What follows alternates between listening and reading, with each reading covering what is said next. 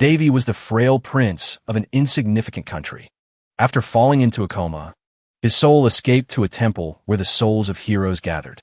Davy trained for 1,000 years, and now he has returned as a max-level hero. And the exciting story of Davy's royal life and revenge is just beginning. Since ancient times, the great heroes have dominated an era. Just their names alone represented the utmost power. The emperor who built an empire, leading a massive legion. In history, there was a warrior who defeated the Nemean lion and was praised for ages. There was a doctor who saved countless patients fighting against diseases. Meanwhile, there was one who belonged nowhere, only chasing after power. Davy listened in silence, not responding. Looking closely, he was trying to suppress his laughter. His voice trembling. That's ridiculous. It's all nonsense. Davy clenched his fist. Hercules grabbed him by the collar and lifted him up. There was a child, not yet 10 years old, who had to endure terrible things. Davy gritted his teeth, suppressing his anger. Hercules' slow, hoarse voice rang out again. If you're not satisfied, you'll get punched. Once you survive and fulfill all your duties. A beautiful blue-haired sister appeared, looking at Davy with eyes full of affection. Then the boy would be thrown in a fire and told that was his next mission. It's all for your own good. That was the bullshit the boy was told. After a period of torture, the group gathered to look at Davy. He turned his back to them, muttering, "Finally, I can say goodbye to this place. The promised land of heroes. And also the gathering place of fallen souls." Suddenly, someone called out softly, "Davy." The sisters behind him covered their faces in regret. "You are still very weak. He should have soaked you in the magma a lake longer."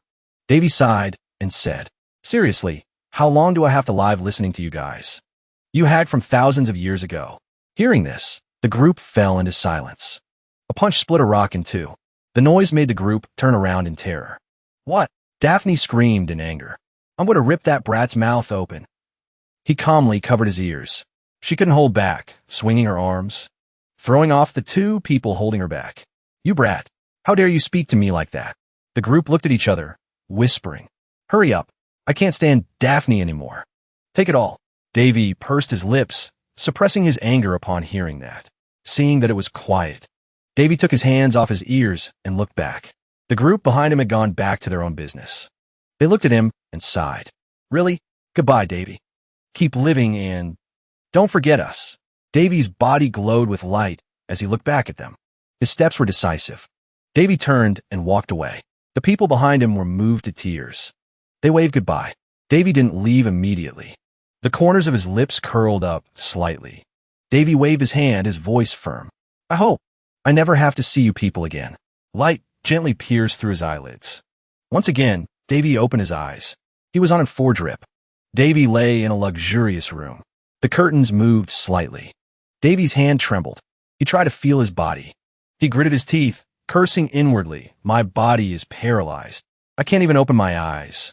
Davy sighed in depression. He resigned himself. His eyes half closed.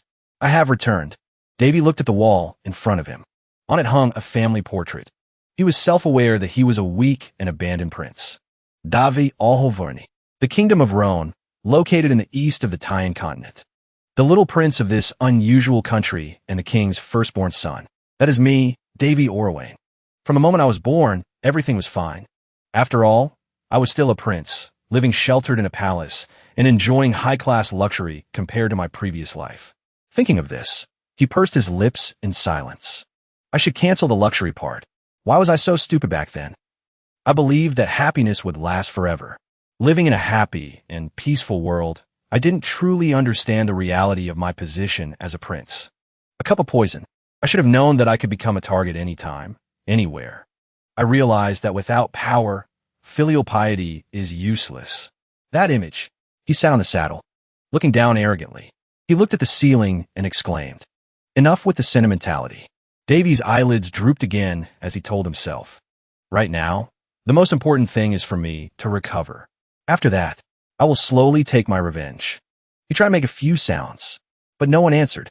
Davy silently made a resolution.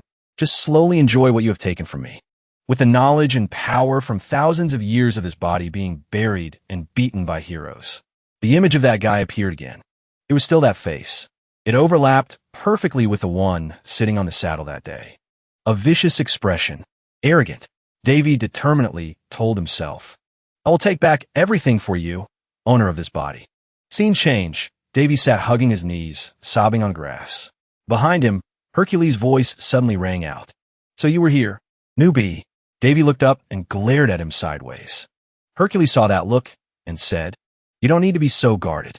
He walked closer, sat down, raised an eyebrow, and spoke. I heard you gave them a warning. I find it quite worth listening to. Davy's eyes looked distant. His tone resigned. If you want to laugh, go ahead. I didn't say anything wrong. They were the ones who happily welcomed me when I arrived.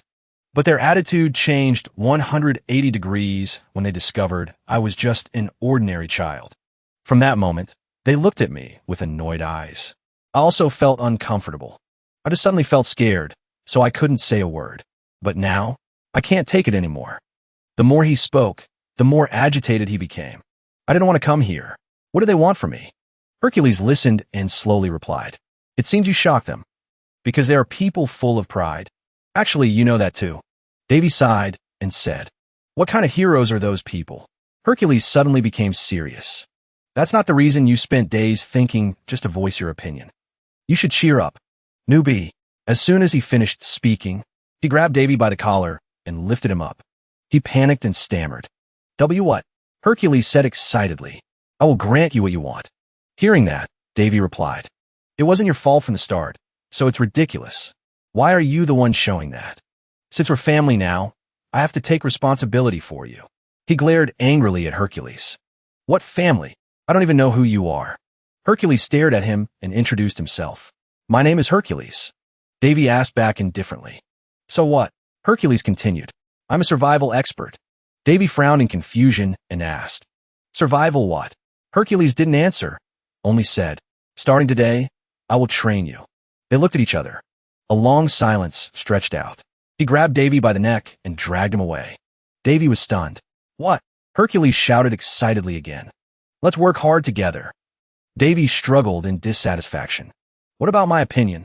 And the ceiling with the luxurious lamp hit his eyes again. Davy lay on the bed, groaning. The medicine bottle next to him was almost empty. His whole body was covered in cold sweat. So that's it. Davy sighed in relief because it was just a dream. He exclaimed, I have truly returned. The next day, at the villa, on top of a dome, that was where Davy was. The door opened slightly. A maid walked in. He looked at the ceiling and thought, how many days has it been since I woke up? The person who cares for and looks after me and enters my room is only this maid. Not too surprising. I was in a coma for a long time. Davy closed his eyes tight, a bit annoyed. The maid had left. The room sank back into coldness. Davy thought, I should be grateful they at least sent one person here, right? It's difficult to move my body. He opened his eyes slightly to observe. The footsteps gradually faded. Davy slowly sat up. He propped his hands on the bed. Smug, but I can still slowly sit up, even though this body is truly extremely weak. This is good enough. The first thing I need to find out is... He glanced at the calendar nearby. Finally knowing, Davy picked it up. What day is it? He looked at the calendar. He fell silent for a moment. The time I was shot with an arrow and fainted. Davy froze. His hand clenched tight. The calendar, the scene from that day, appeared again. Bloodstains spreading. An arrow embedded deep in Davy's back. The perpetrator was behind him, gloating. He was furious. Eyes wide open. It's been 6 years. His lips pressed into a straight line. He told himself, I will never let that happen again. And to prevent that, I need to recover as quickly as possible. Maybe. Davy looked at his skinny hand. He clenched it, making a silent resolution. Start recovering the body. He held out the arm with the foredrip. After a long time, there was no reaction. Davy looked back, crying out internally. What? Can I not use my power? Davy looked down at his hand. Old memories suddenly flooded back. As you can see, your strength is quite ordinary. Davy, that girl stepped in front of him. That isn't a bad thing, but you can still become the strongest. Davy spoke bluntly without hesitation at that time. Impossible. Don't lie just so you can use me to clean and watch over the monastery. The girl looked a bit guilty. 2 words flashed in his mind. Holy power. That is the power of God, the ruler of the world.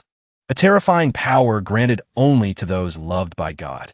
The person who taught me about holy power. Davy knew her as the girl accepted by God, through the way she used her own power. Finally, by working hard for hundreds of years, she achieved that holy power. Davy pouted, his eyes dissatisfied. It's really annoying. The problem here is that this body has been paralyzed for the past 6 years.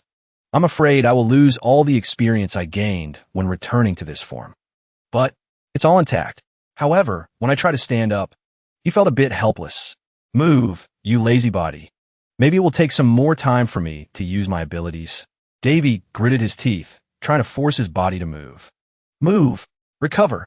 In this condition, I need even more than the most basic healing ability. To be able to function. He used his consciousness to hypnotize himself. Move. Recover. Hurry up. Recover. After a long while, still no movement, making Davy depressed as he thought. I would usually give up, but he gripped the edge of the blanket tight. His eyes glistened with tears, helplessly muttering, "If you don't move, we'll die, body." Poof! A pair of wings appeared, astonishing Davy. He laughed loudly in delight. Success! With this recovery, I can achieve holy power. He sat on the bed, determined. I will regain the remaining skills when I fully recover. A while later, Davy slowly stepped off the bed, breathing heavily. He leaned his hands on the table to support his body, thinking, so tired. Finally succeeded. I wonder if I can walk normally yet. Thinking so, he tried to take a step. Davy felt his body wasn't completely stable yet, making him even more determined. No, I must try to recover as fast as possible. The curtains flew open. A gentle breeze blew in. He leaned on the railing, looking outside. A deep blue sky. The sun shone warmly. He felt every gust of wind with satisfaction. This is amazing. A moment later, a smile curled on his lips. Davy raised his left hand, then raised his right hand. He stood in a bizarre pose and shouted, "With all due respect, praise the sun." While he was having fun, a gasp came from behind. The maid was terrified. He froze, face pale. The girl's voice rang out in panic. Prince." She looked at him, trembling, hesitating. "Prince, how are you?" Davy was mortified. He collapsed internally. So embarrassing. I should have just died in bed right then. The maid rushed over. "Prince." Scene change. The doctor placed a stethoscope on his chest. He spoke solemnly. Quite strange. The body is surprisingly healthy. He was the family doctor. Davy tilted his head and smiled slightly. The doctor looked at him again and asked, "I wonder if there are any strange symptoms I don't know about?" Davy answered honestly. "Aside from being a bit tired, nothing else." He stroked his beard and nodded. "I understand." Davy looked at him and thought, if it were before, I wouldn't think of being rude to an elder like this. Even though I don't like it, I understand my position right now.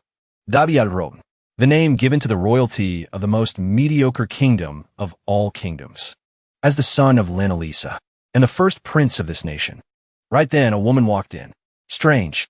She folded her fan and stood looking at Davy. He glanced slightly to evaluate.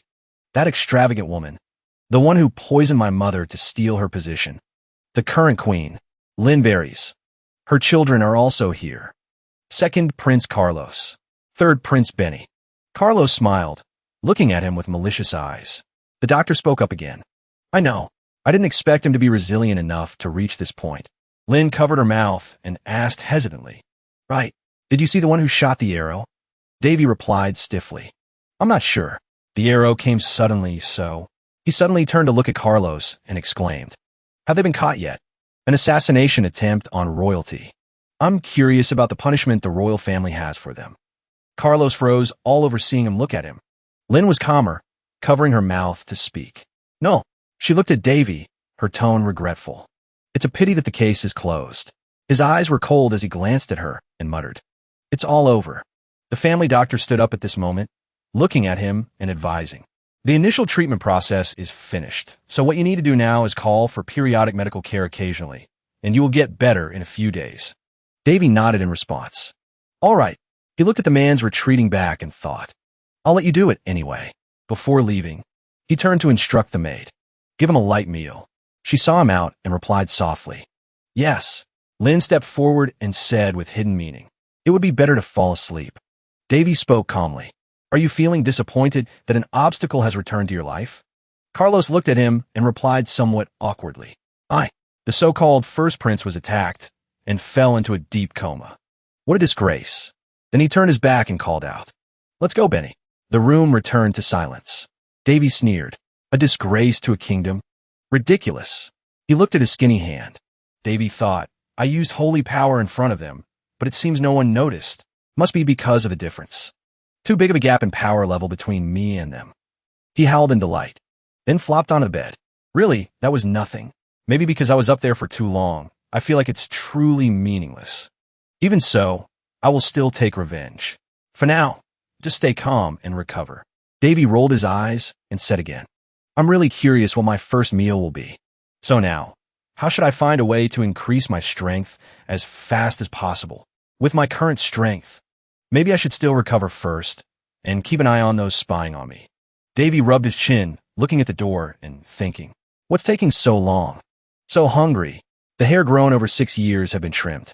Davy pulled 2 chairs together to exercise his arm muscles, wandering in thought. It's been 2 weeks since my holy power awakened. He pushed his body up into the air, then jumped down. Davy panted, wiping sweat from his forehead, and exclaimed, Time really passes. Boring. He looked at his hand, which had regained some flesh, and was secretly satisfied. I am recovering quickly. Many healing spells have restored a lot. With the knowledge of a prophet who studied the human body, using the medical knowledge taught by Hippocrates, I have no difficulty in recovering. Davy snapped his fingers to give an order. Cleanse. A stream of water enveloped his body. Done. He gently lowered himself down. His whole body was clean. Davy exclaimed, Magic is so convenient. Just then, a call came from outside the door. Prince, it's Amy. His face immediately darkened. But she's here. She opened the door and brought in a bowl of porridge. Here is your meal. Davy's face turned black, his expression stiff. The meal I've been waiting for. Just because I'm a patient, they treat me like an old man. He said dejectedly. Porridge again. Amy felt a bit guilty. I'm very sorry. Seeing that look on her face, he immediately replied, It's okay. Davy picked up the bowl of porridge and started eating. While eating, he said, Anyway, prepare 5 more servings. Amy froze and asked back, 5 more servings.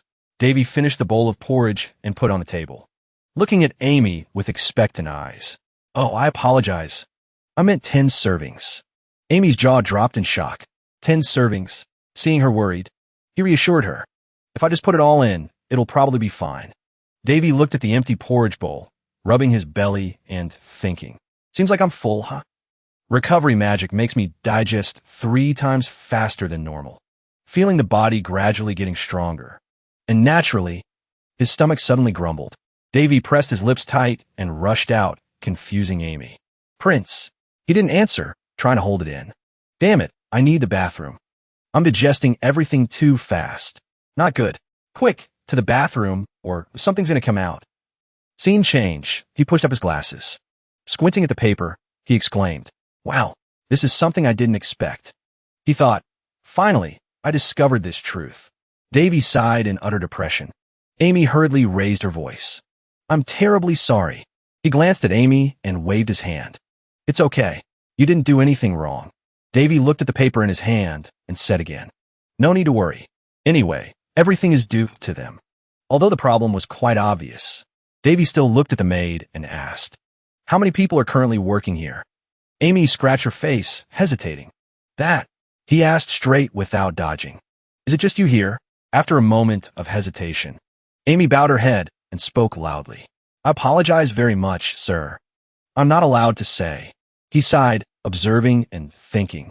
Currently, this isn't the king's castle, but it was used by many kings in the past. He narrowed his eyes and asked again, So you're saying that you alone manage this castle? She remained silent, not answering. In his heart, he knew clearly.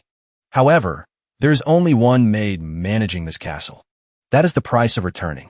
Before, even if things were lacking, I never had to worry about food. Davy looked at the maid and asked, How much is the budget? Amy replied gloomily, About 6,000 gold remaining. But perhaps my current remaining assets are 10 gold. He sat on the chair, crossing his legs, and asked, How much did we receive this month? Even if it's little, if used sparingly, wouldn't the food problem be solved? Amy bowed her head and whispered, "Each month, strictly speaking, we receive 500 gold, but the amount we actually receive is not even 100 gold." He looked at the girl in front of him, pondering. "Am I being swindled?" Davy asked again, "What about your salary?" She replied blankly. Davy saw her face turn red. "Don't make me say it a second time. Do you receive your full salary?" The girl fiddled with her fingertips, hesitating. "Well, I only receive about 1/3 of my salary. That's all." Hearing this, his eyes widened. "What?" He looked at the maid to evaluate. "She's good, but what a fool. Servants are the property of the nobility. However, Amy is the daughter of a painter. Due to poverty, she became a maid to take care of me in this castle without leaving for the past 6 years, even having to spend her own salary. Truly a kind-hearted fool." Thinking of this, he smiled slightly. Davy picked up a pen and notebook, wrote something down, and said, "Take the portion of his salary you didn't receive from my income." The girl's jaw dropped in surprise. "What?" Davy snapped irritably. "I said don't make me repeat myself. I apologize, but you said we have no food left." "That is true, Prince." The pen in Davy's hand paused. "Prince, can you stop calling me that?" Amy obediently replied. He tilted his head looking at her and smiled slightly. "Anyway, you calling me that makes me feel isolated." Amy froze, her face turning red. Davy thought to himself again. A prince must manage his own assets. Thought it did it. Scene change at the royal castle. Davy looked up and exclaimed, "Admittedly, people with money, huh? The castle is truly huge. If they see me coming here, they'll be quite surprised, won't they?" Suddenly Amy spoke up. "Sir." Davy was busy looking. His eyes looked sad for a moment. "Even though I was in this situation, my father didn't appear." Seeing her astonishment, he sighed internally. Was I wrong to mention that? It would be a big problem if that queen heard it. Amy looked around in panic.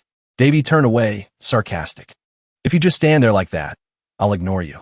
My father did nothing when my mother was killed." Amy followed closely behind and said, "I can't consider him my father anymore. I will lead the way for you." Then the girl hurriedly ran after him. Davy turned back, smiling softly, and replied, "I look forward to working with you." Amy also nodded vigorously. "Yes." The man stroked his beard gently and hesitated. "I apologize, but using extra budget is a difficult matter." Looking at that curly beard, Davy's face darkened as he thought, "His beard annoys me." Davy took the opportunity to look around and evaluate. "So, this is the finance department." Then he looked at the people present in the room. "It seems the fact that they despise me is true." This old man in blue sighed in disgust.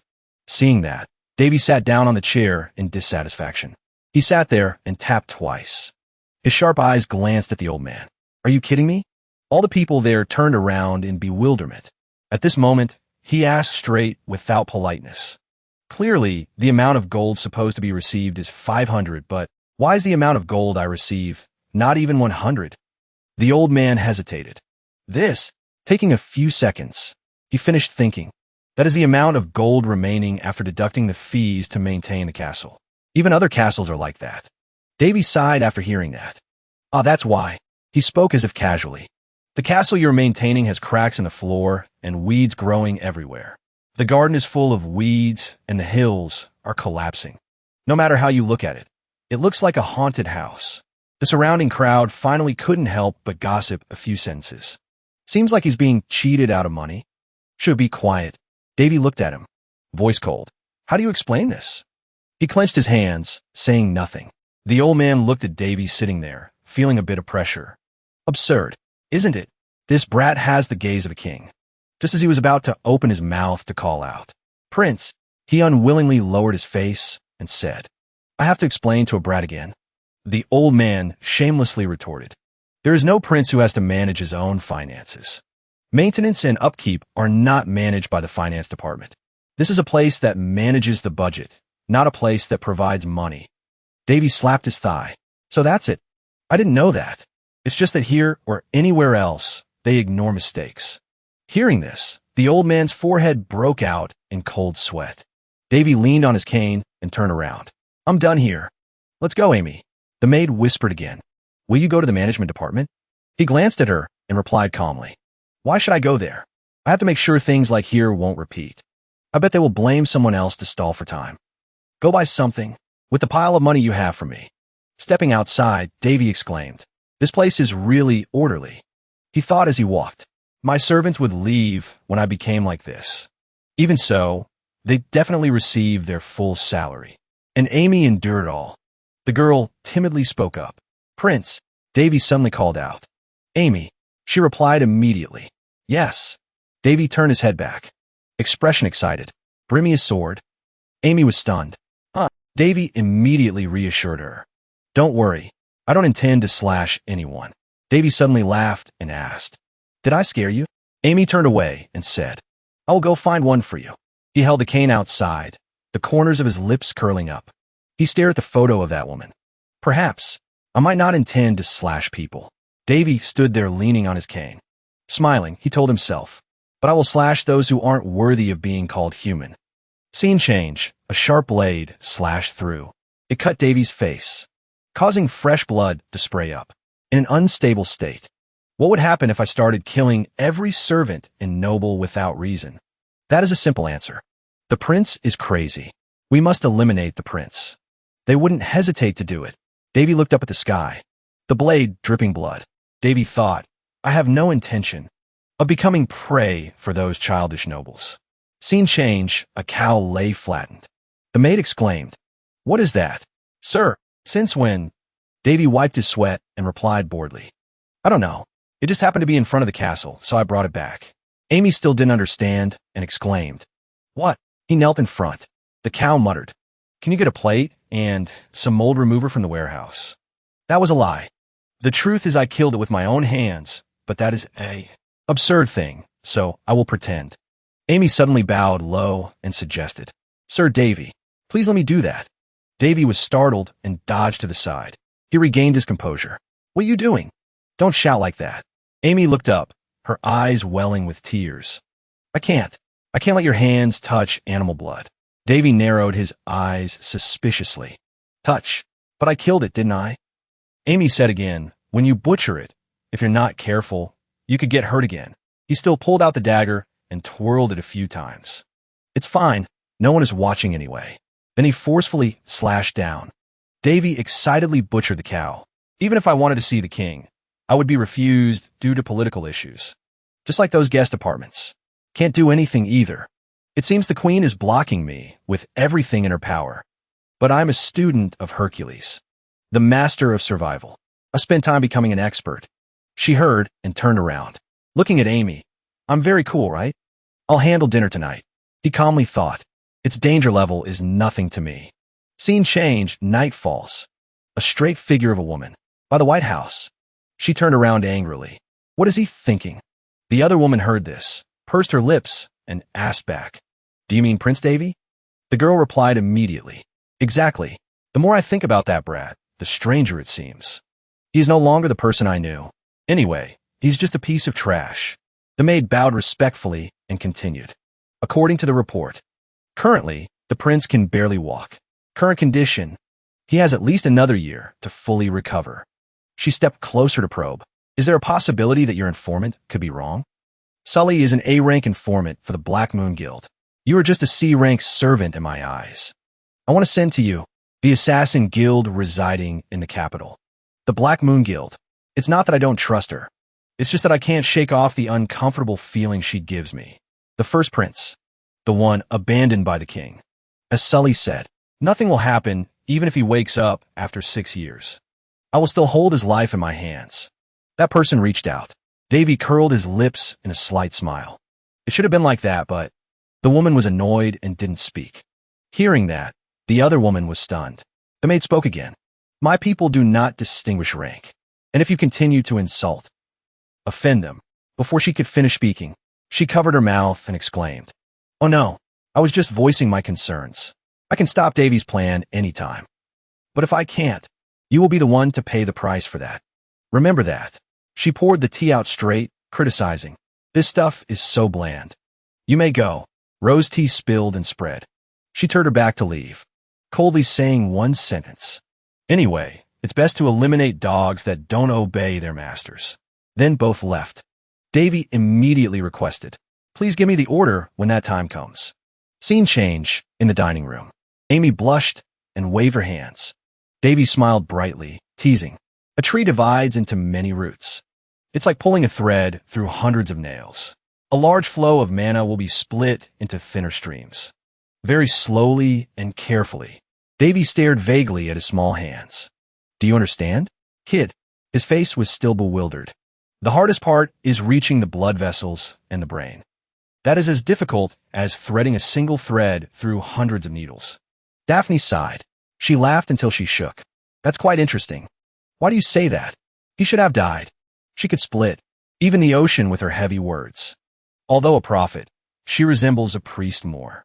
Even in my dreams, I see the Archmage staff. Someone asked Davy, "Want die?" And? That's not a big problem. She calmly said that. Just by participating in this experiment, I will try my best to complete the assigned task. Goddess Hippocrates. Axe. Davy finally looked towards them. Everyone gathered here not just to look at me. So you will help me, right? That is true, but... Her voice was full of confidence. Trust me. The experiment that I don't want to experience ever again. Davy vaguely held out his hand as she wanted to receive him. Scene change. Tree branches swaying constantly. Prince. Amy asked, "Are you tending the garden again?" "Come here, Amy." He happily showed off to her. "The weather today is beautiful. Now this garden looks elegant too." Amy listened attentively to him. "I'm fine, so you can go. If anyone looks for me, let me know." She worriedly reminded him. "Don't overwork yourself, sir." Davy thought. Usually she panics at everything I do, but she has gradually adapted. He remembered the moments. Having fun with Amy. Seems like I'm getting closer to Amy. She still refuses to eat with me, but things are getting better. Both played together happily. To spend a peaceful day, Davy sat alone inside the forest. Maybe I can start now, right? He began to unleash his ability. Activate domain. A barrier appeared. Rays of light began to fly around Davy. He focused on absorbing them into his body. Sparkling rays of light. As air began to flood into his body, taking energy from nature, breathing out a steady breath. Davy's face was full of satisfaction. He slowly opened his eyes. This is mana breathing. It's a mage's breathing technique. God Odin. Davy's hand curled slightly as he understood the level of energy his body could contain. I need to practice and use it regularly. Davy's mood improved.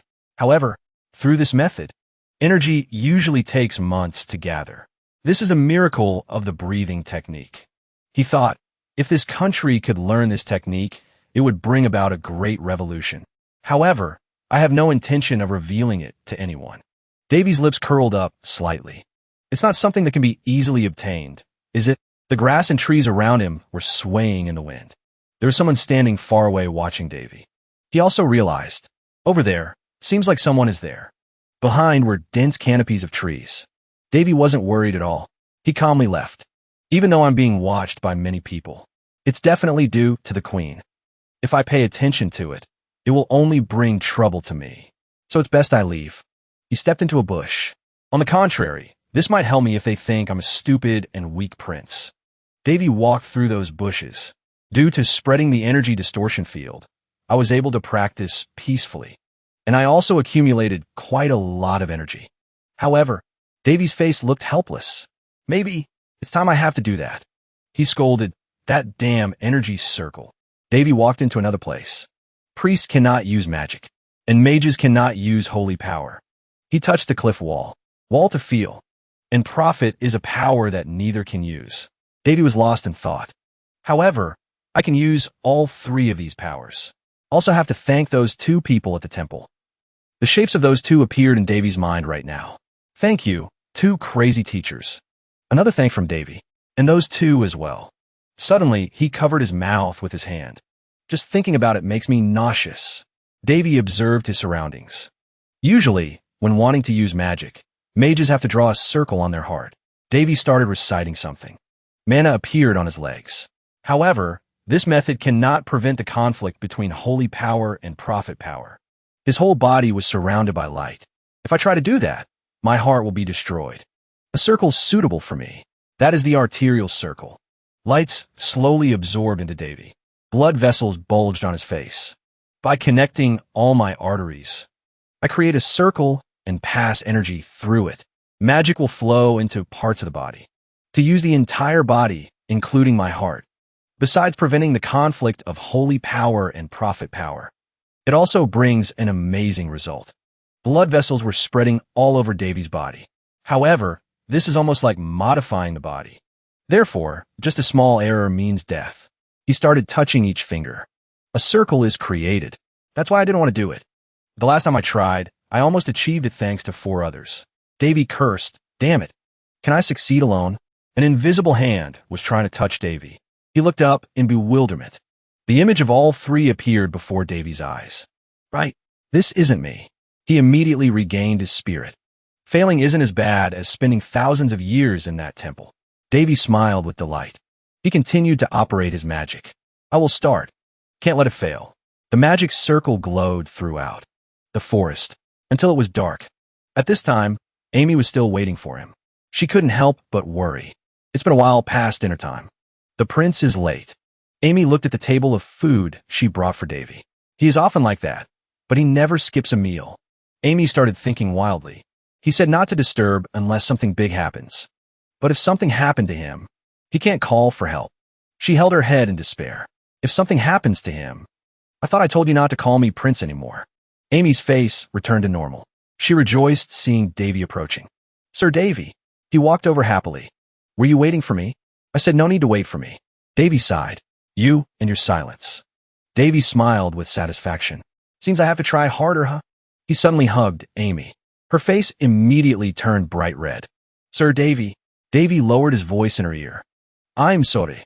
Suddenly he fell onto Amy. I'm so tired. Can you support me? Amy was completely terrified when he fainted. Sir Davy. Davy was placed on the bed. By this time he was fast asleep. He slowly opened his eyes. Before his eyes was the ceiling of his room. Davy had been put to bed early. I suddenly feel anxious. He froze. When he felt something, another hand was placed on his hand. Amy fell asleep beside Davy's bed. He immediately sat up. Really? Yesterday, I fainted suddenly. Davy recalled that moment. What I hesitated to do. The arterial circle was completed. Perfectly. Threads intertwined.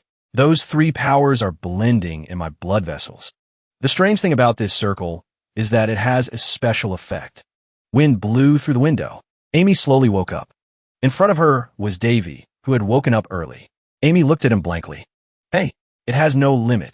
Just by moving a finger, I can use any simple spell, including healing. Davy spoke up. Good morning, Amy. Under the beautiful sunlight. 5 months later. Hey, Sir Davy. Amy smiled happily looking at him. Look at this. There are herbs in here. Davy tried to look further. I see it. I mean, I'll eat anything. Davy was a bit helpless. I see. Exactly 3 months ago. He recalled, when the arterial circle was completed and our lives became stable. Someone brought food to the castle. Davy started calculating. At first, I thought it was the queen's plan, but there's no way she would be so kind without a reason. He tried to think. I feel like someone is helping me, but I don't know who it is. I think I heard someone yesterday. Light was flickering beside Davy. He remembered that night. The light guided him. Actually, if I spread energy around the castle to find out who it is, that would be an easy task. Anyway, those people keep their distance from Amy so as not to hinder her daily life. Davy opened his eyes to look at the light. Footsteps were approaching. Someone is coming. Davy held the cane firmly in his hand. Amy was still happily chatting with him. We will have enough food for the coming time. All right, let's go. Davy excitedly turned to leave. We need to welcome a few guests. He couldn't help but be curious. Who could it be? At this moment, the 3 of them appeared. The queen's henchmen. Inside the room, a hand was checking Davy's arm. He just silently watched them. Priest Boras asked seriously, How do you feel? Davy turned and replied, Can I recover soon? Since the prince has been bedridden for a long time, it is difficult for me to use holy power on you. When hearing him speak, so you should be grateful for what you have. Davy felt it was ridiculous. Is that so? What nonsense. He looked at Priest Boras. In front of my eyes, a guy who doesn't even know how to use healing magic properly. As a representative of God in this nation, throwing away one's responsibility and following others' orders is truly disappointing. His face was calm. You should stop lying. It's not that you can't heal, but because you don't want to. Davy spoke up. I think with the power Bria granted you, you could heal me quickly. Contrary to what you say, My body is almost fully recovered. Priest Boris immediately became displeased. Prince, you speak like that because you don't understand. I don't understand? The guy started waving around with morals, usage, and knowledge. And holy power is something only for priests. Even if you are a prince, you shouldn't demand like that. Priest Boris smiled smugly. That is the truth. His words became even more imprudent. You really resemble Prince Carlos. Amy immediately shouted a warning. Priest Boris, you are speaking to the prince. She couldn't help but be annoyed. Be careful with your words. A scolding from Amy with her status provoked him. How can a servant like you? Priest Boris swung his hand and slapped her face. Dare to raise your voice to lecture me. The clock nearby also fell down because of that. Amy hid in a corner. Behind, he showed no fear. Oh no, Prince. If I let a servant speak as she pleases, that will be a problem for you. Amy's body wouldn't stop trembling, even though she looks like she has nothing to lose. He lifted the face. Amies petite face. Priest Boris licked his lips hungrily. But she, Davy clenched his legs, trying to suppress his anger, is also quite pretty. He glanced at Davy with a smug look. Anyway, I came all the way here. Shouldn't she see me out? It's the right thing to do, isn't it, Prince? Priest Boris quickly left. The examination is done. I will see you again in 15 days. See you later. He ordered her. Amy, see him out. Yes. Amy's face was still swollen from the slap earlier. His face was smug as he left, and Davy's resentful back.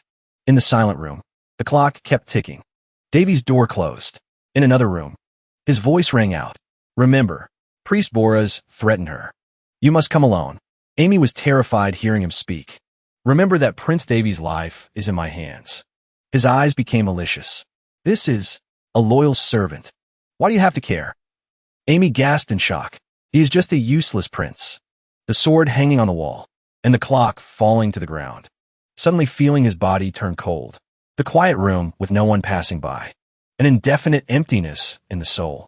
The floor had a newly formed crack, and an overwhelming rage. Everything. He glided through the window. Davy quickly left. My self-esteem is too high to take this lightly. And Daphne said I'm no different from a beast if I can't control my anger. His legs accelerated more and more. But it seems that doesn't matter much, does it? He was burning with spirit. In his hand was a sharp sword. Priest Boris's men. Shouted someone. At this moment, Davy was rushing in. Prince, rage can be a spice in life. It can also be a compass for your goals. He smiled smugly. If laziness is the key to advancement, then rage is the motivation. His soldiers all collapsed in the hallway. A voice rang out. Remember, Priest Boris was threatening. Prince Davy's life lies in my hands. You are implying the assassination of a royal member. His face was arrogant. That has nothing to do with me. Anyway, that guy's just a half-breed. The queen will acknowledge that with me. Amy frowned at him. Do you think anyone in the capital would stand on the side of that useless trash? Priest Boris laughed triumphantly. Who would dare punish me? A close associate of the queen. The successor of Bria? Right? At this moment, Davy was sitting behind his back. Sounds acceptable. He turned around in terror. I also need an excuse. A sword tip glided across Priest Boris's face. He lay under Davy's sword. Hey, he couldn't believe it even more. Ow, Amy. What punishment does the crime of offending royalty carry? Priest Boris gritted his teeth in annoyance. Impossible. He screamed unwillingly. Ow, can I move? The sword tip was still pointing at Priest Boris's face. This is why you stay in one position without being promoted. I didn't need that filthy magic from you in the first place. She was still dazed. When he called, Amy, Davy reminded helplessly. I said, don't make me say it a second time. At this moment, she remembered Davy's question. The crime of offending royalty carries the punishment. Amy clenched her hands tight. That is, Davy didn't hesitate to slash horizontally at his head. Immediate execution. Blood fell ceaselessly to the floor. He clutched his bloody neck, unable to speak. Queen, Priest Boris hurriedly ran away. Will not forgive. This. He curled his lips in a smile. Under the beautiful sunset. Thanks for that warning. But I guarantee that. Davy didn't hesitate to send his head flying. Those who follow you will also disappear. A scream rang out. Are you crazy? Davy remained silent. How could you kill a disciple of the Holy Land? She gritted her teeth in anger. How dare you do that? Lynn Berries continuously cursed him. If you weren't, Davy interrupted. That disciple threatened my life. So I punished him according to the law. What's wrong? She waved her hand. You? Davy remained calm. Ridiculous. Lynn Berry's arm suddenly froze. Just because I was in a coma, the laws of this country have become truly cruel. Davy's expression was still unconcerned. Everything happened, and the king just kept silent, doing nothing. But for me, as the one who punished the offender against royalty, he sneered at her. Truly absurd. Lynn Berries became speechless. Since when did the status of royalty become lower than a disciple? She clenched her hands to suppress her anger. How dare you lower the king's authority? Lynn Berries shouted in agitation. I don't care about your reasons. That is not something you can judge freely. There will be complaints from Holy Land. I knew you would be like your stupid mother. Davy lowered his face. Of course, I have to be like my mother, but I don't feel like it when you talk about my mother like that. She constantly mocked Davy. Shallow thing. You and your mother are both shallow people. Davy had now switched to an angry state. Queen. He looked at her with warning eyes. Insulting others' parents right in front of them. Seeing Davy's eyes, she suddenly felt afraid. Is not good behavior. Sword strokes were swung, making Lynn Berries turn pale. Davy held the sword firmly in his hand. Chains appeared. The fan in her hand fell. The servants quickly surrounded to protect Lynn Berries. Those servants wrapped chains around Davy. He glanced. Nice to see your loyalty. She involuntarily sat down out of fear. I thought it would be more fun if you added a bit more. Davy sighed helplessly. He calmly sat down on a chair. Too much pressure for someone who has lost. Whether it's a queen or whoever. Davy smiled looking at her. When trying to kill a royal, that is a deserving end, isn't it? She realized Davy's hidden meaning. Lynn Berries couldn't help but be terrified. Impossible. Thoughts of that incident flashed in her mind. He knows Carlos is the culprit. Davy smiled smugly. He calmly looked at Lynn Berries' frightened face. Of course. I know. I'm not stupid enough not to realize that. But don't worry. It's not that time yet. She spoke up. I'm a bit tired. So, can you leave? Davy asked smugly. You feel tired? When scolding a patient. You bastard. He reminded. And I hope you can become more decent when at my place. Many people can see the condition of this castle is not good. You took away all the workers here. Davy looked arrogant. I want you to ensure that this place will be renovated as soon as possible. If this continues, surely there will be news. Strange news circulating. Lynn Berries became even angrier. Surely you understand what that news is, right? Davy thought to himself. Anyway, that's not a bad idea. He continued speaking. It will help you make a more careful decision. She could only silently listen to those sarcastic words. That's right, isn't it? Respected queen. Items were thrown out. Vases were thrown mercilessly. A half-breed. The servants were scared, not daring to look up. Dare to. Lynn Berries screamed madly. Look down on me. The surrounding servants dared not speak. She placed her hand on the floor. All right, if you want. Lynn Berries' face became terrifying. If your wish is to die, I will lend you a hand. That behavior of not knowing one's place will be the reason you must die. At the castle. Seems the rumors are true. What rumors? Amy's hurried footsteps. Everyone couldn't help discussing that incident. About that prince? Yeah. No one can explain his behavior after waking up from the coma. Amy was busy, but looked over in confusion. Be quiet. She quickly returned to Davy's room. After the death of the priest, and the queen being warned. This situation in the capital is understandable. Pages of a book were turned. Rumors were spreading far. Davy sat calmly reading a book. Prince Davy is crazy. That is the rumor. Everyone in the palace kept discussing together. And half the people in the palace stand on the queen's side. My reputation is gradually going down. Amy's glistening eyes. Prince, look quickly. She ran over happily. Items were sent again. Davy was helpless before Amy's joy. He asked again, I don't need medicinal herbs. This is something we should be grateful for. Amy said happily. Surely someone knows you are a good person. Davy looked at her in confusion. Do I look like a good person? Amy replied excitedly. Of course. Amy smiled, brightly looking at him. An immediate answer. Even though I killed someone right in front of her. Davy looked at the person in front of him. She truly is a special person. At this moment, someone approached. Sir, Purse, coming from afar. I have brought the sinners. That person, butler of the royal family, Purse, he said. I have brought the sinners according to the Queen's order, as you wished. They were kneeling at Davy's feet. These are the ones who despicably withdrew your money and were fleeing. Davy replied, I know. There are a few familiar faces here. He stood up looking at them. Embezzlement and fleeing. Purse, usually how is this punished? That depends on your authority. But usually execution, including family members. They screamed in fear. Prince, we know our sins. Please forgive us. Is that so? He adjusted his glasses. Now I see. Davy lowered his face. There's a rumor circulating recently, saying that their faces became even more terrified. I'm a bloodthirsty person. Yes, true. Recently there are some rumors like that. He started teasing. So should I act accordingly? They immediately begged earnestly. Please, sir, you are not like that. We beg you to spare our lives. Prince, they bowed down. Please, Davy calmly called him. Purse, I understand. Purse immediately ordered. What are you waiting for? Take them to the dungeon and starve them. Not even water allowed. Those embezzlers who dare to siphon royal money deserve death. Although not completely happy because this is the Queen's decision, he smiled with satisfaction. But I will play along anyway. Things are getting more interesting. Screams rang out. Those people will be executed in 9 days. Voices rang out continuously. Prince, please forgive us. Prince, scene change. Positions to serve you will be distributed as soon as possible. By noon today. All right, I will keep Amy as my personal maid. Teach her to be a high-ranking maid. And increase her salary.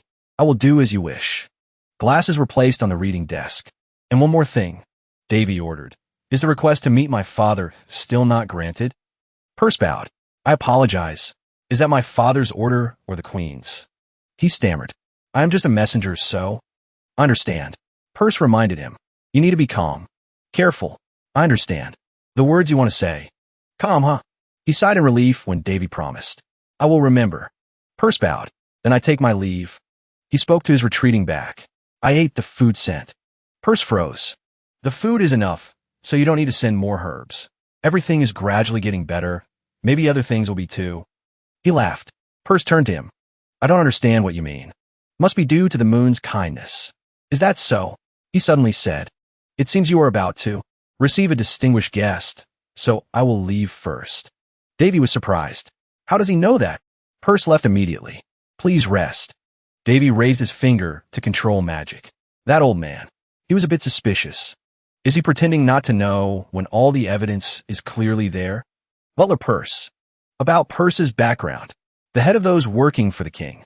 I used to see him often when I was small. I didn't think anyone besides Amy would stand on my side. Davy suddenly realized. Wait, didn't he say? The door immediately opened.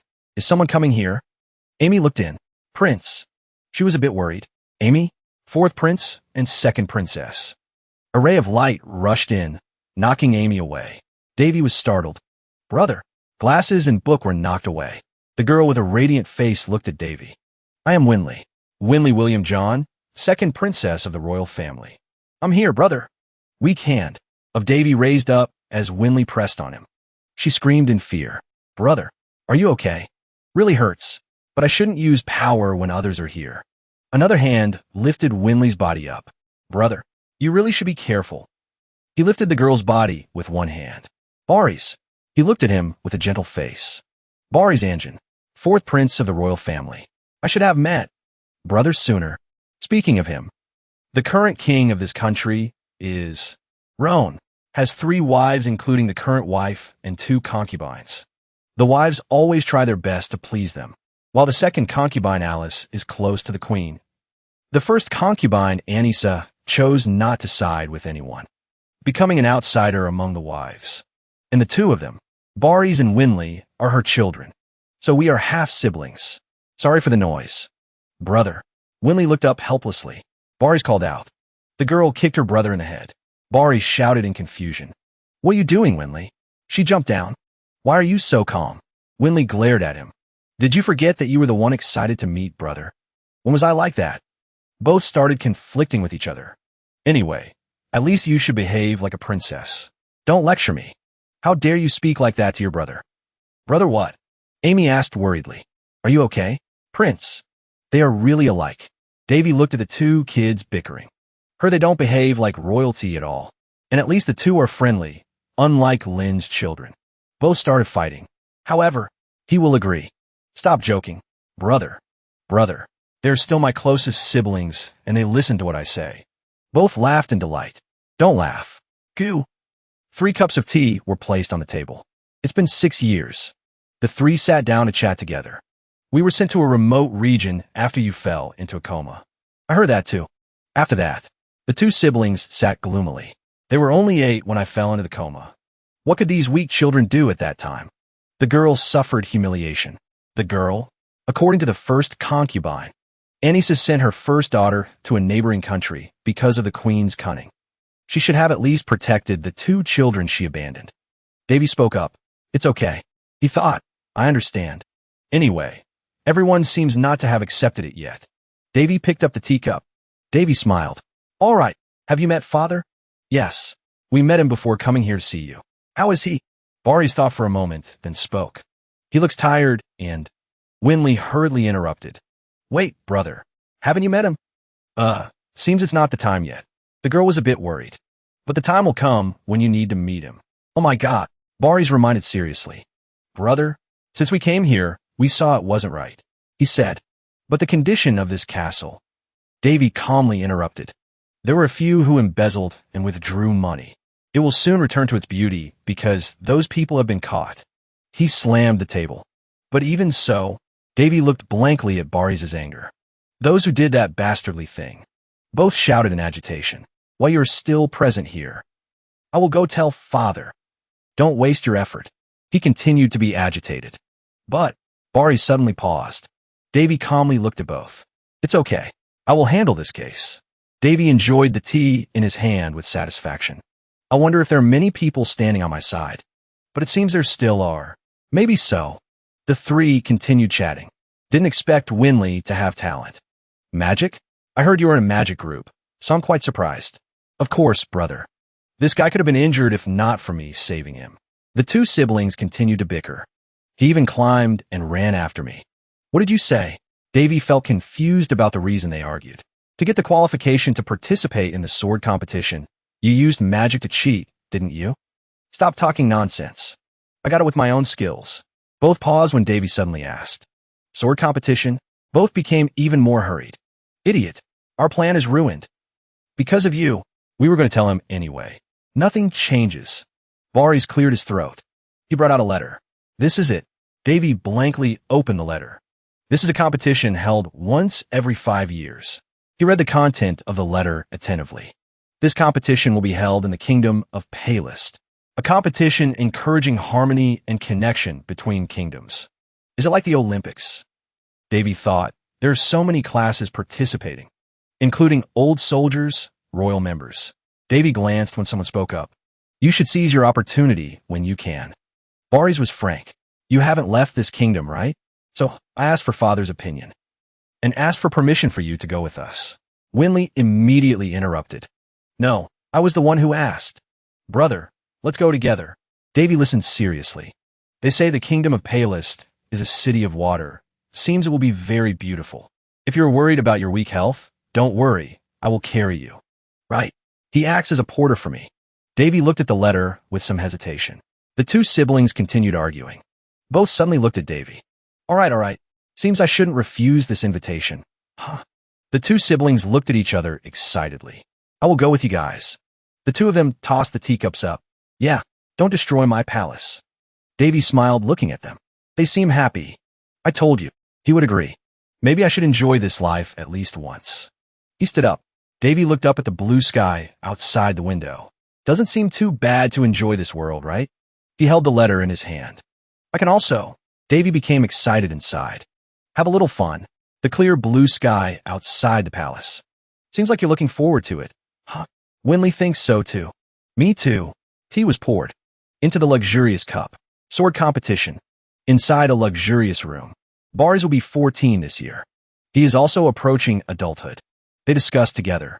They are probably meeting and chatting right now. The teapot was touched by fingers. Purse reassured. Please don't worry. The prince is more mature. He recalled Davy's appearance. He is calmer and more composed. I was also surprised to see him mature so much. The person opposite unhappily interrupted. Enough. Even you're admitting that. The king held up the teacup. That. His displeasure was clearly visible. Makes me not very happy. In a quiet room, Davy stood with hands on hips looking at the photo. Wonderful. He happily looked up at the house. The current condition of this house is no longer a haunted house. Thanks to her order, workers were sent quickly, and this place has become more like a house to live in. Amy exclaimed excitedly. She was moved to tears. I can't believe this day has come. Truly. He looked at her awkwardly. Seemed she was suppressed too much. She wiped away her tears. I'm very happy. It's great. When everything is getting better. Someone spoke up. Brother, are you ready? That person reminded. It's time. Amy, you've packed, right? She replied, yes. Preparation complete. The door slowly opened. So, shall we go? The four of them went together. To the sword competition. Sword competition is an event attracting the attention of the whole world. Its influence is immense. Besides Bari's participating in the competition, I was also allowed to follow, and it seems quite tense. If Bari's can achieve any achievement, Prince Carlos's position will be shaken. For some reason, the queen agreed for Bari's to participate in this competition, because she is sure that Bari's won't achieve anything. Or is that just her plan? The king slowly stepped out. Welcome the king of the Sun Kingdom. We welcome the king, the ruler of the whole country, the king of the kingdom. Davy looked at him thoughtfully. The person holding the greatest power. This is the first time seeing him since I woke up from the coma. He has avoided meeting for half a year, and now he wants me to come here. He waved his hand. Raise your head. He asked, are you confident? Bari's bowed respectfully. Yes, I will definitely show myself as a representative of our kingdom through my achievements. He placed his hand on his shoulder, paying attention to one spot. It was Davy. He was cold, face expressionless. He turned away immediately. Before leaving, he said, it's good to see you healthy. Winley looked at him curiously. The girl called, brother. I don't want to show my emotions in front of him, even if this is the current king. A royal announcer announced. Listen, Prince Bari's participation is an important thing. For this purpose, we will remove the curfew and start the festival. No longer seeing the confidence and heroic aura on him. He is truly changed, like an old lion completely tired because everything has become boring. Right. Scene change. Davy looked thoughtfully out the window. Bari's was excited. Quite interesting, right? He looked gently at the two talking. Even so, we have high-level royal guards protecting us, so even wild beasts can't attack us. Winley asked with concern, are you uncomfortable? He replied calmly, don't worry, I'm fine. I'm worried this trip will become boring, because we have to bring you along. Both said in unison, no way. The girl held a glass of wine. I prepared wine for us, so there's nothing to worry about. He reminded, hey, watch your words. The girl looked at the wine bottle. This is the first time I'm trying this kind of wine. Where did you get such good wine? The corner of his mouth curled up slightly. I'm not sure either. This is something my mother left behind. Bari's looked hesitant. Can we drink this precious thing? He replied, why not? Then he explained gently. Instead of keeping it, we should drink it on days like this, right? He smiled slightly. You changed a lot, brother. He licked his lips. Is that so? The girl replied quickly. That's right. He recounted. You used to protect and value everything your mother left behind. He raised an eyebrow shyly. This kid has a good memory, huh? The three raised their glasses together. A good bottle of wine isn't something to keep, but something to use. Cheers. This is great. I like your way of thinking. They said in unison. Cheers. The sky turned dark very quickly. They started a campfire. We will depart tomorrow morning. Probably take another day to arrive. Bari's worried. This is the first time you've slept outside. Are you okay? He replied, I'm fine. Davy wondered, how is Winley? He sighed. I took her to another place. He scolded. She probably drank too much. He laughed out loud. I am sorry. He looked into the distance. Do you remember? You said you wanted to camp outside like this. He continued, although he shortened a lot because I thought it would become burdensome for you. He smiled looking at the cup of water. I understand that this trip could easily end by riding a horse slowly. Because I'm a patient, right? Some things have changed, but some things remain the same. He responded to his concern. I quite like it. Thank you very much. Ending the conversation. Bari's left. Amy approached. Prince, you should go rest. Davy put his hands behind his head. The moon today is beautiful. She was confused. He used magic to break a tree branch. He held the glowing branch. Great to mark a return. He gazed at the two moons. Right. A soldier pointed at the sky. The red one is Cyrus. The blue one is Grias. Excitedly, they also say Cyrus is the one who starts the light and Grias is the one who ends it. A mysterious person spoke up. You seem to know well. He immediately put his hands on his hips arrogantly. A growing child can be smarter than you. I should have had this conversation with a woman. Someone wondered. Hey, are you muttering something to yourself? A voice from nowhere rang out. Nothing. I'm just talking to myself. Two soldiers turned to look at each other. Who just spoke? Davy appeared. You? Are you a ghost? It's me. He walked over holding the branch. The two kids hired 5 guards. And 4 out of 5 are proficient in swordsmanship. So maybe that's enough people. He raised the branch. If nothing too big happens. Right. Like being attacked by assassins. He observed. About 20 people. He silently evaluated. They intend to attack while everyone is asleep. They even hide their bloodlust to become assassins. Quite good. This is clearly the woman's doing.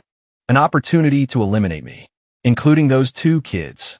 No way she would let this opportunity slip. I don't want to use power now. That would create suspicion. But right now, that's not important.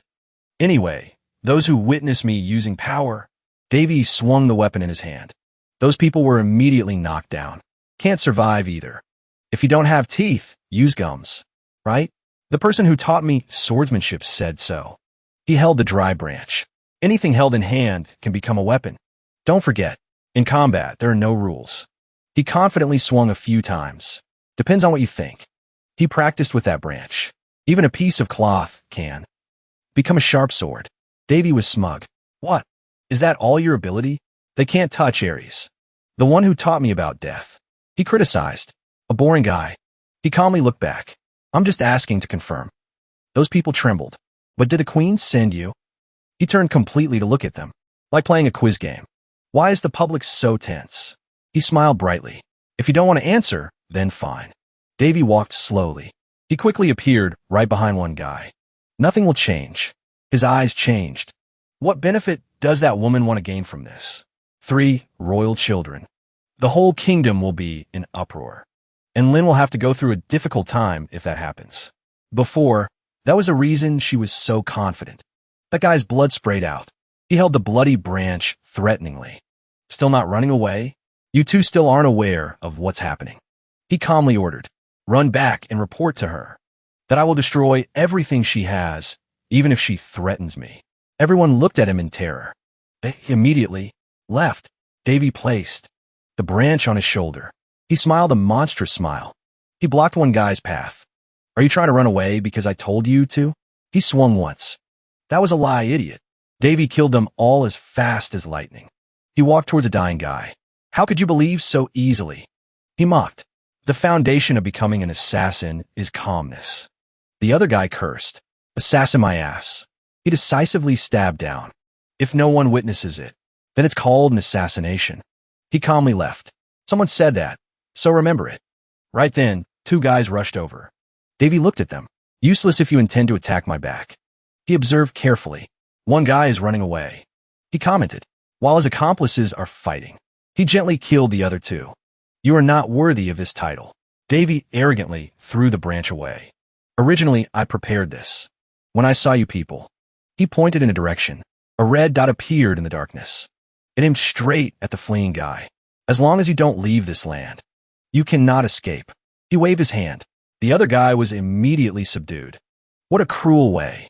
Doing so, but everyone who taught me said to end it. Kindly so. No mercy for those who intend to kill me. They taught me that. A perfect ending. Davy stepped over the bloody branch. That was a great assassination. He put his hands behind his head. That's right. Assassination. No matter what happens. As long as no one finds out. This is a perfect assassination. Lynn Berries sat gloomily on the chair. How is it? Serio was blindfolded. All the candles linked to their lives. Have gone out. She was cold. They were wiped out. She replied, yes. She put down the teacup. So what about those idiots? She reported. Seems they are almost there. Lynn Berries slapped her straight. She cursed. What the hell are you joking about? Look at what you were saying. She looked unbelieving. Just 3 kids and 5 guards. But you were saying 20 people all died? Is that all the Black Moon Guild is capable of? Serio still tried to be polite. We are investigating this matter. Seems someone helped the prince. Help. She bit her nails in annoyance. Who would help those half-breeds? She ordered. Find that person quickly. I will make that person suffer the consequences for daring to stand in my way. She bowed. I understand. Lynn Berry's face hardened. Don't forget, the reason I work and support you is not to receive. She frowned. Failure. Do you understand? She threatened. If you don't succeed this time, the contract between us will end. And I will use royal power or even the power of this country to wipe out the Black Moon Guild. She replied, I will remember. Winley called excitedly. Brother, brother. She pointed outside. Look, brother, we arrived. I see it. Bari's reminded. Winley, remember you are a princess. The girl was stubborn. Whatever. Finally arrived. Kingdom of Water. Palest. A small but extremely developed kingdom. And a kingdom created with the most typical architecture here. Davy admired the surrounding scenery. He spoke up. Looking at your expression, seems you are quite happy. And this is where the competition is held. The 3 of them walked together. This stadium is often used as a battlefield. They discussed. Famous for having gladiators or even monsters fighting for their lives in this place. That is barbaric and cruel. They discussed as they walked. Anyway, how was the competition? Do you know how many people registered to participate? Seems there are 8 countries participating this time. Starting from the host country, then gradually in order. This competition is held with the participation of representatives from each country. Davy sighed. Finally, it's a confrontation of national pride. So boring. When only those under 20 participate, they continued walking. That's because this competition is only for the younger generation. Seems it's not time to hold a competition to find talent. And this battle is simply to show off between countries. Winley mischievously pointed at Baris. This idiot is the representative of our kingdom. He got angry. Did you come here to cheer or sabotage me? Davy looked gently at his 2 siblings. Baris' skill, mid-level, so talented for his age. Something to look forward to. Thinking of the representative of the kingdom. Palin, seems it's quite anticipated. Winley remembered. Did you know? In the kingdom, Palin has an extremely strong person. Seemingly the Princess of Swords. He crossed his arms. Who is that? The girl wondered. Strange. There's no one in our kingdom who doesn't know that name. He raised an eyebrow, looking away. I'm usually quite confident in my memory. Seems new people appeared while I was in a coma. Elena of Palin. The first princess among 9 princes. Is the one most loved by the crown prince. Baris explained enthusiastically. Of course she is famous. Because she is the only princess of a kingdom. But not just that. He continued. The reason she is famous is because she is the owner of the Holy Sword. He was curious. Holy Sword? The girl answered quickly. That's right. Known as the most precious sword. Holy Sword. A masterpiece made in 1,000 days and nights. I haven't heard that name in a while. Because my first teacher was the sword god, Ares. He is a lazy person, but his skills are flawless. I heard sword names so much I can't remember anymore. Isn't that the sword that killed the Demon King? Contrary to Dako at the academy. As someone from here, to me, it's normal if he left traces somewhere. But I still have a strange feeling. A blonde girl quietly looked at them. What's wrong? That person touched the item on the collar. No, nothing. The 3 siblings had a meal together. People say the Holy Sword has never been damaged. I heard the sword has its own consciousness and absorbs magic itself. And the sword's consciousness comes from the soul and love of the creator for the sword. There's a reason it is called the Holy Sword. Winley continued. And the master the sword chose is Princess Elena. Baris rested his chin, looking mysterious. And one reason making Princess Elena famous is... He was a bit surprised. There's more. He opened his eyes slightly. Yes, it is. He became radiant. She is one of the most beautiful people on the continent. So that's the reason. That is the most attractive reason. Of hers. No one cares. She is the owner of the holy sword. Scene change. Davy was shy. Can you stop looking at me? Amy exclaimed. Prince is really wonderful, but this set is very expensive, right? She persuaded. The quality of a kingdom representative. At least it must be so. So, Prince, don't say any more. He was helpless, even if you don't like it. I'm just a spectator. Royalty is really simple. This competition is a place for many countries to gather. Such a place just to watch representatives of each country fight against each other? Of course not. Festival. Winley wore a princess dress. Brother, Davy happily praised. You are beautiful. You look like a fairy. Hearing that, the girl smiled even brighter. You too, Baris reminded. Please don't praise her too much. The girl stepped on his foot. She will think it's true. He walked inside with the girl. Prince, will you become my escort today? Sure, beautiful princess. He stood still with a dark face. That brat. Then he also ran after them. Wait for me. Inside. It is an honor to serve you. The other person wondered. Princess. Elena looked outside. So noisy. Please be elegant. This is a gathering for the younger generation of countries to build a new friendship. To build friendship. Someone spoke up. I heard you visited the village the other day. How was it? The arena master. She gently held a flower. Not bad. She picked up that flower. For place used for fighting. Where the ceremony takes place. Everyone talked and laughed boisterously. Davy held a glass of water. Are these all the participants of the competition? He silently evaluated. I think. They all look young because this competition has an age limit. Among them are also companions. Going along are older people, like me and Winley. Still, there are some who are quite young, and among them, the most famous. Baris was awkward. Nice to meet you. Prince Baris. Girls surrounded him. I come from the kingdom of Pisa. Honored to meet you. I come from the kingdom of Yusa. Hello. Seems it's Baris. He smiled. That is obvious with the kid's talent.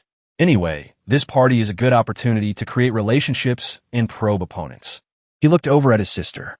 Winley also has some attention. Seems quite busy. Baris looked back for help. Now, how can I help him escape this situation? Davy put down the wine glass. Shall we dance? Winley, the girl rejoiced. Yes, he was desperate. Brother, he smiled slyly. You should enjoy your youth. The two quickly started. Thinking of a day I can dance with you. Tell me, didn't expect you to dance so well.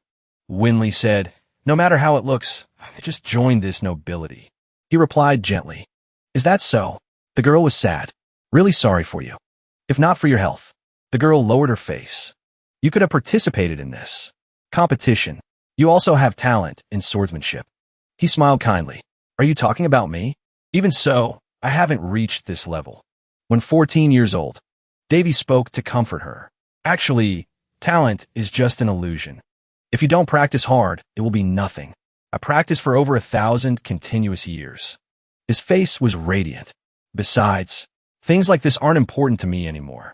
He said, I want to enjoy a leisurely life. You talk like an old man. The girl smiled happily.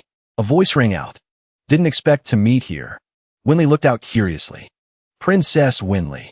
Valentine acted polite. I looked forward to our meeting. Who is this skinny guy? He wondered. He knows Winley? The girl's face darkened. Leave here, please. Princess. He grabbed the girl's hand.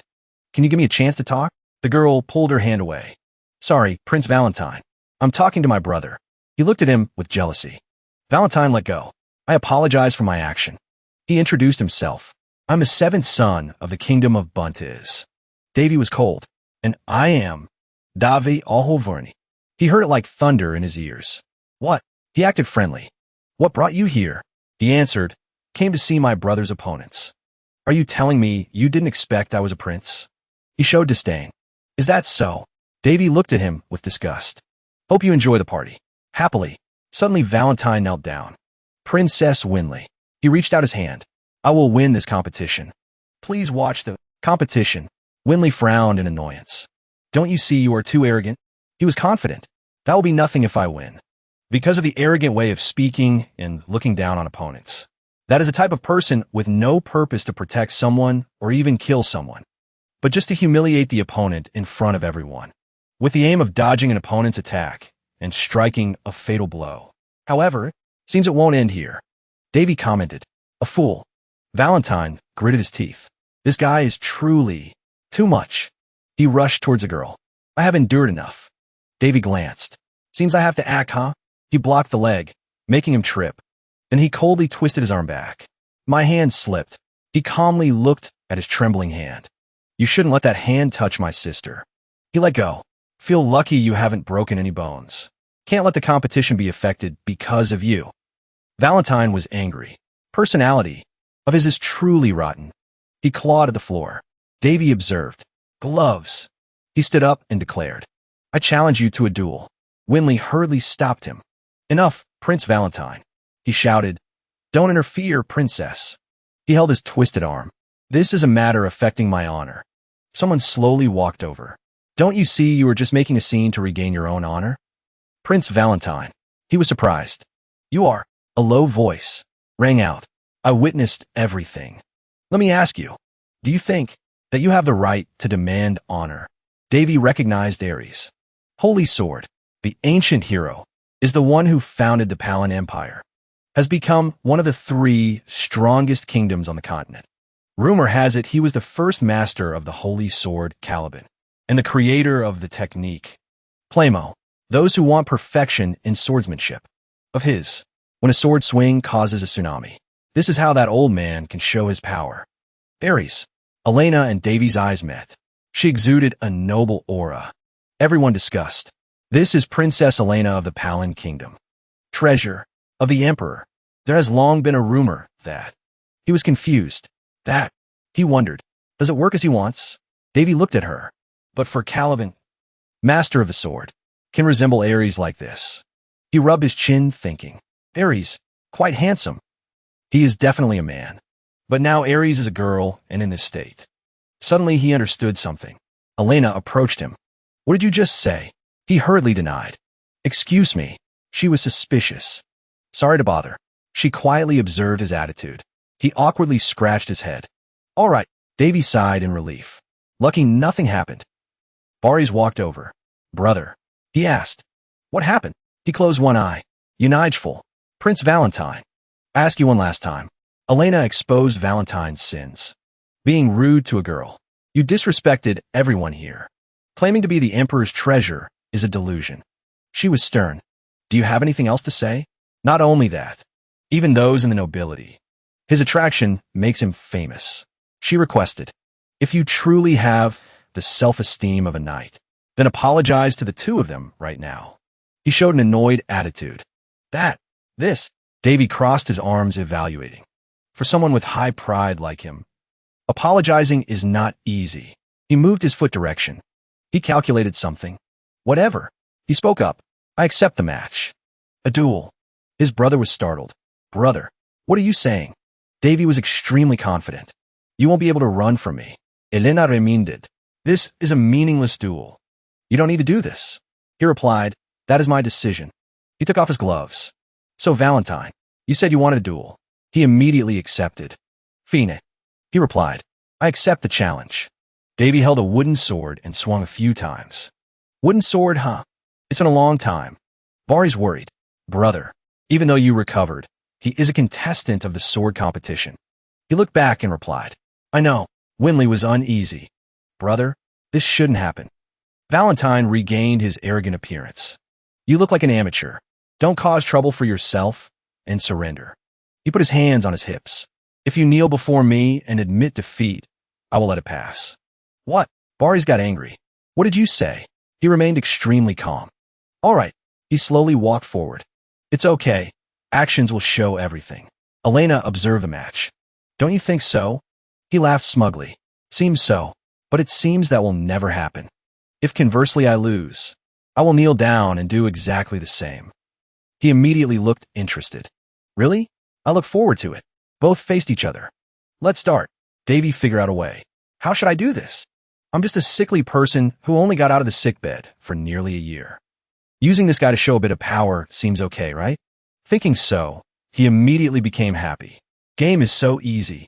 Valentine provoked. Are you scared? He mocked unknowingly. I am generously waiting for you to strike first.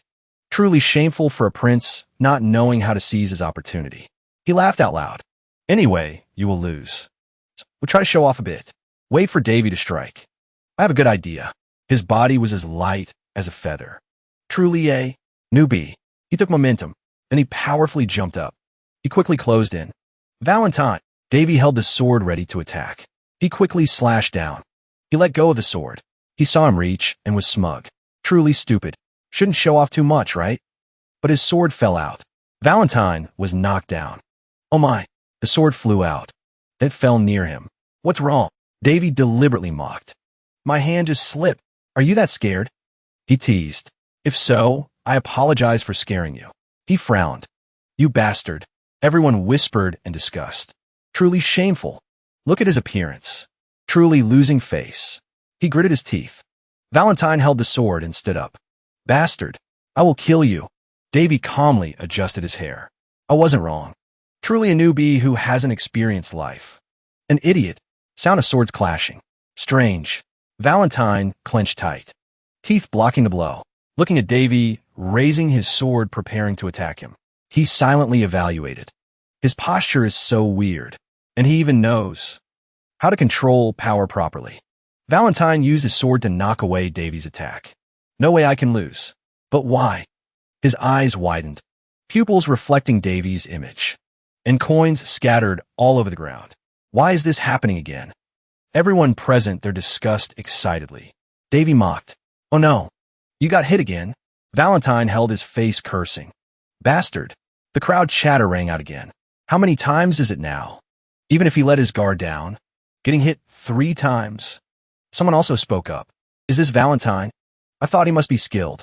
Maybe he isn't that good. Valentine gritted his teeth tight. He slammed the sword to the ground. Shut up. Don't babble about things you know nothing about. Davy stood there asking. How is it? Thinking internally. Is he blinded by anger? He held the sword in his hand. This is exactly why I learned this swordsmanship. Its official name is Drunken Sword. Like the name. This sword swinging style is like the user is drunk. It is the invention of the greatest alcoholic in the Hall of Heroes. Dako, and Ares was the one interested in it. Then created the style. Irregular swordsmanship, and the cruelest in the world. Back to Davy's childhood, when he was learning sword. A man spoke up. Damn it, I created a truly ruthless fighting style. Then laughed out loud. Davy looked at him thoughtfully. Suddenly that man spoke loudly. Right, if the opponent isn't someone who needs to be buried at the bottom of society, don't use it. Then pointed straight at Davy's face and continued. Otherwise, kid, you will be an inhumane person. Unconscionable. He frowned thinking. Worry about your conscience first. Even the 2 creators considered this swordsmanship style taboo. Why is that? Because its strikes are heavy and sharp? Because it is too strong? Back to reality. Davy used his sword to pin Valentine's sword to the floor. Then he rotated his foot. Davy pretended to be knocked down by the opponent. Because this fighting style manipulates and deceives the opponent. Valentine was helpless against the duel with him. It is a fighting style not meant to protect or even kill anyone, but aims to humiliate the opponent in front of others. A fighting style very fitting to its name. Davy looked at him calmly. It aims at the opponent's opening by dodging the attack and striking a fatal blow. Honestly, it is truly effective. Davy showed no fear as he rushed in. Only thing is this style. Swordsmanship will truly provoke the opponent. 2 swords clashed. Finally, Valentine fell flat on his face. The more people watching, the greater the effect. His face was full of arrogance. Just like now, Davy pretended to be confused. Don't know if it's my luck or the opponent is too weak. Hey, that hit sounded painful. Are you okay? He thought. So fun. Thinking about it, I suit this fighting style more than proper swordsmanship. Because fighting like this brings more joy. Elena also stood in the corner watching attentively. Blue light suddenly covered the sword. Bastard. Valentine's terrifying eyes. He shouted in agitation. I will kill you. The 2 siblings couldn't help but panic. Sword Soul? Valentine, you're crazy. He smiled slyly. This isn't a life or death match. Valentine immediately rushed towards him. Now it's too late to regret. Davy still stood there calmly. If more coincidences happen, things will become suspicious. Moreover, he noticed the gaze from Elena. I can feel the cold gaze towards me. Legs still rushing in. Valentine stopped. He was already standing in front of Davy. Caught you. The sword tip rushed in front of Davy. A sound rang out. Davy suddenly disappeared before Valentine's sword tip. He was amazed. Davy had fallen under him early. Where is he? He smiled smugly. Valentine realized him just now. Name. Davy's face looked at him smugly. Stupid. He quickly kicked Valentine's leg.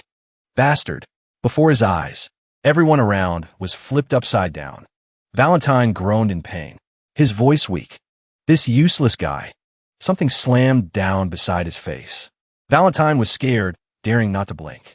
Davy blocked the sword beside him. My back. He smiled brightly, looking at Valentine. We tripped. Davy pretended to wonder. Valentine, why are you lying down here? The sword fell beside them. So it seems. Davy looked around. Oh, all right. Everyone was discussing in the hall. Prince Valentine fought such a lackluster match. Truly disappointing. Inside the hall were guests dancing. You also did very well. Prince of Roan, weren't you still in a coma a few months ago? At this moment in the party, the three siblings happily met. That's why sometimes I can't hold a sword properly. Everything was quite favorable for me. Davy smiled radiantly. Did you use up all your life's luck here? Valentine was sitting alone in the corner. She crossed her arms, walking over. Good match. Elena's eyes were emotionless. Her face immediately became stern. Elena coldly left. Truly stupid. I'm going back. The servant called back. Princess. The servant tried to call her. Wait. Princess Elena. Davy just calmly glanced. So cold. On the carriage. Brother. You were too reckless just now. Davy was helpless. That's right. The host didn't show it. But that was a big disturbance. He replied calmly. Why so tense? It happened, and was resolved satisfactorily. It's done. Bari sighed. You were just lucky. His attitude is trash, but his skills are not. Davy listened to him. So you know. We watched him perform at the previous gathering. Bari's recounted. Since then he kept pursuing Winley. The girl also showed disgust. Truly a terrible guy. They chatted together inside the carriage. Just as I thought. Your plan was worthy. Nothing. He assumed. But you were just lucky, so don't do that next time, okay? I hope you. Davy immediately pressed on his hand. Bari screamed in pain. Ouch, what terrible strength is that? Don't treat me like a patient anymore.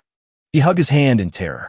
I will note your advice, because my brother is very cute. Davy smiled, thinking. Sooner or later they will know. Winley laughed. But actually, I was a bit relieved. After all, our brother is still very wonderful. Davy leaned his head on the window, making others let their guard down and unable to resist the weight of the attack. He calmly looked at the scenery outside. True, he will never know he was defeated absolutely like that. Fireworks were still shooting in the sky. The plate was thrown and broken. Valentine was smashing frantically. Master, please stop. Everyone was stopping him. Dare to. Valentine screamed in agitation. You insulted me. You will become the next prince of the Buntes era. Prince, radiant appearance. Outstanding talent. There's almost nothing in the world I cannot have. His eyes full of infatuation. The person beside is Winley. Princess of Roan. Valentine noticed the girl early. My feelings for her are only half-hearted, but I chose her as my future bride because I knew I would get Baris, a mid-level swordsman, as a subordinate. He sought out Lynn Barrys as the Queen of Roan. Marriage negotiations went very smoothly. But now, he furiously slammed. Hand on the floor. Why do I have to endure this? Prince, Valentine was too agitated. Servant, get out. Get out of here immediately. The chair flew into the door. He panted in anger. Everything in the room was thrown by him. Valentine clenched his hands tight. I will kill you. I will definitely kill you. He gritted his teeth in anger. Suddenly a voice came from behind. Do you want to kill? He turned around in bewilderment. Who? Do you want to kill him? She was amused when Valentine screamed. I asked who the hell are you? Her magic was surrounding the room. I can help you kill him. Boy. Valentine opened his eyes wide, looking at her. He was confused. Kill? That's right. I will help you tear him apart and break his bones. Valentine was curious. Your name? What is it? Her long hair hung loose. Serio. Serio's true appearance appeared. Will you remember my name? His eyes still open wide. Serio moved even closer. She whispered smugly in his ear. She uttered each sentence. Just leave it to me. Serio hugged him. You will be able to do what you want. At the tower. Inside the room. Sir. Davy sat there calmly. Boris' qualifying round will start soon. He smiled and replied. I know. Rays of light wove around Davy's hand. He closed his eyes, feeling them. Amy was confused by his words. I still have a long way to go. Davy looked towards her. Nothing. I was just muttering to myself. Let's go. Other things later. By this time, Boris was ready. Winley sat in the stands, watching him attentively. The arena was full of spectators. Valentine sat in the waiting room. He smiled a sinister smile. The stands were full of people coming to watch. The winning contestants were congratulated enthusiastically. Davy smiled, standing above watching. The crowd is really wild. See you in the afternoon.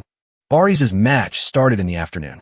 I didn't want to waste time watching amateurs in the morning, so I skipped with the excuse of being sick. Winley waved her hand, calling. Brother. Over here. Davy walked over. Welcome. You feel better. Am I late? Not at all. He nodded helplessly. You got sick because you overdid it yesterday, right? I'd rather die than tell her I had a stomach ache. Davy suddenly recalled. I was able to achieve the magic circle at a very young age. It will help me achieve destructive power against assassins and a random royal. But I can still get sick like that because I haven't fully mastered it. He looked down at his hand. I also had to go to the bathroom, just like that when in the temple. Davy sighed. If this keeps up, I'll have to apply holy energy to my stomach. Brother. Look. He appeared under the arena floor at this moment. It's Boris. Davy was somewhat satisfied. The match will start soon. The crowd likes the kid. He looked at the map. Let's see. The opponent is... The door on the opponent's side was opening. Davy couldn't help but be helpless. Pairing is too cruel. Valentine stepped out from inside. They paired these two too early. The sky was still clear blue. Swords are dulled, but fatal attacks are prohibited. The referee spoke up. You will also be penalized if you coat the sword with mana and attack. So please be cautious. Shouts rang out. Davy was also watching. The crowd's opinion is no joke. Of course. Winley's face was a bit unhappy. I'm worried Boris will hurt himself for being too excited.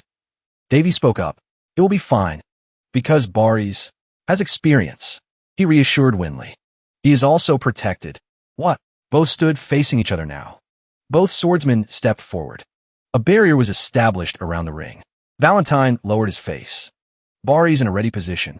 The referee raised his hand. Match. They rushed towards each other when hearing the sentence. Start. Both swung swords at the opponent. Davy watched attentively. From what was observed in the match with Valentine yesterday, he has movement errors and very unexpected sword paths. He looked towards him. Conversely, Boris used his power to cause wide damage to the opponent. Just comparing the fighting styles of both, Boris has the advantage. A sword path was executed. Both fought fiercely. Moreover, Valentine probably won't be able to withstand heavy blows from Boris. Friction sounds from two swords were emitted.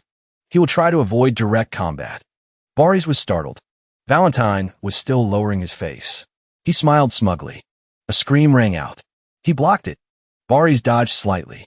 Both continued swinging swords at the opponent. He smiled even more smugly. Everyone enjoyed the match. Fighting so fiercely. So interesting. Davy hesitated a bit. Amazing. Is Valentine that strong? He has potential. So surely improved thanks to yesterday. No, that is impossible. He observed. As the match goes on, even a genius has to spend time and effort to reach a certain physical ability. Just like Boris had to practice hard to use a longsword, a sly smile always appears on the face. Winley, even if Valentine has good stamina, sooner or later he will reach his limit. Davy noticed the detail of holding the sword. He suddenly realized. But Davy looked down at their match. What is it? What is this strange feeling? Winley behind exclaimed. I've never seen Boris move that fast. She praised her brother. Does that mean he improved in real combat? You should practice harder. Davy smiled with satisfaction. He remembered when they watched Boris together. You're right. He has improved. His innocent face when he was little. When I grow up, I will become a knight. Surely he invited me to see how much he improved. I will always protect you. Winley will protect you. It's been 6 years. A mature Boris stood under the ring. I can see how much effort he put in. At this moment, Valentine from afar was rushing in. But what about you? Both continued fighting each other. Cannot achieve that sword skill in a short time, as if he is a completely different person. The battle was covered by a barrier. This feeling, a strange and dangerous feeling. Winley blankly discovered something. An illusion is appearing before my eyes. Brother, what is this? Oh my. The audience was still cheering for Baris's match, his face full of determination. I didn't expect Valentine to withstand my long sword. Baris looked at the opponent in front. Persistent, and not a bad opponent. His movement is very strange. So I have to be vigilant. He decided. End it here. Baris held the sword firmly. Let's see if you can withstand this blow. He immediately rushed towards Valentine. Decisive point. He still stood there calmly. Baris jumped up. The sword was also raised by him. Valentine still showed no resistance to this attack of his. His face smiled terrifyingly. Baris opened his eyes wide in surprise. His move immediately stopped. Wanna die? Valentine kept the smile on his lips. He was confused. My next attack, a stream of smoke flew towards him. Baris looked at the dark light source in front. Mana flow. The sword covered in mana was stabbing into his chest. Baris was stunned. Ding! A ray of light was weaving into the barrier. Will D. The sword swung out continuously. Previous night, a figure was practicing hard. Baris was very focused on this tournament. Davy spoke up. Practicing too hard, huh? Brother. Baris replied immediately. Because of you, I couldn't sleep. Forgive me. Davy approached. Winley is asleep. So what is Mr. MVP of the sword match doing? Practicing past midnight. He smiled shyly. I couldn't sleep. He looked at Baris in confusion. Prince Valentine. His eyes were full of determination. You beat him, but I'm still not very satisfied. Not satisfied, so what? He was full of confidence. I will defeat him with my own hands. I believe in you. Davy reassured his brother. Don't worry, you will definitely do well. Davy glanced at his state. Baris continued practicing. Smooth movement. No superfluous movements. The kid has a very pure and harmonious mana flow. He thought, should I help him a bit? He held out his hand. This is a method that could cause public uproar if announced. But he is my brother, so there's nothing to hesitate about. Magic was silently absorbing into his body. Brother. He placed his hands on Baris's shoulders. Davy spoke up. I will massage you. Thank you. Baris sat down to enjoy. All right. Close your eyes and relax. Open. Davy's magic entered Baris's body. One person's mana stimulates another's mana and mixes them. We'll force them to work. He smiled with satisfaction. Looks easy, but this is a method from another world, breaking all principles of this world. Davy remembered. Heard there's a massage place that is also very good. Suddenly Davy struck his back. Although talented, Baris screamed in fear. What sound is that? Light was flashing from Davy's hand. He opened his eyes wide in surprise. A scream rang out. Ka! Baris lost all strength, lying flat on the ground. His magic was spreading through Baris's body. Good. It is moving very fast. It won't help you in tomorrow's match, but you can be a bit stronger. Davy suddenly thought. That's right. He continued striking his body. Get up. You'll catch a cold if you sleep here. Baris's body was trembling. I will give you some insurance. His voice became shaky. You're mean? Can't you pull me up gently? If it were Winley, I would have helped her up. Don't worry. I care about you. He shouted an order. Now hurry back to your room immediately. If you sleep later than me, I will massage your whole body. Baris ran away with the seal on his back. The seal was still clearly visible. Davy felt relieved now. Insurance complete. I look forward to tomorrow. Dark magic ray was rushing toward him. The sword tip hit the seal Davy made for him. The sword was immediately knocked far away. A barrier was covering Baris. The stand were screaming. Ceaselessly, he stood frozen. What just happened? Prince Valentine's sword is red. He was also silent at this moment. Is the person kneeling on the ground Prince Baris? The barrier displayed around. Wait, seems there is something around Prince Baris. Is it Mana? Screams rang out at the ring. The audience was extremely excited. Amazing. It's a mana shield. Isn't it that only high-level swordsmen can use that skill? Look, brother, that idiot did it. Davy had left early. Oh my. Blood sprayed from Baris's mouth. Time's up. Everyone rushed towards him.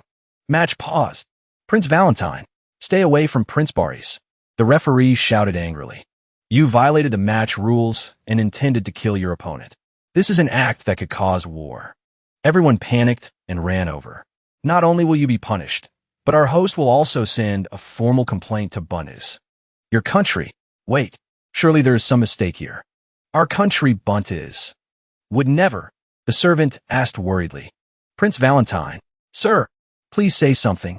The servant's neck was squeezed tight. Valentine lifted the servant's body up. Prince Valentine. He destroyed the servant with one hand. Blood sprayed out, making everyone below panic. The servant's neck fell down. Prince Valentine killed someone. Valentine's hand was covered in blood. He smiled a delighted smile. Behind Valentine was a shadow controlling him. Screams rang out all over the stands. What is that? Everyone panicked and ran away. Everyone run. The crowd gathered wanting to leave outside the door. Valentine's mouth was covered in blood. The prince is crazy. He started roaring. Prince Valentine has become a monster. Blood started spilling everywhere. Control him. This must be a dream. Emperor cannot take him down with just us here. Everyone inside couldn't help but worry. Request backup. Hurry up. Davy still stood there calmly. Boris's eyes were dreamy. Davy bent down. Brother, did I sleep well? Competition. Winley was lying in his arms. It's okay. Boris, you did very well. He raised his hand. Did you see? Boris smiled when seeing the light in front of his eyes. Do you see anything? Davy was confused. When he spoke, I made an energy shield, brother. Davy smiled gently. The shield barrier was surrounding both. A spirit shield is a super-level shield, created by that very energy, to protect its master from danger. The incident when he was stabbed in the chest by the sword. I ensured to erect it in any case. But mostly it is due to Boris's own growth. So I feel safer. And Boris fainted lying completely in Davy's arms. Although it's all thanks to my message. He is only 14 years old. That is something anyone would be proud of, but for him to talk about this after almost escaping death. He used both hands to mess with Boris's forehead. He is just too polite. Davy was silent. It would be cuter to see you cry while saying everything hurts. Stop talking like an old man and go to sleep. His heartbeat was still beating fast. Boris was taken away by the doctor. Inside the stands, it was very chaotic right now. Davy's face became cold. Valentine. He walked alone into the place where he was. A bomb was thrown. Explosion rang out. Everyone was worried. Did it work? Veins bulged on his face. Valentine still stood there calmly. Face and mouth full of blood. Everyone screamed in fear. Damn it. He is too strong for us. Help evacuate the audience first. At this moment, Davy's footsteps were entering. The shield won't be able to hold out much longer. He calmly walked into the chaotic crowd. Everyone was surprised by Davy's appearance. You are? Why are you here? Everyone recognized him and worried immediately. You can't. Prince Davy, it will be very dangerous for you if you get closer. They all warned him. Please stay away. Winley outside shouted worriedly. Brother, the girl called helplessly. When did you? Davy witnessed the scene of Valentine killing the servants. He cried out. Grr. Grr. Infection. Davy felt interested. You became quite different after one night. Valentine. Davy's sharp eyes. Now, then, how should I deal with you? Valentine's body started to erupt. He frantically rushed forward. Block him. Don't let him get close to the prince. Only Davy stood there calmly. Two people blocking in front of him were killed by Valentine. He raised his claws towards Davy. At this moment, Winley rushed in. Brother. Davy became panicked. Winley. Valentine's claws also came close to his face. Davy glanced over. No. Winley will also get hurt if this continues. He shouted, move away. A hand from behind grabbed Davy's collar. Elena threw him backwards. Davy couldn't help but be shocked. What? She coldly glanced at Davy. Princess Elena. Blood and corpses lay on the floor. Valentine quickly ran away. He kept crying out. Grr. Grr. Elena pulled out her sword, her eyes full of determination. Elena swung the sword up. She rushed towards Valentine. He cried out. Grr. Grr. Terrible power blew Valentine away. Davy sat behind watching. His face looked at her helplessly. Brother, are you okay? Dust gradually dissipated instantly. Elena still gripped the sword in her hand. She quietly observed and waited just for a moment. When the dust also faded, But Elena suddenly stared in shock. Unexpectedly, Valentine still stood firm even though the ground beneath his feet had cracked. He looked up and growled continuously. Immediately after, Valentine also erupted mana to counterattack. While he let his guard down, right at that moment Elena rushed in. She launched a flurry of kicks at Valentine, making him unable to react. Finally, a knockout punch sent Valentine flying high. He could only helplessly take the hits. She glared and continued to swing her leg up. Elena jumped and spun around, launching a final move at Valentine. A huge explosion rang out violently. People outside couldn't help but be amazed. Impossible. She calmly landed gently, while Valentine lay unconscious, slumped against the cliff. He couldn't even move now. Immediately, the announcer's voice rang out. The princess won. Immediately rush in and arrest him. Winley hurriedly pulled Davy's shirt, urging, "Leave this place for her to handle and hide." "Come on, brother." But he still stared intently without taking his eyes off. "Elena. She has too much energy, huh?" Davy also thought to himself. Understood. She is better than the mob here. However, Elena's expression was a bit strange. She gritted her teeth extremely angrily, making both Davy and Winley widen their eyes in confusion. In an instant, Elena jumped away again. "What is this?" Unexpectedly, she was swinging her sword, rushing towards Valentine. Just now, he probably also sensed it and bared his fangs, growling. Suddenly, Valentine raised his hand right in front of his chest. Davy was startled and confused. "Brother, I didn't expect him to stab himself straight into his body." Elena also widened her eyes in shock and confusion. Valentine suddenly smirked sinisterly. Right then, a blinding red light emitted from him, making everyone unable to move. Blood City. Immediately, the guards collapsed due to the influence of that light. Red mist from somewhere started spreading everywhere. It made the sky also covered in a monstrous red color. In a hazy space, the figures of the two Davy siblings in the distance. Winley panicked, trying to breathe. She struggled to whisper a call. Winley fearfully hid in his arms. "Brother, it's okay, Winley. Everything will be fine." Davy continuously patted to calm the girl. "It's nothing, brother." He still calmly smiled, looking at Winley. "Brother." Davy reached out to gently stroke the girl's head and reminded. "Rest." He coaxed Winley to lie on his lap and fall asleep. "After you wake up from this dream, everything will be in place." Davy's face was extremely affectionate. Suddenly, he unexpectedly changed his expression. Davy made the girl start to feel uncomfortable. "Time to work, you lazy bum." He held out his hand. "If I don't act fast, the necromancy mana will get mixed in." But it seemed Davy was trying to control his mind.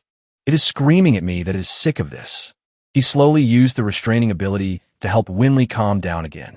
Once you reach the point where you can connect with your mana, that energy source will gradually form its own ego. And you know, I have 3 different energy sources, so they also have quite troublesome personalities. Necromancy mana is basically a psycho. Use me now, or I will rebel. So, it is the most effective energy. Conversely, normal mana is its Tsundere. On the outside, it's hard to deal with, but once relying on it, it will work properly. And the last one, holy energy, is the most stubborn of the 3. Davy gritted his teeth, showing annoyance. Holy energy doesn't want to listen at all, is the laziest of the bunch. "Can't you wake up?" He thought unhappily. "If I didn't cause a disturbance like this, then it wouldn't bother to budge." After a while, Davy also sighed in relief. Finally, 4th tier, holy energy. Radiant blessing. The girl had fallen completely into a deep sleep. With this thing, Winley won't have any problems for a while. Davy stood there exclaiming. Now looking closely, this is quite terrible. Around, the guards had collapsed completely. Blood City, a city full of blood. Just like the name implies. It is a power that takes away the lives of living creatures to nourish itself in the area around it. Not only that, others in the stands also fainted. Actually, my current holy limit is 4th tier. Not enough to save everyone in the arena. Anyway, I have no reason to save them. Done. Davy just turned and left. At least Boris left here first. In front suddenly appeared a hideous monster figure. Then Davy gently rotated his wrist, excitedly saying, "No one is watching, so I will take my time." However, Elena was still awake at this time. She struggled to gasp for breath. Elena propped the sword on the ground, gripping tight to stand firm. She looked up at Davy's back. At this moment, Davy also realized Elena was still awake behind and smiled forcefully. This is the worst situation. Seeing her still able to stand firm. Didn't expect there was still someone keeping sanity while inside Blood City. Although now Elena is extremely short of breath. Elena Palan. They don't call her the master of the holy sword for fun. But Davy still smiled amusedly. But she is still very beautiful, even though she looks like she's about to die. Making me pay attention with beauty again. Elena frowned, looking up at him. Davy walked over, placed his arm gently on her shoulder. In a blink, Elena seemed to wake up. She panicked and startled back. Have you finally calmed down? Elena frowned, looking at him in confusion. Although the danger level hasn't decreased yet. The monster in front, still standing still in place ahead. So Davy quickly turned around and raised his hand to signal her. If you're okay, then get out of the way. Wait a minute. You just... Suddenly, Elena ran over and grabbed his hand. Wait a second, she yelled, stunned, questioning him. How are you completely unharmed? The two of them froze, just staring at each other. Davy calmly thought to himself. So that's how it is. And here I thought she understood the situation. He even mused to himself. It must be because a prince who just woke up from a coma a few months ago, acting so calm in a situation like this is truly strange. But then Davy just shrugged, smiled, and replied, who knows? Let's just let it go. Hearing that, Elena pressed her lips together, annoyed. I'm your savior, you know. So don't hate me, princess. After that, he waved his hand, signaling her away. Elena turned away in frustration. Anyway, just step aside. She frowned and spoke. This isn't something you can handle. Elena even deliberately stood in front of him, blocking him as she declared it. I can't handle it. Too small. That's right. This isn't something you can solve with luck like your performance at yesterday's party. As she spoke, Elena ground her teeth, expressing her indignation. The nobles of the night, they say they are descendants of the blood demons mentioned in the ancient texts. I assume you've heard of them. Vampires, Davy said calmly, crossing his arms and watching her speak. Luck won't do anything against them. Elena aggressively raised her sword, ready for battle. Someone like you, who can't even feel a drop of mana, will be torn to shreds instantly. So get out of here now. She watched the monster in front of them slowly turn its attention to the two of them. I don't think he's going to let me go that easily. I'll do my best to stop him. Elena Wakid Dinsele. He couldn't take his eyes off her either. So reliable. Davy thought to himself. However, unlike yesterday, this time it feels much more sincere. At that moment, Elena looked incredibly angry. It was as if she raised her sword forward. She had met her mortal enemy. An image from the past flashed through her mind. In the palace, a constant dripping sound echoed. Someone was standing there. The silhouettes of two people looked very strange. Blood. Her eyes. Her eyes were blood red as she gripped the victim's head. A young Elena witnessed it all, terrified. The little girl dropped her stuffed rabbit to the ground. Drops of blood continued to fall relentlessly. The Elena of today couldn't help but remember it vividly. I have never forgotten a single moment since that day. She stood without fear, facing the monster. Vampy Valentine had now completely transformed. I will destroy all of you. Down to the very root, Elena declared, standing her ground. Until the day I leave this world for good. It suddenly roared. She frowned, watching it. But just then, something shot straight at her. Excuse me. A shout rang out. Elena trembled and collapsed to the ground. What happened? It turned out Davy had done it. I don't know why you're so obsessed with vampires. But don't get in my way. Seeing his calm smile, Elena was shocked. What do you mean? Davy simply replied to her. I don't know. Just sit back and enjoy the show. Then he swung his fist forward. The monster was also charging madly toward him. But Davy didn't panic, standing ready for it. It's been a long time. The number of times I've fought in the temple since I arrived there is in the hundreds, thousands. Monsters charged at him like mad. When it comes to vampires, no one in this world understands them better than I do. I mean, among the living. It swung its arm fiercely, attacking. An infected one, nourished by a blood crystal. It's no problem at all. Davy still smiled, bending slightly to block the blow. I'll send you to the next life as many times as you like. The moment the two sides clashed, he just needed to flick his hand lightly.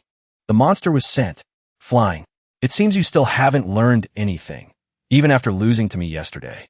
It looked back in astonishment, but Davi wasn't done yet and began to activate his power. My turn.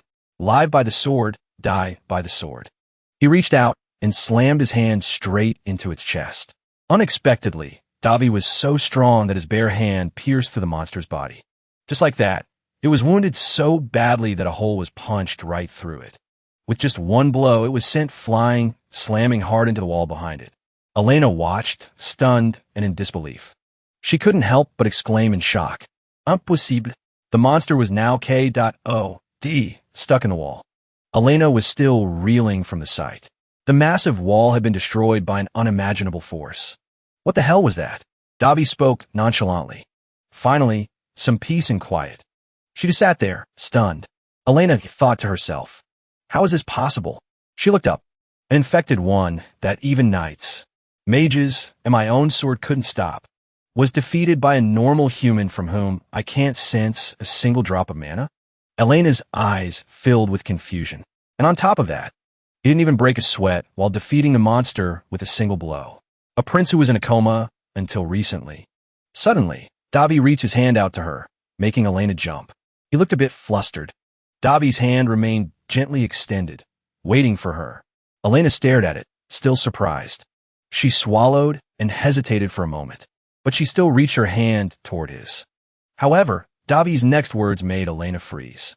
Let me borrow your sword. Instantly, an awkward scene unfolded.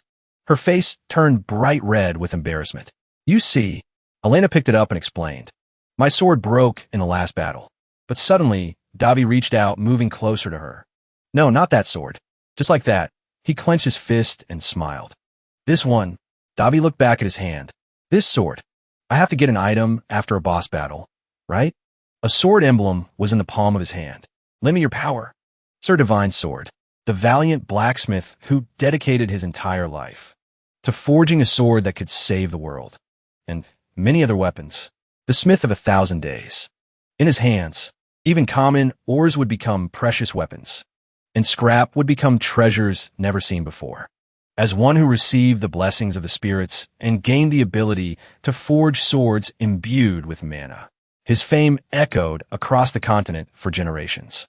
Especially the 12 famous swords scattered across the continent, revered as national treasures. Among the masterpieces he created throughout his life, he named one of them Candida's. In the ancient spirit language, Candida's means white guardian. All of his swords were outstanding magic swords, but Candida's stood out above the rest. That's because he burned his own life force to forge it and gave it to his friend, the sword god Horus. The sword developed a consciousness of its own, an ego blade, a sword that can wield its own power. Sound great, but as someone who knows the truth, already know its personality. Davi glanced at it, annoyed. Do you want to know? The small sword shouted loudly. How dare you hold me? Davi held it tightly, ignoring it. It's really giving me a headache. From what I just heard, it's quite rude. He muttered to himself. I'm not deaf. After a moment of it, not moving, Davi held it up and deliberately mocked it. What? A sword that can vibrate. You have some kinky hobbies. He then made an offer. Work with me. Just then, Elena reached out her hand. Give. She ran towards Davi. It back. He easily caught Elena. If this continues, your master will die. Seeing her so agitated, to be able to move even as the force maintaining her consciousness is fading. Her tenacity is to be praised. Davi helped Elena sit down. The princess may have outstanding talent, but her support isn't very good. Knowing your limits is also important. The sword's voice rose in warning. Don't you dare do anything to her. I wouldn't dream of it. As he finished speaking, Davi raised his hand. Then he smiled and clenched his fist. Instantly, a pillar of light appeared. A sharp sword materialized. He grabbed it and held it high. Davi lightly touched the sword. I see. He admired it with satisfaction. Very good. The sword whispered incessantly. Even my contractor has yet to awaken me. How do you intend to use my power? But Davi just replied calmly. You're too noisy. He drew his arm back, swinging it powerfully. Just lend me your power. The tip of the sword pointed forward. I'll take care of the rest. Who are you? Davi swung it forward. The sword's power was so immense it shattered the ground beneath. Resonance of the divine sword. A bolt of lightning struck down from the sky, hitting the palace. Thunderstrike, dust, and smoke filled the air. He slung the sword over his shoulder and spoke. How long are you going to hide? Davi's voice echoed forward. It's time to show yourself. A blue light gradually appeared. He glanced at it and sneered. I was expecting a vampire. But a faint, ghostly shadow appeared. I didn't expect a high-ranking maid. The figure slowly materialized. She opened her eyes and looked at Davi. He continued to question her, probing. Have we met before? My lady maid? Serio finally looked down and spoke. When my subordinate was eliminated, I thought someone was secretly helping the humans, but I never expected it to be you. But Davi didn't seem to care and replied calmly. I guess I'm a pretty big surprise. Huh? Now come on down. Hearing that, she frowned in anger. Looking up at you is giving me a stiff neck. How dare you? And another thing, he deliberately provoked Serio. I can see your underwear. With that skirt, black, it really matches your personality. At this point, she couldn't hold back her fury any longer. You bastard. Davi just smirked. In reply, as he spoke, he pointed the sword forward. Then, without hesitation, he threw it straight at Serio. Get down here. She stood her ground, waiting. That's right. If you create such a huge tragedy, then even if you defeat us, Queen Linux won't have to bear any consequences. The relationship with the Boltus kingdom might worsen, but Boltus's situation isn't much better, so there's no way they would declare war on the Roan kingdom. Davi spoke, deliberately mocking her. You dare to appear before me. That shows you're confident you can kill me. He continuously provoked her. You're quite smart. But how should I put this? It's closing time. Mom. At that moment, Serio refused to stand still any longer and attacked. To dare speak so vilely to me without understanding the situation. She instantly used her magic. Then Serio swung her arm, attacking. A whip emerged from her hand, lashing down fiercely. A single strike could split anything in two, but unexpectedly, Davi managed to jump and dodge the blow.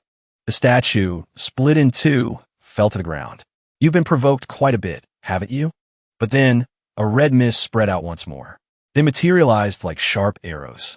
Then, they were controlled to stab straight at him. Davi quickly let himself fall, but unexpectedly, more arrows were about to be fired. Luckily, he grabbed onto a pillar and successfully changed direction. Davi moved nimbly, leaping about. He then raised the sword in his hand again. Without hesitation, he slashed powerfully towards Serio. Davi even deliberately looked back to observe. She then spoke up. This is a bit beyond my expectations. But in the end, you're only human. He deliberately mocked her. Aren't you serving a human? Unable to bear it, she ground her teeth in frustration. How dare you use that tongue of yours to say such vile things? The whip lashed out powerfully again. A vampire lord? They're strong, unreasonably strong. First, one of their subordinates is of the strongest species. Their origins are quite insane. Among their abilities, the most special is that they can inherit a legacy and become a lord. They can't be easily killed unless they face their mortal enemies, the high-ranking priests. Davi recalled being told this before. So the question is, how am I supposed to beat them? He continued, revealing the secret. Piss them off, then beat them to a pulp. It doesn't matter what kind of creature it is. If it loses its cool, its movements will become predictable. Hearing this, he couldn't help but marvel. This is a very effective way to fight vampires, because they have such immense pride. The higher their rank, the easier they are to provoke. It's dirty, but victory is all that matters. That's what the sword god told me before he passed on. Back to Elena's location. She was sitting there, seemingly unconscious. And it seems the kingdom of Forrest has no idea what he's like in real life. But then an attack suddenly came flying in. Davi quickly leaped back to dodge. Then he dug his feet firmly into the ground to gain momentum. Davi jumped, slashing repeatedly. A counterattack. The force shot swiftly toward her. Serio glanced to the side. A blinding light flashed again. He smirked. A blood sword, huh? She's a vampire countess. Davi looked at her and speculated. She's very young, but considering her age, she has the potential to become a lord. He slung the sword over his shoulder and muttered with excitement. Then I should take care of her right now. Is that even possible? Davi glanced at the sword and replied confidently. You think it's impossible? Just then, Serio attacked again. She spoke as she moved. No matter how relaxed you pretend to be, there's only one end waiting for you. Serio looked over at Elena. Even the girl who received the sword god's sword and his techniques was defeated. She threatened with confidence. If you want to die in peace, then stand still and accept your punishment. Prince Davi, as she finished, a loud explosion erupted. Again, Davi successfully dodged backward. He let out a knowing smirk. From behind her, Davi leaped closer. But Serio had already sensed him and turned around. Foolish, but he had already stepped on her whip to launch himself. She continuously cracked her whip, attacking him. Davi flew even higher. Did you say the sword god's techniques? Serio hurriedly turned and looked up. I think you focused so much on that lady that you've misunderstood something. Davi continued calmly. You see, the sword god's real technique. He smiled smugly, swinging a sword over 1,000 times. That habit that can't even be called training. Then Davi tightened his grip, followed by one full-powered swing. He countered Serio's attack. It's not something as cute as that. Only then did she become stunned and fearful. What? Instantly, Serio's entire body was hit by the blow, unable to resist. Next, she was slammed straight into the ground. A deafening explosion rang out. Everything was shattered in an instant. After a while, the smoke and dust gradually cleared. Unbelievable. Davi looked up in awe. So this is why people use overwhelming equipment. I have no idea what you're talking about. He glanced mockingly at the sword. Back in my golden days. Your sheath. Then, without hesitation, Davi dashed forward. You seem pretty excited. Being materialized for the first time in thousands of years, huh? But calm down a bit. What are you anyway? How can you use my power so freely? The sword chattered nonstop. And on top of that, you talk as if you've known me for a long time. Just stick to the agreement. We don't need to go into each other's pasts, do we? What are you talking about? He could only sigh helplessly. It wouldn't believe me if I said, I was actually the disciple of your first master. No, instead, I'd be lucky if it didn't just scream at me for insulting the dead. Davi scanned the area and decided. The vampire has disappeared. Just leave her. Chasing her in this situation isn't a good idea. But the red stone was still floating high above. He smiled, his attention drawn to it. The blood fortress. It's been a long time, but the sight of it still makes me sick. The people below were still unconscious. Luckily, thanks to the previous explosion, the core was destroyed, so it won't spread any further. However, the remaining blood crystal won't stop until every human here is dead. The sword speculated. Considering its current state, it could be dealt with in a few months using a 6-tier, wide-area purification spell. Although most of those who lost their life force will die. What's worse is that those exposed for a long time will turn into a horde of infected. It sighed in frustration. I don't need to look to know the people outside are hesitating. Even if they don't know what happened, I'm sure the surrounding area is in complete chaos. Davi smiled and glanced over. Compared to them, you're really lucky. Although you look young, you're as strong as a master. He sighed in response. It seems you're so strong that the blood crystal can't affect you. You're right. I am a master. Then Davi quickly jumped back. I still need time to deploy my sword aura. The reason I'm strong is because I didn't accumulate experience like those who grow stronger bit by bit. A master.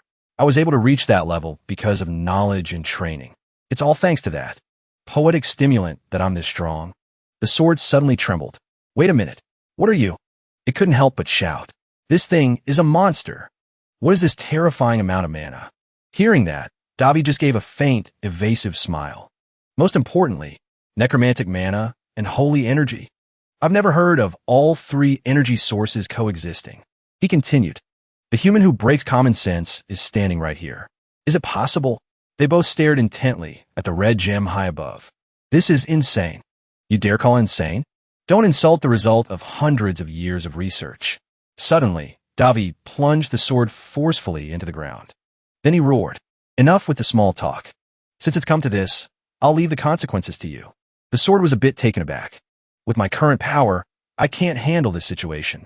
What are you talking about? Davi smirked meaningfully. I'm talking about cleaning up this mess. The two of them were silent for a while. I don't intend to sacrifice myself to save strangers. But if this helps me recover, then I'm happy to use them as stepping stones. In order to activate my frozen power source. Then, suddenly, he clasped his hands together.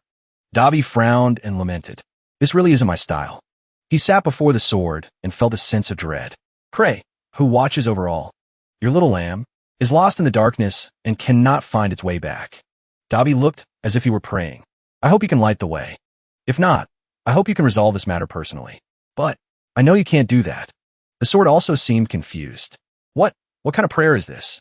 To be honest, the god's energy is a bit stubborn due to Lady Daphne's influence. I received holy energy not through worshipping a god, but through understanding and belief. If I had to classify it, this energy source is due to the god's curiosity, not their love. Your lamb is in great distress. So, this unfortunate lamb wishes to save them through faith in the ultimate equipment here. Davi scowled with impatience. Whatever. I'm sure she's watching everything. I'm about to use it. So remember to give me permission. Got it? The sword retorted. I'm sure the gods will answer your insolent prayer. At that, he winked, deliberately provoking it. It seems you don't understand the gods. What? Does the church know? That it's not the devout followers who only pray with their mouths who receive the god's love, but those who can attract their curiosity who receive that love. You said there's no way to save those who have lost their life force? Then you just need to replace it with a greater power. The spell created by the greatest user of holy energy in history. Daphne, the highest tier holy magic, only usable with a god's permission. Davi continued to mutter. The gods love madmen. He even seemed pleased. Especially, suddenly, the sword began to glow unexpectedly. The insane ones. 9th tier supreme holy magic. Sanctuary. A blinding light appeared. The sword vibrated, questioning. 9th tier. What the hell? Are you trying to kill her? Don't worry, don't worry. Such a crybaby. Davi just calmly reassured it. You're not going to die. You. The sword seemed to be sucked in by the light. You crazy bastard. Just like that, like a collision. The sky lit up. The red gem gradually shattered. It slowly transformed into a stream of power. Davi silently felt it. He slowly opened his eyes, satisfied. Then came another earth-shattering explosion. Everyone could only stare in bewilderment. The entire city was swallowed by the blinding light. After a while, the sky gradually returned to normal. Davi reached out and caught a feather. Wings had sprouted from his back. A wound on his waist was also slowly healing. Davi opened his eyes slightly to look. Only small fragments of the red gem were falling. The rest of it was also vanishing. Suddenly, Davi cried out in pain. Ugh, the shockwave hurts like hell. It feels like my back was sliced open by a piece of red-hot metal. Only now did he notice the sword beside him. Hey, divine sword. Still alive? Seeing no movement, Davi joked again. Knocked out cold. But the next second, he seemed to lose his balance and slumped over. Just like that, Davi passed out at some point. I'm about to pass out too. Suddenly, he opened his eyes wide again. Davi Anzone, age 16. Gender, male. Race, human. Title, disciple of the mad gods in the Hall of Heroes. Abnormal status, holy energy depletion. Special details, a half-mad, short-circuited guy. Cannot be improved until a certain level is reached. A preserved stain. Granted quality, can confirm a person's power status. He managed a smirk. How dare call me a madman? Davi looked up and called out. Lady Freya, this is a bit much, don't you think? She just smiled back silently. This is nothing. In his delirium, thoughts flashed through Davi's mind. How long has it been since I've had a proper rest? The image of a worried Amy rushing towards him. It's been at least 6 months since I've had a break. Everyone was gathered outside Davi's bedroom. I'm sorry, the prince has. It feels like my mind has been wiped clean. An image of Elena appeared. Willie shouted in alarm. Brother, Willie, Davi asked, dazed. This is an inn on Duke Paris's territory. Are you okay? Davi sat up wearily. How long was I asleep? The little girl hugged Davi. You were in a coma for 2 days. I was so scared you would never wake up again. He smiled and hugged the sobbing Willie. What should I do? I made her worry for nothing. This has happened before, so there's nothing I can do about it. Willie weakly wiped the tears from her face. That day, I had a dream. A dream? She vaguely recalled the memory. Yes, a dream that. You saved me when the red mist surrounded us. Davi smiled and patted her head. The little girl spoke up. Brother, tell me the truth. You were the one who dispelled the red mist, weren't you? That. Davi was suddenly confused. They found something when they examined you. He looked at the reflection of his back. A mark was carved into his back. That's a holy stigmata, isn't it, brother? He was astonished. A holy stigmata? It's as wide as 3 hands. The feeling of my back being torn apart was because the holy stigmata was being carved into me. He clutched his aching body. This never happened when I was in the temple. They truly are cruel creatures. But the size of this holy stigmata is a bit large, isn't it? The two of them discussed it. The one who found it was a high-ranking priest who was taking care of you. Because of it, the Duke's territory is in an uproar. The little girl continued. Because the entire red mist was purified, and you're lying in a place enveloped by holy energy. Your back was carved with a holy stigmata. Davi thought helplessly. No wonder everyone is panicking. Unlike devout priests, a holy stigmata basically indicates that I am chosen by the gods. Willie said worriedly. So, I was wondering if you had any clue about the truth. Although it's a relief after the disaster, it seems that besides the holy stigmata, no one knows much about what happened. Davi looked at the little girl intently. What should I do? I still haven't decided whether to hide my powers or not. He thought to himself, if I reveal them, I don't know what will happen, and if I make the situation more serious, thoughtlessly, it might cause trouble for others, especially this time. I only see it causing more problems. He spoke up. I am sorry. I was unconscious, so I don't know what happened. Willie immediately agreed. I understand, but it seems very unlikely. The little girl was worried. How is your body? Does it hurt anywhere? Davi smiled brightly. As you can see, I'm fine. He smiled. My body is so healthy, it's almost a problem in itself. One stone, two birds. No, shouldn't it be three? He thought to himself, besides using 9th tier holy magic sanctuary to eliminate the blood crystal, I was also able to increase my holy energy by stimulating it. It was just a simple experiment, but the results were extraordinary. The incantation has seeped into Davi. My mana has increased a lot. Davi thought, everything from normal mana, which is affected by holy energy, to necromantic mana has increased. This doesn't completely change things, but now I can use my own sword aura. Davi looked out the window, and of course, the slowest grower of the three. Holy energy increased the most. It's due to the power of the holy stigmata. A starry sky. It needed a chance to grow. Damn holy energy. Willie continued to ask. You have no idea how chaotic it's been outside since you fell unconscious. Especially your maid. He replied vaguely. I remember bits and pieces. Willie shouted angrily. On top of that, Princess Elena suddenly came looking for you. She was very stubborn. She said she would take you to a proper doctor. That was also true. Davi laughed in response. You did a good job. Taking care of me must have been tiring for you. Go get some rest. I have something to think about alone. Willie then left. Don't worry about Paris. He was moved safely, and the competition has been postponed since that day. Willie waved goodbye. It's going to be noisy for a while, but please get some rest. Davi thought, so that's how it is. Willie's back as she was leaving. Davi spoke. Check information. The information panel displayed. William Rohn. Gender, female. Race, human. Title, none. Abnormal status. Fatigue. Special condition. 3-circle mage. Current psychological state. Worried about the person she witnessed in a weakened state. He then considered it. This looks just like a game. How did something like this appear? Davi thought seriously. Is it because I sent a prayer to the god Diane? Or is it because I used magic that was supposed to be used in the celestial realm? Whatever it is, it seems very complicated. He closed his eyes. On the other hand, Davi kicked his legs off the bed when he heard a strange voice. He seemed to enjoy being able to see the status and psychology of others. He looked into the empty space in the room. Davi's face was stunned. Where's this voice coming from? A streak of dark magic was flying around the room. Who's there? You're hiding and approaching me. I don't know what kind of gutsy bastard you are, but I'll catch you in an instant. A voice came from behind him. I'm over here. A tiny girl appeared from under the bed. From below, Perse appeared, looking at him. I was a bit shocked that my seal was accidentally broken, but if it is the will of God, I will accept it. Inside the forest, they were being drawn on pages of paper. I didn't know you had the soul of an artist. Davi was observing Hares's painting. Who are you drawing? What does it look like to you, kid? He gave his serious assessment. Let's see. 2 exquisite hooks on her head, and crimson eyes like a chinibyo. Is it a demon? He chuckled with amusement. Based on its beauty alone, I'd say it's a high-ranking species. You're probably the only one who would call its horns hooks. The two chatted cheerfully. That's right. This is a demon. And what made you decide to paint a portrait of demon? Drink up. Bulit. Cheers. Looking at the details, I can see you have quite an impression of her. Hares lowered his face. She's very beautiful, isn't she? She's much stronger than those crazy girls having fun over there. Dabi looked at him, confused. 1,000 times.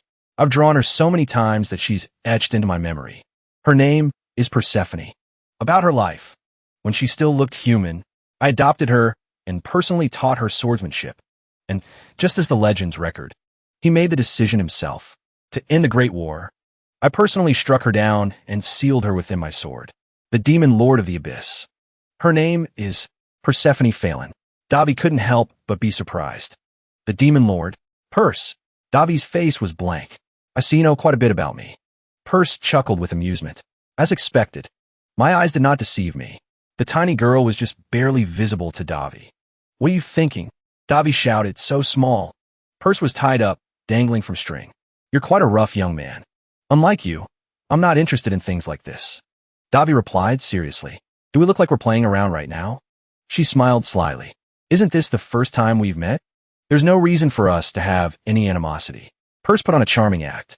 Now, could you please let me go? I already told you. I don't like this. Her eyes sparkled. In this indecent posture, Dabi looked at her helplessly. Fine. How embarrassing. He disgustedly released Perse. You've completely killed the mood. So, what does a demon lord who's supposed to be sealed in a divine sword want with me? Dabi invited her to speak. Explain the situation. I'm considering what kind of symbiotic relationship we could have.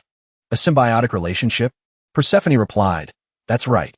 I'm talking about the holy stigma on your back. It has become the vessel for my soul. She explained that. That's why my size is a bit unusual. Dabi looked disgusted. To think a holy stigma would seal a demon lord. This isn't fun at all. Perse replied, to be honest, I don't understand it either. So, she smiled gently. It's better if you don't beat around the bush. What a fickle man. That's right. I have a rather fickle temper. Perse lifted her dress. She curtsied and introduced herself. It is an honor. My name is Persephone. Phelan. I am the one who observes all of you from the distant void. He looked at the Persephone before him. When one gazes into the abyss gazes back. You could say she's the reason that saying exists. Recalling the events, the main cause of the great war between our world and the demons, as recorded in ancient history, is standing right in front of me. A sword was born, and it was Hares himself who used the divine sword Candius to strike down the demon and end that war. That's a truth everyone knows. In reality, the demon lord's soul was sealed within the sword. I know this because I heard it from his own mouth. Perse chuckled with amusement. What do you think? Is this a demon lord? He thought to himself, she feels completely different from other demon lords. He looked displeased. What are you surprised about? Based on your reaction, it seems you already knew I was sealed. I never thought you'd still be conscious all this time. Perse replied confidently. Candidus's personality isn't so rotten as to just toss his friend's soul into a corner. Friend, she continued. That's right. If I knew things would turn out like this, I would have said goodbye. Dabi listened to her intently. It's not like they would consider the personality issue. Let me be clear, Perse said. By the will of a god. I was transferred from Candidus to you. The will of a god? What is that? Dabi crossed his arms and asked seriously. Don't you have a better reason? If I knew, I wouldn't feel so frustrated. He avoided her gaze. Perse said, anyway, this happened because you used holy magic. Shouldn't you take responsibility for me? She smiled mischievously. Personally, I'm interested in you. After all, you're the second person who can wield the divine sword. You're talking about Horus's swordsmanship. She teased him. You talk as if you know him well. Dabi replied angrily. That's putting it lightly. Perse lowered her face. When Dabi said, he talked about you every chance he got. She smiled gently. I see. So he told you about me. Perse laughed even louder. Good thing he didn't keep it a secret. A person needs to know when to keep a secret. What's the use of lying to a demon lord? She raised a finger. Let me correct one thing. What? An explanation. I'm not the one who gazes from the abyss. I only borrow the will of a higher being. She said, I think you call it a status window. That information about power isn't my thought. The will of a higher being? Let's say, I think humans call it the great god. Dabi laughed helplessly. I can't believe that. The will of a higher being would use phrases like half-mad, short-circuited, and respect her serious older brother. The stars were bright in the sky. What does the god who grants holy energy expect from someone like me? Purse held out her hand. Since things have come to this, moving in isn't a bad idea. I'm sure you can show me more of this world than when I was with Candidas. Show you the world? The two continued their conversation. The only thing that interests me after living for so long is seeing the world. What about me? What's in it for me? She pointed at Davi. You've already received it. I'm talking about my power. She explained, just like the games you played in your past life. You can acquire more skills. Davi gave an awkward laugh. She even knows about my past life. Purse stroked her hair. This is a pretty good deal, isn't it? She held out her hand to Davi. I'm looking forward to it. He thought, the tiny hand of a demon lord. Honestly, Purse's power is very tempting. Davi sighed helplessly. Do I even have a choice? The two successfully confirmed their partnership. All right then, let's try to get along. It seems. Purse laughed with amusement. I've accidentally met someone I can share my secrets with. An event was held at the royal palace. A few days later, the incident on Duke Philip's land, which was supposed to host a continental swordsmanship competition, had turned into a celebration of the appearance of a holy stigmata after the surprise attack. And of course, I became the center of attention as the owner of that holy stigmata. The sky gradually darkened. Outside, many people were still coming and going. It seems quite a few people have gathered today. Watching from the window, being a famous guy must be quite tiring. Wouldn't it be better to just tell them the truth? Isn't it enough that no one died? I have no intention of doing that. Davi sighed wearily. Besides, most of them are here just to see the holy stigmata. It's true, they see it as proof that one has received a god's love. He said, though in my eyes, it looks more like a sign of obsession. Don't say such scary things. Can you not? For the past 300 to 400 years, only 3 saints have appeared. Someone receiving a holy stigmata is even rarer. If things continue like this, I might even be sold to the Holy Kingdom. I made up my mind. At that moment, his 2 siblings appeared. Exactly. What I mean is, we haven't committed any crime, so I don't understand why they're so stubbornly coming after us. Davi laughed with amusement. It's like this place is a holy site. Perhaps only for a short time, but this place is indeed a holy site. Actually, half the city is. Night had fallen over the castle. Running away when things get complicated is the best plan. Hurry up. Davi then left. You? Purse sat on his bag. Is it okay to return like this? Those people will surely follow you back to your country. It's fine. He smiled at Purse, because I'm sure a certain great queen will behave very aggressively. Over on her side, Elena was bewildered. He ran away. She slammed her hand on the table in anger. Your Highness, how can you say things like, ran away? Answer my question. Linda. Elena ground her teeth in anger. You just said that bastard ran away, right? Not only did he leave this mess for me, but he also created misleading rumors. And he ran away with his sister when our men were dispatched. She shouted in agitation. He said that in a critical situation, I dealt with the enemy after being awakened by my divine sword. And the reason the holy stigmata appeared is because of the divine sword's hidden power. Princess Elena stood up, agitated. Nonsense. She frantically destroyed everything around her. It's all unbelievably absurd. Your Highness, please watch your language. The servant helplessly tried to stop Elena. It's been over 10 years since I began serving the princess. I wonder if people know. Elena was still screaming in anger. That this is the true face of the cold, icy princess of the Falrus Empire from the rumors. A stubborn and aggressive girl. Elena then gave an order. Tell the soldiers to prepare to move out. Her shout echoed even outside. Immediately, Davi said calmly, I can't make such a big move without preparation. The opinions of the nobles, led by Duke Berrieta, have a great influence on the kingdom. Unlike Queen Lennox, he thought to himself, it would take too much time to eliminate them all at once. That's why Queen Lennox is so arrogant. And we can't punish them thoughtlessly. The carriage was moving through the forest. It's fine.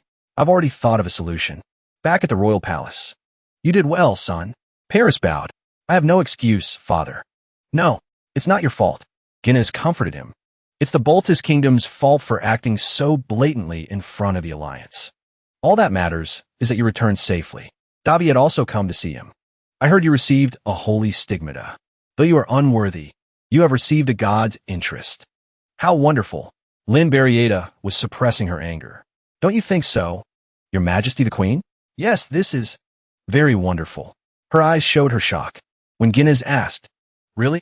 Her voice trembled. Of course. Lynn Barrieta silently cursed. This bastard. A son's blessing is also his mother's. I enjoy watching your excellent acting. He continued to speak. Duke Barrieta, this is a matter we cannot take lightly. Write a petition with a harsh complaint and send it to the Alliance. I understand. He looked over at them. You must be tired after a long journey. Go and rest. Yes, Your Majesty. Guinness suddenly called out to Davi. He offered. Stay for a moment. 2 cups of tea were placed on the table. It's been half a year. Davi spoke. Half a year since I woke up, and Your Majesty has not once agreed to see me. This is the first time. He looked towards Davi. Do you resent me? There's no reason to lie. Davi's voice was filled with resentment. And I've had nothing more to say since. The two of them talked together in the room. The Grand Chamberlain has been monitoring me. So you already knew. You have good intuition. Guinness picked up his teacup. It seems I was right. Davi looked at him, confused. No parent would fail to notice their child changing. Of course, I realized Davi had changed after the coma. Even though I don't deserve to be called a father. He continued to ask, Have you wanted to see me all this time? Davi replied, I thought about it for a while. Guinness remained calm. I just want to ask one thing. Memories flooded back. Your Majesty. Davi had knelt down to beg him. Please, help Mother. You already know about her illness, don't you? He had firmly refused, despite Davi's tearful pleas. It's not an epidemic. It's poison, Your Majesty. Guinness shouted angrily. Enough. What are you doing? Take the prince outside. He couldn't help but beg. No, please, reveal the truth. Davi's hands clawed at the floor. His screams echoed throughout the room. Your Majesty, Davi looked up at the ceiling. For years passed, and when I turned 9, I discovered who murdered my mother. But the king kept avoiding the subject, using her illness as an excuse. The scratch marks made by his hands were still there. How did it feel to abandon Mother, the woman you once loved? Seeing his silence, Guinness called out, Davi. He immediately cut in. Your Majesty chose the kingdom over Mother. You let her go for the stability of the kingdom, and even remarried the enemy. Davi was disgusted at having to hear excuses from his mouth. Don't blame her. It was all because I have no interest in hearing about your love life. He questioned his father.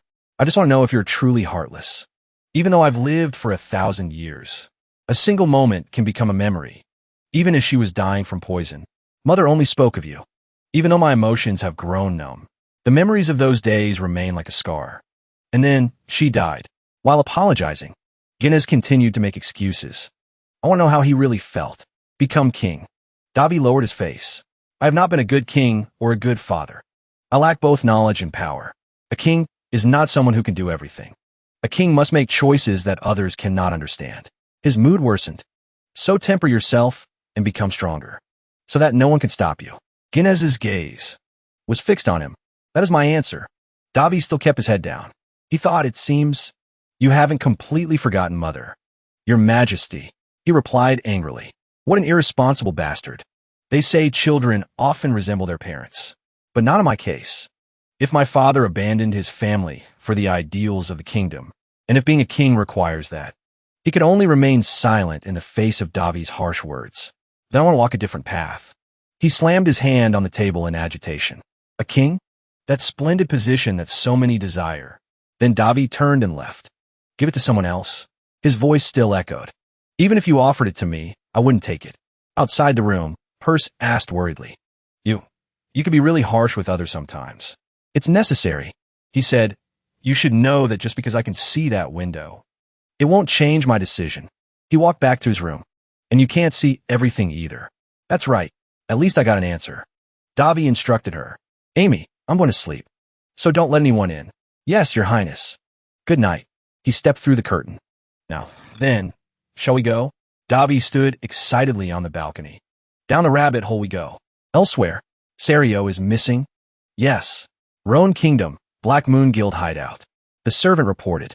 Yes. She left without a trace. Weren't the assassins under her command also missing before this? The man became enraged. They were sent to assassinate Prince Davi, Prince Paris, and Princess Willie. Roan Kingdom, Black Moon Guild, branch manager. The members of the Black Moon Guild were also getting restless.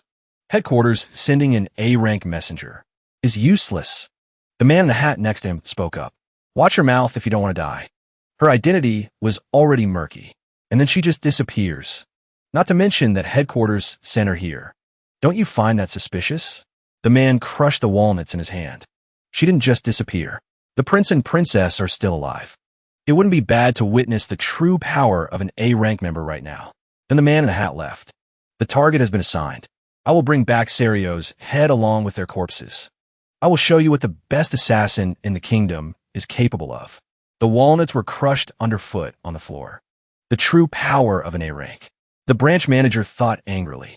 How foolish. Is it okay to send him like that? Your baseless confidence will only bring about your death. Let him be, the man said. She doesn't just carry the title of her rank. If her skills are number 2, no one is number 1. Most of the messengers have already realized, Serio's cunning gaze, that this woman is very dangerous. The branch manager trembled in fear. So the thought of her failing an assassination and disappearing, this is an unusual case. The man suddenly gave an order. I'll clean up a bit and leave as soon as possible. He then pressed the emergency button. Why isn't anyone coming? The branch manager's face was sweating with fear. He suddenly stood up. Something's not right. The branch manager's expression turned grim. It's all over anyway. Sir Ophian, how? Even if you grab my hand. At that moment, Davi had slammed the man's head onto the table. He's too strong. Who sent you? At this rate, I'll also. The branch manager glanced to the side. Is it the Lux Guild? Or the Jia Guild? No. Even they couldn't wipe out the entire Black Moon branch in one morning. Or, there's only one possibility left. Did headquarters send you? Davi replied coldly. Do you want to live? The branch manager's face was panicked. Perhaps I'll let you live if you provide me with some information. The man's voice was hesitant. You're a client? If you just want information, you can go through the proper channels. Not the kind of information that can be bought. The branch manager grew even more tense. Speak. I'll tell you anything you want. Really? He then let go of the branch manager. Since you're being so generous, I'll accept. The man cursed silently. Damn it. I don't need much. Davi listed off what he needed. Give me a list of every noble loyal to the Duke, Barrieta, and every record of their embezzlement. The man turned, agitated, and the information the Duke collected to blackmail others. It's just around here, right? You're a monster. Davi pointed at the man's head. Silence. The man grew even more frightened. I'm going to die. Sweat poured down his face relentlessly. Davi then warned him. You don't need another warning, do you? A master assassin? He replied calmly. Detecting lies is my specialty. So don't try to fool me. The branch manager groaned in fear. Although that's up to you. How? How could a master assassin be in this small kingdom? The man asked curiously. What will you do? The ledgers were brought out. I know it's not that easy. Davi sat on the roof, examining the ledgers he had just obtained. This is all garbage. There will be some fake names and unnecessary information to slow me down. The real information must be hidden in another office. Perse replied from beside him. So that's why it's called the rabbit hole. If we go and collect all the information, I'll be able to eliminate the noble faction. She assumed, so there will be a massacre. Davi said, I'm not going to kill them all. I have to play fair. What do you mean? She suddenly realized. Even if they are nobles, they're not above the law. Perse voiced her understanding. He was my mother's personal knight when she was alive. He is one of the 3 sword masters of the kingdom. Marquis Beltrais. He was astonished. When he read the letter, Beltrais ran out of the room. Butler, he shouted urgently. Who gave you this letter? This is how I will eliminate Duke Barrieta's subordinates. Perse asked Davi of today. The concept for today is the midnight visitor. Where did you learn that phrase? He glanced at Perse. Hey, can I ask you something? Because she smiled at Davi. Perse suddenly asked, what do you desire? You already know. Why ask? I want to hear you say it. Davi raised his hand. Of course. He gazed at the city before him. I want him in my family. To have a warm place to lean on and a full stomach. To not have to worry about anything. I want to live a long and healthy life. Perse teased him. Royal life must be very difficult. But haven't you already been living like that? She laughed. Does it look like it? Not at all. You get it. Davi was certain. The kingdom will become stronger. There's a small piece of land owned by the royal family. I will move there, live a peaceful life, and do what I want. A beautiful city. At night, I have to use the knowledge from my past life somewhere. What do you think? A high-tech city on the continent. Your plan is too vague. Purse then asked, what about revenge? Revenge is just part of the process. It's not my goal. What will happen after I get my revenge? I have to keep living. She continued, curious. Wouldn't it be better to seize the throne and change the country? A king can't live a leisurely life. What about your palace? Davi replied confidently. I've already thought of a way. We don't need to keep living there either. His eyes were filled with passion. I will. Davi's greatest dream. Build a place to return to. Morning at the royal palace.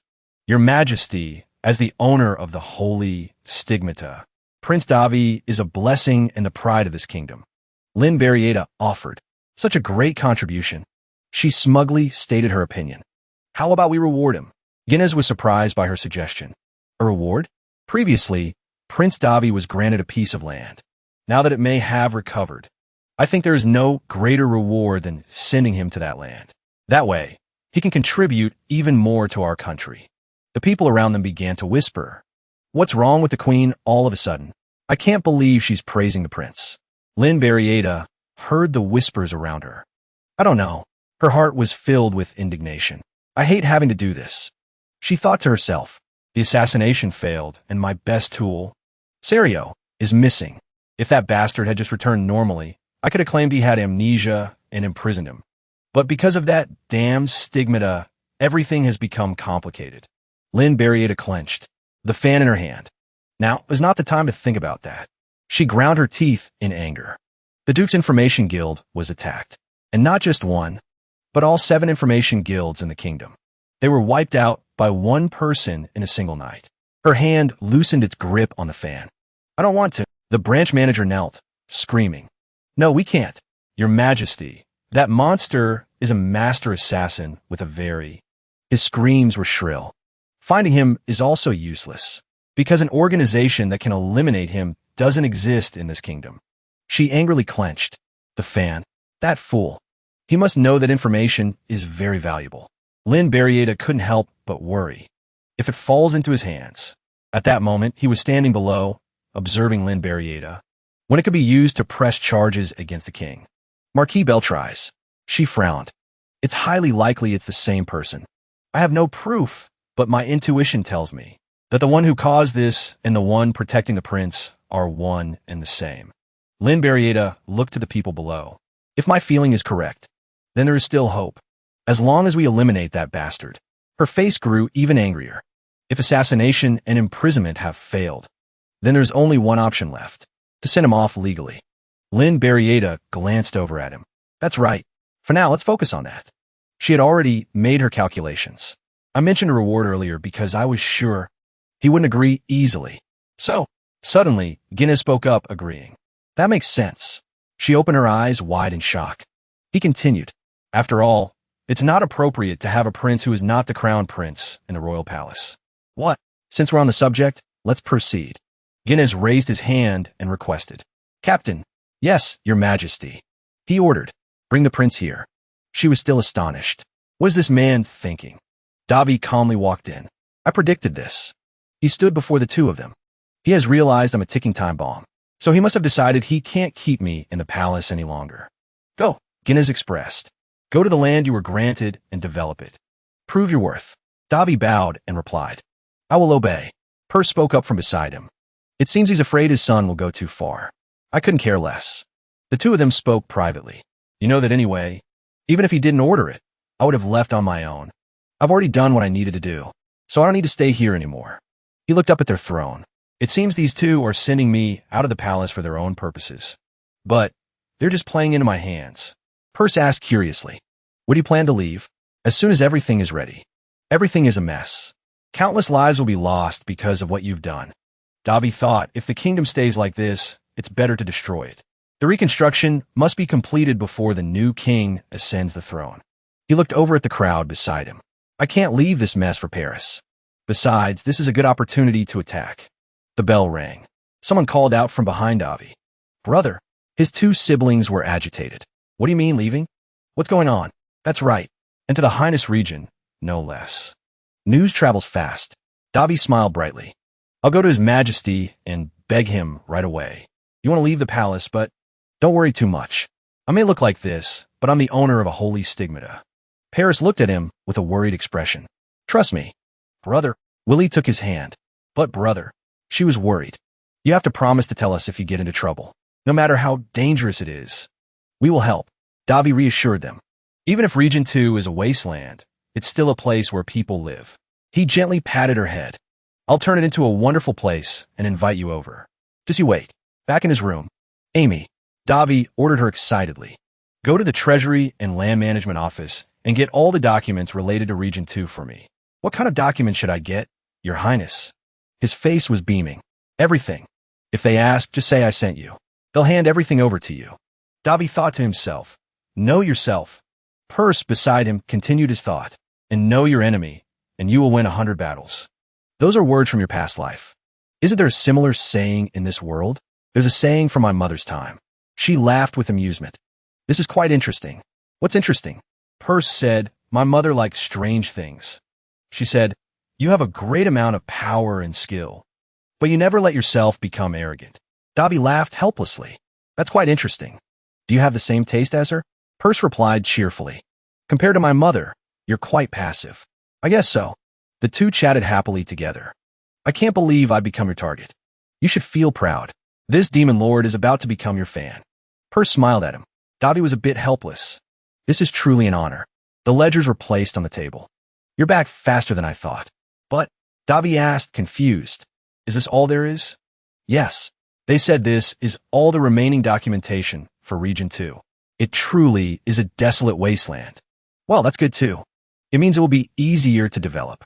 He began to read about the information on the Highness region. I'm really looking forward to this. Davi read intently. Purse also watched. Let's see. She was a bit surprised. Accursed land. Purse turned to ask, how did you end up with such a terrible place? That's a bit blunt.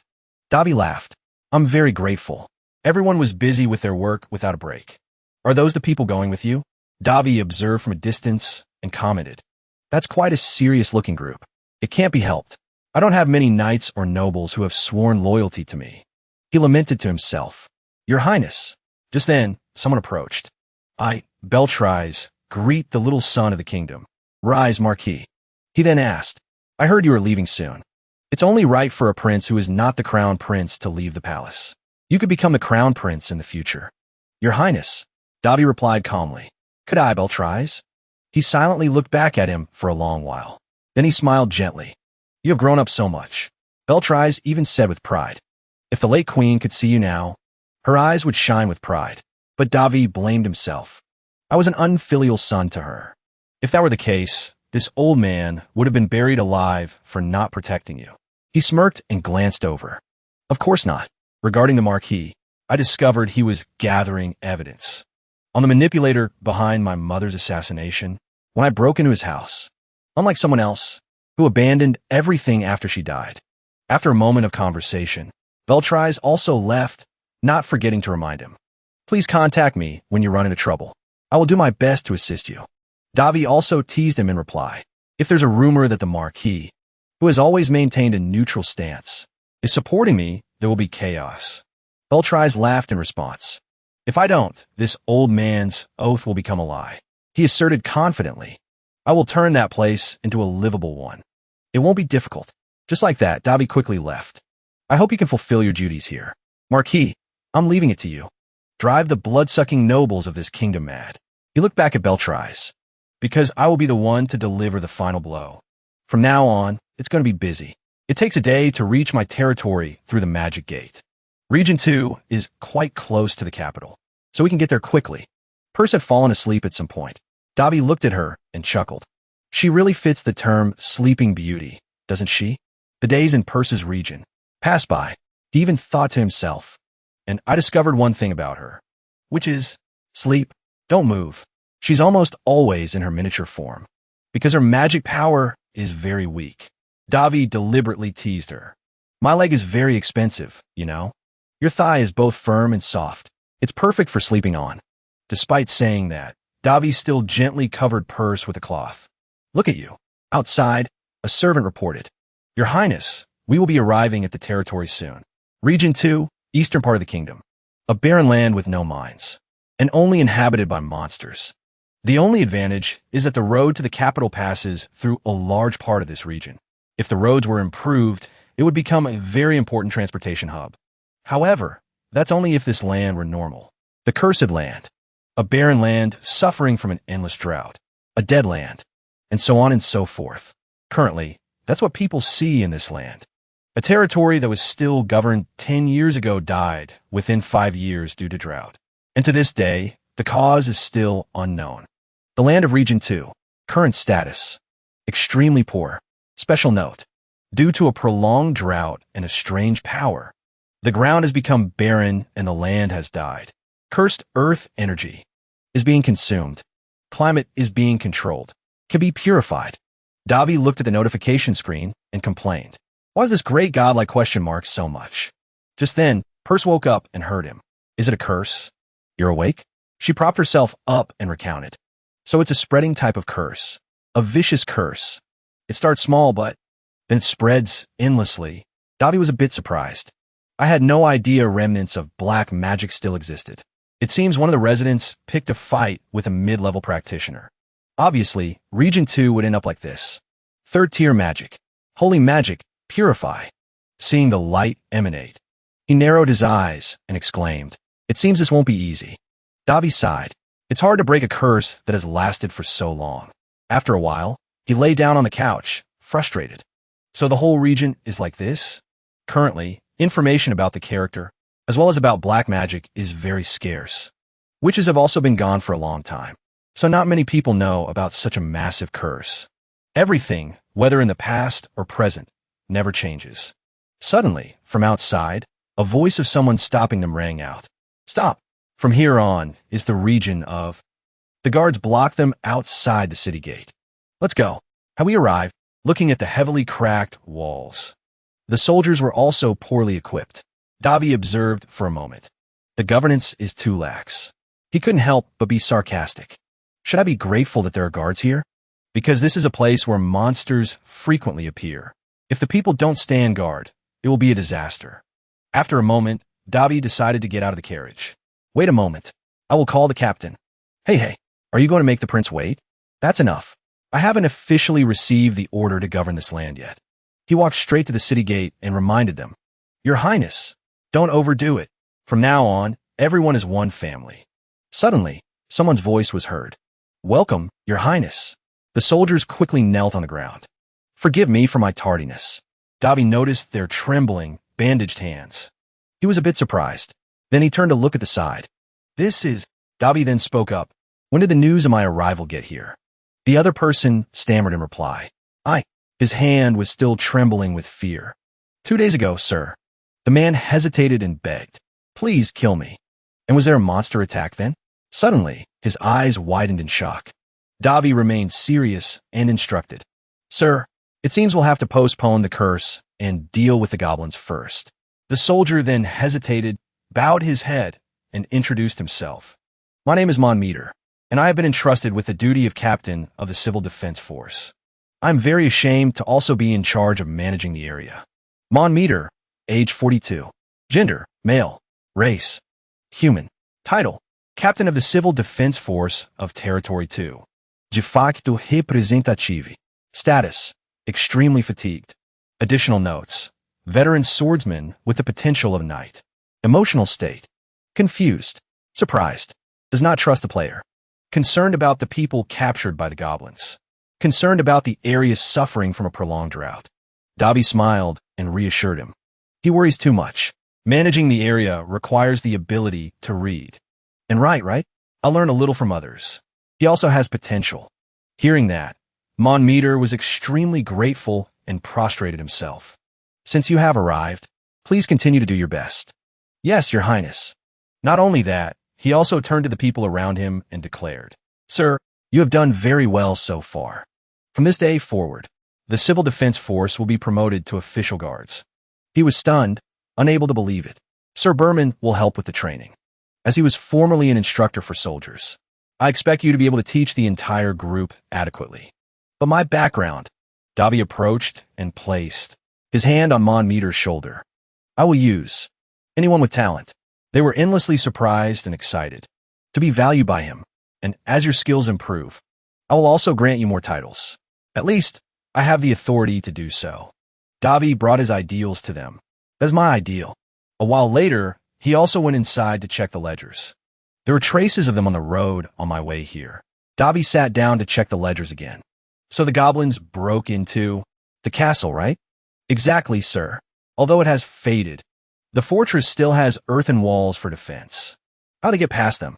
He stood up and looked to the side. Well, their continuous invasion attempts have left my soldiers increasingly wounded and weary. How many casualties did we suffer?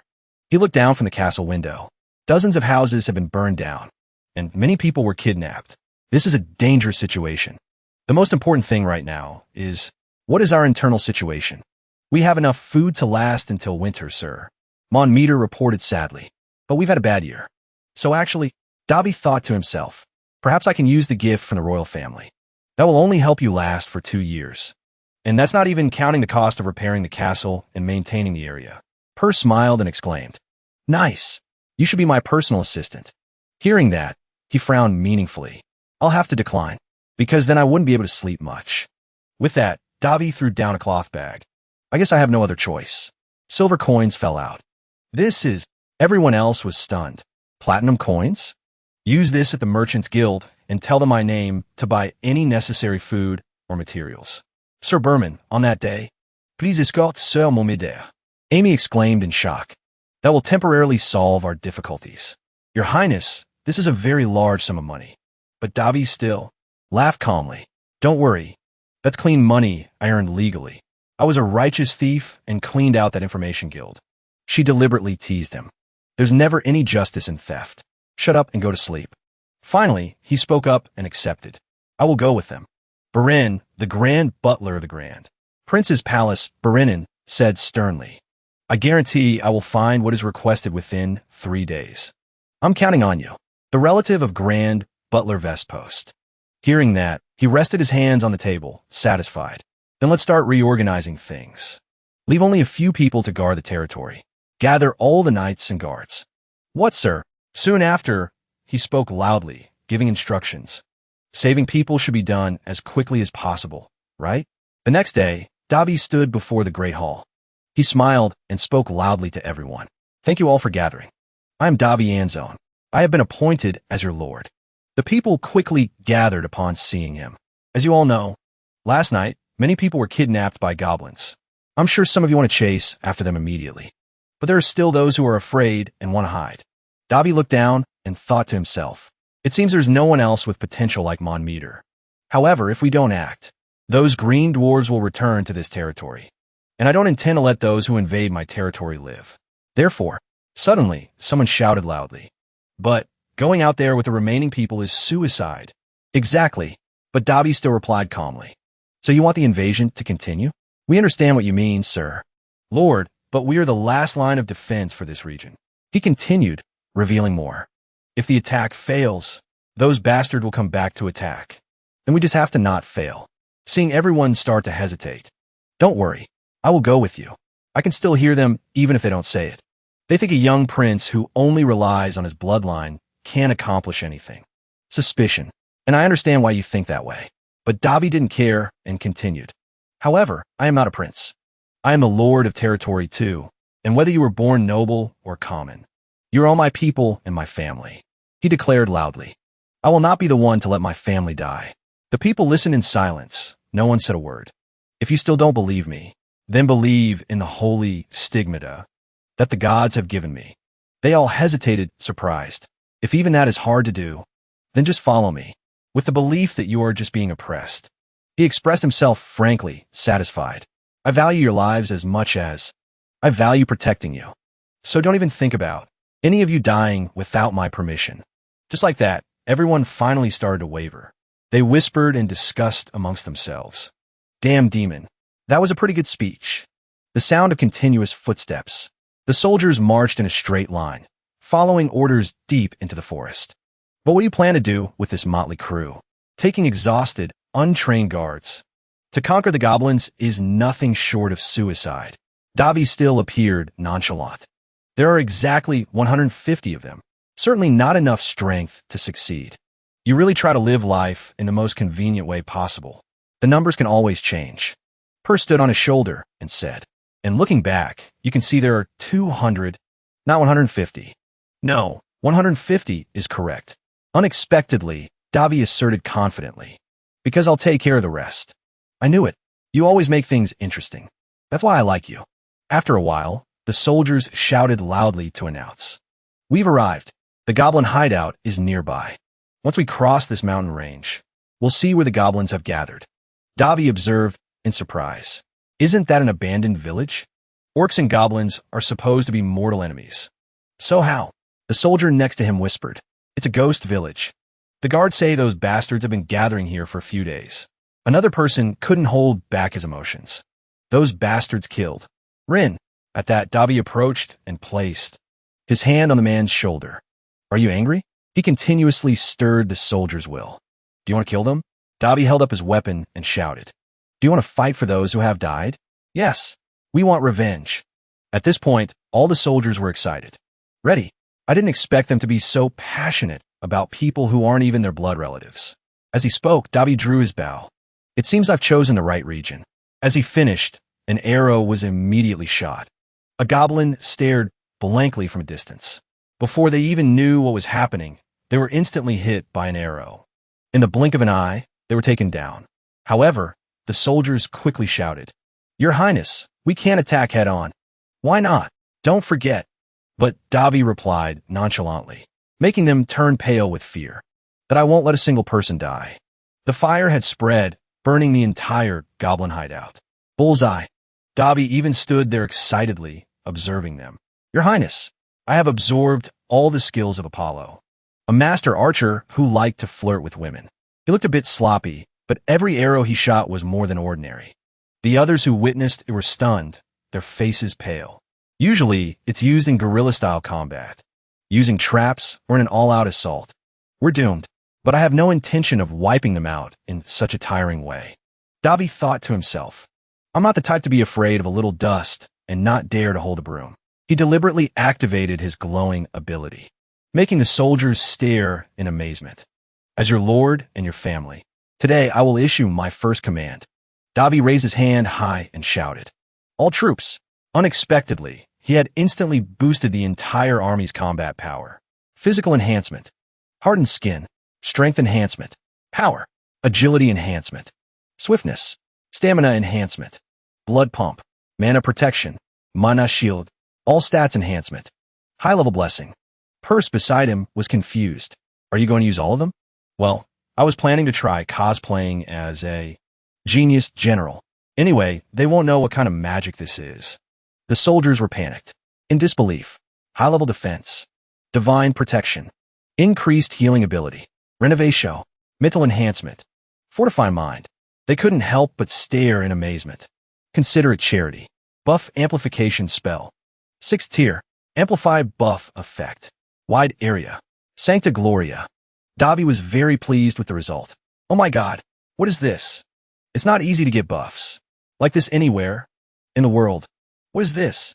Even the Knights of the Holy Kingdom of Vancent would find this difficult to do, because it would require at least a priest or a pope using a 7th tier spell.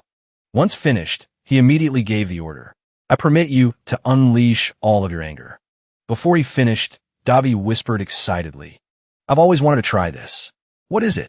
He smiled meaningfully. Davi gestured with his hand and shouted. You've gotten stronger. Charge. Perhaps the region's guards had always been waiting for a chance to get revenge on the goblins. Countless goblins were struck down. Otherwise, there's no way they would fight with such expressions on their faces. The soldiers charged forward victoriously. Let's go. Excited state. In contrast, the goblins were in a panic. Wipe them out. One person rushed forward, swinging his sword at them. With just one slash, he could sever its head. Oh my. Davi had anticipated this, so he wasn't surprised at all. We can win. Don't be afraid. They're all fired up. In an instant, this battle turned into a one-sided slaughter. But unfortunately, someone was injured. Are you okay? He immediately approached and placed his hand on the wound. Unexpectedly, it healed in an instant. The wound is... Holy power is not absolute. Davi repeated once more. I said I won't allow anyone to die. Calm down. Then he shouted another order. Anyone who gets injured will have to train to exhaustion after we return. Remember that. Don't lose your guard. Wipe them out. Davi smiled at them. This is our chance. Crush their skulls. I don't know if this is the rage of a madman. I almost feel sorry for the goblins. The soldiers were now attacking with immense vigor. After a while, they had wiped out all of them. We won. Davi looked down from above. Is it over? Not only that, the soldiers also cheered. Long live His Highness. The Holy Spirit is on our side. You need to practice your facial expressions. Perse continuously teased him. I've got goosebumps all over. You're perfectly healthy. But he clapped his hands to signal. It's too early to celebrate. We still have people to rescue. Davi roared his command. Move quickly. Crush them all. Yes, sir. The stick and the carrot. I intended to instill fear and respect in them. But at this moment, all the soldiers expressed their admiration, staring intently at him.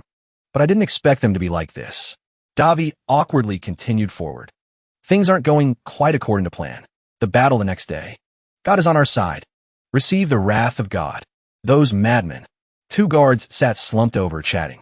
I hope our Lord is a kind person. That day, he attacked with only 10 men. I wonder if it'll be okay. The other person couldn't help but express. He's only 16. Not even of age yet. The first victory has blinded him. He doesn't understand reality at all. Let's just get ready to receive the bodies. Suddenly, someone's voice rang out. What are you doing? Jimmy. The soldier glanced over in surprise. Open the gate. Davi was right in front of them.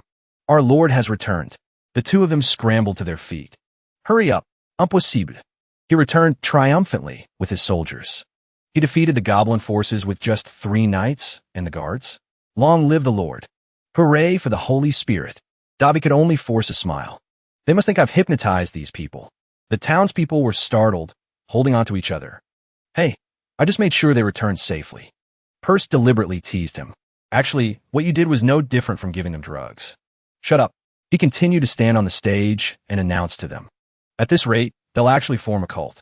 There's still one more goblin village. Davi then roared his declaration. So we will be cleaning up regularly. We will leave the necessary forces to guard the territory, and only select the elite teams. Once finished, he shouted the order. Dismissed. Yes, sir. They'll probably be back to normal in a few days. But for now, all the soldiers were beaming with joy. They're just a little unusual. Davi could only let out a sigh. That's what I thought 2 days ago. They say rumors spread like wildfire. The townspeople continuously approached him. The Lord has come. They even expressed their excitement excessively. You all, move aside. Move. I'm not sure if they're volunteer soldiers or missionaries. Davi scratched his head in confusion. For the first time since I woke up, I'm starting to regret my decision. Everyone who saw Davi couldn't contain their excitement. I have successfully gained the trust of the people as their lord. He smiled with satisfaction as he watched. Although people probably won't question what use they are. To a noble, the conqueror of the Palladia Empire, Asia, located on the continent of Bo, always told me, never forget, no matter how small the land you rule, what you lead are people, not livestock. A dictatorship cannot last forever. Make them follow you willingly. Davi slowly sipped his tea. It's not that I learned politics from him, but the things he occasionally told me are relevant. Just then, Perse flew over. So this is the remaining data. Huh? How does the situation look? He looked down and asked her. What do you think? Very suspicious, she recounted. If he can lift the curse and rule properly, then the land can probably return to normal within 5 years. And within 20 years, it will become what you envision. That's quite accurate. Because this dead land won't recover immediately, right after the curse is lifted. Davi also added, that judgment is based solely on my own strength, right? No way. But Perse confidently declared, do you want to hear my opinion on this land? He nonchalantly agreed. I'm listening. She lightly waved her hand, and a book appeared. This region has no underground plumbing system, so the water supply system is terrible, and the crop failures have led to low food supplies, as well as job losses in agriculture. The large amount of platinum coins you got from the Messenger Guild is just a temporary measure. The biggest problem is the lack of funds. Davi read it intently. The profit of this region has always been close to zero. And since when could you teleport objects? It's nothing. Though lifting light objects is my limit. Perse's eyes sparkled with excitement. If money is what we need to worry about, there is a way. Tell me. Davi looked at her helplessly. Unexpectedly, This region still has some able-bodied young men. The first way is to hunt monsters or animals for survival. That's the worst-case scenario. The second way is to cultivate our region's specialty, but doing so is very difficult, unless I solve the land's problem first. Exactly. The third way, which is also the last way, is trade. That's trading grain for diamonds. She pointed her head, thinking, but there's no reason another city would choose to trade with this place. There are no special trade products here. Aren't the second and third ways basically the same? Our trading partners don't necessarily have to be human. Davi added, just in case, let's survey this region first. We have to use everything we have at our disposal. I've always wanted to own a building. He expressed excitedly to Purse. But now I'm about to own a piece of land. A land that was once farmland. As they spoke, they both walked forward. Because its previous owners lost ownership of the land and left. It's like finding a needle in a haystack. So the entire land has come under the Lord's ownership. Hidden somewhere on this land is the medium where the curse was set. If I could cast the holy spell again, it wouldn't be a problem. But in my current state, c'est impossible. Davi thought to himself as he walked. If only I could restore my lost holy energy. There's no way I can find something that can store my holy energy at the same level as Candida's. Should I send a request to Princess Elena? She seems very proud of Horace's swordsmanship. If I could quickly borrow Candida's while pretending to just glance at it, Purse then advised. I wouldn't recommend it. She's right. Suddenly, he stopped and said, I guess we have no choice but to remove it ourselves. The two of them continue to talk. Lately, they've been complaining about wanting to be used. What do you mean, complaining? Oh, you'll see. They're kids who always like to show off. Then Davi touched his hand to the ground. All right, show off all you want, while you still have the chance. Immediately after, a giant magic circle appeared. Purse was also amazed. I've never seen this magic before. Of course, the creator of this spell, Dios, is from another continent, also known as the language of curse spells. Curses are specially programmed spells, created from countless equations and mana arrangements. And the dark mage must have used many artifacts, or spent a considerable amount of time, to cast a curse. And this is a supplementary magic for that mana arrangement. She rubbed her chin, speculating.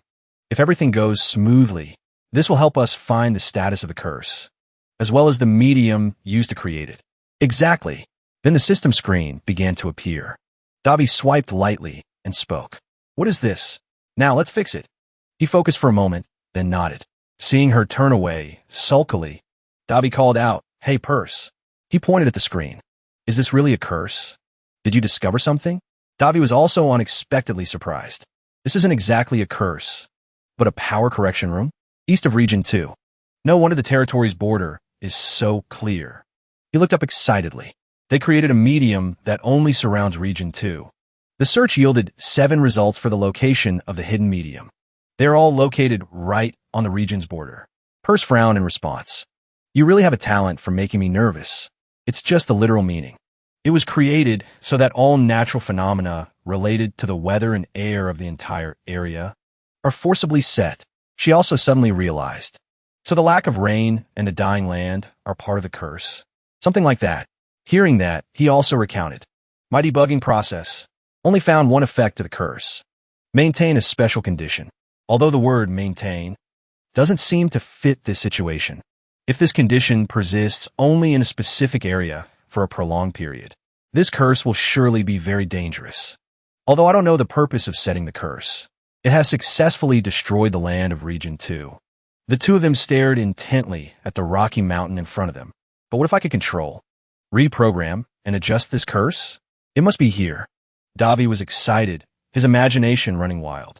I could even turn this place into a tourist attraction. I can tell what you're thinking just by looking at your face. But after a while, a strange place appeared before them. Is this ruins?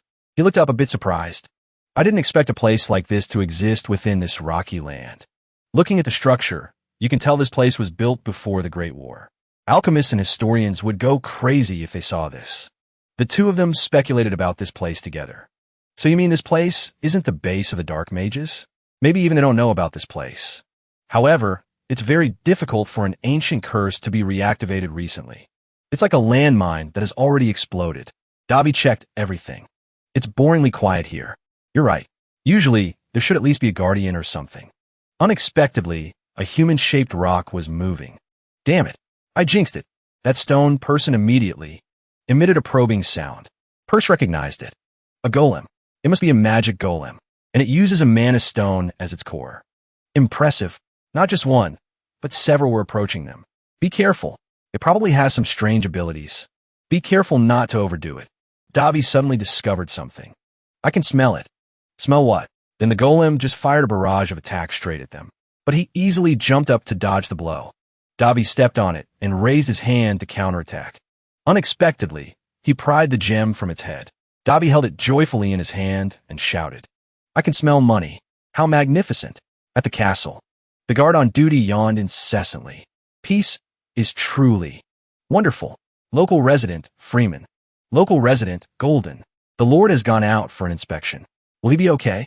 They walked calmly, chatting. The Lord must have everything planned out. Didn't you see that amazing miracle just a few days ago? Someone even confessed. To be honest, I didn't think he would do so well. That's only natural. The current state of the country. The kingdom is being severely usurped of its power by the nobles. Although no noble is free enough to come all the way to this land to find a place to live or exploit the people here. To find a way to live, I'm receiving some contact from people who have left the territory. All the kingdom has done for this territory is reduce taxes. It's been a long time since there has been any relief. In the meantime, they suddenly sent a boy here to be the Lord. The adults here told each other that he was sent down here because of a power struggle. And in that case, it only made their anger grow. It would be a lie to say we weren't anxious. But the truth is we couldn't do anything. Not only that, the continuous attacks by the goblins left everyone with no mind to care about anything else. Finally, the goblins broke through the city walls and kidnapped the villagers. As a member of the security team at the time, it was also very difficult to go find the people. In this terrible territory, that person came, the new Lord of Region 2, also the Grand Prince of the kingdom. A teenager with a gentle but inscrutable smile. He was angry when he heard about the territory situation. And I don't know if he would have punched the security team captain in the face. If that were the case, they might have risked their lives to fight him. However, Prince Davi quietly assessed the territory situation. While grasping the goblin attack, he gave them a chance to get revenge. He called us family and showed us a miracle when we found the kidnapped people. Everyone was saved by his words and power. He complained that he wasn't that kind. But does he know that he has become a special existence, even more so than a god, in the hearts of the people? Although this might be something to be arrested for disrespecting the gods. No one will change their minds. Compared to a god who only watches from above, the one who creates miracles before our eyes is more trustworthy. A person hanging to plaster a wall looked over and called out loudly, Uncle Freeman, thanks to the Lord, we were able to deal with those goblins. He even hesitated to express, but does this territory still have a future? He just sighed in response, I don't know either. Due to the prolonged drought in recent years, most of the territory has become a dead land.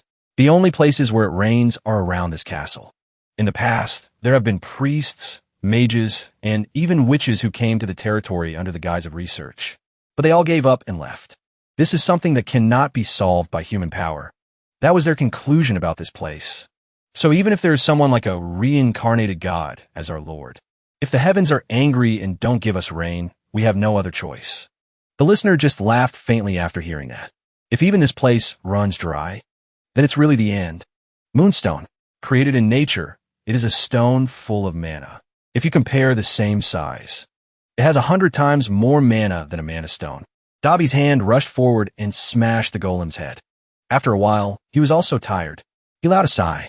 The defeated golems lay scattered at Davi's feet. How fierce. Regarding the word fierce, you need to relearn it. He glanced at the pile of stones beside him and muttered excitedly. How much would this be worth? Most of the moonstones on the continent are found in ruins. Ancient ones. Just that much could be traded for hundreds of silver coins. But to have up to 30 stones of this size, Perse replied, if there's no countermeasure, I don't know what will happen. Don't say such useless things, okay? The two of them walked deeper inside together. Unexpectedly, there was a giant moonstone in the main hall. Davi was surprised. This must be the core of the curse. He looked at it with apprehension. If this thing gets out, it will be a huge headache. It might even start a war between nations who want it. The stone was so sparkling and clear that he could see his own reflection. It's truly magnificent. Davi gently rubbed the stone. If I could use the mana stored in this, I could easily create a 9-circle magic formation. As he finished speaking, he immediately unleashed his magic power. A matrix of numbers also appeared. This is a code I've never seen outside. Perse exclaimed, I've spent too much effort to stop this dying territory. This land really has something. The numbers continued to run. Because it was created from a system like this, he was a bit curious. Can I touch it? The difficulty is also high. But as long as I find the pattern, it's still possible. So Davi didn't hesitate to touch it lightly.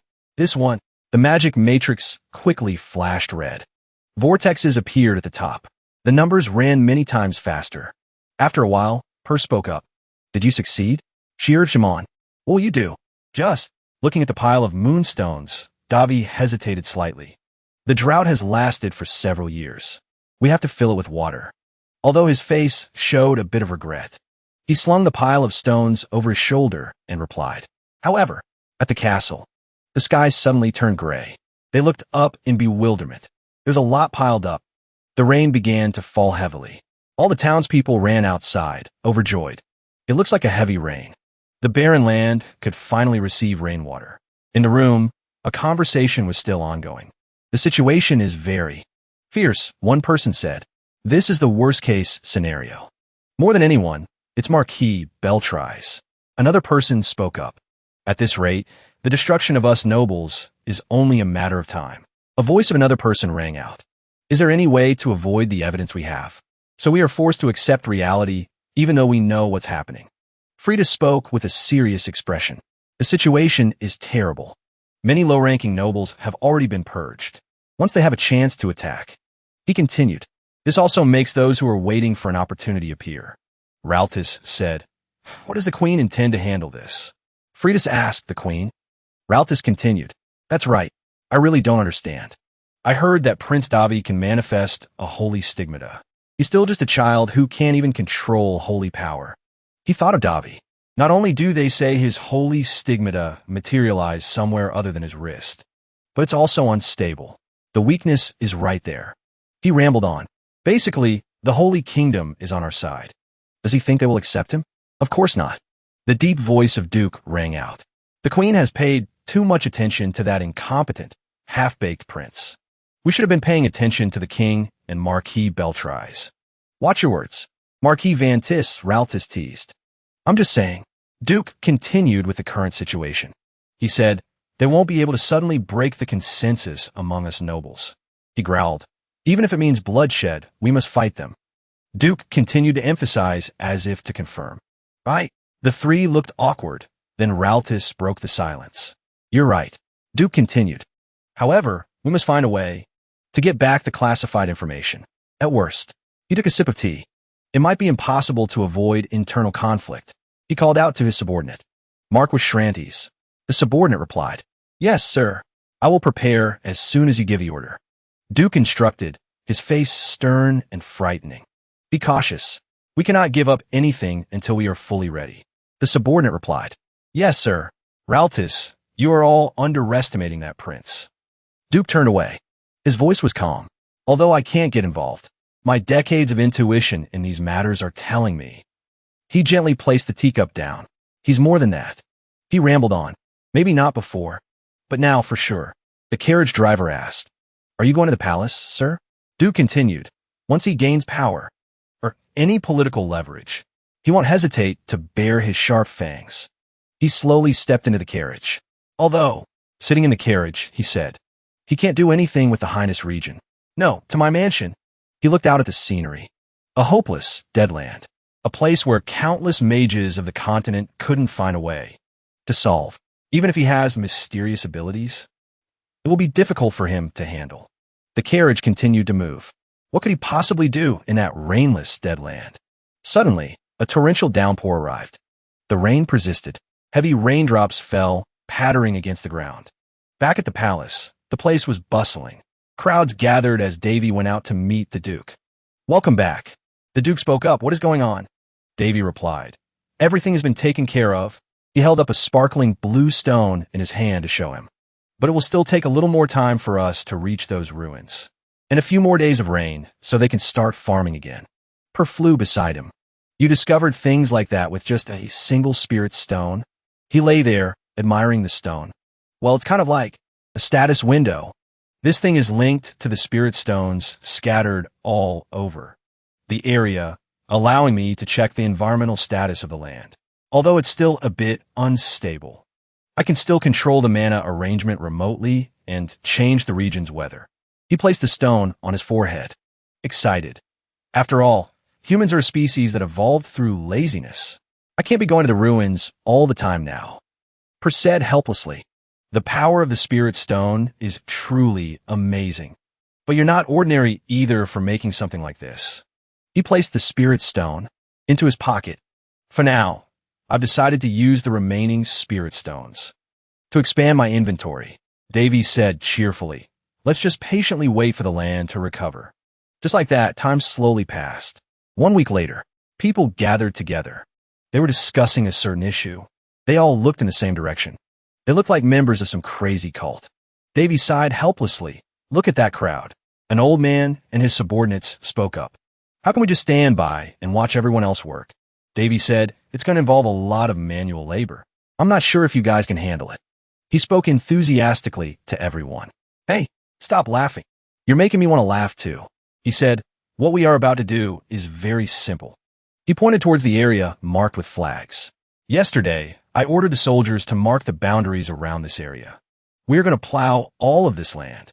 Mommy heard this and broke into a cold sweat. Davy continued. The deadline is 4 days. If you don't think you can do it, feel free to give up. He spoke confidently to the crowd. I guarantee you will have time to rest, but that depends on your results. At the very least, I won't stiff you on your wages. Some people had opinions. My lord, Mommy stepped forward and said, with all due respect, I know the weather has changed and the soil has softened, but there is no way to plow this entire area in 4 days. Davy calmly replied, this was farmland before the drought. I'm sure the foundation is already there. Mommy hesitated. A villager down below joked, I bet all my seeds that he's going to show us a miracle again. Another person retorted, who wants your seeds? Inside Mommy's mind, how foolish, he thought. I haven't forgotten that you allowed us to wipe out the goblins and save the people. But this is a bit too much. Davy said, too much. Suddenly, a golden light radiated out, illuminating the entire land. A glowing golden halo appeared above everyone's head. Do you really think so? Mommy gasped in astonishment. This is... Mommy was shocked. His eyes widened. He looked in disbelief. Everyone's strength was gradually increasing thanks to the halos above their heads. Davy said confidently, just one swing of the hoe and you'll feel the difference. He thought smugly, if I had called Darius, I could have cast a wide area. Buff spell like before. Per pinched his arm. What do you think a holy sword is, huh? Mommy said, forgive me. My lord, what exactly do you intend to plant here? Davy spoke up. How do you think a poor land can succeed? Mommy replied, I don't. He continued, there are only 2 ways to make money in a short period of time. Massive supply and rarity. Something that satisfies one of these 2 requirements. Per teased, and you want both? He thought of the white flowers carrying positive energy. Moongrass. Mon Meter said seriously. I understand. Davy continued smugly. I will plant moongrass. All over the territory.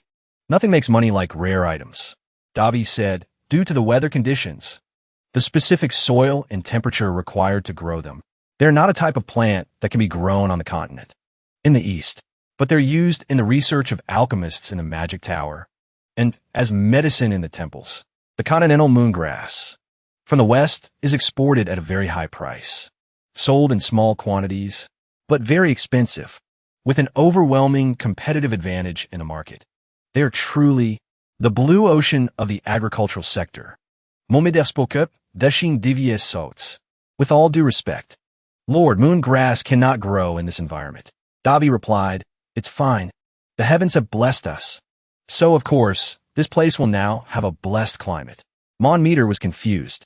Sir, Davy said, I just need to change the settings. of this simulated environment. It's no big deal. Now I just have to find the vegetarians of the forest. The leaves gently fell. They flew with the wind to Julia. She gently looked out to admire them. A lamp glowed, emitting a beautiful green light. At a simple house in the forest, Julia's voice rang out. May the blessings of nature always be with you. She placed her hand on her chest. Confidently, I have heard of your visit from the spirits. The forest of Region 2. Elf leader, Julia Helizana. Medith spoke. May the blessings of nature always be with you. Forgive me for my sudden visit. Julia, she gestured for Medith to enter. You'll always be welcome. Please come in. Julia said gently. I just had a cup of tea. Medith took a sip of tea. Julia, my good friend. He continued. I had a dream. Julia wondered, a dream? She said excitedly. What dream made you come here in such a hurry? Medith put down his teacup. The tea inside was still hot. He gently placed his hand on the table. He seemed to be in a bad mood. He slowly spoke. The dream said that the spirits have placed a curse on this forest. My good friend. Julia, after hearing that, her eyes were thoughtful.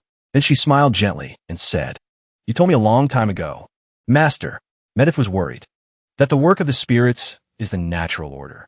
It is something very natural and unavoidable. But Julia, he sighed. His voice was weak. The forest is slowly drying up. He thought about the forest. It's happening all over. The forest. Go back. To our homeland. Beside the holy tree. Julia gently placed her teacup down. My master, Medith, she said, for us now. This is our home. Medith said worriedly. I no longer want to be in that place. Julia, he continued. But please take the people here with you, so they don't have to be affected by the spirit's curse. He snapped. If you stay here, you might die. Julia said calmly. And that will be a part of the natural order. Her eyes were thoughtful. Then she smiled. But that smile carried no joy. She said, who knows? Maybe someone will be able to save this place. She comfortably enjoyed the breeze. One open breeze. This is a sign that a good omen is coming. She looked at Medith drinking tea and asked, By the way, do you like this tea? She said excitedly. This time, the tea was brewed from grasshopper wings. After hearing that, Medith spat out all the tea he had just drunk. He said helplessly, Julia, my good friend, he thought, I forgot about you. The reason why you are called a heretic in our tribe, in Medith's heart, or also called a psycho. Julia continued to enjoy it. What a pleasant breeze. I have a feeling we will have a special guest today. Dobby walked slowly through the forest. Looking at the dry trees around him, he exclaimed, how surprising. Perce looked around. I didn't expect someone to live here. Not to mention, they're elves. Elves are probably a rare race. Hard to come by even on the continents. Records say that since the Great Cataclysm, about 300 years ago, they started to hide. And now, not many people know of their existence. Dobby said excitedly, I guess I should consider myself lucky. When raiding the goblins, I noticed some spirits appearing to observe. He continued, and if there are spirits around here, there will also be buffs. Perce was a bit worried. Are you sure it's okay? It's best to avoid them. Dobby said, if we happen to meet them, then we meet them. Perce was helpless. I don't like those stubborn, picky, long-eared folks. Dobby smiled brightly. I think so too. He said, the divine archer, Apollon, insulted the entire elven race. Just looking through your memories of him makes me want to stay away from them. Looking at the beautiful forest, they exclaimed in amazement. So this is the elven forest. Dobby walked step by step inside. He petted the cute deer. I didn't expect the guardians of the forest to follow a human like you. The species here are basically influenced by my charm with the spirits. He continued, they probably like me more than most elves. You were born with the power of purification. An unnamed anger rose in his heart. You can't compare to me. Someone who has lived in a fire pit to increase their fire tribute charm. This is the training of a hero that transcends race. Damn it. Juliana smiled slyly. My master who taught me spirit, magic, Queen Juliana, the contractor of the 13 spirit kings, is actually a human. Perce spoke up. I didn't expect them to like you. Well, you haven't even made a spirit contract with them. Dobby teased Perce. Perce replied, to be honest. She exclaimed with envy. Why is it you? When you also possess death mana. Dobby thought. It seems death mana is similar to demonic energy. She asked him, how are you going to find the moongrass? He replied, I can't find the moongrass seeds by myself. Well, you see, Davi was surprised when he saw something. A cute creature placed a flower branch in his hand. Per spoke up, could it be? Davi said calmly, exactly. Davi entered the garden of the moon saintess. Extraordinary, he said to the cute creature. Thank you for leading the way. It's all moongrass. Per said excitedly, there's so much, enough to plant all over the territory. Then she was surprised and amazed. When she looked at Davi, you are. Green light from the moon grass plants flew up. Davi held out his hand to receive them. Because the foundation of the spirit's power lies in mana. Divine power and dark mana. So as long as there is enough power, it will be possible to summon the spirits. He continued, the only difference is a person's level of attraction to the spirits. He said cheerfully, so you could say there are no spirits I can't summon. In his heart, although summoning a spirit king would be a bit difficult. Perse exclaimed in shock. Spirit mana? Are you going to make a contract with a spirit? Davi asked, do you know what people call this place? He introduced the Garden of the Moon Goddess, just as its name suggests. It is a part of the spirits. He continued, so, if a person takes these flowers without their consent, a disease will befall them. He closed his eyes, his voice calm. Stand still and watch this. He slowly opened his mouth to breathe. In his heart, are you there? Can you hear me? As if it could hear him, a stream of power slowly appeared. It was a flame. Flames, streams of water, and seeds flew around his body. Perse spoke up. You can speak the language of the spirits?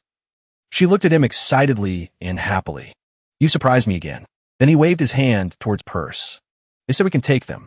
Hurry up before the elves. Find out. Perse teased. Where did your earlier courage go? Davi replied. It's best to avoid unnecessary conflicts. Perse said, that's true. Davi squatted down to look at the moon grass plants. Julia said excitedly, how surprising. Medit said calmly, why? Julia said, receiving? The blessing to enter the garden is already extraordinary enough. But I didn't expect him to communicate with the nature spirits and get their permission without suffering any consequences. She continued, a human. Moreover, a boy. She smiled. The Garden of the Moon Goddess is a sacred place for the elves. We, a human communicating with the spirits to take moon flowers from that place. She thought, what should I do? Master. She looked at Medith opposite her. In her heart, if I tell you about the unbelievable situation I just witnessed. She gave a pleased and mysterious smile. She spoke up, Medith. My master. Medith replied, what is it? Is something wrong? She teased. Why haven't you drunk your tea? She thought, I went through all the trouble of preparing this tea for my master. After finding the bodies of fat grasshoppers and removing their wings, I dried their bodies for a week before brewing the tea. She looked sad, and yet my master ignores my efforts. Medith said awkwardly. Julia, the thing is, actually I'm not feeling very well. Julia said excitedly, oh no, that's terrible. Actually, I just came up with a new menu. It's not that bad. She said cheerfully, but it's really effective. In Medith's heart, I mean, your habit of eating anything as long as it's good for your health and tastes good is the problem. He said, I appreciate your sentiment. She continued, what do you think is more likely to happen?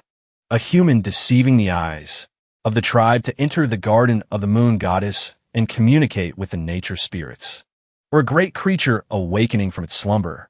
He said, confused. What do you mean? Julia, he hesitated, confused. Are you serious? Medith explained, if we're talking about probability, it's the latter. Although dragons have long since disappeared and are now only considered legends of the past, they definitely existed. He gently placed his hand on the teacup. But humans can't. He continued helplessly. There are exceptions, of course. But no human has ever been able to see the nature spirits.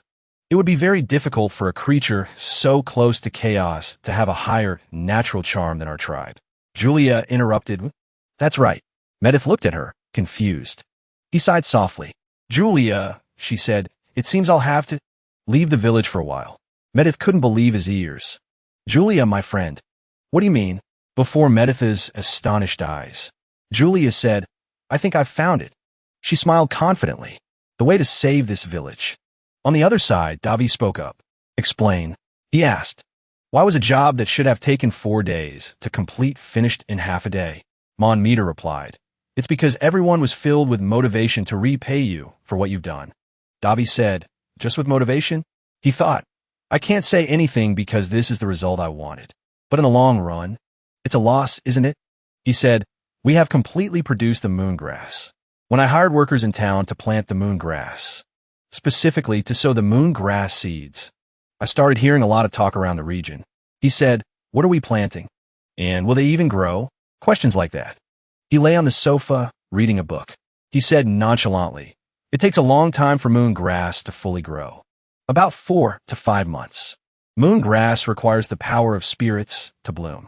But what sells are their leaves, not the flowers. So as long as we meet the requirements, everything will go according to plan. Mon Meter said worriedly, will this really be okay? Sir, mon Meter continued. We have no knowledge about growing moongrass at all. So Davi cut him off. So what do you want to ask? He replied, their leaves are starting to wither. Davi answered confidently. Just wait. He said, the heavens will soon grant us rain. Mona was confused. Sir, a few days later, a subordinate's voice rang out.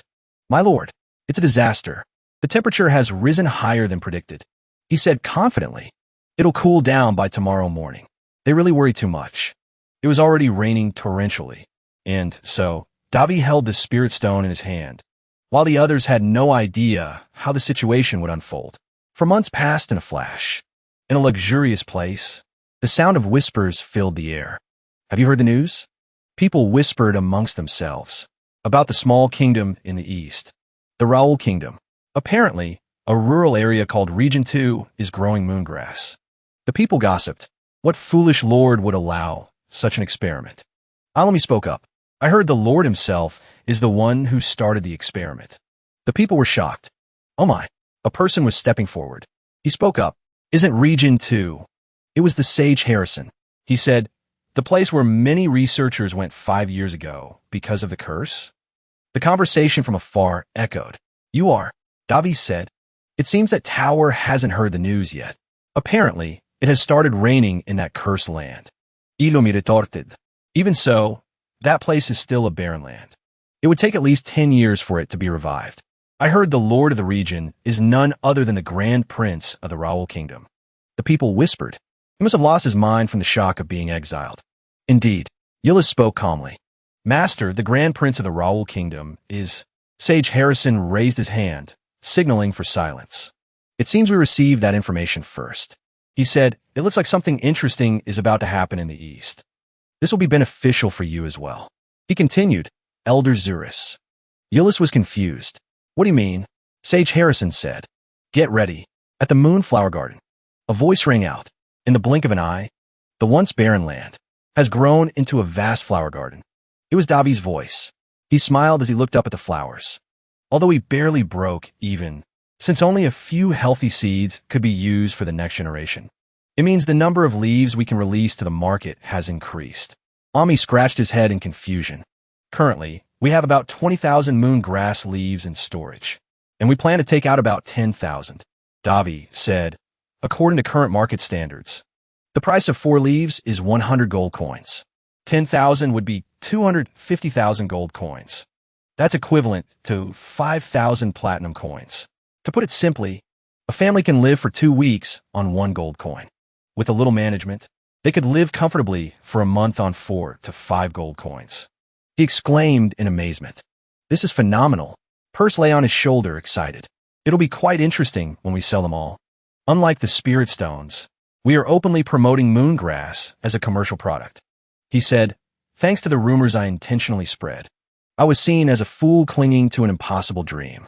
But the result was excellent. In their eyes, I was simply a fool not worth paying attention to. And because of that, the process went very smoothly, without any outside interference or disruption. Purse said cheerfully, you can't use that trick twice. He smiled. That's why we have to take advantage of it now. Davi and Ami were excited. The preparations are complete. Davi wore a satisfied smile. Now, let's stir up the entire continent. Something smells good. Smells like money. The moon grass released to the market will be sold about twice a month. The quantity released won't be small, but it still won't be enough for both the eastern and western continents. Davi continued, it's the main ingredient in catalysts used for magic, and alchemy, and a necessary ingredient for making medicine in the church. So for them, this is good news. Then he suddenly hesitated. There's only one problem. Along with the news about the shipment, I also spread another rumor that the Lord pursuing the expansion of the moon grass business. Davi Anzone has fallen ill and is bedridden. Davi teased, "You've been blinded by money." Perse replied, "Sometimes it's necessary." He explained, an expensive product due to limited supply. Dropping in price after the supply increases is a common occurrence. So if we distribute without limits, even moongrass will turn into trash. He thought, and we don't want that to happen, right? He smiled. I don't plan on starving to death in this world. People gathered in front of the castle. Amy rushed in. The people outside want to see you. Davi was surprised. These people are fast. In the days the news spread, merchant groups, the tower, the alchemist organization, even some priests from neighboring regions flocked to the region. A total of 200 people. This territory is about to have a population explosion. The people outside? What should we do? What do you mean, what should we do? Davi leisurely propped up his leg. He told Amy, I'm bedridden. Tell them I'm not well enough to go out. Amy explained, I already told them, but they're just asking to verify the product. He laughed, but there seemed to be no joy in his smile. Savages. In the room, Davi spoke up. Let's handle one thing at a time. He asked Meter, the civil defense. How are the soldiers? How is the security? Meter replied, they are working very hard, but we're short on manpower. He continued, it's hard to manage the large number of people who have suddenly gathered. Best Fox said, the paperwork is the same. There's a lot of chaos, because there are no guidelines or precedents. Davi said, kick out anyone who seems even slightly suspicious. Meter asked again, are you sure, sir? Davi said calmly, it's better than having something big happen. In the end, I will have the upper hand. There's no reason for me to understand every single one of them. Of course, I still have to be appropriately polite to maintain good relations with them. A person placed a piece of paper on the table and said, has the lodging issue been resolved? We have adapted the abandoned houses for use, but it's far from enough. Davi replied, of course. He said, we can use the tents we bought earlier, turn them into small tent villages and sell them. You can set whatever price you want. Best Force replied, I will make the adjustments immediately. With that, Best Ford and Amy walked out. Davi called Meter back. Meter, ouais. Meter said respectfully, yes, sir. He picked up a bottle of wine before Meter's confused eyes. He placed a bottle of wine on the table. He smiled gently. I have something to say to you. Late at night, the sound of cheerful laughter still echoed in the house. Meter pushed the door open and entered. Everyone greeted him warmly. Welcome back, boss. A villager spoke up. It's Captain now, right? Come have a drink, Captain. Mon médère qu'il folie de clind. Later, you guys go ahead and enjoy yourselves. Back in his room, he collapsed. I'm going to pass out. He said, training in the morning with Sir Berman, managing the team in the afternoon. In these past few days, I've also been taking etiquette classes with the Lord's headmaid. So busy, he lamented. Have I ever been this busy? A villager entered and called him. Captain, the villager said, someone is here to see you. Mon médère wondered. To see me? Hallis said. Excuse me. He introduced himself. My name is Hallis, and I am a 4th-tier expert of the 6 Towers. Hallis said, I apologize for the sudden visit. If I'm making you uncomfortable. Meter waved his hand. Not at all. I haven't had any visitors besides you. I understand. Hallis said calmly. Your security management is impeccable. Although I'm sure it must be very chaotic with so many people gathered in one area. I heard you were protecting this region before the Lord was appointed. Meter replied, it is all thanks to the Lord. Hallis smiled, the Lord. Prince Davi must feel very reassured having such a brave and reliable guard captain like you. He denied it. I am but a humble knight. He thought to himself, he's flattering me. He spoke calmly. So why have you come here? Hallis spoke up. Actually, I need to see the Lord. He continued.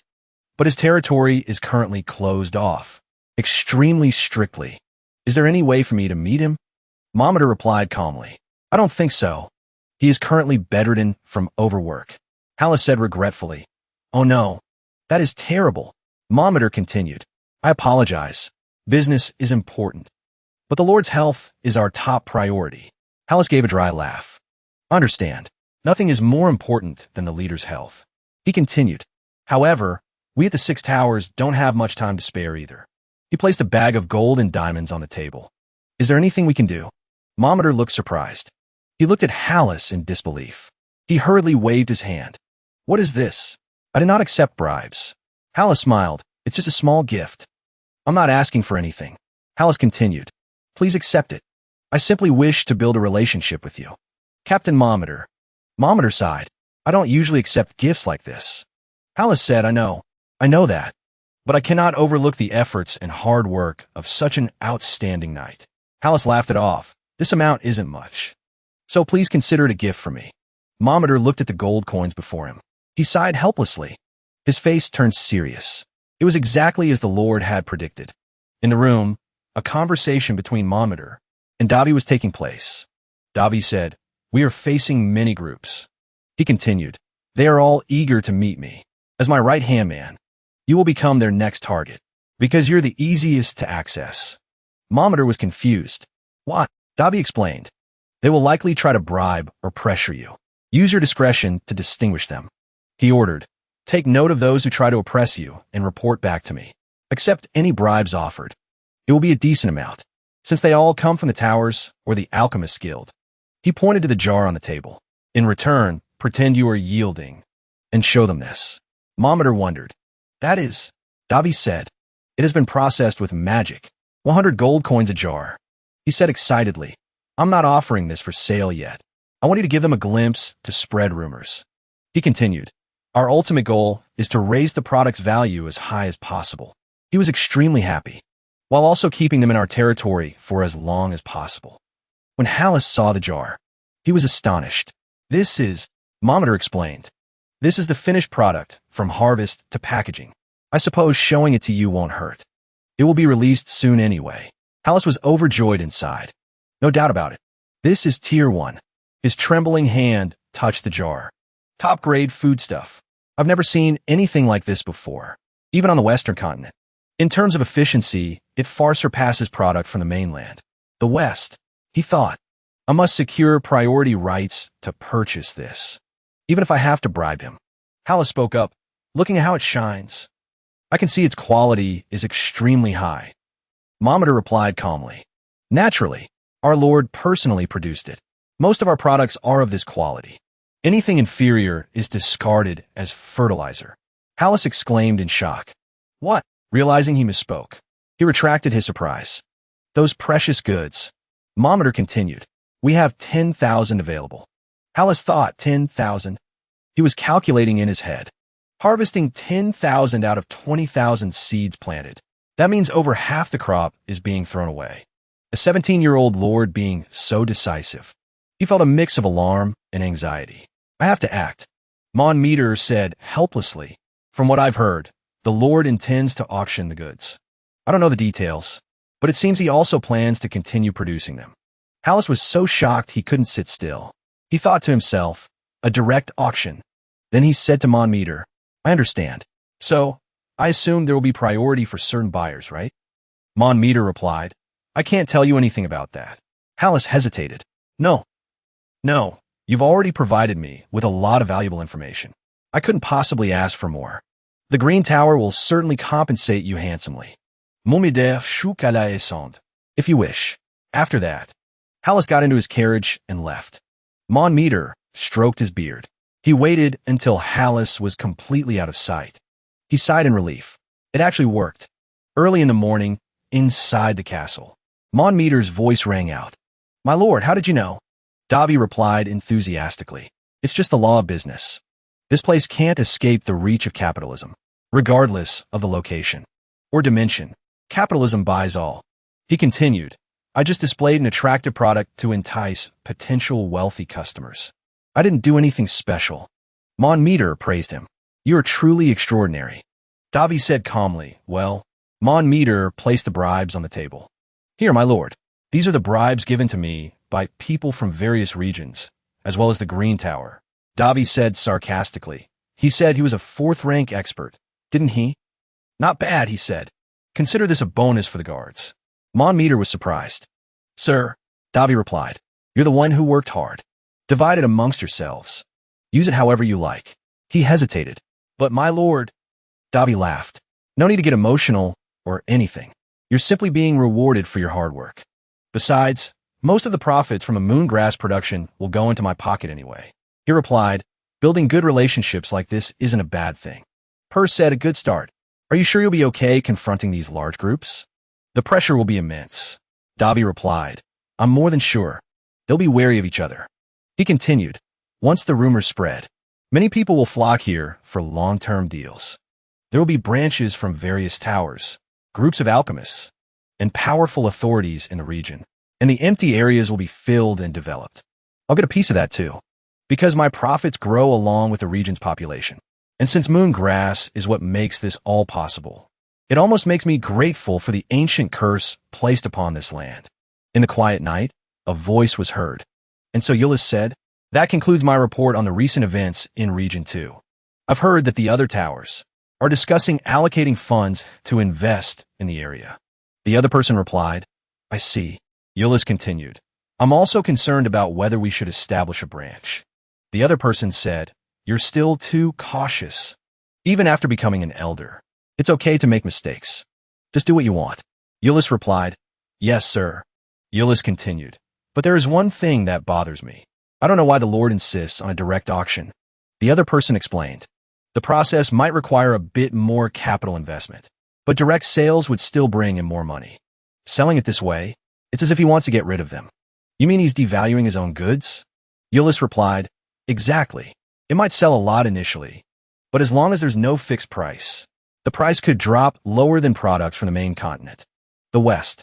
This is why moongrass isn't sold at auction, but sold directly on the main continent, the West. However, Sage Harrison's face appeared in the orb. He said, I find that lord, the Grand Prince of the Raoul Kingdom, to be extremely intelligent. Yuli's wondered. Why? He continued, what do you estimate the population of Region 2 to be? It seems to be no more than a few hundred people. Yuli's exclaimed in surprise. He continued, trade can only be conducted within the region. He is optimizing the development of that region, while saving maximum investment costs. It's hard to find a city with so many groups gathered in one place, from towers to alchemists, to countless merchant groups, and with Region 2's convenient transportation advantage. It will be an ideal trading hub. Yuli's exclaimed, that is amazing. But merchant groups usually buy and resell products. Sage Harrison replied, so they won't increase production. He said, in the short term, they have accumulated as much money as possible and have also planned for the future. There's one more thing. There's more. Yuli's asked curiously. Sage Harrison said, the prince is acting as if he has nothing left to lose, even if things go wrong, meaning to him, producing moongrass is just the beginning. Yuli's asked, you mean he has many other things? He replied, exactly. If I can guess it, then surely those with eyes and sharp intuition will also see it. And even if he is bluffing, he won't lose much. Extraordinary. On the other side, Sage Harrison asked Yuli's in a calm voice, now do you understand what kind of relationship you must build with that boy? He replied, yes. I want to meet him and talk. He was delighted. Try to set a date. I also want to meet this brave and wise boy. I will do so. Yuli's replied. Elena stood on the bridge. Great sage, a young man from whom I couldn't sense any mana, actually killed a high-ranking vampire with a single strike. Her gaze was distant, using kdrama, and he hasn't even signed a contract yet. Back then, I said we never know what will happen in the future. Sage Harrison said, impossible, unless he is a disciple of the sword god, or the sword god himself. He placed his hand on the railing. He laughed loudly. Everything is gradually becoming clear. He looked up at the sky. How unusual. In the morning, the sky was blue with white clouds. People gathered in large crowds. Just as predicted, a huge number of requests for long-term residency flooded in, as well as the number of land purchases under his name. They grabbed each other's collars in anger. My lord, she asked curiously, what should I do? Two groups are arguing over a piece of land. Davi replied with a straight face. Open an auction. Tell them I will sell to the highest bidder. And so, it was resolved like that. Vesper spoke up. And what should we set as the starting bid limit, sir? The highest. Yes, sir. He listened to the report with satisfaction. I've always heard that the truly wealthy are those with a lot of land. Real estate is the most profitable business. Percy was curious. I still can't get used to his evil laugh. And my lord, you have a message. Davi wondered, is it important enough that we have to see it? A letter was delivered. It was from the royal palace. Amy's voice echoed from the podium. We will now resume the auction, she shouted. 90 gold. Going once. A man in a red robe raised his hand. 95 gold. A person in blue smiled and followed up. 100 gold coins. From the 6 towers. The man in red grinned, continuing to raise the price. 110. The Alchemy Guild bid 110 gold coins. He turned around, glaring at the man in blue. Take it easy. I can see your budget is being stretched thin. The blue-robed man retorted. You're the one who should do that. Haven't you already exceeded the guild's allowance? Saying that, he held up 2 fingers. You're finished. 130 gold. The red-robed man angrily grabbed his collar. You treacherous bastard. The blue-robed man calmly retorted. You started it. What did you say? The two began to fight and argue. Amy laughed nervously. Violence is so tense. At that moment, Vespers nodded to her from behind. Amy immediately understood. Price is 130. If no one bids higher than the current price in 3 seconds, this item will be sold for 130 gold coins. You filthy scum. The group had started brawling. Amy continued counting. Going once. Going twice. Hallis was feeling triumphant. A red pen flew towards him. Amy raised the gavel, preparing to strike it down. Sold. Just then, a hand was raised high from the back, attracting everyone's attention. At that moment, Davi was sipping hot tea, his eyes full of interest. 150 gold coins per jar. Vespers nodded in response. Yes. The Ollie Merchant Guild purchased 5,000 units by priority. Thanks to Monmeter successfully laying the groundwork, the competition at the auction was fierce, and we made a huge profit at the auction. The empty houses were also bought at rates comparable to those in the capital's development zone. Davi exclaimed, oh, quite a lot, and the rest were sold for 130 gold coins each, from 500 to 1,000 units. As per your instructions, we distributed the products to each organization. Davi smiled happily. Victory is right before our eyes. A huge success. He thought to himself, if this continues, the annual revenue of Region 2 will be around 1.5 million gold coins. Basically, we will be the richest region in the kingdom. Thinking this, Davi crossed his arms, continuing to direct. We will continue producing moongrass, but we won't increase the quantity. Clear some land to harvest other products, and lease some spots to our current residents. According to Davi's view, too much of anything isn't good. We must maintain the balance of supply and demand. He turned to Monmeter and said, Monmeter, I want you to discuss with a butler and oversee the region's facilities. Repair the places that are no longer usable. We will carry out extensive reconstruction as soon as I return. Vespers bowed. Yes, my lord. Davi recalled. A few days before the auction, I received a royal invitation letter. The content was very simple. The letter praised my achievements. The kingdom of Raoul, as well as the continent, the East hadn't realized it. And to properly commend me, I am to visit the kingdom for a while. As soon as he received the invitation, Davi immediately burned it. How dare those old geezers ask after kicking me out? He curled his lips in a smirk. They must be fighting with Marquis Pantes and want to find a way to relax a bit. Funny, isn't it? Vespers hesitated. Davi turned to speak to him. This thorn isn't the king, yet dares to stamp the king's seal, as if he were the king himself. He smiled faintly, resting his head on his palm in a relaxed posture. I know. Anyway, I'm thinking of executing the next step of the plan. Davi looked out the window, his eyes full of excitement. Let's go. My destination is also on the way to the king. At a large ancient tree, a voice rang out. I created a secret dungeon in the basement of my last residence. The person ran his finger along the blade, speaking slowly to Davi. And there lies a child I couldn't finish before I died. If you can find it, I want you to finish it yourself. And after that, do whatever you want.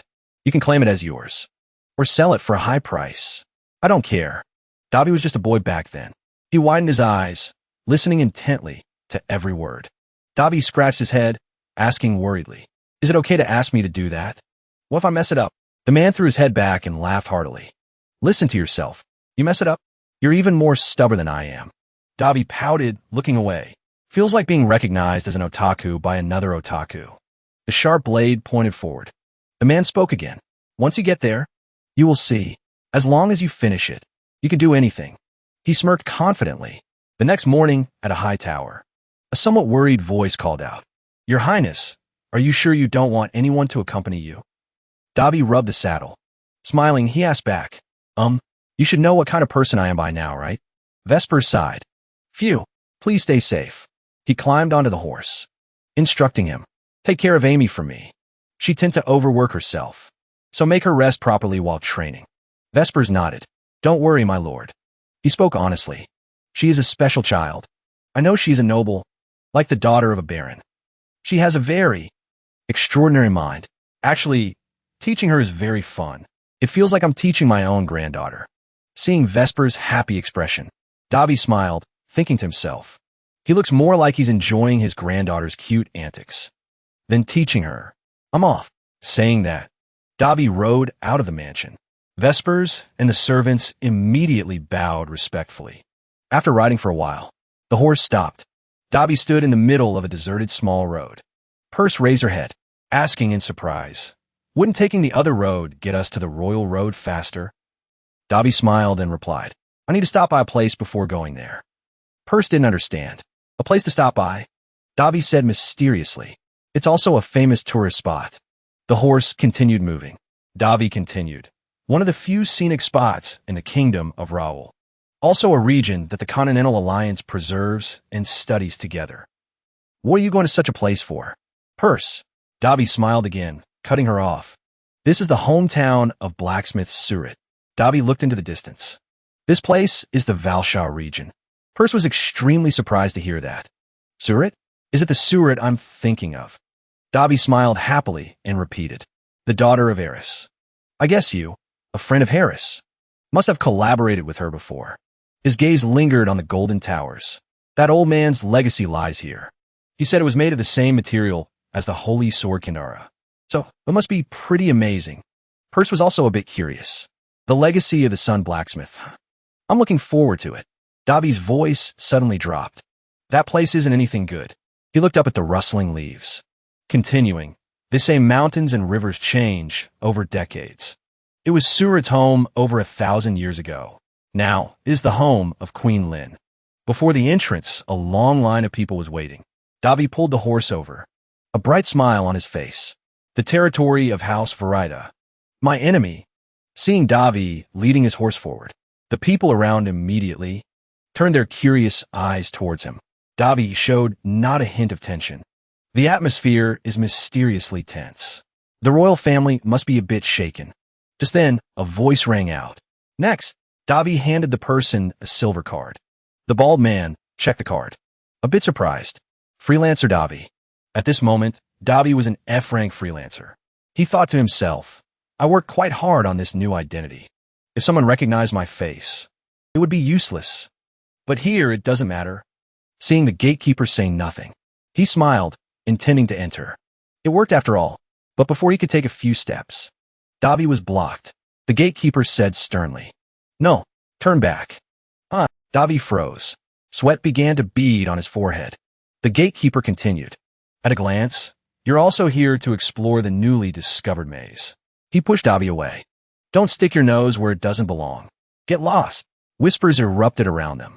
The people drinking beer outside saw this scene and laughed loudly. Davi frowned, clearly displeased. "TCH, what the hell?" Unable to get inside, Davi had to sit on a large rock to rest. He sighed, full of frustration. Looking at the scene before him, Davi exclaimed internally, "Even for a noble's territory. And a duke's at that. Varieta, this place is terrible." Just then, an old man walked over. "Excuse me, young man." He sat down next to Davi and said, "You must have come from far away, so you don't know what's going on." He smiled and asked, "Did something happen here?" The old man shook his head. "Well, nothing special. But," he pointed towards the guards, "look over there," only to see a man shoving a bag of money into their hands. Davi's face darkened, immediately realizing. "Entrance fee?" He frowned in disgust. "They are truly corrupt." The old man replied calmly, "That is common here." Davi pondered. Entrance fee, huh? It's been a long time since the law was amended. Seeing him silent, the old man stroked his beard, laughing. Oh. Your eyes almost turned terrifyingly cold. Then, he pressed a handful of coins into Davi's hand. Here, give this to them. And go inside, looking at the gold coins in his hand. Davi was surprised. Sir?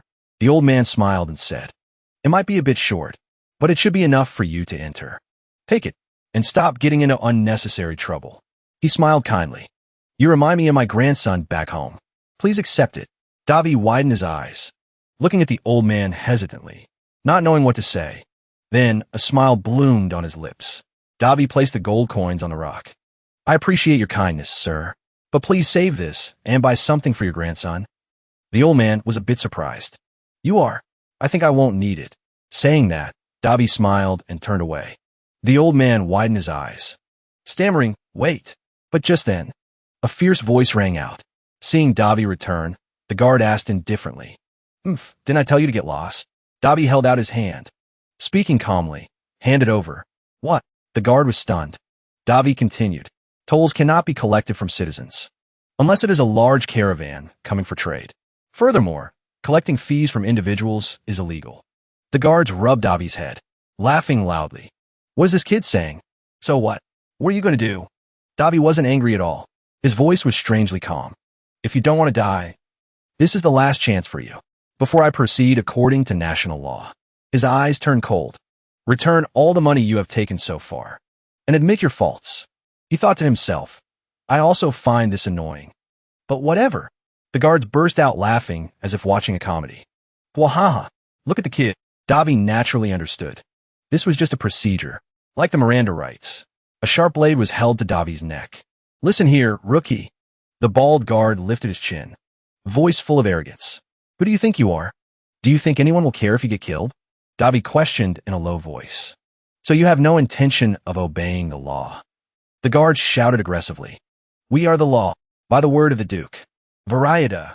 His eyes immediately turned cold. Is that so? The guard was startled. You bastard. The bald guard yelled furiously. The old man hurriedly approached to stop them. Stop. He is just a child. The old man was so scared his face turned pale. The guard roared. Who the hell is this old man? His eyes widened, revealing clear fear. Get lost. The guard swung his sword, intending to kill the old man on the spot. The blade descended quickly. Davi raised his knee. With just a nudge, the sword fell from the guard's hand. Swinging a sword at a frail old man? Truly scum. The bald guard glared, looking at Davi in disbelief. The old man, covering his face, also looked up in fear. Davi spoke in a low voice. Using force to randomly take a citizen's life is stealing from the nation's capital. The blade happened to fall right then. He raised his hand and caught it. The penalty for that is... Immediately, the sword slashed down. Immediate execution. The sharp blade cut across the guard's neck in less than a second. This penalty also applies to anyone involved. Seeing fresh blood spray into the air, the other guards turned pale with fear. Davi gripped the sword tightly, speaking coldly. Don't make things more difficult than necessary. Call your superior out here. Right now. The guards immediately surrounded Davi, shouting angrily. You crazy bastard. How dare you? Davi rested the sword on his shoulder, a faint smile on his face. Regulations increase penalties. It is my fault for faking my identity. But what you're doing is enough to have your entire families executed. Before he finished speaking, a guard couldn't hold back and rushed forward, spouting nonsense. The smile on his lips hadn't even vanished. Blood gushed out. Immediately after, a hand fell to the ground with a thud. The guard clutched his severed arm, screaming in pain. Aya, Davi warned indifferently. Next, your head will fly. Davi stabbed the sword into the ground, ordering coldly, don't make me repeat myself. Call your superior out here. Just then, a furious voice came over. What is going on here? From afar, a short and fat man walked over. The guards hurriedly called out. Viscount Garrett. Garrett asked angrily. Who is causing trouble? Immediately, something hit his stomach and bounced off. Davi reminded calmly. Think carefully. Don't be hasty just because you don't see any knights protecting me. Garrett exclaimed in shock. This is an identity concealment magic tool made of mithril. He hurriedly knelt on the ground. Viscount Garrett greets Prince Davi. Davi huffed. Lucky you recognize me. Garrett's face turned pale, trembling all over. Please forgive me. This area is managed so negligently. Davi laughed sarcastically. This area? The place designated by the Continental Alliance as a treasure, where the 1,000-day and night market takes place. Although scared, Garrett still gathered his courage and shouted, "This is unfair. You cannot be undercover. There is no kingdom or royalty around here. Who comes to prosecute without warning? You came without an order. This is abuse of power." Davi curled his lip in a sneer. "So you wanted me to bring an order?" Garrett stammered. "That's right." He spoke more aggressively. His words even contained a threat. "Duke Varieta will never overlook this." Davi was a bit annoyed. "Oh, so he wants to play it like this? Perhaps since this is the fief of a marquis. Even investigators dare not do their job for fear of punishment." Seeing him silent, Garrett started changing the subject. "Please allow me to show you around my mansion. I will surely not disappoint you." Davi suddenly cut him off. "But say, Viscount, haven't you heard the rumors?" Garrett asked blankly. "What?" Davi continued. "That I am very bloodthirsty." "You mean?" Before Garrett could finish, a sharp blade slashed past. "What?" He couldn't finish his sentence. His words were cut short. A sigh. What a short last will. The sound of wooden wheels clattering on the rough road rang out. The old man from earlier drove the carriage, speaking happily. "It's been 10 years. Looking at the scenery before him, the old man said to Davi, "This place was very peaceful until Baronansa of the previous royal family passed away." Then he recounted. That was when Region 2 began filling with refugee camps. That was when exploitation became severe, and those who stood by them were purged. I also lost my son that way. The old man bowed his head slightly, his voice filled with sadness. Davi turned and asked, "So I remind you of your son, not your grandson?" The old man laughed. "Forgive my rudeness." Davi replied politely, "Not rude at all." He rode alongside him, praising, "Talking to you, I can tell your son was also very kind. That guy just liked worrying about others. Truly admirable." The old man replied humbly, "You flatter me too much." Upon encountering a glowing stone tablet, the old man stopped. "We have arrived." The old man pointed forward. Davi looked in the direction of his hand, immediately widening his eyes in surprise, looking at the vast, beautiful scenery before him. He marveled. So from here is the scenery of Valsha. This is the historical site of the 1,000-day and night market. The old man stepped down from the carriage, asking again, "Are you sure the incident with the Viscount won't be a problem?" Davi replied calmly, "The Duke won't have time to care about this place anyway." He smiled happily. "Thank you for saving me. Avenging my son. I will never forget this debt." Davi also smiled encouragingly. "I just hope you will continue to live." Then he rode on. The old man's figure grew smaller and smaller. Purse sighed. "Quite a sad story." Davi nodded. "But things will get better from now on. I feel like we're going to get something." Purse immediately agreed. "Yeah, soon enough." A shimmering, beautiful castle appeared before their eyes. Davi left the horse in the meadow, then excitedly ran up to look at everything. He climbed to the top of the pillar, looking around everywhere, making Purse shake her head in exasperation. After observing everything, Davi opened his eyes wide. Before him lay vast ruins, seemingly endless. He opened a book, writing a few lines in it. Purse called out from behind. "I feel a bit awkward saying this, but everything is just ruins and trash. Isn't continuing to search useless?" Davi spoke in a low voice. "Certainly looks that way on the surface." He looked through the gates, continuing from entrance 1 to 7, then 23 to 11. Purse flew over, asking curiously, "What is it?" Davi replied, "A code." Purse was surprised. "A code?" Davi exclaimed while drawing. "Got it." He nodded, looking at the place once more. "Correct. This entire place has been encoded." Davi looked up, smiling as he explained. "If you look down at this place from above, you can see many patterns." Purse made a sound of realization. According to what Davi knew, this is a code created independently by ancient Surit, although few might have known it in the past. I'm probably the only one who knows about it now, and surely no one but me can find it when it's hidden like this. Davi pointed to the golden chest placed right in the center. "Very simple. The code points to one single thing." He smiled and approached. that there is an entrance next to the anvil in the center. And to enter, we need a special code. Davi touched the anvil. A blue light appeared. He licked his lips, looking forward to what would happen next. Davi thought, I heard he left his will to his companions, that he would give all his wealth to the person who could find his legacy. Did he want to be the pirate king or something?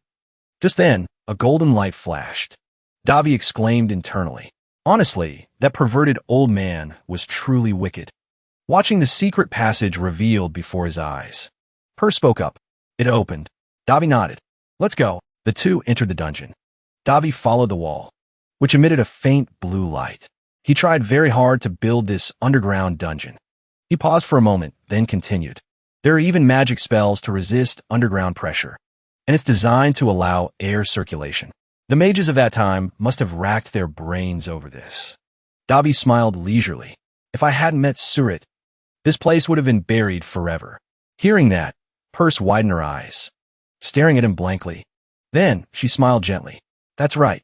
After entering, Davi looked blankly at everything in the cellar. What is this? He walked inside, voice full of surprise. This place looks more like a residence than a dungeon. In Davi's memory, Surit claimed to be a madman, dedicating his whole life to blacksmithing. He came here after Harris's death and spent the rest of his life on a single plan, until his last breath. Although his body on Earth had died, everything was still here, intact as it was in the beginning. Davi's gaze stopped on the iron hammer lying silently on the pedestal. In another room, a small chest was placed in the center, looking extremely majestic. Perse exclaimed, "This room looks like an altar." Davi laughed helplessly. Maybe he worshipped a non-existent blacksmith god or something. Just then, an aura emitted, startling both of them. That aura radiated from the locked chest. Davi asked warily, "What the?" Perse also said in surprise, "That thing radiating from inside the safe. I've never seen anyone's thoughts materialize so strongly." Above the chest, a screen displayed 2 words. Caution. Seeing Davi slowly approach, Perse asked blankly, "Are you?" Davi thought. Thousand-Day Blacksmith, a nickname given to him after hammering continuously without rest. But his race, the dwarves, called it by another name. The Deal-Breaker. Unlike ordinary blacksmiths, who take pride in forging iron, Surit played with mana to surpass the limits of ordinary blacksmiths. Surit went too far, into the realm of depravity. Davi reached out, touching the chest. And this is the final work he asked me to complete. As the chest opened, a brilliant golden light radiated everywhere. Looking at the items in the chest, Davi said happily, "I see. So you must be." Nameless Red Sword, Slasher of the Living, lay neatly inside. Next to it was the Nameless Blue Sword, Slasher of the Dead. Davi looked at the pair of 2 colored swords in the chest, understanding immediately twin swords couldn't be completed together. Even at the final moment, system displays twin swords information. Title none. Status incomplete. Completion rate 90%. Details: the final work of a great blacksmith who used mana to forge his products. He dedicated his life and final strength to create this work. Authority not yet manifested as it is incomplete. Davi commented, "Ego exists, but hasn't awakened yet." Seeing this, Perse understood. "I see. So the crying sound earlier came from these things." Davi nodded. "I think so too. But it truly fits Surit's personality. A sword with an ego. Like Kandara." Davi knew well. The sword Kandara was the strongest sword created in Surit's life. But Kandara was a sword created to suit the physique and swordsmanship of its master, Harris. That sword had a different implication than these two. A unique work of a genius blacksmith without considering the user. Created by him alone. For him alone, they were created to find their own master. Davi picked up the sword, smiling and praising. Truly a wonderful harvest. Perse was a bit confused. They look complete already. Davi wiped the blade with a cloth. "No," he winked. Continuing, "Still need to complete the final steps." Perse grunted. Davi brought the 2 swords outside. "I will need fire." Perse was surprised. "Fire." He nodded. He wrapped the sword in a pink cloth, casually adding, "Not ordinary fire, but a type of fire that can provide manifold heat." Davi smirked. "For example, fire from a dwarven forge." When the two moons rose high, Davi spoke up, "We have arrived." The guide smiled and said, "If you follow the main road, you will see the square right in front of you. Please enjoy your trip to the capital." "Sir," Davi smiled, politely waving to the person. "Thank you for guiding me here." He led the horse towards the castle, sighing softly. "Phew, royal summons." Purse was curious. "Hey, what do you think this trip is for?" Davi exclaimed. "You often ask questions you already know the answer to, don't you?" Purse didn't look at him, just smiling and saying, "On the surface, it's probably to reward you according to the letter. But isn't it obvious? Your moon grass business is a golden goose. In just 3 months, you generated more profit than the kingdom's annual expenditure. The income tax you pay to the kingdom must also be a huge pile. They surely want to persuade you to nationalize the production. That would make the kingdom much richer than it is now.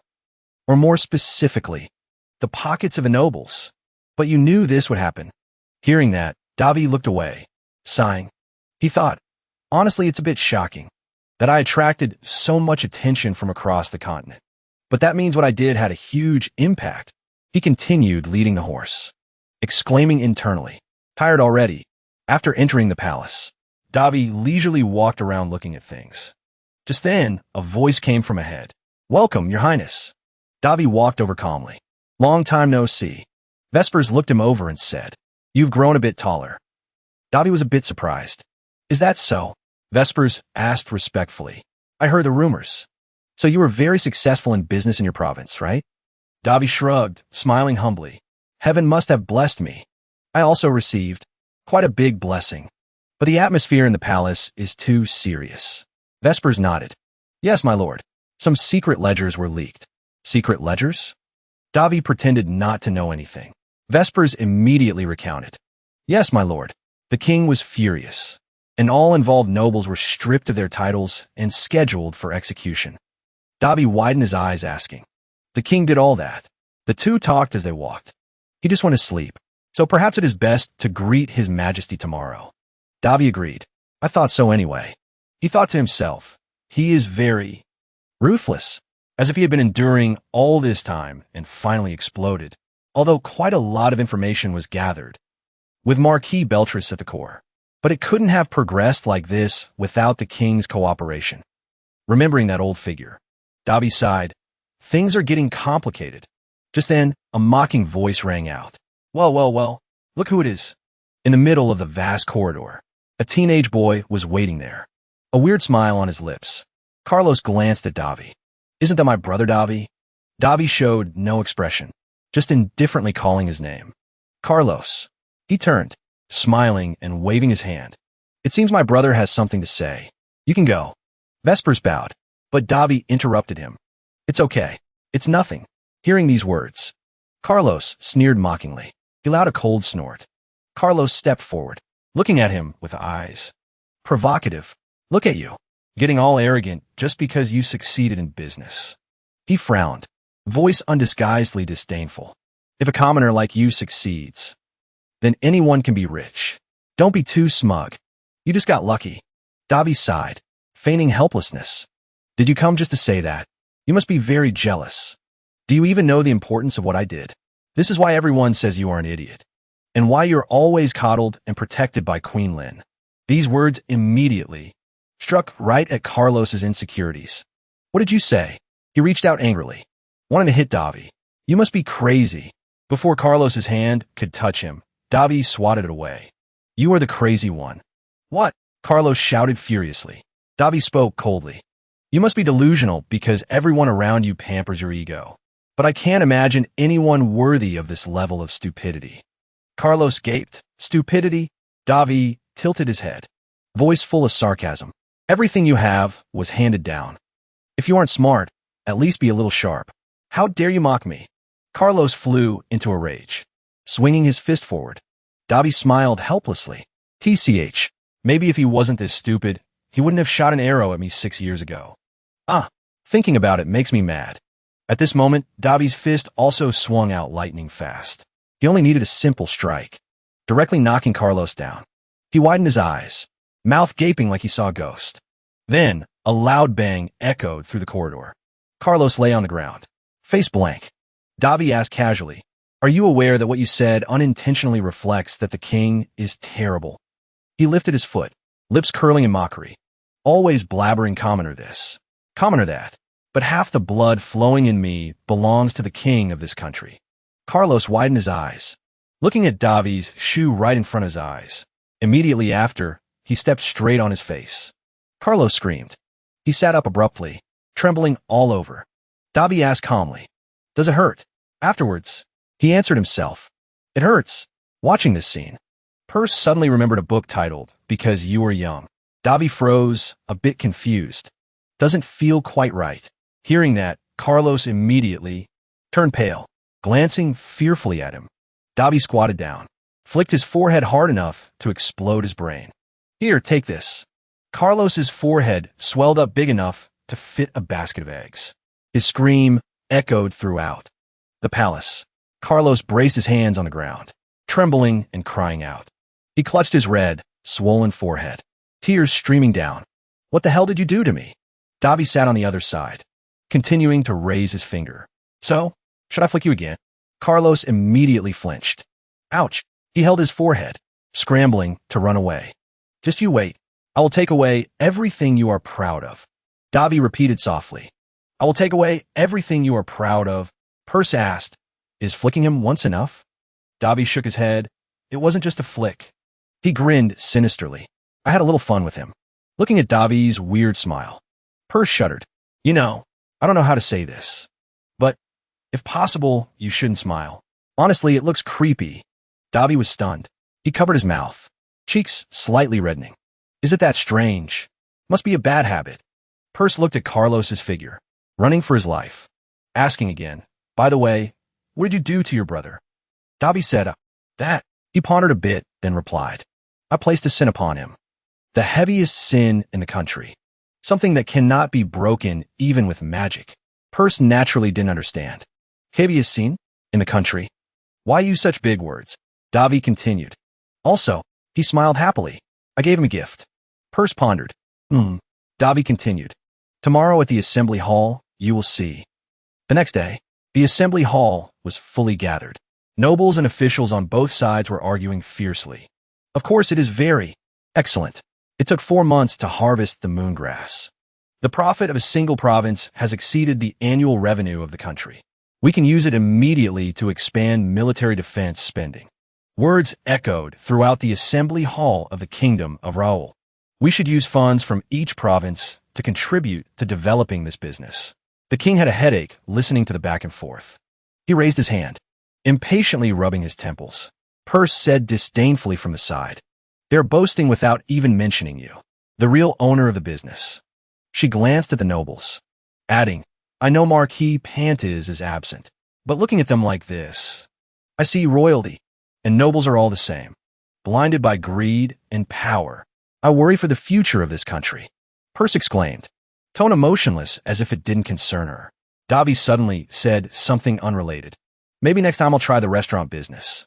I heard the most profitable business is food and beverage. Purse gaped. He sat quietly on the chair, only talking to Purse. But I don't have experience in these things. She was speechless. You really are different. Thinking about a new business while the situation is like this. Just then, a hand was raised. All of you, stop. The king spoke. First, we should reward Prince Davi. He brought blessings to our land. Davi, thank you. Without any help. But you did very well. Davi stood up, responding humbly. I only fulfilled my duty. The king smiled at him. What you achieved is greater than any thing in the last 10 years. Tell me what you want. I will grant you what you like. Not sure. Seeing the nobles looking like they want to chop him into 100 pieces. Davi thought, I feel like whatever I ask for will be opposed with excuses. So he stood up straight. Smiling, he said to the king, This is an honor I never thought of before. Please give me time to think. He nodded in agreement. I allow it. After Davi sat down, Purse praised. Wise decision. The nobles indeed stopped paying attention to him, continuing to discuss other issues. For the future of the country, we should invest in the moon grass business. Ah, how disappointing. Moon grass isn't something that will grow more if we pour money into it. Hearing the arguments, Purse asked wearily, Are they going to keep rambling? Davi said, Worse than I imagined. A noble suddenly spoke up, voice full of gravity. First, there is something to verify. That person was Duke Varieta, head of the noble faction. He walked straight to the center of the hall with his cane. Duke Varieta spoke calmly. You're all focused on the moongrass business. But shouldn't we discuss the most basic thing first? The others were surprised. The most basic thing? Correct, he replied. Duke Varieta slowly brought the topic to the main point. We should discuss how to use moongrass to bring the highest benefit to the kingdom. The noble stammered. Hey, he's right. This is truly a revolutionary business. Purse laughed amusedly. Oh, finally some order. Davi nodded. So far, so good. So we will use the business to... A noble was about to speak when Duke Varieta interrupted. So why do you want to bind this business to the country? And not ask Lord Davi? The creator? The noble stuttered. He asked again, are you nobler than the royalty of this country? Duke Varieta turned to a brown-haired noble, asking Duke Paralandes, would you obey if I told you to hand over all your wealth for the benefit of the country? Duke Paralandes immediately stammered. Hearing that, Duke Varieta immediately reminded, everything will be decided by the Lord. Prince Davi, not something you can interfere with. The group fell silent. Ahem, we were a bit hasty. Purse asked in surprise. What's going on? He's helping you. Davi smiled indifferently. You think so? Sounds like wordplay to me. Seeing no one speak, Duke Varieta continued. If we force nationalization of this business, that would be oppression. No one would want to be a businessman anymore. Is that correct, sir? He turned to Davi and asked. Davi smiled at him. Well, Duke, that's not all you want to say, is it? Duke Varieta adjusted his glasses. A faint smile. It does look that way. You are right. Actually, there's a matter more important than this. Given the situation just now, I only thought of mediation. Davi thought indifferently. Acting like he cares about me. Duke Varieta turned to the nobles again. Everyone, please pay attention. He pulled a letter from his chest. This is a letter from High Priest Vansat of the Holy Kingdom. The king asked. A letter? Varieta nodded. Yes, Your Majesty. He turned to Davi and said, they request Prince Davi be transferred to the Holy Kingdom to verify his holy seal and bestow the title Saint. Hearing that, a noble slammed the table. Ridiculous, he pointed at Davi, shouting angrily. Before being a lord, he is the first prince of this country. Sending him to the Holy Kingdom? Varieta reminded. Duke Runda, this is the Holy Kingdom. The Holy Kingdom, a nation with power rivaling the Empire. The Holy Kingdom serves Godria. Duke Runda still didn't seem to care. What is the problem? Duke Paralandes questioned annoyedly. Since when is the kingdom of Raul inferior to the Holy Kingdom? And we're talking about a prince. This is no different from sending him as a tribute. Varieta laughed mockingly. Oh, how foolish. You have no foresight at all. Just then, a lazy sigh rang out. You talk about me too much. Davi sat in the distance, voice ringing through the room. All right, so they mean my holy seal has been proven. And so I must go to the Holy Kingdom. If I accept the title Saint, then what? Will the Holy Kingdom protect our country or something?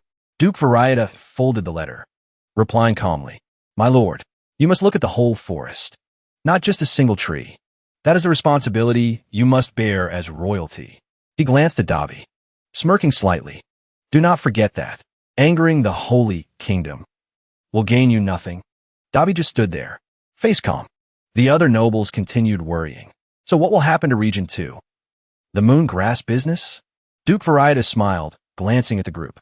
Unfortunately, if Prince Davi is transferred to the Holy Kingdom to become a saint, then according to the law, he cannot personally manage this region.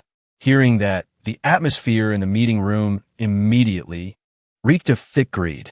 They shouted triumphantly. Then we must immediately appoint a new lord.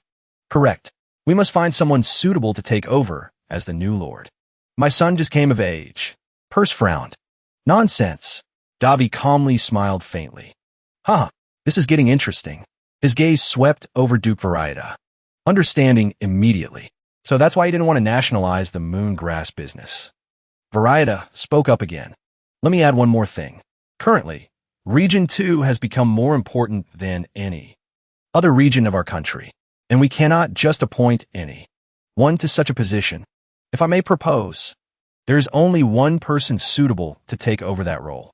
Saying that, he looked towards the king, then spoke a name. Carlos, the second prince of the kingdom. Carlos, as if waiting for this sentence for a long time, looked triumphant. Davi thought, I knew it. Privatize the business, then hand it over to Queen Lin's son, his nephew, Carlos, then reap the benefits for himself. That is his plan, going round and round. But what he says is no different from what the nobles have been spewing, all just to tell me that it won't belong to me. Thinking this, Davi slowly walked forward.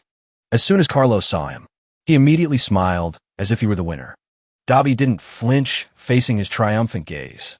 Carlos stepped forward, kneeling on one knee before the king, looking at the smile on his lips. Davi remained indifferent, saying nothing.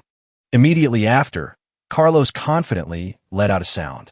The whole room immediately fell silent. A scream of shock echoed through the palace. In the meeting room, the atmosphere seemed to freeze. The king's face gradually darkened. The officials and nobles gaped, not understanding what was happening. Davi sat in the chair next to him, unable to hold back a laugh. Carlos's face turned red as a ripe tomato. This is...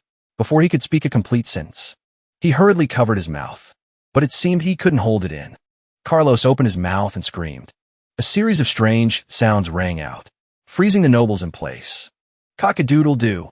Cluck cluck. Purse couldn't hold it anymore. Laughter burst out like a broken dam. Ha ha ha. She laughed convulsively. This is too much. Davi smiled calmly. I think it's too early for you to laugh like that. Purse slapped her thigh. My stomach hurts. Variety couldn't watch anymore and shouted. Carlos, what do you think you were doing? Your joke has gone too far. Carlos hurriedly covered his mouth. It's because... But immediately after, bird calls rang out again. Quack quack. The king angrily slammed the table. How dare you mock the National Assembly? Carlos panicked and stammered. Your Majesty. He hurriedly wanted to explain. Please believe me. I would never. Before he finished speaking, Carlos continued to cry out. Woof. Woof woof. Carlos's face turned pale green, hearing the dog-like growling. The king gritted his teeth. I don't want to hear anymore. He stood up, waving his hand and shouting. Get out of my sight immediately. Carlos was stunned. Your Majesty, the king shouted towards the door. Where are the guards? Arrest second Prince Carlos and confine him until I order otherwise. Hearing that, Carlos's eyes widened, seemingly unable to believe his ears. The guards rushed in, dragging Carlos up. He still wanted to explain. No, Your Majesty, please. Cluck cluck. This is... Even though he was dragged out, Carlos's screams still echoed. Your Majesty, Your Majesty. Woof woof. The king held his forehead and sighed. Carlos screamed furiously. Grr. Damn it. Let me go. The hat on his head flew off. Carlos immediately ran back towards the assembly hall. The hat fell in front of the nobles, freezing them all. They widened their eyes, seemingly unable to believe it, staring at Carlos. Even Purse covered her mouth in surprise. What? What the hell? How'd he end up like that in just one day? Davi shrugged and explained. That is the power of the heaviest sin in this country. Scalp. On top of Carlos's head, a large patch of hair had vanished. Let the sun shine. On your head. Carlos collapsed to the ground. The light shining down made his bald head stand out even more.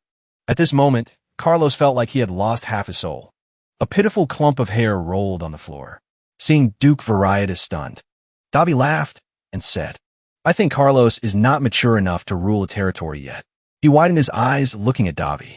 Facing Variety, he also smiled innocently. Davi's voice rang out, breaking the quiet atmosphere. Duke Variety.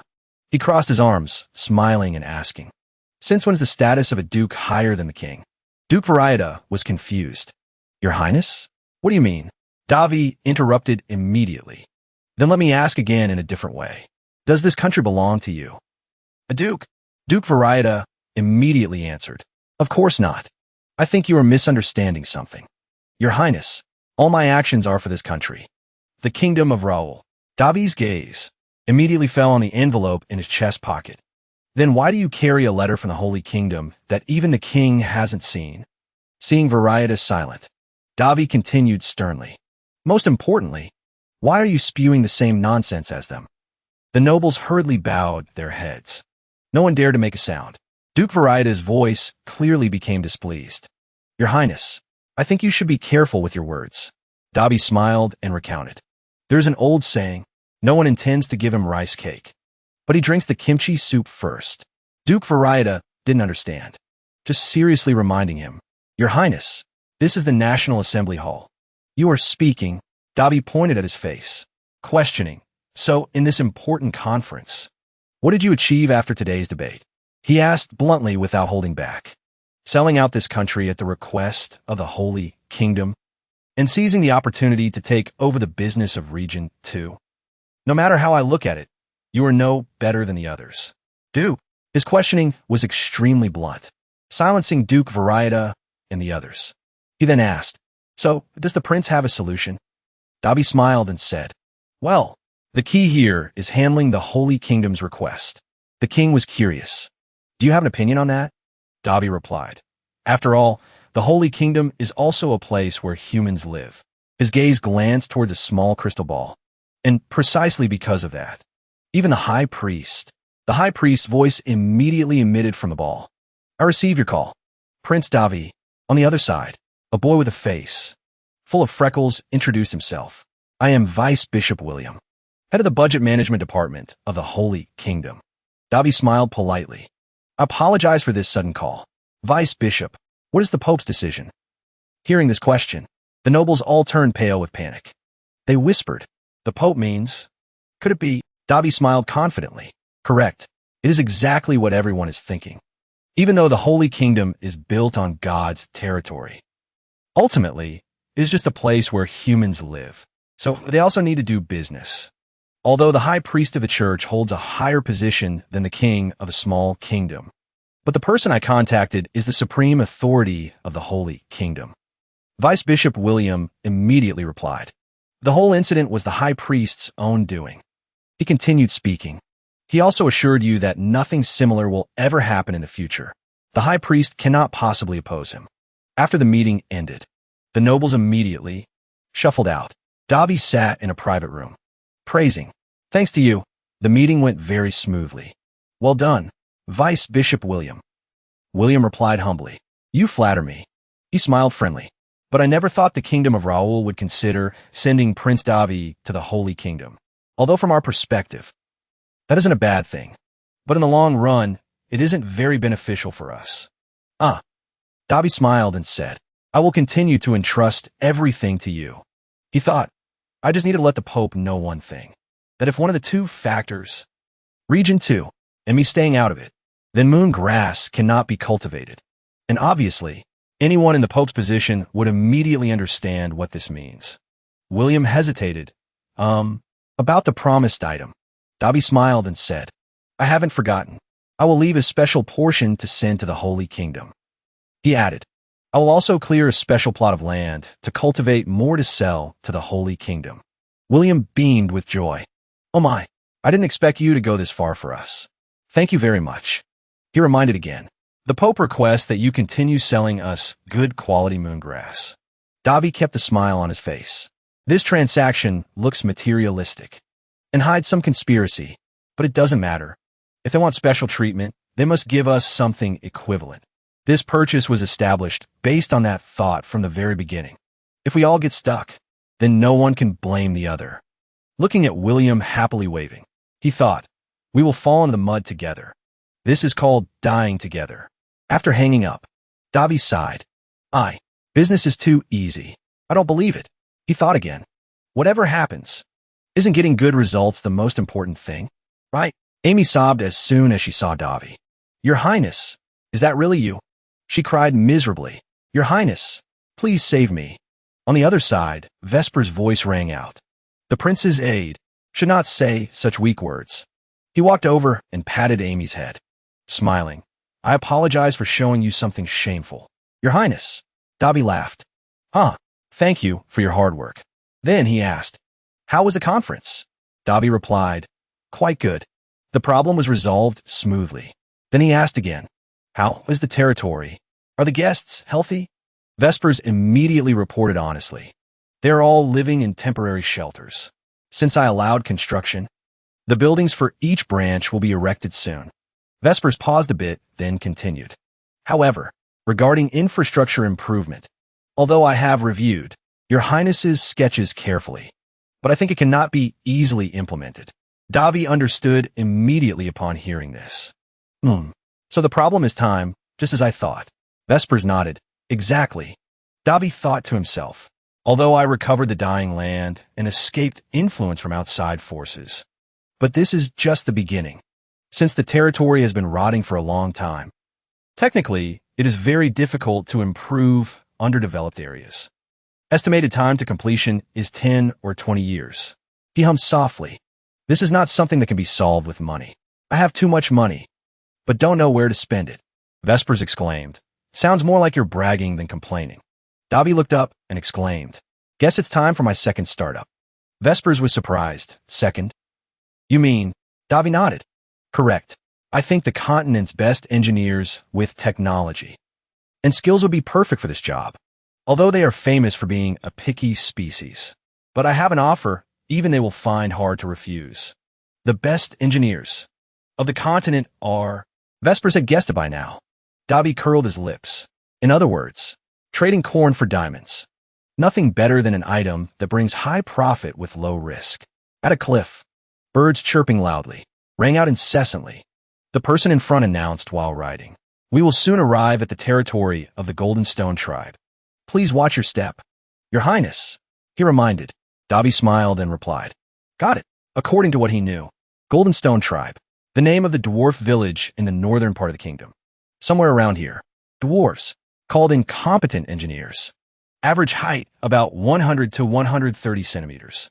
And famous for strength many times that of humans and high heat resistance. In other words, born to be engineers. Contrary to elves, only known in legends. Dwarves still maintain contact with humans, living in a tribe near volcanoes and quarries. However, they dislike other species, so there's a limit allowing only those with power equal to a king of a kingdom, or their representatives, to enter the tribe. That's why I requested to bypass this limit as a reward for the successful moongrass business. Other royals probably think I'm aiming for the position of first candidate for the king's heir. However, since I'm not very interested in such a high position, I boldly chose a different path. Well, they won't let me get here easily either. In the great hall, an angry voice rang out. Dwarves are famous for being a very picky species. The noble worriedly said, What if we provoke them? The king sternly corrected. Dwarves are not human. Davi, he reminded.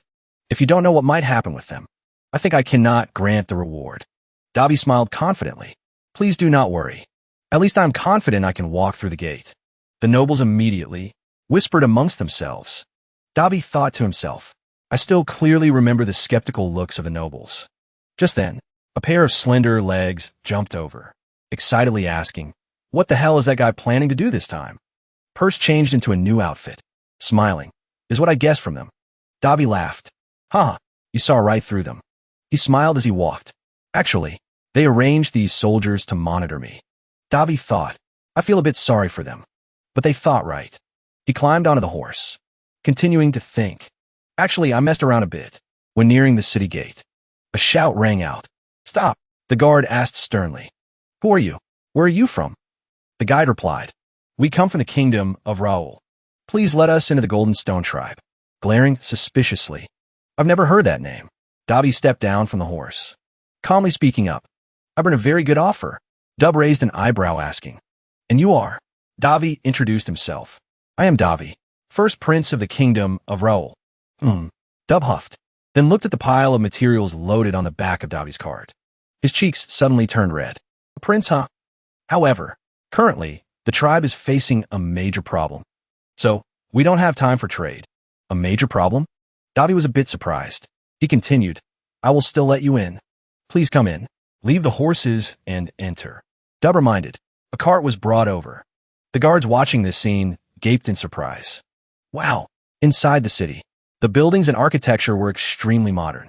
After stopping at a tall building, Dub said, The elder is waiting for you. Go in. When Davi crawled into the hole, The person inside reminded. Watch your head. Entering a large room. Inside was only a wide wooden table and a man waiting. Davi thought, a round table. The person waiting is of the Golden Stone tribe, the 8th elder. Goja. Davi looked around as he entered. I can guess he finds this very tiring. Is he the only one here? I'm pretty sure there are many leaders in the dwarf tribe. I should probably introduce myself first. He smirked, then bit the tip of his finger. Davi bowed slightly. May the blessing of the Iron God always be with you. I am Davi Alaun, first prince of the kingdom of Raul. Goja coughed lightly twice. Ahem, quite surprising.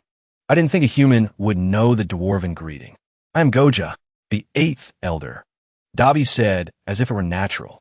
Naturally, I must treat a veteran species with due respect. Hearing that, Goja relaxed considerably. He laughed. Rare to see a human to my liking. Please sit. After Davi sat down, Goja explained.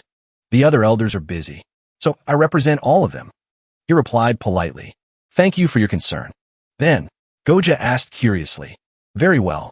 So why did a prince like you travel all the way to our tribe? Surely you know most trade takes place outside the village, right? Davi nodded. Exactly. And your usual trade schedule with the kingdom is months away. He smiled and continued. Actually, I came here to make a personal request. Davi looked towards the cart full of supplies. And the things I brought are small gifts I prepared for you. Inside is barley beer and meat. Goja laughed happily hearing that. I really like people who know how to show respect. Above all, I quite like human barley beer. Seeing him relaxed, Davi immediately thought to himself. Goja placed his hand on the table. His voice also dropped. Unfortunately, the Golden Stone tribe is in a difficult situation and we cannot fulfill your request. Davi raised an eyebrow asking, what does that mean? Goja refused directly. This is not something we can tell outsiders. And that is all I want to say to you. You must have traveled a long way. So, I will allow you to stay here for a few days. I will also inform the others about this. Saying that, he stood up from the table. Immediately after, Goja's voice became stern. However, he pointed at Davi, warning sharply, if you cause any trouble, we will immediately kick you out of here. Davi just looked at him silently, saying no more words. Seeing his bodyguard about to draw his sword, he waved his hand to order. Stand down. Goja walked past Davi, speaking casually, then I'll take my leave. He glanced at Goja. His eyes turned cold. Davi ordered the system. Check information. Before Goja walked out, the system displayed information. Name, Goja. Age, 180. Gender, male. Species, dwarf. Current status, tired, irritable, hesitant. Other matters. Youngest 8th elder of the Golden Stone tribe. Current mental state, very dissatisfied because he was forced to represent the other elders to meet humans since he is the youngest among them. However, since it's been a long time since a human ventured into the tribe, he is quite interested. He somewhat likes the human who showed respect to him, but still finds receiving them annoying. Desires to participate in creating the origin fire. Famous as the holy sword of the dwarves. Desires to participate in creating the origin fire. Famous as the holy sword of the dwarves. Seeing this line, Davi was filled with surprise. Origin fire? When was that? Sura pondered. There was an item I once created with those guys. But it was a long time ago, and we created it when I wasn't as skilled as I am now. So honestly, its quality isn't the best. He recalled, but back then, we felt so fulfilled that we celebrated for days after creating it. Looking back, it was quite meaningful. Perse was surprised. Is the origin fire that great? Davi replied. If judged by normal standards, probably yes. Actually, I didn't expect to hear that name here. Sounds like you know something about it. He smiled when mentioning that. I'm sure he called it the Void/Sword. She was surprised. Void/Sword? He recounted. Yeah. Origin Fire is a sword made by Surit and the dwarves. I think you can call it the first collaboration between humans and dwarves. I heard they applied various abilities to the sword as a symbol, like unity, development, blessing of the blacksmith god, and a few other things. That's all I know. Surit once told him, those dwarves drink pretty well too, and it is an item that holds Surit's memories. Davi continued, the interesting thing is, this item is more like a prototype. It piqued Perse's curiosity. Prototype? Davi explained. You can call it the first product of Kindara. although the way it was created is slightly different from other swords. Its overall manufacturing method is still similar. A special manufacturing method using mana is a method combining the physical world and the non-physical. Therefore, the method to create it, things like how to use the hammer and how to process the iron ingot are slightly different from the standard method. And because such a special manufacturing method requires the blacksmith to far exceed their own knowledge in crafting. So dwarves with one-track minds usually don't try to create something like that. That must be why they are racking their brains trying to figure out that method. Saying that, he stood up and stretched. Guess I should go out. He turned back to look at the keepsake. On the surface, I came here to borrow the dwarves' skills to develop the territory. But I also came here for another reason. And that is the Great Forge. It is a forge created by dwarves using powerful techniques. He continued. It is a forge created by dwarves using powerful techniques. So planning ahead is very important. He reassured her. Don't worry. Everything will be fine. Scene shifts to a tavern. Goja frowned, wondering, why did you come here? Davi slowly approached him. I thought you were busy, but it seems you have some free time. He replied, no matter how important the work is, I can't do it well if I don't rest properly. Goja rested his hand on his forehead, showing fatigue, and Brother Golda chased all the elders out. Davi pulled out a chair and sat down casually opposite him. How about we drink together? He continued, I heard dwarven liquor is quite strong. Can I try it? Hearing him say that, everyone in the tavern was extremely surprised. What? You want to try the liquor? You don't know what you've just done. Human. They were visibly excited when they heard him say that. And also, this human wants to try our liquor. An old man approached crying. Very raw. Human. And he drinks with Elder Goja. He was sandwiched between two big guys. They argued back and forth. The volume of their voices was not small, making him a bit helpless. They are too noisy. The tavern owner slammed the mug down on the table right in front of him. Hey, human, let me tell you, dwarven liquor isn't ordinary liquor. It's too strong for humans. Ignoring the owner's warning, Davi picked up the mug and drank it all in one breath. As if this was nothing. After drinking, he put the mug down and exclaimed, right, this is real booze. Everyone watched anxiously. His reaction, hey, are you really okay? I'm holding up fingers. You drank the whole mug? He replied, not bad. Purse flew over from afar. She asked curiously, do you guys really think the liquor is delicious? He replied, honestly, the liquor is strong, but it tastes terrible. And why do I have to pretend to have high tolerance? Because betting and drinking are two favorite things of dwarves. Davi slammed the mug down on the table and spoke up. How about this? Elder. He made an offer. Do you want to compete in drinking? Hearing Davi say that, initially on his face, Goja was slightly stunned, but quickly hid that expression, smiling brightly in response. Very well. We dwarves never disrespect those with good tolerance. I will treat. Hey, bring all the liquor out here for this brat prince. The tavern owner was helpless. I'm not responsible for this. He continued, right, when drinking, one must bet. Although with the current situation, I cannot grant you any wish. Goja smirked cunningly, but if you defeat me, I will fulfill one wish of yours. However, if I win, leave here immediately. No hard feelings. I am happy a human I like visited this place. But we have our own reasons. Davi smiled brightly in response. Of course. Very well. He couldn't help rejoicing inside. He took the bait.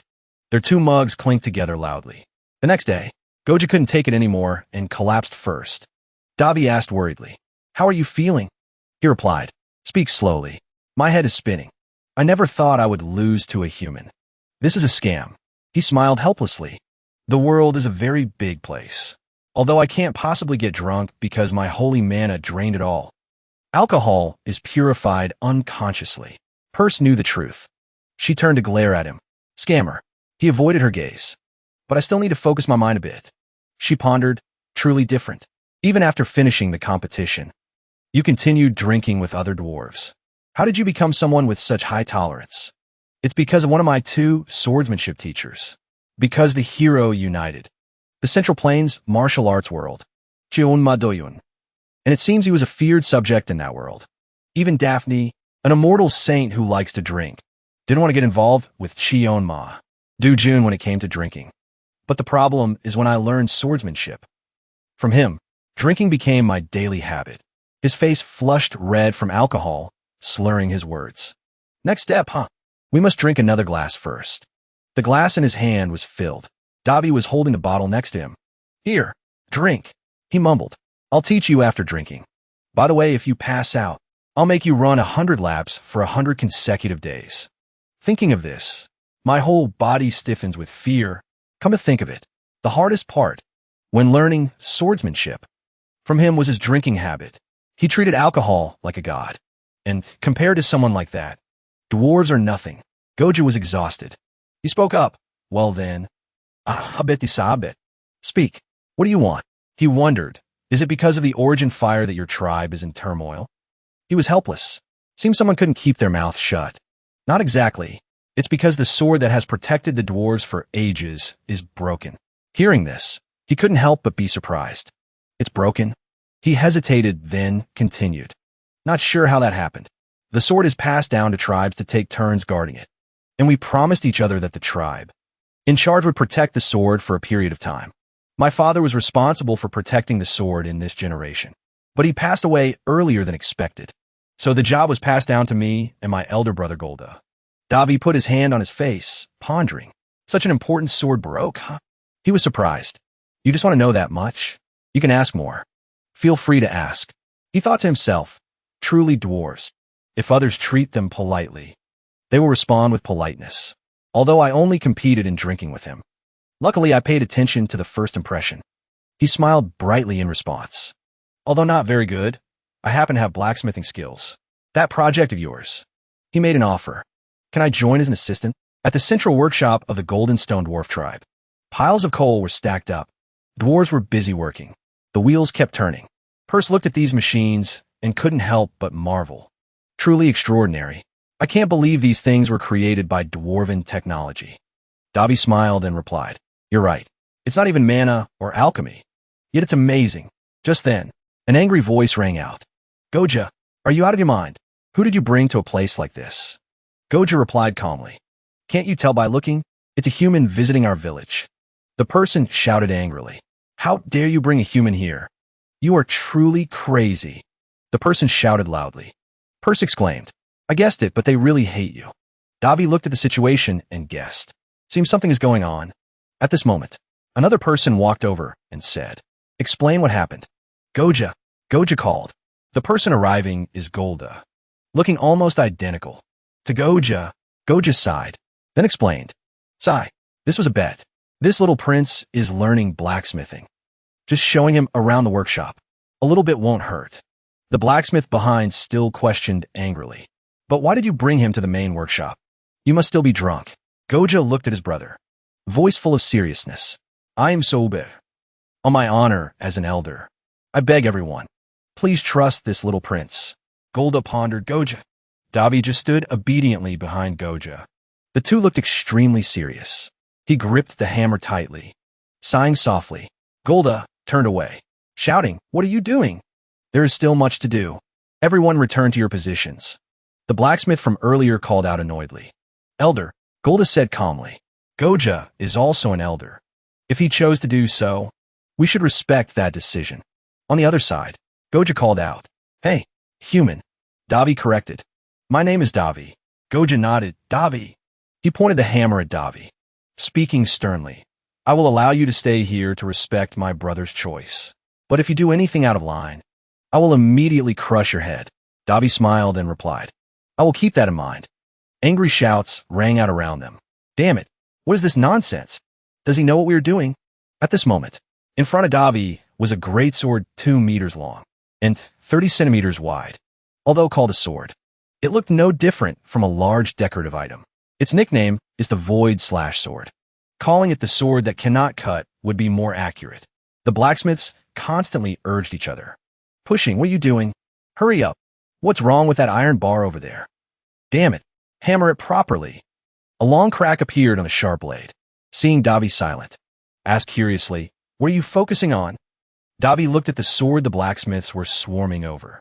In a low voice, that thing cannot be fixed. He knew. It was created using a process similar to the Holy Sword. However, Since it wasn't a finished item like the holy sword, it couldn't last long, although regrettable. But that was the truth. But the blacksmiths didn't know. They were still engrossed in forging and fixing the sword. The blue-haired blacksmith saw Golda still working and reminded him, "Golda, you're still at it. Why don't you take a break? At this rate, you'll really overwork yourself." Golda's forehead was drenched in sweat, but his eyes were extremely focused. He shouted angrily, "Damn it," Davi said casually. "If they keep doing that, nothing will go their way." Just then, a dwarf stepped up cursing, "You bastards of the Golden Stone tribe. This blue-hair blacksmith is named Tossed." He pointed at Davi's face and scolded, "You really destroyed the sword. Why are you here?" Then, Toss turned to Golda and mocked, "For guys who broke a holy item, you're doing quite well. Golda, I didn't like you guys looking after the sword from the start." He paused for a moment, voice becoming even more triumphant. "Although it's not too late to hand it over to the Black Stone tribe. At least our blacksmiths are better than you." Hearing that, the Golden Stone tribe shouted, "Don't make us laugh." The blacksmiths on Golda's side all retorted angrily, "Shut up. Even the best blacksmith of the Black Stone tribe cannot easily fix this sword," calmly retorted, "But you have no right to say that. You've been trying for so long with no progress." Golda said nothing, just slammed the hammer down. Tossed laughed even more triumphantly. "Don't tarnish the holy item any further. This has been unanimously decided by the elders of other tribes." Hearing these words, Golda's face darkened. Toss's scornful words still echoed in his ears. "We cannot entrust such an important item to the worst tribe." The hammer continued to strike down. However, the sound of hammering couldn't stop Toss's malicious words. "Although things would be different if your father, GD, were alive." This remark completely drained Golda of his will. He collapsed in exhaustion, looking at the hammer lying on the ground, unknown if it was sweat or tears falling from Golda. Crossing his arms, smirking arrogantly, "Nothing left to see here. All preparations are complete. We will take the broken holy item." Golda's eyes were filled with unwillingness, but he couldn't refute anything. He could only let the soldiers carry the holy sword away. Just then, Davi reached out, grabbing his hammer. Davi bowed his head, asking, "May I ask you a question?" Golda was a bit surprised. He stood in front. "Golda, are you truly a master blacksmith?" Golda asked back blankly. "What?" The other side saw Davi and immediately burst out laughing. Now you're consorting with humans. Since when can anyone enter the central workshop?" "Ridiculous," Gojo worriedly reminded. "Back off, Davi. You shouldn't get involved in this." Davi didn't care. Voice calmer than ever.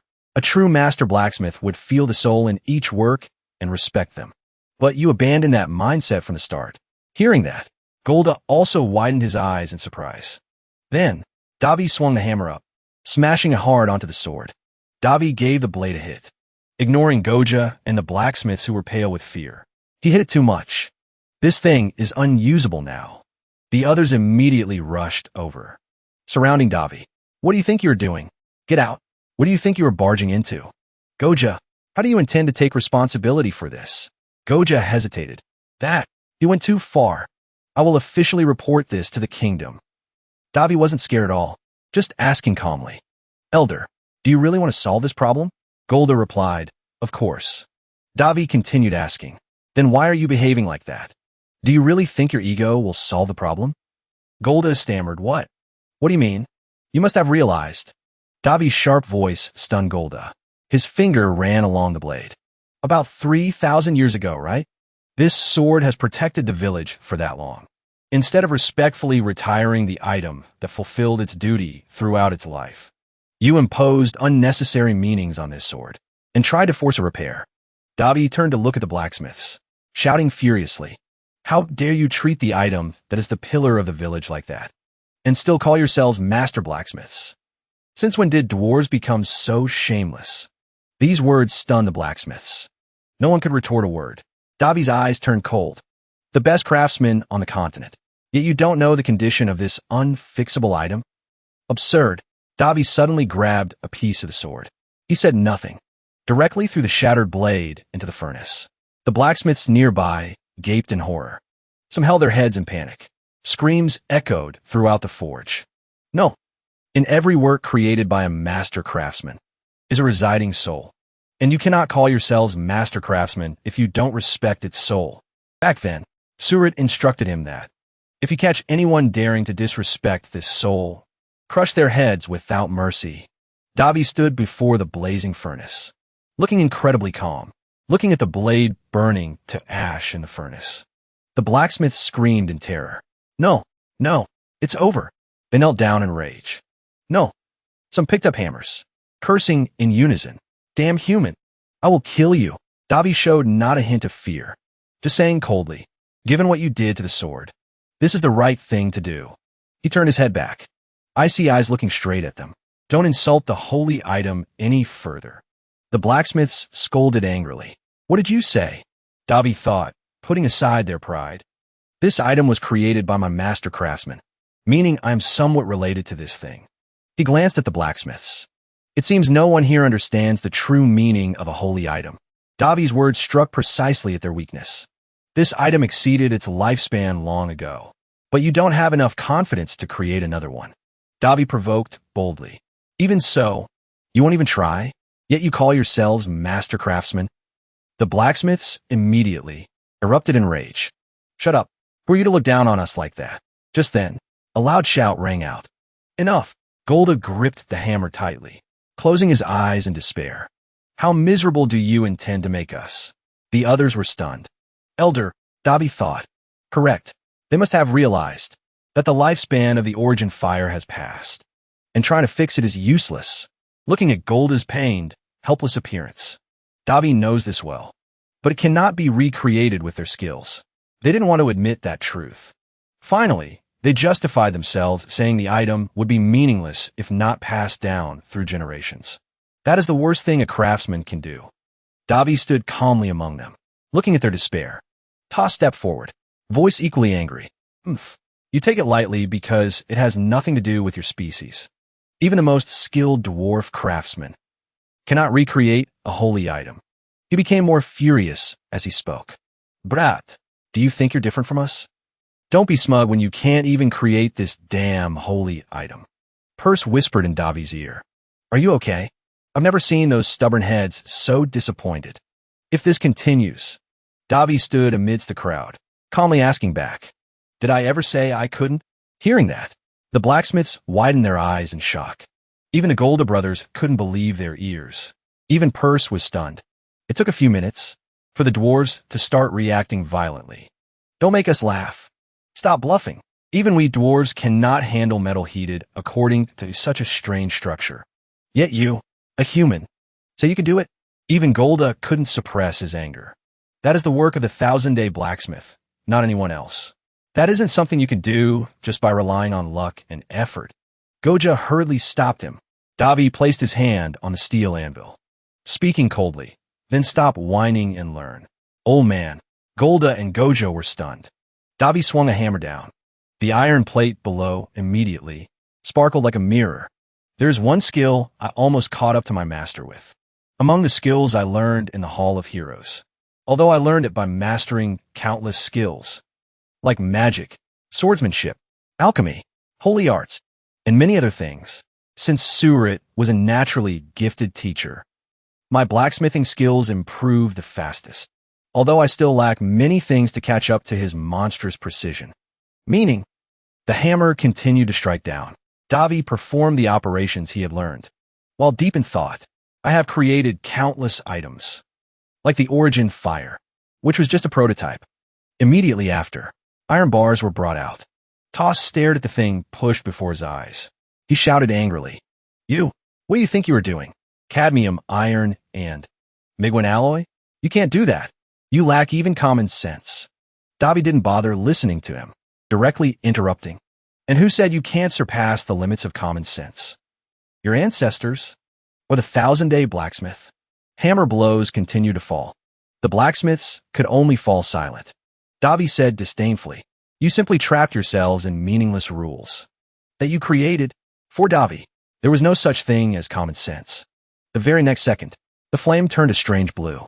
The blacksmiths exclaimed in surprise. The flame color, Davi thought calmly. The ability to change is infinite.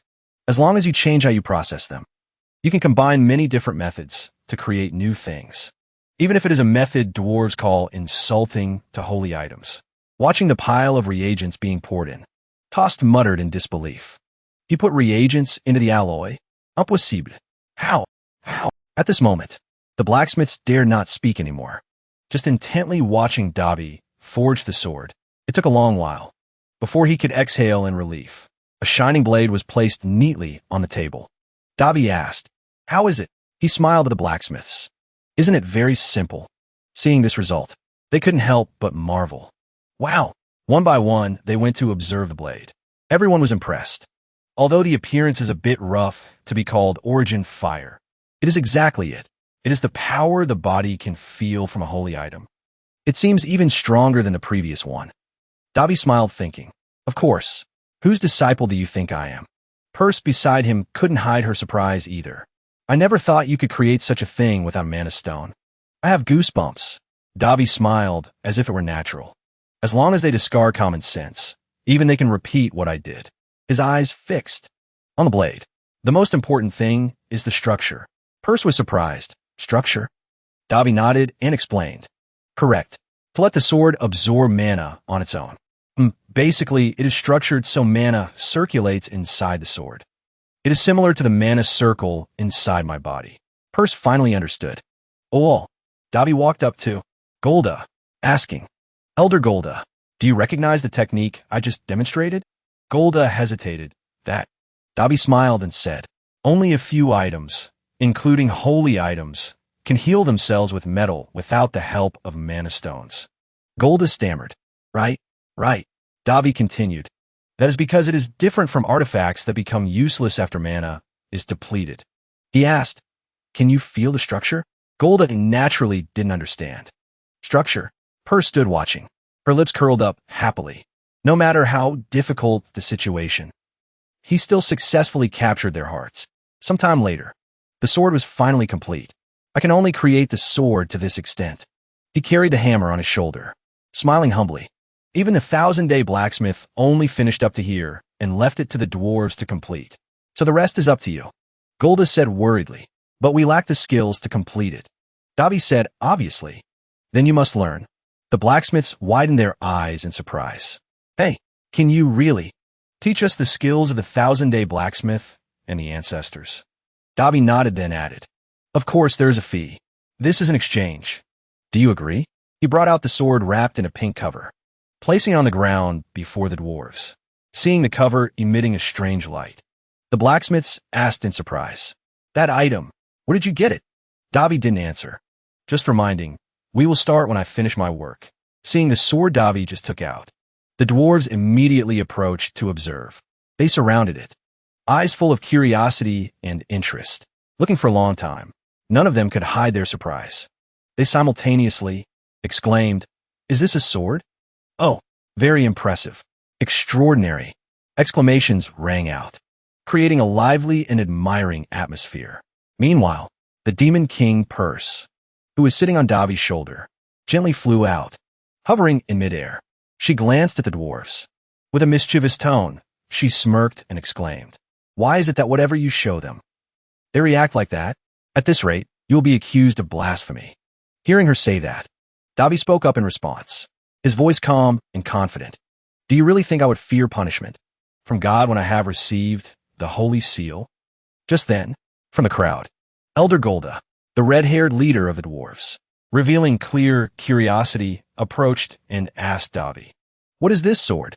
Davi shrugged upon hearing the question, tone as if everything was very simple, replying, "How does it look?" Hearing this question, the blacksmith looked troubled, stammering an answer. "Are you asking seriously?" Sweat began to bead on the dwarf's forehead, and as if unable to contain his anxiety, he continued, "This sword, don't tell me," but understanding the meaning in his incomplete sentence. Davi immediately interrupted decisively, "I didn't create it, but now I will complete the final step." His words changed the atmosphere. The other dwarves standing around couldn't ignore it. They stepped forward, asking cautiously, "Then, the blacksmith who created this sword?" However, Elder Golda hadn't finished his sentence when Davi cut him off. He quickly replied, "He passed away a long time ago."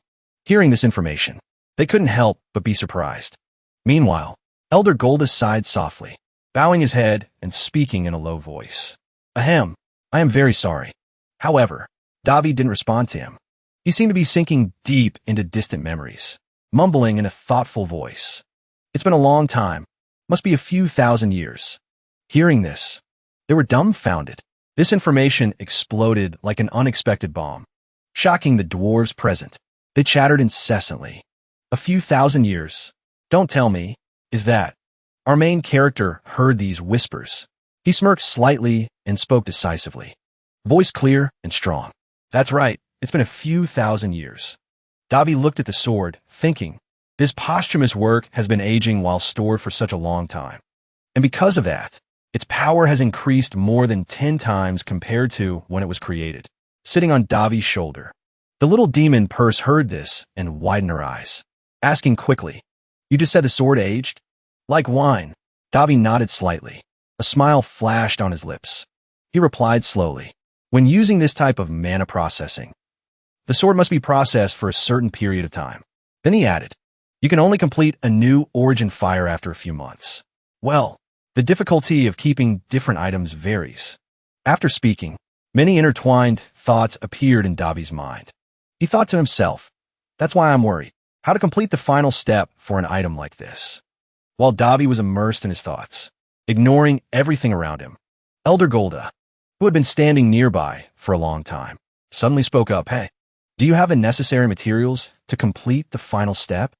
This question pulled Davi out of his thoughts. He stroked his chin. Eyes showing thoughtfulness, he replied, of course not. I was thinking of borrowing mithril, alloy as material. Speaking of this, another thought appeared in his mind.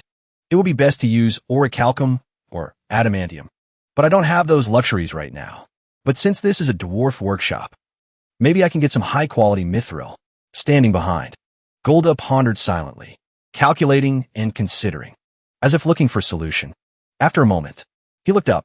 His face became more decisive. Then he spoke with sincerity. Right? If it is you, then perhaps. He offered without hesitation. You can use this workshop to work, although my skills are lacking compared to yours. But I guarantee to provide good conditions in the workshop. I think this workshop is sufficient for your use. Hearing the other party say that, Davi was surprised, eyes flashing with astonishment.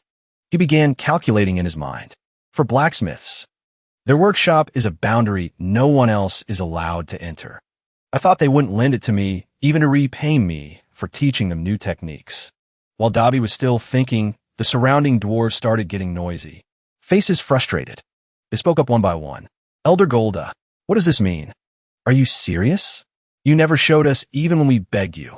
Hearing that, the dwarf elder, face still calm, ignoring the objections of those around him, he walked to a corner of the workshop, taking out an old but sturdy-looking wooden box. Davi and Purse stood there. Both couldn't hide their curiosity and confusion, silently observing his every move. When he opened the box, a strange object, looking like a large bone, appeared in front of Davi. The light from it seemed to affirm that this object carried a mysterious power. The elder held the box towards Davi and spoke in his deep voice. Please accept this. Purse hovering on Davi's shoulder, squinted suspiciously. She asked a bone. Meanwhile, Davi seemed shocked by what he was seeing. His eyes widened with interest. He couldn't help but exclaim, oh my God, this is the bone of a nameless dragon. Blacksmith Golda, still maintaining his composure, continued explaining. You won't find anything as perfect and pure as it. It is an heirloom of our tribe passed down from the first ancestor. We kept it because no one was skilled enough to use it. But if it is you, then perhaps. Ignoring the old man's words, our main character's mind was now filled with unspeakable emotions. His eyes sparkled, and a thought rang in his head. Crazy. I never thought I would see a dragon bone in a place like this. Amazing. While Davi was still marveling from behind, a dwarf suddenly called out loudly, Look over here, master. The call made Davi turn his head in surprise. Master, Purse on his shoulder also exclaimed. Their attitude changed so fast. The dwarf just called out while walking towards Davi, speaking softly. If you take everything Elder Goja has, including the ancient dragon bone and his workshop, don't you think it will cause trouble for him? Then he added with determination. So I offer my workshop for your use. Just say whatever you need. I will find anything you need. The dwarf elder shouted angrily. Who do you think you are interrupting? As soon as he finished speaking, the crowd exploded. Arguments rang out loudly. Everyone wanted to speak their mind. They shouted in frustration. It's unfair for you to hog it all. Such an honor. He's right. That is tyrannical. What did you say? Standing to one side, watching the debate, Davi thought helplessly. What is this? After a while, the dwarves suddenly rushed to surround our main character. They eagerly presented all sorts of precious items in front of him. Everyone's face was beaming, competing to speak as they offered items. Though not much, I have some orichalcum. Then I am also very pleased to offer my heirloom to you. It is medicine stored for over a century. 100 grams of adamantium. This is my tribe's heirloom. Suddenly surrounded by the enthusiastic crowd, Davi couldn't react in time. His eyes showed a hint of confusion. He spoke reluctantly. Really? You guys?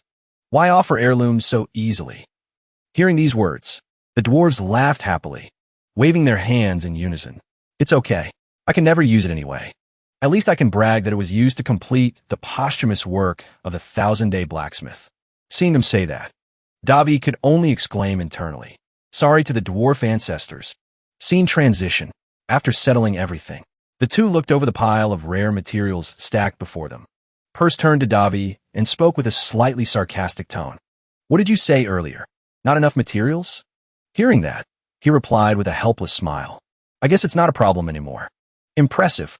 The willpower of blacksmiths. Then, the dwarven blacksmiths approached, faces full of hope, asking, how is it? Is it to your liking? Davi turned his head slightly, smiling gently and replying, very great. Hearing that, although Elder Golda looked somewhat satisfied, he still seemed a bit apologetic. Then he added, I really want to help. But blacksmiths must keep principles with each other, so, a dwarf behind whispered, stingy old man. Understanding Elder Golda's meaning, Davi then thought, I don't mind if he watches. The elder continued, feel free to do your work. Meanwhile, we will learn the process of forging holy items you taught. He replied, thank you. Very quickly after that, the dwarves dispersed. Everyone returned to their work in the scorching heat of the forge. Davi gently took off his coat, hanging it on the rack, patting the pile of materials stacked like a mountain in front of him, lips curling up slightly. Well then, Davi rolled up his sleeves. With determined eyes, he said, guess I'll start working. Flashback to the past. On a stone-paved road. Green trees rustling in the wind on both sides. A blue-haired guard hurriedly chased after, blocking the path of a blonde lady.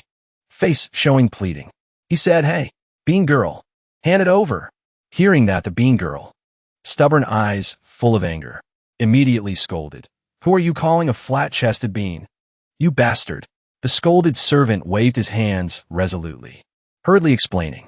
What are you saying? I never said you were flat-chested. The blonde lady tried to suppress her anger, face flushed red, gritting her teeth. Shut up. I will incinerate Davi right now. Hearing that, he was bewildered, voice confused, crying out, why would you burn an innocent boy? Just then, our Davi walked over from afar, walking slowly while thinking helplessly. Soto was the one who teased her. So why burn me? Looking around the scenery, Davi couldn't help but marvel. The Hall of Heroes is almost like paradise, created from the subconscious of heroes. I think this place gives heroes a chance to rest after working hard in life. Like Odin, who could create dragons. I had the chance to touch the bone of a nameless dragon. Meanwhile, the bean girl was sobbing, making him think. Soto truly made the mage lord miserable for a while. Davi approached, holding a dragon bone in front of him. Seeing that, the guard tapped the bean girl's head lightly because her crying was too loud. Looking at the ancient dragon bone in his hand, Davi said thoughtfully, dragon bone is one of the materials to create a holy sword. The guard teased, I don't think you can do it, kid.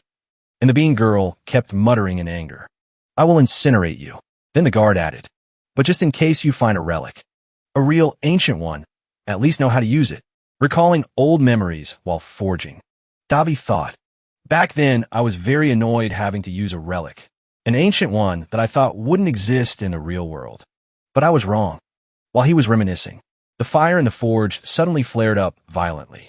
The temperature rose, making sweat run down Davi's face. Looking at the glowing red forge, he thought, so hot. He gripped the hammer firmly. I really want to use fire resistance magic. But if I control the temperature wrong, even a little, it will fail. I can still hold on. Then the sound of the electric hammer echoed through the workshop again. The little demon Purse stood in a corner watching the forging process with admiring eyes. The sword with sparks, occasionally flaring up in front of her, made her unable to contain her surprise. Purse exclaimed in shock. Beautiful. It used to be a deep blood red, but now it has turned into a transparent ruby pink. The blue sword looks like a shooting star in the sky, as if interwoven with Davi. Meanwhile, the forging process continued. The hammer sounded rhythmically. The little demon thought unconvinced. Impressive concentration. A long time later, our Davi smiled after a period of hard work. A blinding light suddenly flared up in front of him. Both of them stared endlessly, waiting for the light to dim. Everything gradually revealed itself. Davi and Purse showed clear surprise. The two stared straight ahead, with extremely expectant faces. Two perfectly forged swords finally appeared before them. One pastel pink, one sky blue, looking very eye-catching. Davi smiled happily and exclaimed, "It's finished," looking at the two complete swords just forged lying on the table. Davi exhaled a long breath. His face showed satisfaction. On Davi's forehead, sweat still lingered after stressful moments, but even so, his eyes still shone with excitement and pride. Then he mentioned the next step. Now I should name them. Purse, still hovering nearby, hearing that, immediately showed curiosity. Her small wings fluttered slightly, leaning closer and asking, have you thought of a name? Our Davi nodded slightly, with a thin smile on his lips. Actually, I've already decided on names for them. Hearing Davi's words, Purse couldn't help but be surprised. Her eyes widened, shining with curiosity. Oh, Davi thought to himself. It's the name I thought of since the first time I saw the pair of daggers. Then Davi stepped closer, with a calm but majestic appearance. The two swords in front seemed to sense that aura. The blades reflected the light from the furnace fire, emitting dazzling rays. Davi reached out and gently touched the two blades, feeling the overflowing power transmit straight into his palm, with a deep and firm voice, ringing in the quiet space. From now on, your names are... Scene transition. System voice rings out. First sword, named Crimson Edge. Status, completing. Shape, long double-edged dagger. Length, 88 centimeters. Wit, 6 centimeter Zigna, Davi Alun. Completion rate, 99.9%. Other details. Posthumous work of a great blacksmith who used mana to melt the product. He dedicated his last breath and strength to create this work. The only disciple of the great blacksmith inherited and completed the work. The first sword with extraordinary standards. Second sword. Name, Azure Edge. Status, completing. Shape, long double-edged dagger. Length, 88 centimeters. Wit, 6 centimeter Zigna, Davi Alun. Completion rate, 99.9%. Other details. The second sword with extraordinary standards. The second sword of the twin swords. Name, Crimson Edge. Status, completing. Signer, Davi Alun. Other details. Primordial mana and spirit mana flow within the sword. Has the authority to slash the living. Slashes through all physical damage resistance properties. When used together with the other sword, effect increases drastically. Name, Azure Edge. Status, completing. Signer, Davi Alun. Other details. A large amount of spirit power and holy power flow within the sword. Has the authority to slash the dead. Can slash anything that does not belong to the physical world. Extremely effective when slashing creatures of evil. When used together with the other sword, effect increases drastically. Hearing the two names just given, Purse frowned, showing dissatisfaction. TCH, your naming sense is terrible. Despite being criticized, Davi paid no attention to her words. He just remained silent, picking up Crimson Edge, feeling the power radiating from it. A moment later, seeing the energy in his hand stabilize, Davi suddenly gripped the hilt tightly. Then he swung a powerful slash towards the large grindstone lying in front of him. This sudden action startled Purse slightly. Her small wings behind her fluttered. What are you doing? Purse asked in confusion, but Davi didn't reply. His eyes shone with sharpness as he looked at the stone. At that moment, Perse was shocked by the scene before her. Cut off? The slash from Crimson Edge left a deep crack on the grindstone, as if it had just been cut by a supernatural force. Unable to restrain herself, she immediately exclaimed, "What is this?" Mithril was cut without using strength or mana. Dobby still said nothing, face calm, but eyes shining with a hint of pride. He gently put down Crimson Edge, then picked up Azure Edge lying next to it, looking at the sharp blade. He smirked slightly, smiling confidently. Without hesitation, he swung another slash, this time gentler, but the slash carried an astonishing power, making the surrounding air vibrate. As soon as Dobby stopped, Azure Edge emitted a brilliant turquoise light. From a blade, a blinding stream of mana energy erupted. It spread throughout the forge, making even Dobby startle briefly at this sudden explosion. "Whoa, it can even slash mana," he muttered, eyes sparkling with surprise. Perse standing next to him, completely overwhelmed by what just happened. She exclaimed, "Didn't you just swing it?" Hearing her question, Dobby smiled awkwardly, replying briefly. Then he rotated the blade, examining the surface more closely. The light from Azure Edge gradually dimmed, revealing a flawless surface. Then he added, "The sword isn't even scratched. I see. It can cut anything that doesn't belong to the physical world." Dobby could only smile slightly. "Phew. I think I may have completed something extraordinary." Scene transition. Dobby and Perse opened the door and stepped out of the forge. The air outside was much fresher than the stifling heat inside. In front of them, a group of dwarf blacksmiths were gathered sitting, dozing off, due to exhaustion. The creaking sound of the door opening woke up a dwarf. Seeing the main character step out, he immediately stood up, face radiant. "Greeting, you're out." "Master." Dobby nodded slightly, replying while asking, "What are you guys doing here?" Hearing the question, the dwarf smiled as brightly as the morning sun, replying proudly, "I was just keeping watch so no one would disturb you." "Master."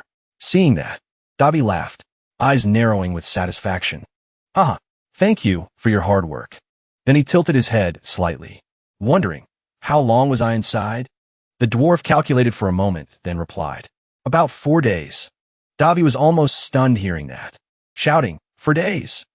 The dwarf looked at Dobby's bewildered face, then continued, "You don't know how worried we were when you didn't eat or respond when we knocked." Dobby blankly repeated the phrase, 4 days, as if unable to digest the information, and the demon Perse, hovering beside him, also nodded. "Your concentration was just like a madman." And she flew close to Dobby's ear and whispered, "But it was quite interesting to watch." Hearing this, Dobby's face flushed red, stammering, "Watch what? What?" At this moment, the dwarf beside them spoke up. "I will call the elders." Dobby just nodded perfunctorily, but his hands quickly grabbed the flying little demon, demanding, "What was it? Speak now." The little demon Perse shrugged, acting mysterious. "What was it again?" Not long after, the dwarf elders quickly arrived at the forge, seeing the 2 newly created swords. All of them gaped, eyes shining with amazement. "Wow!" The group of dwarves whispered amongst themselves, eyes glued to Crimson Edge and Azure Edge.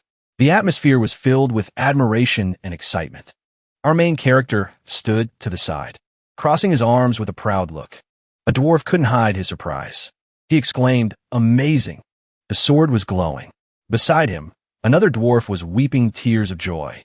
"I never imagined the materials I gave him would be used to create something like this." Davy watched them quietly.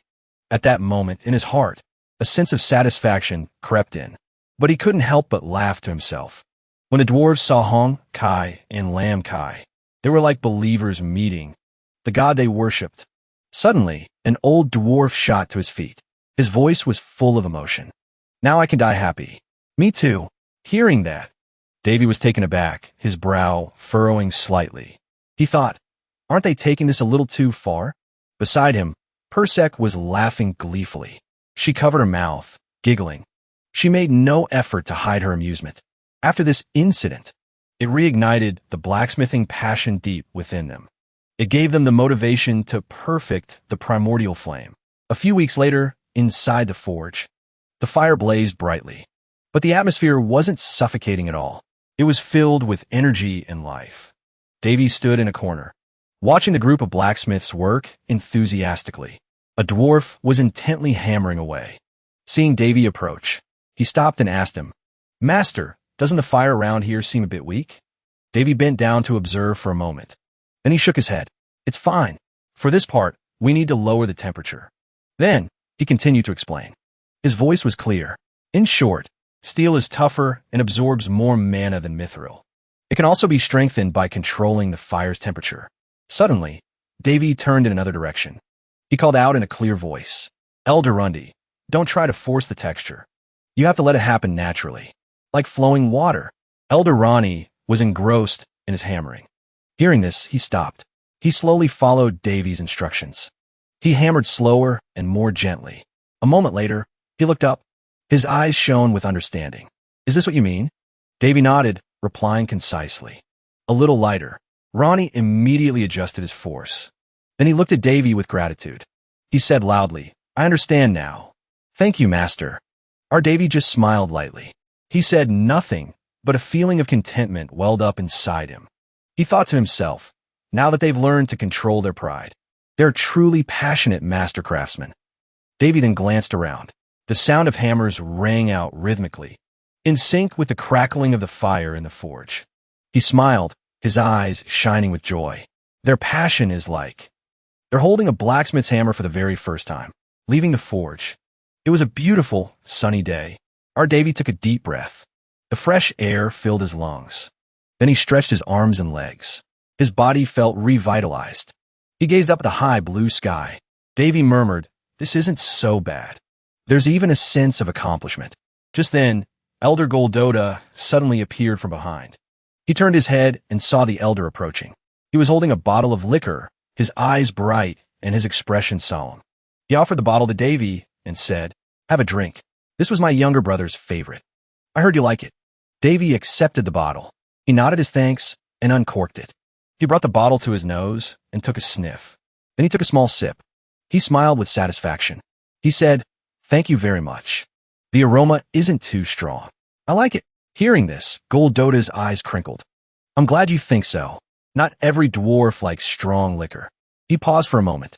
His expression grew a bit more serious. "Actually, I came here to talk about something else." Davy was a little surprised. He looked up and asked, "Something else?" Goldoda nodded. "Actually," but Davy was currently swirling the liquor in his glass. A sudden thought struck him. "My apologies for the rock." He silently recalled the sight of the sharp blade destroying the rock. His expression was slightly embarrassed. He said softly, "Ahem. What do you mean?" Hearing that, Goldoda blinked. He was confused. "Oh, it's not about that." His clueless response made Davy sigh in relief. "It's nothing. Really." He hid his awkwardness. He took another sip of liquor. He pretended to be calm. Goldoda didn't notice Davy's unease. He continued, "Ahem. From what I've heard, it seems you also wish to repair our clan's unique facility, to complete the posthumous work of the 1,000-day blacksmith." Davy let out a sigh of relief that he wasn't here to complain about the other day. Then he smiled and said, "That's right." Elder Goldoda was pleased, but his voice lowered. It carried a solemn tone. "That's why I'm telling you this. We dwarves never forget to repay a kindness. Although compared to you, we are not as skilled, but we will help, no matter what you ask of us." Hearing this, our Davy's eyes widened in surprise. Then he asked doubtfully, "Are you sure? It could take a very long time." The dwarf elder, Goldoda, replied in a firm tone, "We owe you a great deal. Master, the entire Gold Clan will follow you." He spoke with a determined voice. "We swear to the God of Iron that we will follow you forever." Master, in the peaceful setting of that clear blue day, beneath the ancient old tree, our Davy officially gained a group of dwarf disciples to learn from him. Then, a gentle breeze rustled through the leaves. In the distance, another dwarf's voice suddenly rang out. The person called out in alarm. "Elder." It was Ronnie, running over in a panic. "Elder Goldoda," waiting for him to arrive. Elder Goldoda asked, "What is it?" Ronnie answered breathlessly, "It's an emergency. An intruder has snuck into our village." Hearing this news, Goldoda's eyes widened in worry as he asked, "An intruder?" Ronnie nodded in reply. "Yes." Goldoda was about to say more, when a sharp, whistling sound shot towards him from distance. Davy was extremely alert. He quickly pushed the two dwarf elders aside. They narrowly avoided the surprise attack. Afterward, Davy's face was filled with horror as he looked at the sharp dagger that had grazed his arm. He looked at the sharp weapon. He couldn't help but exclaim in shock. A red assassination dagger. An image of a castle appeared. It was hazy and gray. Someone's scream could be heard. It echoed through the air. Ugh! The maids were trembling in fear because of the scream. Objects were shattered all around. The people cowered, huddling together. Someone's voice screamed again. Brimmy Davy. It turned out to be Carlos. The scream echoed again. Davy! Davy! He stood amidst the wreckage. Everything around him was scattered on the ground. He yelled loudly. Damn it all! Carlos seemed to have gone mad. There was a bald patch on his head. His eyes glowed a dazzling red. Carlos staggered as he walked. He clutched his disheveled hair. He growled, damn it. The servants, standing behind, all looked towards him. Carlos covered his face. He glared at the maids. He thought, Davy, it must be his fault. Then Carlos recalled the events that had occurred. He continued to reason in his head. The strange animal noises I've been making, and my lost hair, all happened after I met that lowly first prince. Carlos looked at the maids again. He asked, that's right. You all must be enjoying this, aren't you? The maids were terrified upon hearing this. Their whole bodies trembled. One maid spoke up. Of course not, Your Highness. Your Highness. Suddenly, Carlos grabbed one of the maids by her hair. He yanked it hard and said loudly, You filthy commoners. The maid screamed in agony. Carlos grabbed her hair and dragged her across the floor. The maid could only scream and beg for mercy.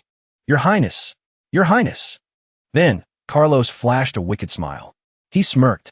He laughed and said, Even you look down on me. Carlos used more force. He choked the maid and asked, Right? Oh, Carlos continued to torture the maid. He threw her to the ground. As she was dragged, her shoe fell off. An image of Carlos choking the maid. The red of blood seemed to envelop them both. Suddenly, someone's voice rang out. Well, what an interesting sight. Blood had dripped onto the floor. It was probably the maid's blood. Suddenly, a hand picked up something from the ground. At the same time, Carlos looked up and saw the person.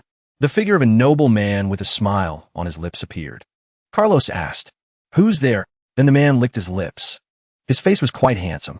He had ruby red eyes and shimmering silver hair. With that, the person tossed the thing he had just picked up behind his back. He smiled brightly and said, Oh my, it seems I haven't introduced myself yet. Then, the man approached Carlos. The maids standing behind were terrified by the man's presence. Seeing the man approach like that, the other two maids' faces turned pale with fear. One of them even had her mouth agape. Turning back to the man, after approaching Carlos, he behaved very elegantly. He smiled. He bowed and said, My name is Face. I hope you'll remember it. Then the person added, From what I've been told, we've disappointed you recently. Hearing this, Carlos spoke with a stunned expression.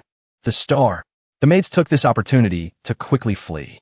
After hearing what Carlos said, Face snapped his fingers. He smiled and said, Precisely. The scene was now very gruesome. Carlos was sitting on the dead maid. As for Face, he stood beside them, not looking scared at all. An image of Serio with one eye covered. She was tightly bound by thorny vines. Carlos's voice rang out again. You belong to my mother. Then suddenly, Serio's eyes glowed. The thorny vines reacted accordingly, returning to the present. The elegant man's appearance from before had vanished. All that remained was a grotesque smile on his face. Carlos screamed in fear. You? Who the hell are you? With that, Face laughed again. He placed a hand on his face and said, It seems someone has played a trick on you. I'll remove it right away. Immediately, Face snapped his fingers. There, this one's on me. Seeing this, Carlos was startled and unconsciously touched his face. It seemed he had come to his senses. Then Carlos stood up and asked, Who are you? Hearing this, Face replied, Does that matter? What's more important is. Then Face placed a hand on his chest.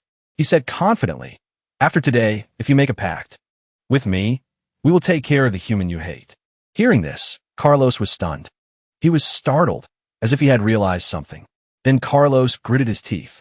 He crossed his arms and said in a jealous tone, Davy has another holy seal on his body. On top of that, he has a protector. Carlos looked towards Face.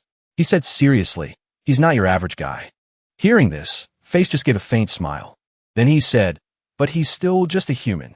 Face held a withered flower in his hand as Carlos spoke again. You say that as if you're not human yourself. Face just smiled faintly. Face turned his back smugly. He said proudly, you'll find out sooner or later. Then Face added, because I've already sent one of my servants to him. Hearing this, Carlos finally smiled. Face tossed the flower in his hand. The flower immediately turned to dust. Face said again, by now, they should have dealt with him. Suddenly, a hand shot out. At that moment, somewhere, Davy was seen rushing forward, fighting two men. Suddenly, while running, Davy seemed to see something. He widened his eyes to get a better look. Persek looked at the strange object on the ground. She thought for a moment and said, this isn't an ordinary assassination weapon. She picked up the object. It belongs to the people of my village. Persek continued, it's blood. Only one power can do this. Davy looked in that direction. He held the strange object in his hand, thinking silently. The monster with claws appeared again. Its hand rested on a rock. Then the monster bared its sharp teeth. It growled and snarled again. Looking towards the monster, it stood calmly on the cliff, without a hint of fear. Davy thought, a power that uses various abilities through blood. Everyone around was terrified, cowering on the ground. Only Davy remained, clutching the strange object tightly. He thought, the power of a vampire. Blood energy. Suddenly, someone's voice rang out. Master, are you all right? Suddenly, the person behind them spoke. He pointed ahead of Elder Goldoda and said, Elder, look over there. Persek also looked up. She said urgently, a mythical creature, and a high-level one at that. Davy also looked in that direction. He just smiled and said, a mythical creature with blood energy. The monster from before growled. Its gaze was incredibly cold. Then it suddenly howled. A beam of light shot out from its mouth. Its sound waves spread in all directions. Everyone who witnessed the scene was terrified. They all stared with wide eyes. The monster roared again. Red magic circles appeared along with the monster's sound waves. Then, the monster turned towards where everyone was standing. It roared. A powerful shock wave rushed forward. It formed a magnified beam of light that shot straight at where everyone was standing. Its roar shook the very ground. The ground cracked open. Chunks of earth broke off and floated in the air. Everyone was trying to hold on to the ground. Someone was blown away. Elder Goldoda was still trying to hold his ground. Suddenly, a blue light appeared. Elder Goldoda was still struggling to withstand the shockwave. Davy waved his hand. He used magic to surround everyone. He created a defensive shield. Davy looked at the monster again. His eyes were as cold as ice. Then the monster slowly landed on the ground with one hand. Then the monster smiled. It bared its sharp teeth. Davy stood frozen. He looked at the monster in astonishment. Then the monster suddenly appeared from behind. Davy turned his head to look at it. He looked at it with eyes of contempt. He gave a faint smile and said, haha, look at it. The elder and the other man looked pathetic as they tumbled to the ground. The high-level Hackwind advanced towards Davy. With its large body and dark gray fur, it looked terrifying. With calm composure, he observed the high-level Hackwind. It looked so cool at that moment. The Hackwind, with its ferocious face, roared. Its eyes stared at him as if it wanted to eat him alive. It roared, revealing its sharp fangs. An ordinary person would be terrified just by looking at it. Seeing the Hackwind like that, his expression changed. He put his hand to his forehead and sighed. He must be wondering who this Hackwind thinks it's trying to scare. Does it really think he'd be afraid of that? Davy Al Raoul said with a look of exasperation. You're quite feisty, aren't you? Do you really think you're the predator here? The Hackwind with the ferocious face lunged at him. It pounced, opening its sharp-toothed maw as if to swallow him whole. With a calm expression, he watched to see how the Hackwind planned to eat him. Suddenly, Persek appeared with a worried and frightened expression. She said, blood energy? But he just smiled cheerfully at the high-level Hackwind. She looked at the high-level Hackwind and said to him, even for a vampire, only the high-ranking ones can use that skill. He said to her, it must be at least master level. The Hackwind stood proudly, tilting its head to the sky as if it were the ruler of this area. It was surrounded by a mysterious red aura of power. Worried for him, she carefully warned him, be careful. It's on a different level than ordinary mythical creatures. With his calm demeanor, fearing neither heaven nor earth, He lifted his leg and prepared to run towards the Hakwin. The Hakwin, meanwhile, advanced towards him with a powerful presence. Davy Al Raoul, with a sly smile, got into a ready stance. He held out his hands to gain momentum. He spread his legs to gain momentum. He said, even if it's different. His feet, with their immense power, cracked the ground beneath them. The ground exploded. A dazzling light appeared as pieces of earth flew into the air. That power was truly terrifying. Davy Al Raoul approached the Hakwin and looked at it. Their faces stared at each other fiercely, neither willing to back down. With a powerful and fierce expression, his sharp eyes stared at the Hakwin, his teeth clenched. He raised his fist. Just looking at his muscular hands, you could tell how powerful that punch would be. Not to be outdone, the Hakwin also looked at him with eyes that wanted to eat him alive. Its mouth opened, revealing long, sharp fangs. This battle was truly interesting. He shouted, "It's still just a beast that acts on instinct." It seemed that nothing the Hakwin had done so far had scared him. When he finished speaking, the Hakwin opened its mouth and roared in anger. It looked terrifying. Without hesitation, he used his immense power to mercilessly punch the Hakwin into the sky. After he punched, his stance looked incredibly cool.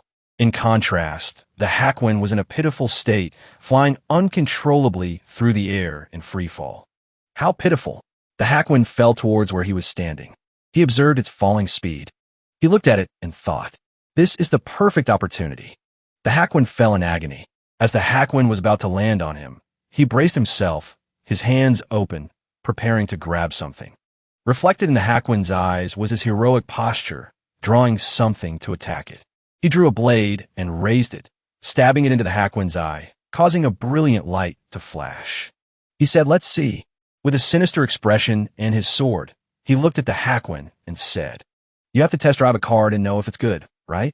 He pointed the tip of his sword into a beautiful blue circle. He leaped up, raised the red sword, and slashed at the Hakwin, causing it to cry out in pain. The sword he had just used to slash it was the 24th form of the ghostly sword. He slashed repeatedly at the Hakwin's body. The sword strikes were fluid yet incredibly decisive. The power of the sword, combined with his masterful swordsmanship, made the high-level Hakwin scream in agony. It looked truly pathetic now. The same ferocious face, but now it had to scream in pain. He pulled the sword back and watched the Hakwin scream miserably. Their battle was surrounded by a brilliant, mystical red glow. He shouted, "8-direction annihilation slash." Suddenly, a dazzling light flashed, and the image of two swords of different colors appeared. On one side was a blue sword. On the other was a red sword. They looked like two powerful magic treasures. It turned out to be the spatial storage slate, a replacement for 7th circle storage magic, a special magic created by Davy, who had not yet reached the 7th circle. It could store a small amount. It was used to store Honkai and Lamkai. He remembered something from the past. The scene of the royal palace appeared. Ancient buildings. The sunlight shining down in the palace was so poetic. Below were clear blue lakes that made anyone want to stay. But during the golden age of the Central Plains martial arts world, the high-ranking officials of this sect were all bribed. They obstructed martial arts and drove people into poverty. This was truly sad. He said, "That memory." The red-haired old man, holding a wine jug, shouted, "Ahem, what was I saying again?" It's true that being drunk makes people act abnormally. With a helpless expression, he held a small wine cup and looked at the old man. He must have been really fed up with the red-haired old man by now. He looked at the red-haired old man with eyes of disdain. He sighed helplessly and said, "This unreliable, drunken old man unified the entire martial arts world with just one sword. It's unbelievable.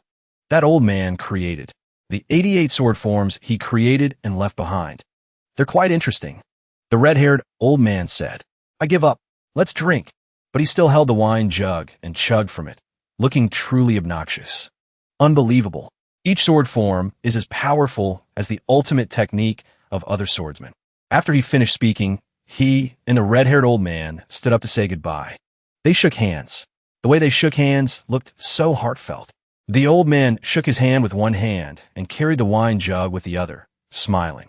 As for him, one hand shook the old man's, while the other held the sword, looking so majestic. They said to each other, "They are compatible with the holy sword Harris." and have evolved into their perfect forms. After speaking, they parted ways. He walked into the distance. Perhaps because of the cold, he hugged himself and shivered. The red sword appeared with a brilliant glow. There were even bloodstains left on the sword, making it look so mysterious. He said in a commanding voice, "Humans must use tools." Davy Al Raoul stood with a proud stance in the crater where he had just fought. One hand held his coat, the other carried the sword on his shoulder. He looked so cool. He decisively drew the sword and pointed it at the ground. He exclaimed, "Amazing!" On the ground, pools of blood still remained. The additional cracks in the ground made the scene look truly magical. He spoke. "This should be enough for Red." Persek, with a panicked and worried face, pointed at the monster and said to him, "This monster isn't dead yet." With a calm expression, he looked at the monster and said, "I know." Suddenly, where the monster lay, a brilliant red light appeared. It looked so mysterious. He and Persek stood proudly, watching it without any fear. This scene must have been anticipated. He looked at the monster. It looked terrifying. He said, "A survival tool, similar to a lich. By hiding the source of their immortality somewhere nearby, they have the ability to regenerate infinitely as long as the source is not destroyed." The monster's image was no longer intact, as usual. It had turned into rising black shadows, looking truly magical. It seemed like it would explode at any moment. He decisively told her how to destroy them. He said, "Of course, if you slash them until there's nothing left to regenerate, or destroy them with holy power, they will die. However, using this technique in battle is much harder than it looks." The image of the holy sword appeared, shining brightly. One look, and you could tell that holy sword was no ordinary weapon.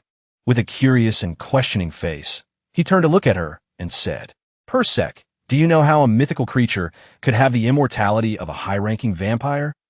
She said to him with a sinister expression. From the beginning, the fact that it used blood energy was already abnormal. He and she both turned their gazes towards the monster. They both thought deeply. He sighed helplessly and said to her, "Although I want to check, I have no way of doing so." The situation had become more tense. He said to her in a helpless voice, "It revived after being slashed by Reddy. This level of immortality must have been granted by a vampire lord. Why would it be attached to a beast like this?" The beast lay there, its eyes still closed. But within its body, the magical red blood still flowed. This monster looked truly adorable. It was completely different from when it was awake, when it was ferocious and terrifying. He looked ahead at the ruined landscape. The shattered ground had exploded. In the distance was the image of a tree. It looked so desolate. He thought sadly, "I don't have time to investigate in a situation like this." With a worried expression, his eyes reflected a deep sadness. He held the holy sword and thought about what was to come. Would his next step be, as he predicted? Without further hesitation, he decisively swung the holy sword at the monster. With one slash, a blue light appeared, cutting the monster in two. The power of the holy sword combined with his own power created something truly terrifying. He slashed the monster, and a tree far away from him also broke in two. Not only that, but the ground also shattered into many pieces. That power was truly frightening. His sword was now stained with blood. The image was dark and mysterious. On the ground, the monster's blood splattered into streams. Davy Al Raoul and Persek looked towards the monster's remains. He held two swords, one blue and one red. He looked very cool. He said to her, "Did I destroy the source?" She said to him, "I feel something different. It feels like it's distorting the system itself." She and he turned to look at each other. He slung the holy sword over his shoulder. She stood on his sword. He looked at her with a bewildered expression and said, "The system." She gently told him to be quiet. Looking up at the setting sun, the sky was gradually darkening. It looked so beautiful. He asked himself, "Can this sword even kill gods?" He looked up at the blue holy sword that had just destroyed the monster and wondered, seriously, "What did you put in this sword, old man?" A long time has passed, and it was completed with the best materials. That must have increased its power. He walked forward, one hand carrying a holy sword, the other holding one. He looked so cool. The sunset became more vivid with the crimson sky. He sighed, "Why am I thinking about such complicated things?" With a gloomy and pensive face, he said, "It seems The scene changed as the wind suddenly blew harder. Leaves fell continuously. Davy Al Raoul, with suspicious eyes, looked around and thought, a filthy rat is hiding nearby. He watched the leaves fall to the ground. The atmosphere was eerily silent, but it held some hidden danger. He swung his holy sword once. It caused the ground in front of him to explode. It looked terrifying. The man, Duke Pet, was startled by the light and shielded his eyes. Davy Al Raoul spoke to the Duke in a contemptuous tone. Next time, hide better. The Duke was startled to know that Davy Al Raoul had discovered him. His eyes widened in disbelief and astonishment. And fear. Davy Al Raoul suddenly appeared in front of him, causing him to stumble backward. His face was terrifying, looking demonic. He said to him, "Peekaboo, you bastard." The sunset scene was beautiful. The ruined landscape combined with the setting sun was captivating. The sound of heavy breathing suddenly echoed. Suddenly, the sound of hurried footsteps appeared, combined with rapid, heavy breathing. The man, Duke Pakist, appeared with a terrified face, drenched in sweat. He must have just gone through something terrible. Suddenly, his face changed, his eyes turning red and bulging. His mouth opened in anger, revealing sharp fangs. He shouted, "I'm going to die."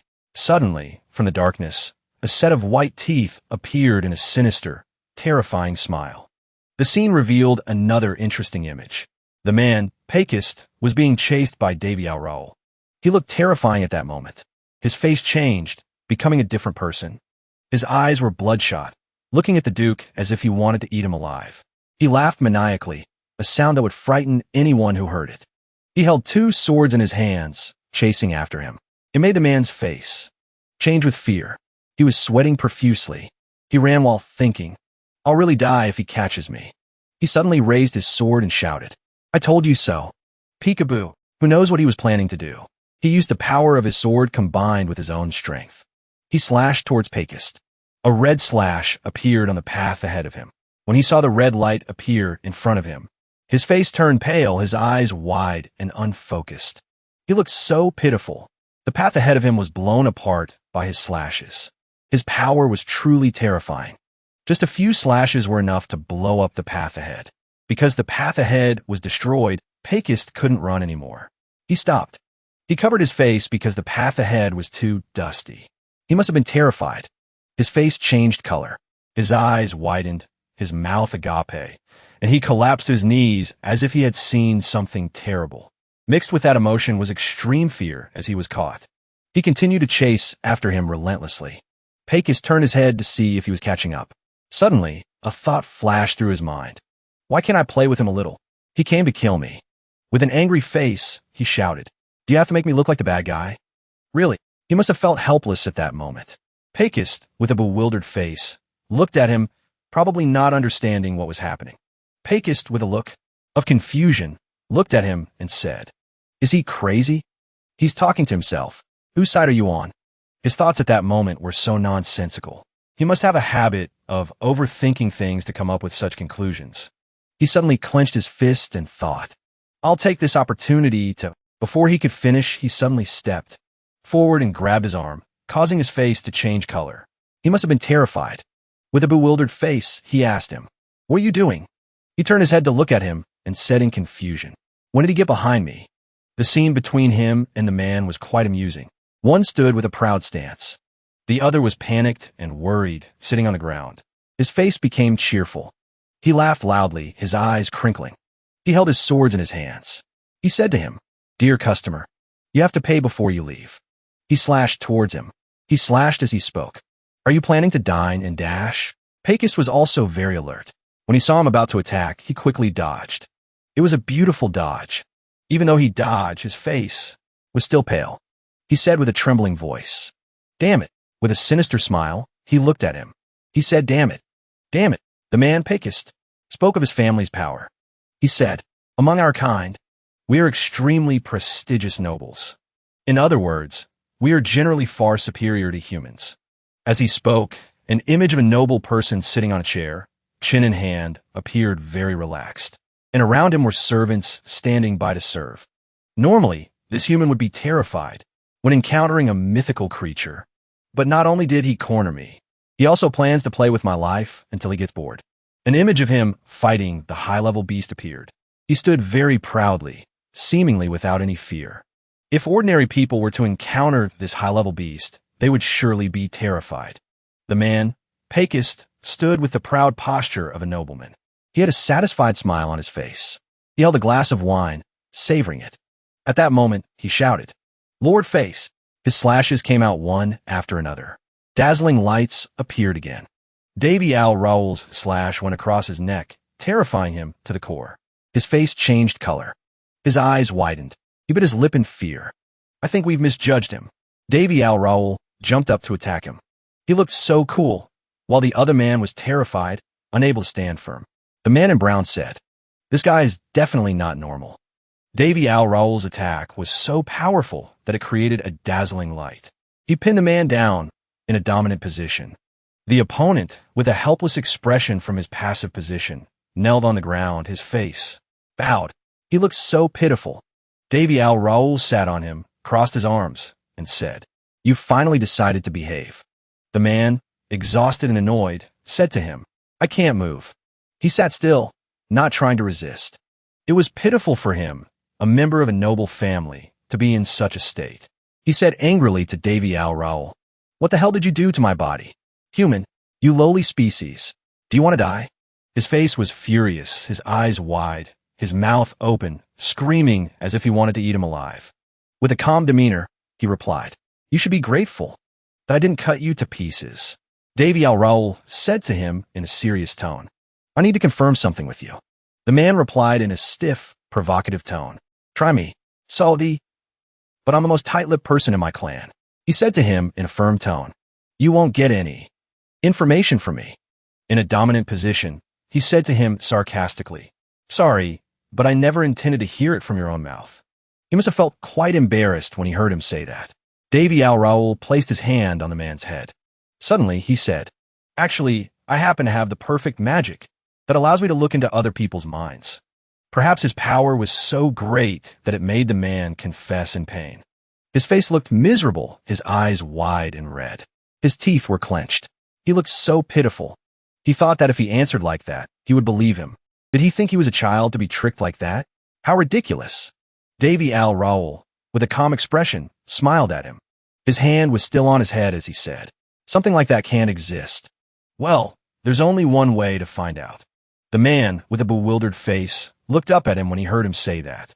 Davy Al Raoul used his power. Samadhi fire. It made his hand heat up and turn red. It caused the man to be in pain. He screamed. The image of Davy Al Raoul and him in another dimension was truly magical. The space was enveloped in a mysterious purple color. He said, "Dark magic, cursed seal fusion." Davy Al Raoul continued confidently. "The fire seeps in." That statement increased his power, making the man scream in agony. The scene became even more magical. Pekis was burned, screaming in pain. "It's hot, so hot. Please put out the fire." Davy Al Raoul, with a sinister smile, said to him, "You're fine. Don't be so dramatic." Persek stood to the side, seeing what he was doing. She felt sorry for the man and said, "Even if he's an enemy, isn't this a bit much?" With a calm expression, he replied to her, "Don't worry. He won't die." It seemed he had the situation completely under control. And he looked ahead. The scene was beautiful with a dreamy purple color. She said to him softly, "You know I'm not worried about him." He maintained his calm demeanor and said to her, "My lady demon lord, do I really need to be merciful to someone who tried to take my life?" With a shy and awkward expression, she said, "You're right, but..." She only said that because she was worried about him. She was truly a girl full of compassion and kindness. He shyly rubbed his head and said, "Huh, really?" Davy Al Raoul said, "You're kind to a fault." The man, with an exhausted expression, collapsed to the ground after what he had just been through. Davy Al Raoul, with a serious expression, crossed his arms and said to him, "I don't need to know too much about you, so let's get this over with quickly." When the man heard him say that, his face changed color. His eyes widened, his mouth agape, as if he was about to say something. Davy Al Raoul began to question him. "First, who are you?" But the other man was not afraid and spoke to Davy Al Raoul in a provocative tone. "You think I'll..." He was truly brave to say that to him. When he heard the man speak in such a bold tone, he gave a sinister smile, raised his hand with a magical purple flame, and said, "Want more?" When the opponent saw this, he became frightened, coward, and stammered, "I am Pakist, and I am a Viscount," Davy Al Raoul said in a casual tone. "So you're about mid-level, huh?" Viscount Pakist looked up at him with hateful eyes and said, "I'm pretty sure I'm your target. It's because of that vampire made from before." "Right," Davy Al Raoul replied with a calm, cheerful expression. "Exactly," he thought proudly. "A guy who's supposed to be so tight-lipped is spilling everything pretty easily. There was nothing that could challenge him." "Then here's the real question," Viscount Pakist asked him in surprise. "Including you and that mythical creature from before, why do you have the power of immortality?" He was extremely curious about that. Davy Al Raoul stood looking at him with a proud and arrogant stance. In contrast to him, the other man sat huddled in fear. He looked so pitiful. He looked at the man and wondered, he's still not moving. Maybe I should stimulate him more? It's true that cruel people often live carefree lives. Viscount Pakist's face suddenly changed, becoming angry, as if he had just endured something terrible. He clenched his teeth. His eyes shone with determination. When Davy Al Raoul and Persek saw him like that, they were both extremely curious and confused, not knowing what he was about to do. Viscount Pakist suddenly shouted. He decided to choose a way to resolve this for himself in an extreme manner. "I choose death." When Davy Al Raoul and Persek heard him say that, they were extremely surprised. He shouted, "What?" When she saw something was wrong, she shouted at him, "The blood." Suddenly, Viscount Pakist's body swelled, enveloped in a red color, and a magical light appeared. "It's a taboo." When he saw that light, it was so dazzling that he had to cover his eyes. The man shed tears. He said in a helpless tone, "I don't want this." The light grew brighter and brighter. Davy Al Raoul and the Demon Lord Queen watched with astonished eyes. Viscount Pakist uttered his last words. "Hey!" He called out someone's name. When his body could no longer bear it, it exploded. Everything was left in a sea of fire. The scene was terrifying. Prince Davy Al Raoul stood before the wreckage. A taboo, and its punishment is nothing less than death. He didn't want it to be like this. "Well, perhaps that's all we can find out." Persek whispered. "I'm sorry. It's my fault." Davy comforted her. "Don't worry. I expected something like this would happen. When a curse is lifted, the one who cast the curse can feel it. One of the curses I placed on Carlos has been lifted. To be precise, it has been put into an inactive state. That curse should have been very difficult to find, yet they still managed to do it. The power of immortality? The person behind this must be quite formidable." Night fell, but the dwarf land was still bustling. Everyone was working hard to repair their homes. Persek felt sorry for them. Just one rampaging mythical creature, and this place was devastated to this extent. Davy walked past the busy dwarves. They were calling out to each other. "To the north." "Yes. Hurry up." At that moment, Davy met the two, Goldoda and Ronnie. "Oh, Master, I'm sorry you had to go through such an unpleasant experience." "It's all right," Davy asked him thoughtfully. "Are you injured anywhere?" "As you can see, I'm perfectly fine, but dozens of houses were burned down, and a few people were slightly injured." Seeing that Davy was just quiet and didn't say much, Goldoda perceptively realized. "It seems Master has something to say to us." Davy bowed his head and smiled. "Let's go inside first. I see the guards outside are very busy. Did something happen?" The two of them were silent for a moment, then Goldoda looked at Ronnie. "Brother, it's nothing serious. A child from the orphanage has gone missing, and the guards are looking for him. But we still haven't. Speaking of which, I don't think it's safe for you to stay here any longer, Master." Davy then spoke. "Actually, I have something to tell you. Please accept this." Then he pushed a black notebook towards them. It contains the necessary information to restore the holy item. Since it will take quite a while before it's completed, I plan to return soon." The two dwarf brothers showed a hint of regret. I don't know how we can ever repay you." Davy refused. "I don't want you to repay me. Actually, I'm the one who should be repaying you for your kindness. I've been rewarded more than enough. Most importantly, there's a high probability that the mythical creature was targeting me when it snuck into the village, so when I leave this place, all the problems will disappear as well. I'm sorry for not giving you any notice." The two brothers slammed the table and stood up. "Nonsense. How could this possibly be your fault, Master? Prince Davy saw their reaction and smiled gently. Different people will have different attitudes about this. If they were hostile towards me, they would use this opportunity to blame me. After that, I explained about the accident, telling them that this was a consequence of the holy seal engraved on my body. After all, it's true that the mythical creature was targeting me. The only thing that still bothers me is whether the vampires will take their anger out on this place after I leave. But the current situation doesn't allow me to worry about such things. Davy rescued a lost boy who was crying in a tree. He held out his hand to the boy. This is what I can do for them. The sooner I leave this place, the safer it will be. Bird soared and swooped in the sky. In front of the capital, a guard who was dozing off was startled by the arrival of a group of people. Halt! State your names. Prince Davy rode forward on his horse. I am your lord, the saint. I told you I'm not a saint. Well, I'm back. Home. After returning to my territory, I was extremely busy. Although I had received reports while in the dwarf village, many more people wanted to immigrate to my territory. So, by the second quarter, we already had about 4,000 residents. That's about 20 times the current population. There will be many problems if the population suddenly increases, but now is not the time to be afraid because I have strong helpers. Davy stood with Goldoda, admiring the new construction. Master, the condition of this territory is exactly as you described it to me. That's right. Even your mansion looks like that. It startled me. Huh. Goldoda puffed out his chest confidently. This is my chance to repay you. Please leave it to me. I will turn this place into somewhere worthy of the title of Master Craftsman, representing the entire continent. Please don't refuse my offer. No matter how great a leader you are, if you don't take care of yourself, no one will follow you. Davy replied cheerfully. No, I won't stop you. In fact, I'd like to ask for a few more things. I think the other dwarves will like it too. Ahem. A few people felt uneasy and suspicious because he was so close to the dwarves.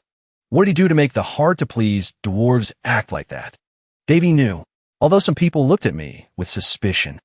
Does he think I'm not good enough? Well, it's understandable. But the reconstruction of the territory is proceeding very smoothly. At the end of the day, Davy finally returned to his beloved room. He flopped onto the CEO's 500-meter bed. I much prefer fighting mythical creatures. Persek encouraged him. Good job. I think I now understand why the kings of Joseon in Korea didn't live long. Being a leader isn't easy. Davy happily hugged the bed. This bed is so soft. Persek reminded him. You should change your clothes before getting into bed. This must be the comfortable bed recently created by the alchemy department. This bed is huge. This would definitely be considered high quality on Earth. While rolling around, Davy felt something lumpy under the blanket. He sat up and rubbed his eyes. A dark shadow emerged from under the blanket, giving Davy goosebumps. Whoa! Prince Davy was extremely confused. Did I enter the wrong room? No way. Davy looked at the moving lump on his bed. So that means it's been quiet for a while, but it's starting up again. Bribes don't always involve money. As the territory's business gradually grew, I started to encounter many people sneaking into my room with illegal requests. In this medieval, hierarchical world, that's not uncommon. But for me, it's different. Sister Daphne once smiled brightly and called Davy's name, but then her face darkened as she threatened him with an axe. If you dare use your nightingale carelessly, I will hunt you down and chop that nightingale off, even if it means I have to leave this place. I'm a saintess who always keeps her promises. Understood? A warning from a sinful saint is more dangerous than one might imagine. I receive a lot of bribes, so I don't investigate the people who sent them. But the bribery went so far that they even sent people every day, so I warned them.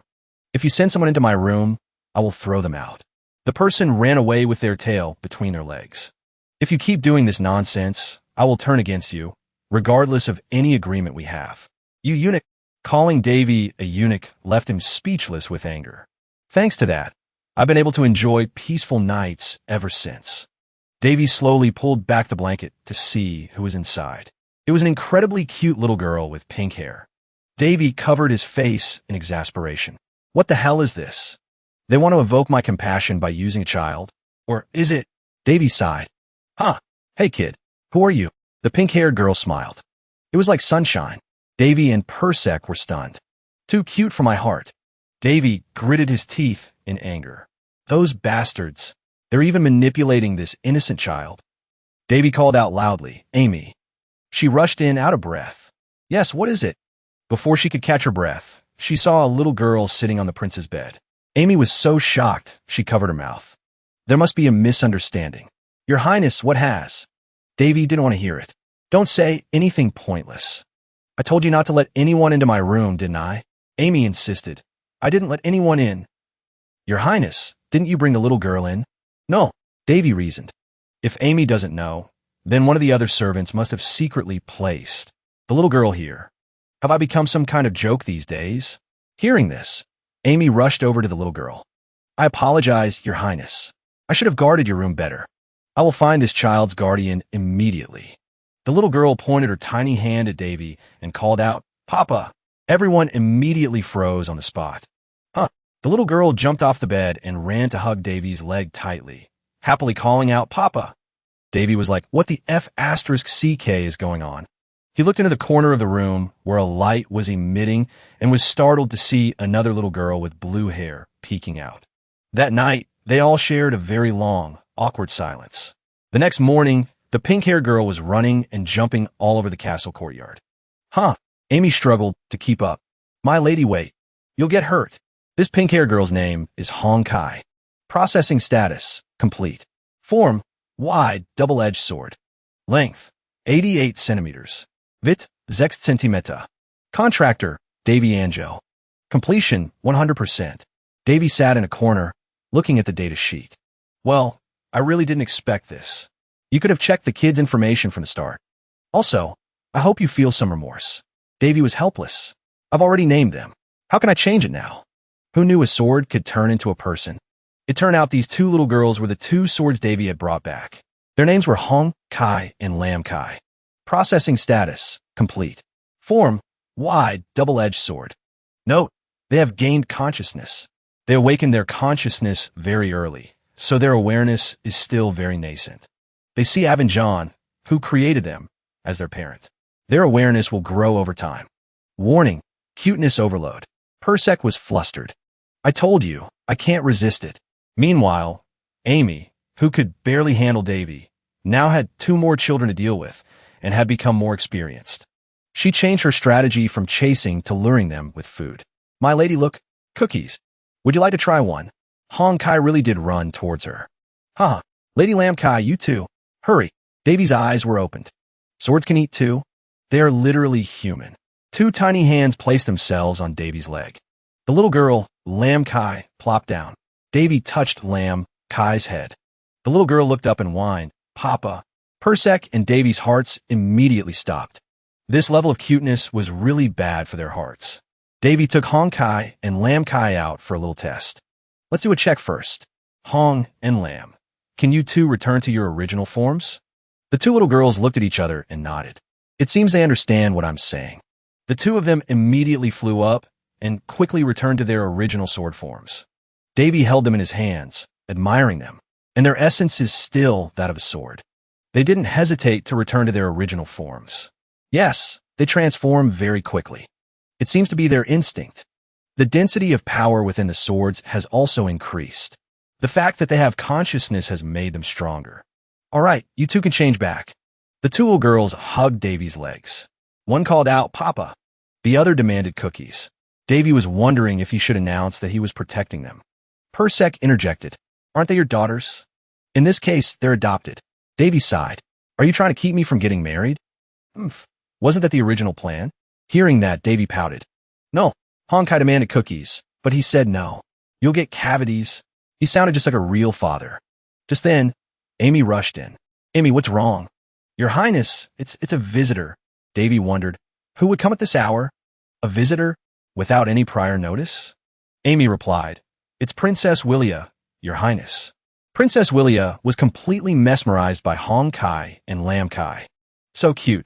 She hugged the 2 children tightly. Okay, brother, who are these little ones? Davy was helpless. They're children I'm looking after. Oh, they look like your daughters. Willia's eyes widened with excitement. Oh my, every time I come to see you, brother, I find something new. Is that so? Princess Willia looked around. even though I was very worried when you said you were going to a desolate land. You have no idea how surprised I was to hear that your moon grass business was a success. And I see them now. The dwarves in the village, it's so wonderful. I thought they would never appear in the outside world. Their father has always helped you. It's amazing. Davy showed a hint of regret. I wanted to welcome you properly, but as you can see, the territory is in this state. Willia shook her head. Please don't worry. I'm just relieved to see you happy, brother. Davy was flustered. Is that so? Well, you're quite a busy person. I hadn't realized how busy I've been lately. Happy? I guess she's right. Davy smiled and said to Willia, shall we go inside? Meanwhile, Amy led the guests accompanying Princess Willia to their quarters. This way, please. Willia was still chasing after Hong Kai and Lam Kai. Hey, come play with me. Davy, however, noticed a red-haired man among the people who came with Willia. I don't think I've ever met him before, and something feels a bit strange. Inside, Davy asked about his sister's life. Is Varais well? How did you find the time to visit when your own territory is so busy? Well, brother, because the number of bandit attacks has decreased recently. The territory has become quite peaceful. Have I been too thoughtless? Davy just gave a silly laugh. Haha, I'm sorry. Willia wrung her hands and said hesitantly, actually, the reason I came here is because I have a favor to ask you. Brother, do you know how to use the power of the Holy Seal? The power of the Holy Seal? Willia said, trembling. I know I shouldn't be asking this when you're so busy, but the only person I can rely on right now is... Davy rushed to her side to comfort her. Tell me. Willia burst into tears. She cried, I'm so sorry, brother. I'm sorry. Later, Willia was fast asleep in bed. The butler reported from the side. She's just exhausted. This must have been troubling her for quite some time. She'll be better after a good rest. Davy looked at his sister with a pained expression. This place and the Orem territory, where Willia and Varais live, are quite far apart. She must have been traveling for days without rest. The people must be very important to her. Back to the siblings' conversation. Willia could only clench her fists and cry. I'm really sorry. My friend is about to die. Even the doctors and priests have given up. To summarize her story, Pont, Willia's bodyguard and best friend, took a poisoned arrow for Willia from some bandits. Because Willia had fallen into a trap after being exhausted from the chase, if Pont hadn't taken the arrow, Willia wouldn't have survived. The priest removed the poison from her body with a detoxification spell, but then dark blue marks appeared all over her body. This was the problem.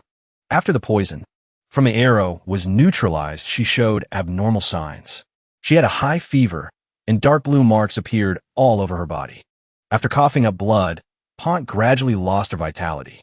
The priest and many doctors tried to save her, but her condition did not improve. And while they were uncertain about how to cure this unknown disease, Willia, after hearing from the priest treating Pont that perhaps a high priest with a holy seal could cure her, Willia traveled all the way to the territory, hoping for a miracle. Willia cried helplessly. Brother, what should I do? Because of me, Pont. Willia, the two sisters, Hong Kai and Lam Kai, stood by Willia's bed, wondering, is she sick? Yes. Davy reassured the two little ones. She'll get better after she rests. Let her sleep for now, okay? Hong Kai said innocently. She can't be sick. I'll stay with her. The little girl climbed onto the bed and snuggled under the covers with Willia. Davy's heart melted. So good. Lam Kai, being more timid, stood there hesitantly before climbing up as well. Oh my, so adorable.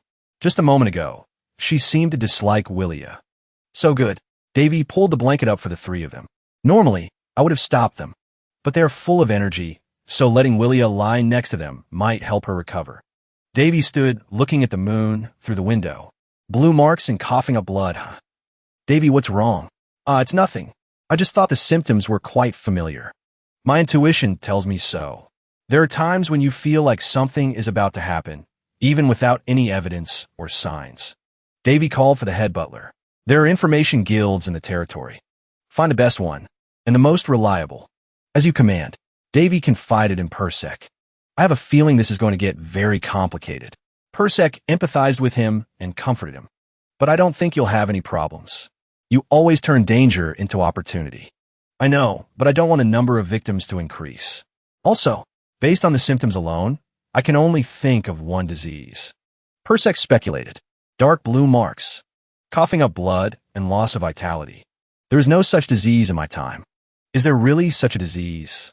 Davy replied immediately, yes. But the problem is that disease shouldn't exist on this continent.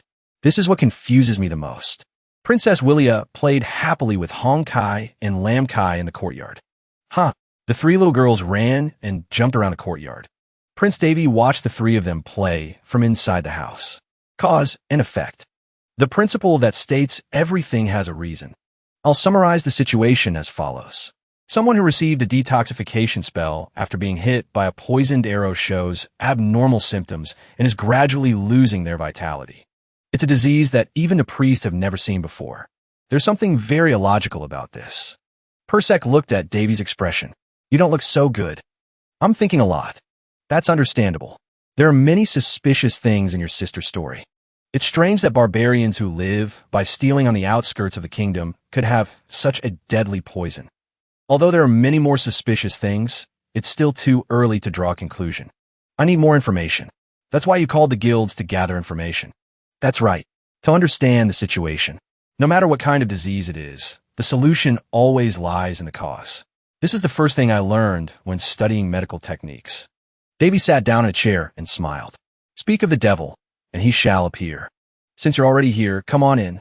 A moment of silence fell. Persek wondered. Who are you talking to? Davy pointed to the empty space in front of him. Don't waste time like that. A mysterious person in a cloak gradually appeared in that empty space. Davy was very pleased. Oh, that looks quiet. The person asked him, I heard you need something from us. That's right. Thank you for taking the time to come here when you're so busy. Please have a seat. The cloaked person just looked at the chair without moving. Fine, do as you please. He's probably wary because I saw through his disguise. I'll get straight to the point. I want to buy information. How much can you provide? The person was silent for a moment, then replied, Everything has its price, right? Yes, I agree. There's no such thing as a free lunch in this world. The person said very seriously to Davy. As long as you can pay us enough. We can even find out what's happening in the neighboring kingdom's harem. We can even get you a pair of underwear. From the royal family, Prince Davy. Whoa, you're taking a bit too far, buddy. What a weird thing to mention. All right then. What about the princess of the Palin kingdom? Can you do it? Persek was annoyed. Pervert, you don't have to go along with him. Seeing Davy's sparkling eyes, the person looked away, flustered. Even I value my life. That's a bit understandable. Davy stood up. Very good. That's more than enough. He offered a bag of gold coins. Here's the deposit. There's a woman named Pont, a knight of my sister, Willia. Investigate her recent activities. At this moment, the game-like panel displayed the stats of the mysterious cloaked person. This person's name is Jack, or full name Anna Helizana. Age, 124. Gender, both male and female. Race, dark elf. Title, star assassin. Abnormalities, none. Other details. Has basic assassin skills at a master level. Works for the Cho Information Guild as one of the 4 leaders. Known as Jack in the guild. Current status, confused. Looking at Jack's information, Davy was startled. A woman, and a dark elf. No less? Ow! She doesn't look like a dark elf at all, because she's disguised as a human. Jack was a bit hesitant. Investigate a woman's background? Davy preferred a different term. I prefer you call it a medical inquiry. So, is that a yes? Jack was silent for a moment, then said, I won't take the money. Davy was puzzled. What do you mean? You're willing to do it for free? Not exactly. The total will be calculated later. Davy asked jokingly, what if I beg? I'm making this offer because you don't seem like the type to break a promise. Davy understood Jack's intention. Oh, so you're trying to build a relationship? A bit arrogant, but I like it. He asked, is that your group's decision? It's a personal decision. Very well. Do as you please. Then, farewell. After speaking, Jack threw down a smoke bomb and disappeared. You could have just walked out normally. Is it her pride? Davy looked at Jack's information. She's a dark elf. And she's hiding the fact that she's a woman. More importantly, isn't Cho a very famous guild on the continent? That proves merchants aren't the only ones who know how to make money. By the way, do you know about the Helizana family? Davy didn't know. Helizana? No, that's a dark elf surname. What do you know? Seeing that he didn't know, Persek didn't elaborate. No, if you don't know, then it doesn't concern you. Forget it. How boring. After hastily preparing for the journey, 2 days later, Davy officially set off. Prince Davy scolded sternly. No. It turned out Princess Willia was insisting on going with him. I'm going with you too, brother. Davy ran his hands through his hair in frustration. I know how you feel, but don't think that just because you've rested, you're fully recovered. Willia didn't give up easily. Only Davy understood that this was a very urgent situation. I was preparing to go to the Orem territory as soon as possible, but trouble came before I could even leave. He scolded Willia harshly. Don't be so stubborn. It will take us at least a few days to reach the Orem territory. And if we go by carriage, it will take even longer. To check on the patient who is in the worst possible condition, this is the only way. You'll only be in the way. Riding a horse consumes a significant amount of mana. Even if the twins stay with her every night, she won't be able to endure the whole journey. On top of that, something isn't right about this. Persek popped out and asked, Is it your intuition again? Probably. Willia was still fussing, refusing to stay home. I can go with you, brother. I'm not weak. Just then, a stranger approached the two siblings. I see you're in quite a difficult situation. Oh, Sir Ulysses, what's with this strange aura? He asked politely. May I ask what's going on? Princess Willia then explained everything to him. La. Seeing the two of them chattering away, Davy knew it. How could his intuition be wrong? More trouble has arrived. The red-haired man cheerfully introduced himself. A pleasure to meet you. My name is Ulysses, a fifth circle mage. Although someone like me is not suitable, I work for the Red Tower. Prince Davy politely extended his hand for a handshake.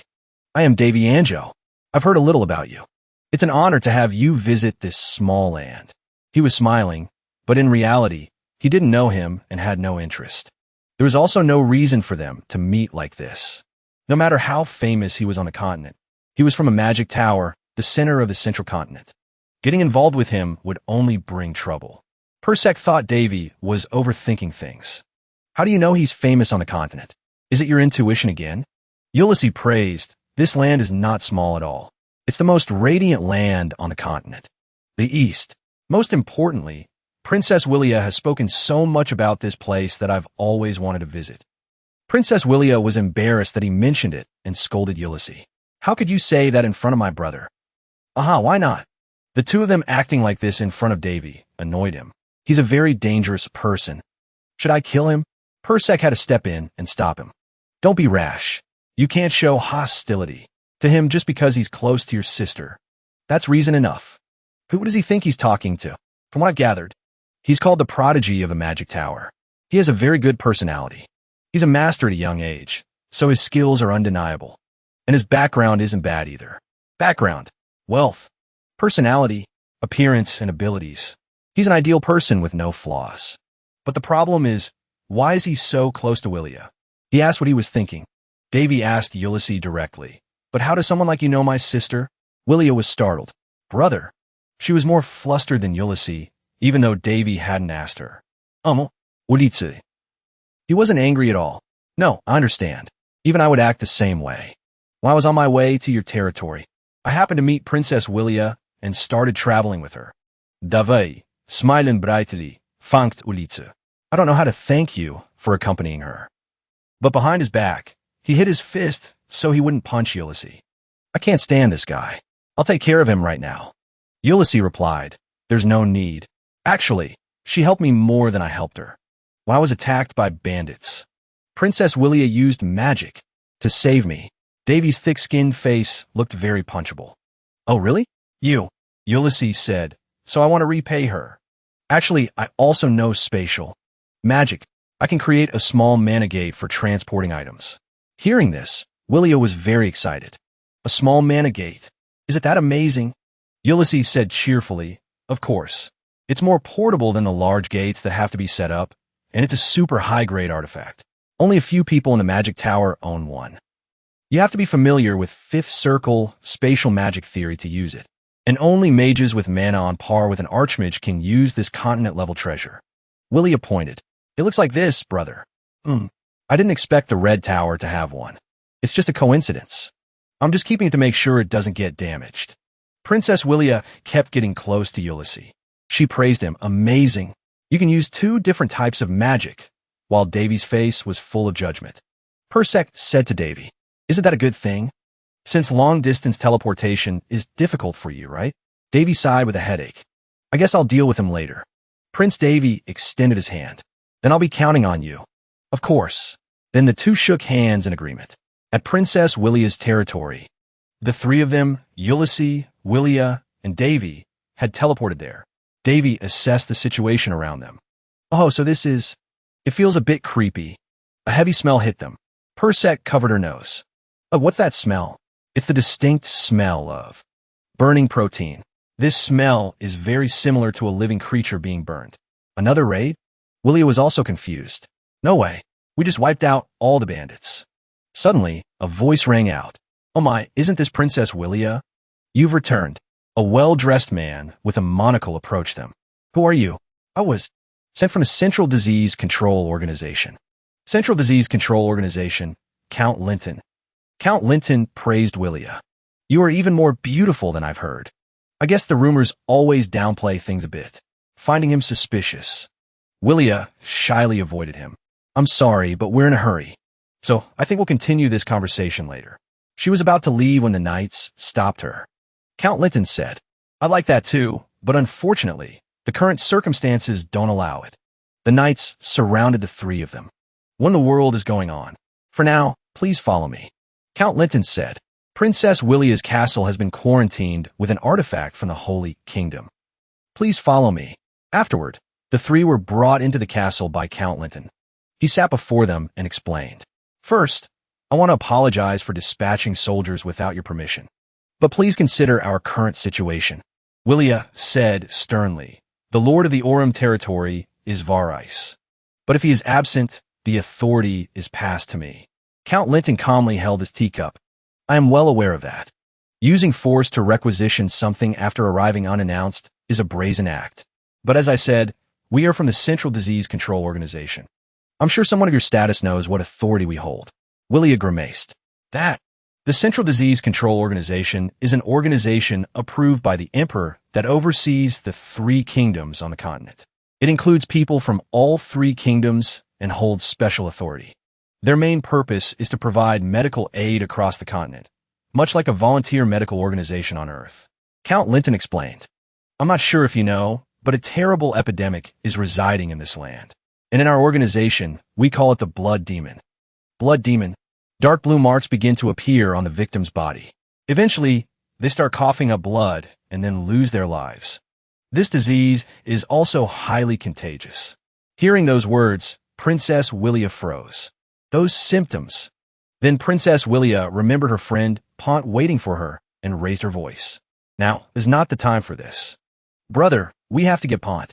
Count Linton didn't care about the princess's feelings. He took off his hat and greeted Davy. "Oh my apologies for the late greeting, Prince Davy. I've always wanted to meet you. I heard you received a holy seal and successfully cultivated moongrass." Davy pretended to be modest. "It was just a coincidence. Nothing in this world happens without a reason. Those things were possible because of your greatness." "Haha, come to think of it, all the famous people from the rumors are gathered here." Princess Willia couldn't wait. She slammed her hand on the table. "I'm sorry, but Count Linton, I think I need to leave first, as I have an urgent matter to attend to." She was about to leave and called for her butler, but no one answered Princess Willia. Count Linton announced, "I'm sorry to say that everyone in this building, including the soldiers, has been quarantined." Willia was indignant. "What did you say? We had no other choice. The blood demon is highly contagious. We can avoid the worst-case scenario by controlling it. But if even a few people get infected, this will get out of hand." Davy had no objections. Well, he's not wrong. Princess Willia was still stubborn. But doing so is beyond your authority. Count Linton had dealt with princesses before, so there was no way he would yield to this little girl. "You're right. But as far as I know, this is the Treaty of the Alliance of Kingdoms. Even the Queen of the Ron Kingdom has approved it. In times of emergency like this, exceeding the authority of a lord within their territory has happened before." Willia was helpless upon hearing that. "What's going on?" "And unfortunately, this disease cannot be cured. Holy power has no effect on it. No way. After saying that, Count Linton smiled. It was time for him to show off. That's why we're here. Please leave it to me. We will surely find a cure and report the good news.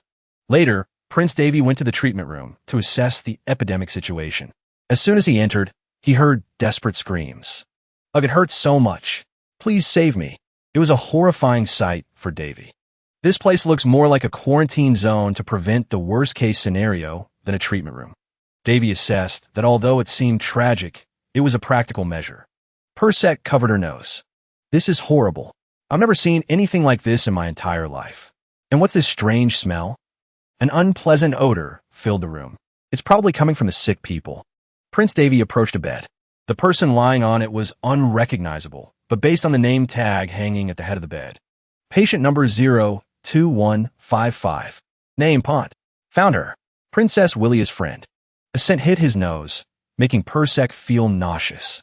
It's the Ridrinosi flower. Davy explained, the Ris flower. If I'm not mistaken, it's called the Tata flower. In this world, I've never heard of it. It's a rare flower that only grows in harsh conditions.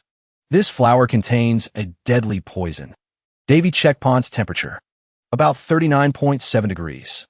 At this rate, her brain cells will be cooked. Her body was in a state of imbalance. Her skin was as cold as a corpse, while her organs were extremely hot. The symptoms were horrific. The cause and the way they die. I had imagined it when Willia told me, but seeing it happen before my eyes, I feel it's even more complicated.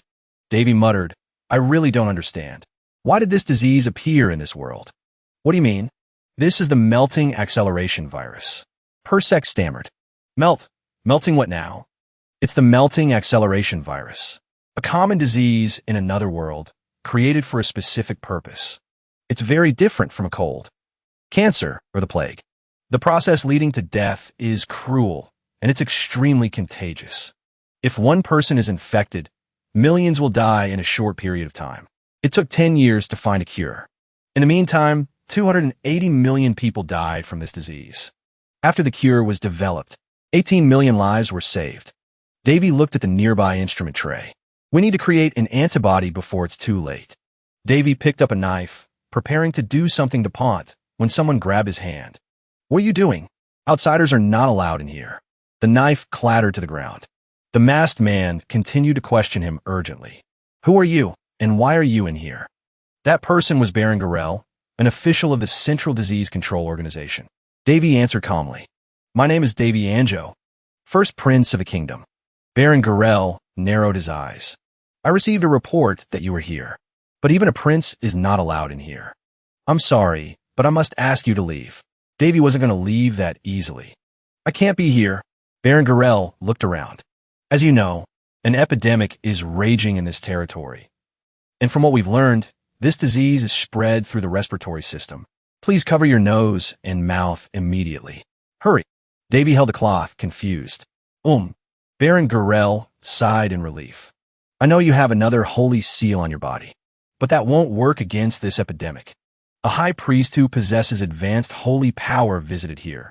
And then, as he was speaking, a desperate scream echoed. Damn it, hold him down. How long has he been like this? Baron Garel rushed over anxiously. Bring the painkillers now. Stabilize the patient first. A doctor nervously drew medicine from a vial into a syringe. Davy placed a hand on his shoulder, stopping him. The patient will die if you inject that now. Huh, give me that tube over there. Baron Garel said loudly. Listen, what do you think you're doing? Davy paid him no mind. He tore open the patient's shirt and looked at the bruised body with swollen blockages. Blood is blocked in his lungs due to the virus. His heart will stop if we don't remove it immediately. Davy held up the clear tube and ran his hand over the patient's body to calculate. 8 millimeters from the bottom. 3 millimeters from the right. This is going to be close. Davy took a deep breath to steady himself. Holy blessing, pain relief. Then he inserted the tube where he had calculated to let the blood flow out. Ugh, just a little more. Baron Garel was now furious, his face dark. What do you think human life is? He grabbed Prince Davy by the collar. Stop it right now. What do you think you're doing? Do you think human life is a toy? Davy didn't bother to answer. Say something. At that moment, the blood from the patient's body flowed out. He was able to cough again. Sir, the patient's pulse has returned to normal. Baron Garel was stunned. What do you mean? Please come and see. Davy, released by the Baron, went to find another doctor to borrow something.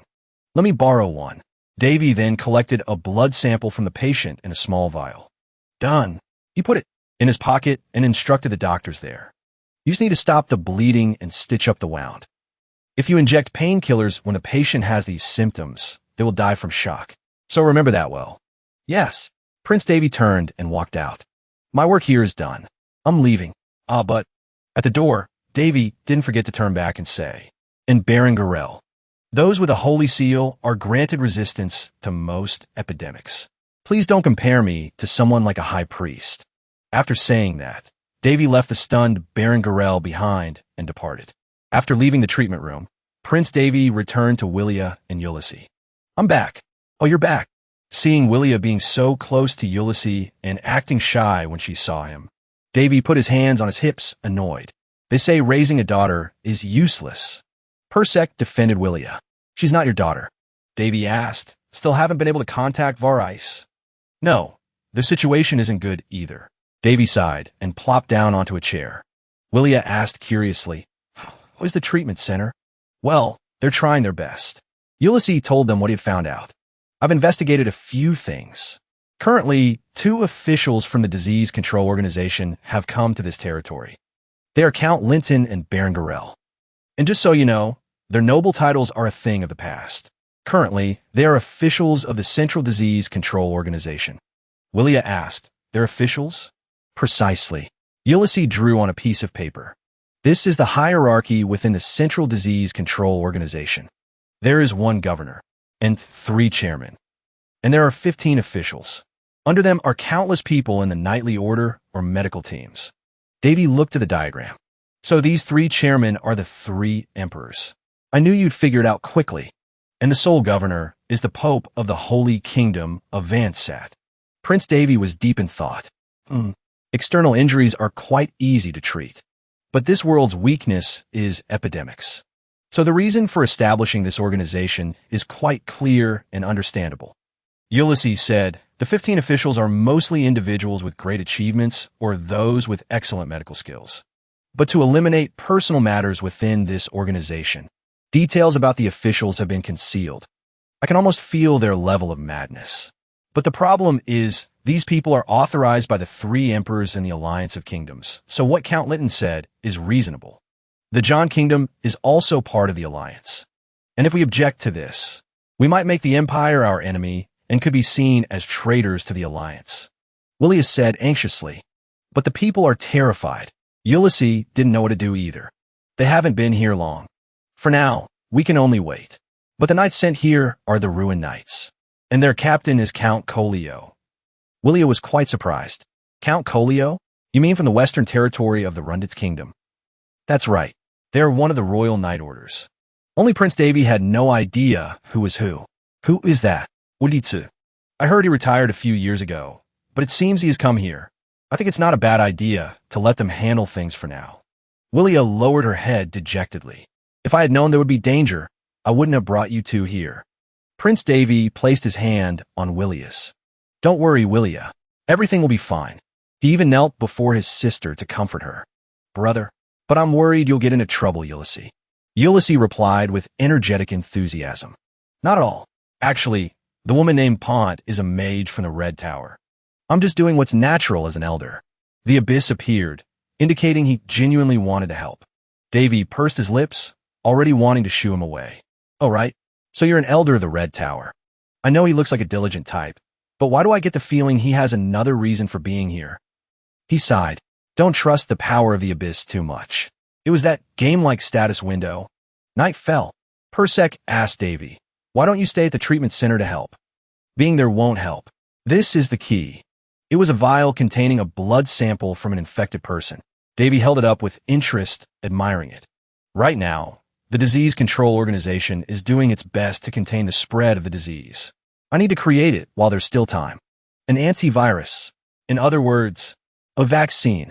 Persek was confused. An antibody? I find that a bit hard to understand. It's quite common in the medical field. The Disease Control Organization must have tried many times to create an antibody. But because creating an antibody for this disease is beyond conventional methods, they probably didn't succeed. Persek was curious. But how are you going to create an antibody with just that? Since I'm here, I might as well ask them for help. What are you doing? You should announce yourself when you arrive. Just then, Jack appeared from a nearby corner. Damn it. You found me again. Because I can see you. Jack didn't seem to want to say anything. Davy chuckled. She probably doesn't like that. Tricks like that don't work on me. You have no idea how much experience I have as an assassin. Jack handed Davy what he needed. Here is the information you requested. Yes, well done. You still don't want to accept payment? Not yet. So stubborn. Jack held out another roll of paper. It seemed to be something very useful. Please accept this as well. What's this? I brought it because I thought you might need it. Prince Davy teased. You'll get fired if you keep doing personal work like this. It doesn't matter. I've already accounted for these actions. Is that so? I didn't expect this to come from a guild. Davy then unrolled the paper and read for a while. He asked Jack, is this information reliable? Seeing how Jack didn't waver. For information brokers, reliability is their lifeline. So she wasn't lying. This information is reliable. Davy took out a small notebook. Sorry, but I have one more request. Please go ahead. Davy wrote something on the paper. Bring me a large quantity of the items listed here. At least one full cartload of supplies for each type. I think it's better to entrust this to you than to mercenaries. As for the cost, that's right, just put it under the name of the disease control organization. Jack hesitated. Are you sure you want to do that? Davy was nonchalant. The disease control organization is here. What's the problem? I'll just say Baron Garel bought them. Jack was still a bit hesitant, but Davy moved closer and flicked his forehead to get his attention. Although you're from the underworld and you see human lives as insignificant, I don't think you're crazy enough to sit back and watch people die for a stupid reason. Hurry up. Just consider doing a good deed for humanity. That's my request. Jack was still dazed from Prince Davy's forehead flick. It was hard to tell what he was thinking. The next day, Prince Davy went to see Count Linton and Baron Garel to negotiate. Absolutely not. Baron Garel slammed the table angrily. Hand over the authority of the treatment side? Do you think this is a joke, Your Highness? There are patients who need to be treated as soon as possible. We don't have time to hand them over to someone else. Prince Davy just slowly sipped his tea. The patient from yesterday, he would have died if you had been 2 or 3 minutes later. Hearing that, Baron Garel could no longer be aggressive. Davy put down his teacup. I'm grateful that you prevented a bad situation from happening. But let me ask you this. Do you really have a way to cure this disease? Count Linton chuckled. It seems you have a cure, Your Highness. Davy was firm. Even the smallest possibility, I must try. I didn't come here to compete with you. This is a territory within my kingdom. It's also my sister's territory. I believe I am qualified to ask you this. Baron Garel, of course, still disagreed. He shot up, about to speak again, but Count Linton cheerfully praised, very good. Baron Garel was annoyed. Count Linton wiped his sweat. He interrupted Baron Garel and explained to him. Think about the Sanha territory of the kingdom. In the south, in the end, all the people died. 10 members and knights from our organization also sacrificed themselves. And you were there, Baron Garel. What do you think? Don't tell me you're going to let your pride get in the way in a situation like this. Even if there's only a small possibility, it's worth a try. After hearing that, Baron Garel lowered his head and cursed under his breath. This damn pride. Finally, he set it aside, and it seemed Davy had achieved his goal. Night fell. Someone came to talk to Count Linton. Is it all right to do this? Count Linton turned around and smiled. What are you talking about, Count Colio? Count Colio was the captain of the Knight Order of the Central Disease Control Organization. Count Colio was concerned. I mean the first prince of Iran Kingdom. If he actually manages to do something. Count Linton calmly sat down in a chair. Then the Central Disease Control Organization will lose face. Count Colio questioned him. Some people might question our duty. You could have refused him like Baron Garel did. So why? Count Linton held a glass of wine, swirling it back and forth. You're right, Count Colio. However, if we can somehow discover a cure for this disease, it would be great, wouldn't it? Now that it has come to this. I sincerely hope that the prince will find a cure. Then it will be beneficial for both sides, for him and for us. In reality, he was much more cunning than we thought. Count Colio stood watching, then asked again. Is that so? Laughter then erupted from their room. Who knows what these old men were plotting? The next morning, Princess Willia was extremely excited. Really, because Davy had told her the story. When Willia learned she would officially participate in researching the cure, she was very happy. What a relief. Even though I thought she would be suspicious since I don't have much medical knowledge. Willia was both happy and moved to tears. Thank you, brother. Davy secretly guessed. But perhaps Willia trusts me more than the Central Disease Control Organization. After that, the treatment process began with the participation of Davy. Baron Garel instructed him. As Count Linton said, the Central Disease Control Organization will follow your lead in developing a cure for this disease. But you must remember that I will always be watching you. Davy saw the suspicious look Baron gave him. It was actually quite understandable. People often say a rolling stone gathers no moss. Perhaps to them, I'm just a pile of dirt pretending to be a rock, so I can guess they don't like me. Some even told others not to follow my decisions anymore. Davy sighed. So annoying. He began his work. He approached the pain patient. This disease is a variant of a virus. It causes the body's temperature to fluctuate uncontrollably and melts the internal organs. When a melting acceleration virus first enters a person's body, its symptoms are no different from other diseases. Similar to other viral diseases, they become active after a certain incubation period. Davy lifted the patient's hand. First, they will melt the muscles. Then they continue to melt the joints and cartilage. Next, the entire body is melted. If only that happened, it would be much better. At that moment, the person groaned in pain. Ah, it hurts. Hang in there a little longer. Davy continued to explain calmly. Once the bones melt, the internal organs will also melt. From the rectum to the testicles, the large intestine, then the small intestine. When that happens, fluid from the melted body parts will start to leak from the body's orifices. Those are the dark blue spots. And those dark blue spots are why this disease is called the blood demon. Baron Garel was stunned by what he heard. How is it possible? He understands the exact progression of this disease. The blood demon is a disease that even the Central Disease Control Organization considers incurable. I never expected a prince who just arrived to know so much about this disease. Don't tell me he can actually... Davy suddenly turned and asked Baron Garel. Do you know why I'm explaining this to you? Baron Garel stammered. Prince Davy, can you really? Davy nodded. Yes, I know. It's called by a different name elsewhere. That place means... This is the important part. Normally, when doctors see this disease, they will try many things before coming to a single conclusion. Medicine alone cannot cure it. In the worst-case scenario, we have to find the source and cut it off from the rest of the body. The Baron was still amazed by what Davy knew. That's right. So what's the result? From my speculation, 9 out of 10 patients will die during this process. The remaining 1 will die from the virus. Baron Garel thought to himself. He knows that much? At that moment, the patient whispered to Davy. Your Highness, I feel better. Davy comforted the patient. I know it's very painful, but please hang in there a little longer. If you have the will to live, I will definitely save you. Filled with renewed will, the person thanked him. Very good. At that moment, a shadow appeared behind Baron Garel. Davy also asked that person, what about the items I requested?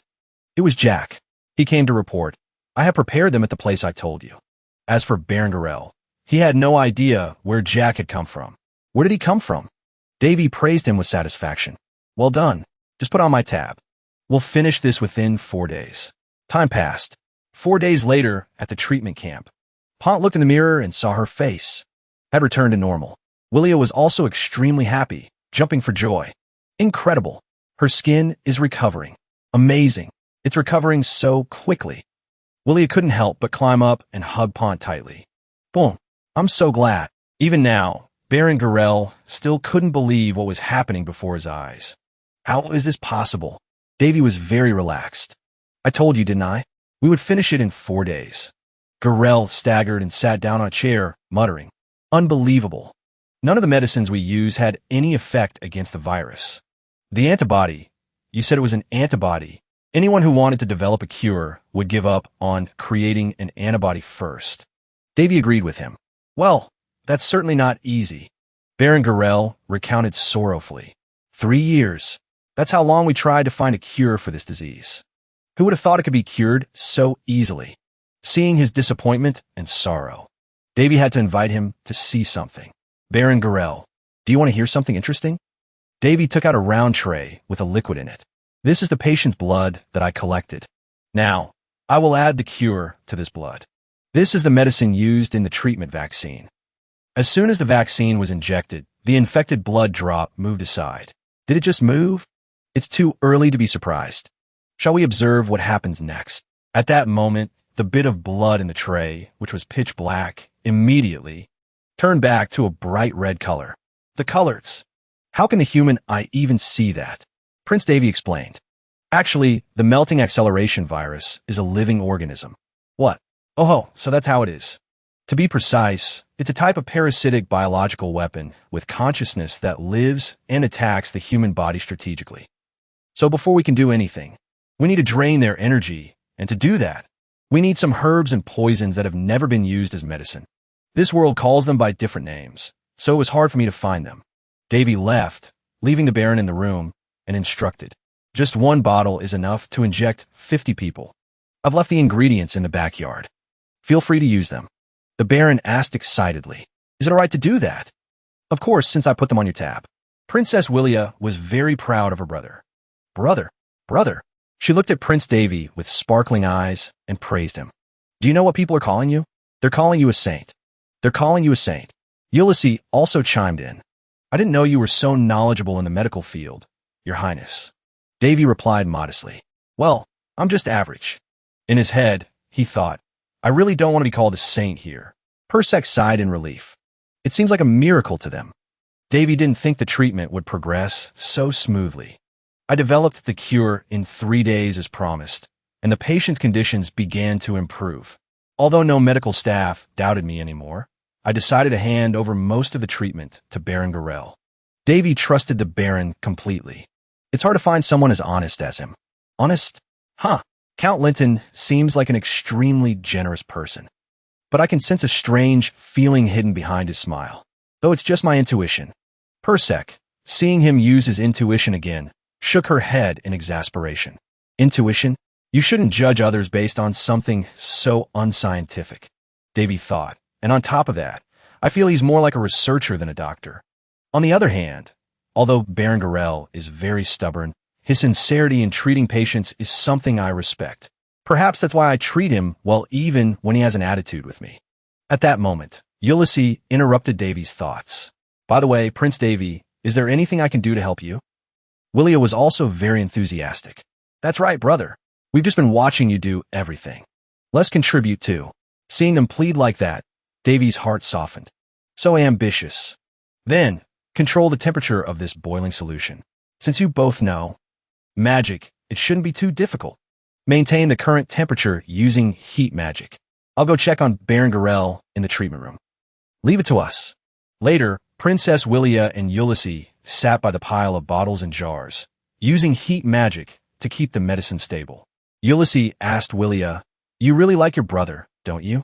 Willia was very proud. Of course. He's always been a wonderful person. Always. Although we have different mothers, he has always been by my side and treated me like family. Even though he's a bit hot-tempered, Varais, and I will never forget his warmth. From that time, I still remember the story of the moon and the sun he told us when we were little. Ulysses smiled. I'm very jealous. Ulysses just sat beside her, watching this little girl who was so happy and excited. A feeling welled up, causing Ulysses to blurt out, Then, Your Highness, if I... Princess Willia didn't understand and turned to him. Realizing his slip-up, Ulysses quickly changed the subject. He stood up and said, I'm sorry, I'll be right back. Willia cheerfully agreed. Okay, go ahead. As soon as Ulysses turned away, he sighed in relief. Phew, that was close. Only Princess Willia remained, humming happily. I'll bake my brother some cookies when things get better. After running outside, Ulysses found an open space where he could contact his master. Master, Ulysses asked. Yes, teacher. How is the situation on your end? Ulysses recounted. Yes, Prince Davy is a very extraordinary person. I never expected him to solve the Central Disease Control Organization's puzzle in just 4 days.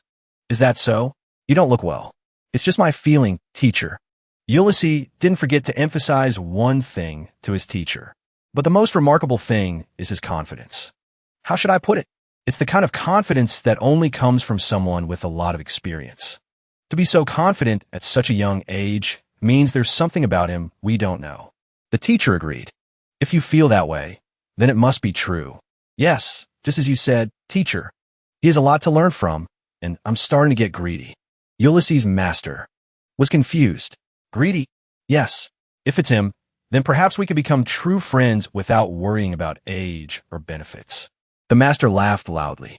Huh, you must have met a wonderful person. There are many things in the world that age doesn't recognize. A 3-year-old child still has things you can learn from. Remember that. Ulysses obediently listened to his teacher. Yes, teacher. Also, I've investigated the matter you told me about. Yes, did you find anything? He told Ulysses. Yes, about the people in charge of the special project in the disease control organization. Most of the information was lost, but I managed to investigate somehow. I'll get straight to the point. Both are exactly as you predicted. He is a rare talent in this era, but the person with him is a bit different. That person is... It's unknown what Ulysses' teacher said, but his expression was one of utter shock. While talking to his teacher, a series of strange sounds came from behind. Ulysses shot up and looked into the distance. The treatment camp behind him was engulfed in a massive fire. Fire. He also remembered that was where Princess Willio was sitting. Ulysses didn't hesitate and immediately left to save the princess. His teacher on the other end of the line could only call out in vain. What's wrong, Ulysses? Elder Ulice. Ulysses rushed straight to where they had been sitting. He covered his nose and ran inside. He shouted loudly amidst the raging fire. Princess Willio. Seeing that things were not right, Ulysses immediately used magic. He took out his magic staff and created empathy, transmission, whirlpool. The room was immediately extinguished. Ulysses panted heavily, looking around the room from side to side. She's not here. Ulysses knelt down to examine. What's going on? He was startled to realize. Don't tell me it's just like what teacher said. With that thought, Ulysses immediately flew into the sky, chasing after the people who had kidnapped Princess Willio. Although his background is not ordinary, I never thought he would cause trouble here. Only I can do this. Although Prince Davy has a lot of medical knowledge and a holy seal, he can't fight. I can't drag him into this. Ulysses was determined. Please be safe. Princess Willio. Meanwhile, a group of armored men had surrounded Prince Davy's group in the middle of the hall. Davy chuckled. Look at this, Baron Garel. Is there a problem? A voice echoed in the mountains. Inferno. It created a massive explosion, burning everything. All the nearby trees and branches.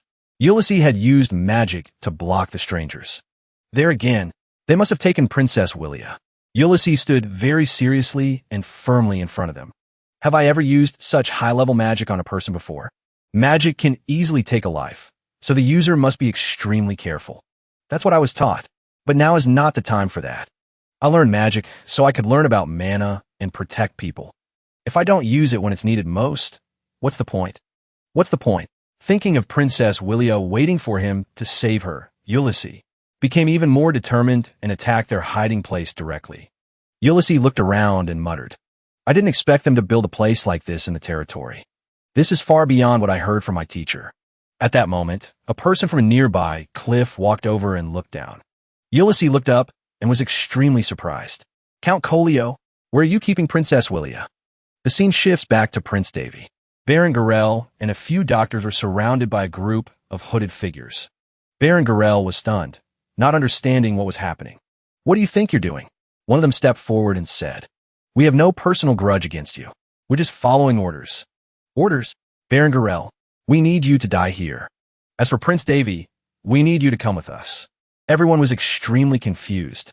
Why are they doing this? The man held his sword and approached the two of them. Don't try to resist. It's useless. It will only cause you more pain. After saying that, the man leaped up, preparing to take Garel's life. The sword swung down, but Shazam! Davy had quickly blocked the knight's sword strike. Using only his bare hands, Davy snapped the knight's sword in two. Oh, really? Prince Davy smiled. Are you injured anywhere? Ooh, no. The knight, whose sword was held tightly in Davy's hand, trembled in fear. The Ruined Knights, right? Well, that name really annoys me, but he's dumber than I thought. I didn't expect him to actually do something like this. Davy squeezed the sword harder. His other hand gathered lightning and struck straight at the center of the ruined knight's body. Zap! The knight died without even closing his mouth. He was burned to a crisp. Davy watched him fall to the ground. If you're going to kill someone, you should know that you can also be killed. That's the bare minimum of preparation when you want to take someone's life. The remaining knights immediately became more cautious and raised their swords. A servant approached to help Baron Garel up. Persek worriedly reminded the prince. Davy, you shouldn't cause bloodshed in a place like this. Davy hadn't made anyone bleed. That's why I didn't use a sword. Persek was annoyed. That's not what I meant, you. But Davy just used his lightning to roast all the knights. After a while, the fortress was littered with blackened corpses. Prince Davy called out. He immediately appeared from somewhere. You call, take care of the bodies and cut down anyone who enters this place. Hearing this, Jack's eyes lit up. This will also be added to your bill. Well, I'm starting to fear the kind of compensation you'll ask for instead of money. Davy gave a thumbs up. Okay, deal. Approved. Before leaving, Prince Davy said to Baron Garel, please stay here and focus on treating the patients. Baron Garel was anxious. But what about you? I think I'll go exterminate some. Inhuman creatures. What? What do you mean? Davy quickly left the fortress. He ran like the Flash. Outside, he zipped past all the ruined knights. As soon as Davy got outside, the lightning shockwave he had just created exploded behind him. Boom, boom, boom. This guy must be crazy. Davy, Suddenly, an electric shock ran through him. An image of Princess Willia tied to a chair appeared before Davy's eyes. The tracking spell I cast on Willia has been activated. That means Willia has been kidnapped. I use a tracking spell because defensive magic isn't very effective. But this is the result. Persek examined the remaining men outside. Each of them is at least at the level of a swordsman. If I remember correctly, they used to serve the Empire. Even if I had cast a defensive spell on her, it would have been useless against a sword master. But it's still my mistake. Prince Davy landed right in the middle of them. The men stared at Davy, and one of them shouted, he's unarmed. All units, eliminate the target. Prince Davy heard this and smirked. He laughed. I'm unarmed. Let me show you. Davy drew Hong Kai and Lam Kai. That's just what you think. A spiral of light shot forward powerfully. The Knight Order showed no fear. Each of them held a sword ready in their hands. Suddenly, one of them widened his eyes in astonishment. That yellow, spiral-like power just now, it pierced through their bodies one by one, from one person to the next. They screamed in agony. In just a moment, a series of knights from the Order lay scattered on the ground. The atmosphere became quiet and terrifying. One man looked at his dead comrades on the ground. He let out a confused grunt. What is this? The sharp beam of light didn't stop. It continued to move faster. It pierced through them one by one. They screamed desperately. Someone sensed something and exclaimed, it's light. It turned out the light was created by Hong Kai. It hovered in the air. It pointed its tip at the soldier prancing below. The man sensed it and exclaimed in fear, the sword is alive. Suddenly, Davy appeared beside the man out of nowhere. He fearfully took a stance, preparing to fight. He gritted his teeth and replied. But he was a quick thinker and only replied, and it can move on its own. The soldier's oxygen tank was removed. He gritted his teeth in anger. Davy calmly confirmed it for him. That's right. A source of light emanated from the pink sword. He slowly explained. It's because of this technique. Seyfert ki burst. It allows them to fly through the air. It takes advantage of these kids' egos. After letting the soldier understand everything, Davy shouted loudly. Tmin Seyfert ki burst. A clean slash passed through his body. He smirked with a look of satisfaction. After all, his gaze was firm as he brought Hong Kai to eye level. He continued in a firm tone. The sword's body moves itself. Next is the star sword dance technique. Hong Kai and Lam Kai took turns rushing forward. They created an immense power. Davy stood proudly and said with a hint of sarcasm, you said you were master-level knights of the Empire? Really? I can't help but laugh. They were beaten to a pulp and cried out in helplessness. The trees were hazy. A light fog surrounded them.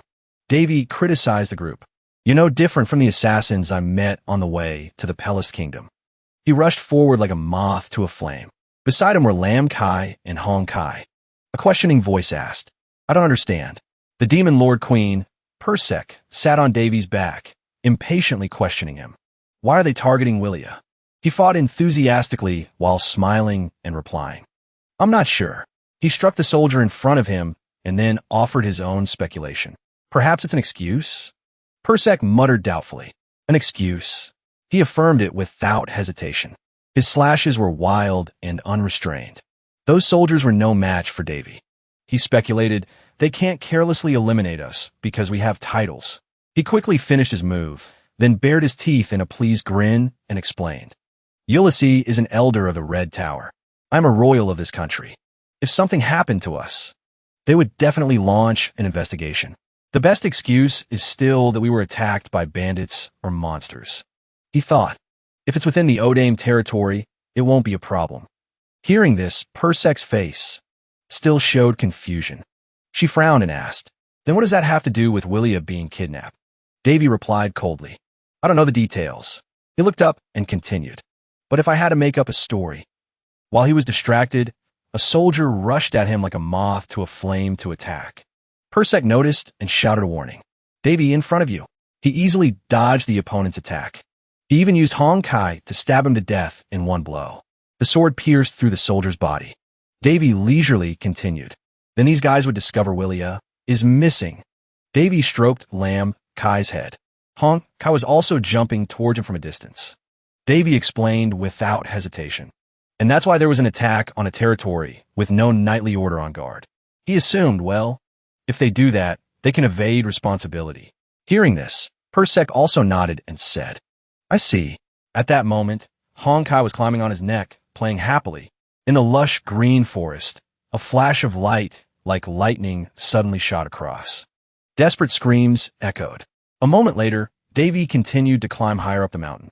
Persek flew beside him, constantly asking him 1,001 questions. But I still have a question. He was also ready to answer and asked. About what? Persek crossed her arms in front of her chest. Her face was very serious as she asked. If that's the case, do they really need Willia? They could just take care of everything and be done with it. His feet suddenly stopped at a certain point. Davy and Persek looked down at the chaos below. Dry skeletons were soaking in test tubes, looking very scary. And it wasn't just one, but many. They were soaked in some kind of liquid and carefully sealed.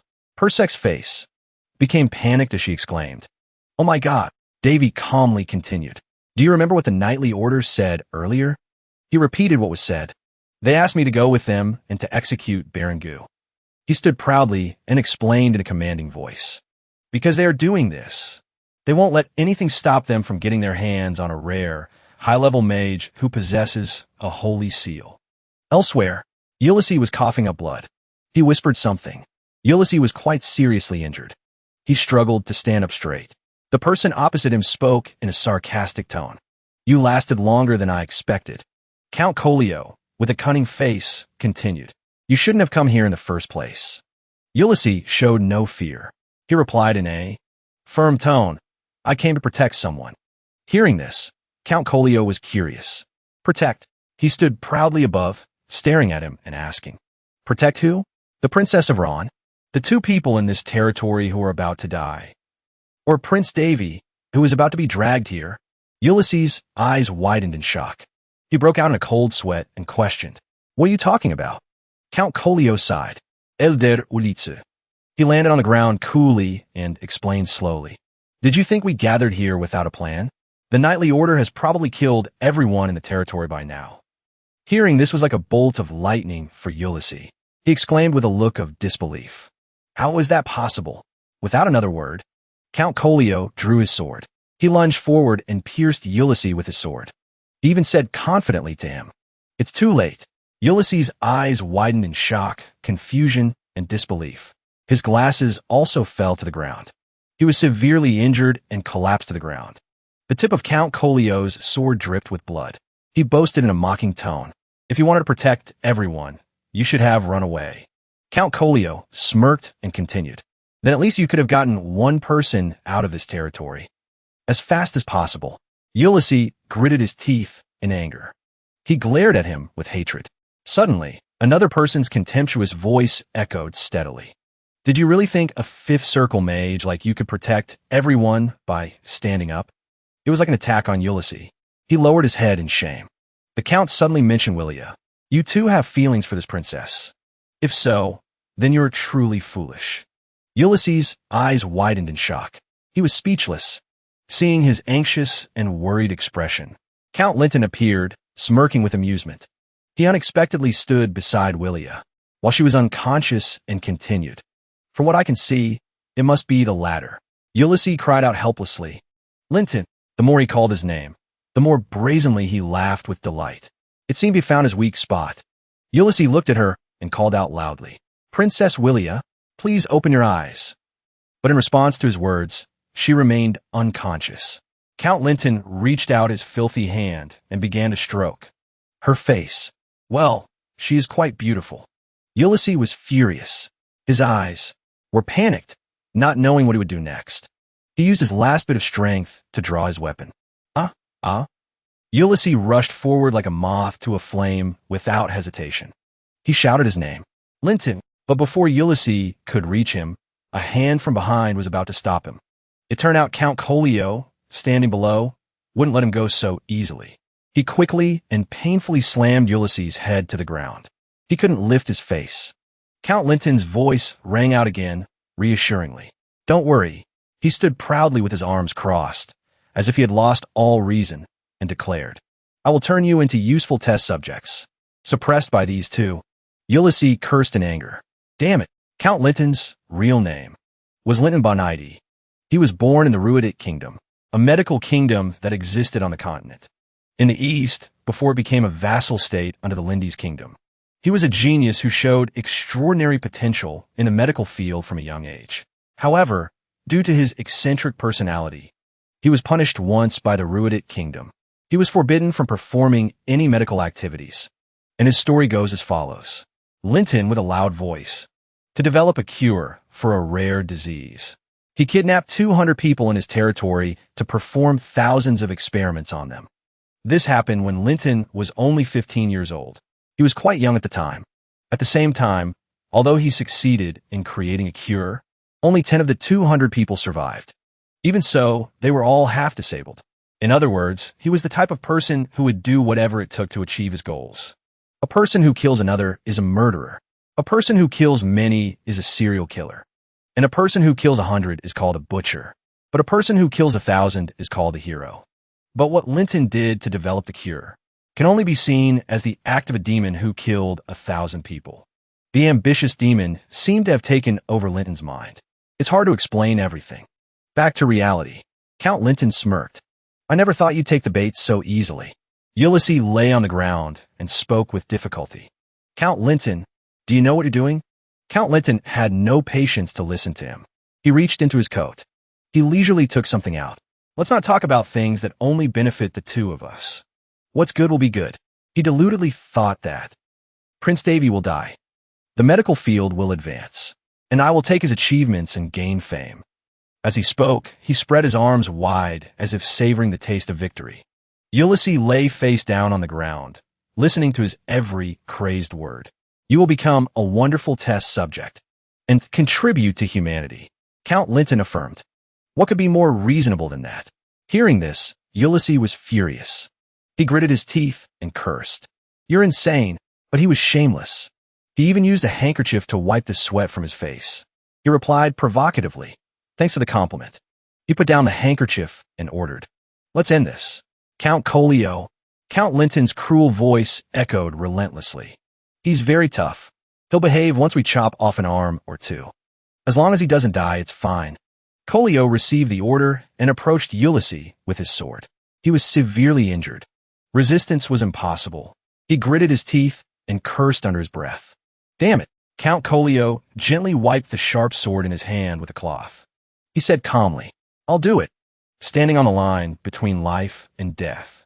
Ulysses looked at the princess and whispered her name. Willia. He also remembered his respected teacher. Ulysses. Ulysses' hand clenched helplessly. He thought to himself, and Prince Davy. Count Linton stood proudly to the side, laughing gleefully. Colio was also ready to swing his sword down. He said, in this world, there are disasters that an individual can do nothing about. Count Linton pointed at Ulysses and said cheerfully, and your mistake. was realizing that too late. The sword began to swing down powerfully. Their gleeful laughter echoed. Huh? Ulysses' eyes widened in helplessness. He thought to himself, please don't forgive my shortcomings. As Ulysses lowered his head, waiting for death, a familiar voice suddenly rang out. You're wrong, you disgusting creature. It turned out to be Davy. He casually pushed Count Colio back. His face puffed up in astonishment. Davy said loudly, you are not among the disasters that a person can do nothing about. As soon as he finished speaking, he grinned sinisterly. Ulysses, lying behind him, was also stunned by his cool appearance. Davy clenched his fist powerfully. It turned a legendary red. He slowly continued. Demon King style. David shooted, destruction fist, instant pénétrating transformation. A punch like a bolt from the blue struck Count Colio's body. He even stuck out his tongue and licked his lips, teasing his opponent. Then came a series of punches. He punched him hard in the stomach. It left him no time to counterattack, and he was beaten senseless by the main character. A mouthful of blood was spat out, accompanied by a desperate scream. In another development, in a luxurious place, a group of soldiers were suddenly beaten and lay scattered on the ground. Baron Gu was kneeling on the ground. His eyes showed clear astonishment as he asked, what? He glanced at Anna Helizana, who was standing beside him with her weapon, and questioned, what are you doing? Baron Gu stammered, unable to speak. You. Anna Helizana replied calmly. I don't do deals halfway. You do what you need to do. Hearing this, he was flustered. He couldn't form a complete sentence for a long time. That, Baron Gu said with a tense expression. He pointed around and said, don't you really see anything wrong with this situation? He kept scolding. How can you act like that in this situation? But in return, Anna Helizana's attitude was indifferent. So what? His tone became impatient and urgent. Are you going to abandon the patients because your soldiers caused trouble? Anna Helizana tried to explain. It's not like that, but before she could finish, the Baron continued to scold her. Then why did you stop? Sir Davy entrusted the treatment of the patients to you, so you must do it properly. While the two were still arguing, a soldier suddenly rushed forward. Anna Helizana quickly pointed her sword at his face. As fast as lightning, she pierced the soldier's head with her sword. Baron Gu watched her fight enthusiastically. His voice continued to echo steadily. Like the ruined knights, he became truly worried and said, and if Count Colio is also an accomplice, then Prince Davy is in danger. After finishing off the soldier, Anna Helizana glanced at him, but she still didn't answer. Baron Gu shouted angrily, shouldn't you be helping him? Anna Helizana replied indifferently, who do you think you're worrying about? She slowly explained it to him. Of course, each of the knights is at a master level, and their captain is a very famous swordsman. I understand your feelings because he went alone to face people like them. Anna Helizana continued calmly. But let me tell you, the Baron listened intently in astonishment. She calmly frowned and affirmed, worrying about that person is the most pointless thing in this world. Back to the main character, Davy. He was clenching his fist to break Count Colio's attack. A burst of light exploded. The two large forces of power collided, creating a loud explosion. It illuminated the entire dark sky. Davy stood proudly, shielded ulicy. He was completely unharmed. The explosion was so loud that the surrounding ground also shook. Count Linton, standing above, was also affected. He staggered, unable to stand firm, as if he was about to fall. He finally knelt on the ground. He exclaimed with an astonished expression, what a spectacular sight! Below, Davy retracted his move. His hands were still pink with energy. He was also surprised by his own strength. Wow, even I didn't realize this move was so powerful. If he found out how to create this technique, he would probably be traumatized. Suddenly, the Demon Lord Queen, Persec, appeared. She looked at the injured Ulysses and called out, Davy. He turned back indifferently and replied, yeah. Ulysses lay gasping on the ground, with crisscrossing wounds on his body. Ulysses' eyes were slightly open. His voice was weak. He respectfully called out, Prince Davy. Davy gently teased, still calling me Prince at a time like this? There's no reason to be so formal. Davy smirked slyly. Then he sat down to treat Ulysses' wounds. He said gratefully, thank you. Davy silently recited a spell. Your humble lamb requests a favor. Lend me your powerful blessings. Your prayer is quite unique. As soon as he finished speaking, a blue light, like an angel, descended from the sky towards Ulysses. Davy shouted, "Seventh circle, holy magic, sanctuary." In just a moment, Ulysses was healthy again. Davy exclaimed happily, "Amazing, as expected of someone who holds a holy seal. I always repay my debts." Hearing this, Ulysses was clearly astonished, his eyes wide.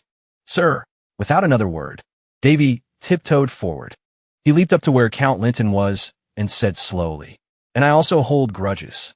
His eyes suddenly widened in shock. His face was covered in sweat, as if he had seen something terrifying. The Count, and he stood on a cliff, and something of an unknown shape was falling from the sky.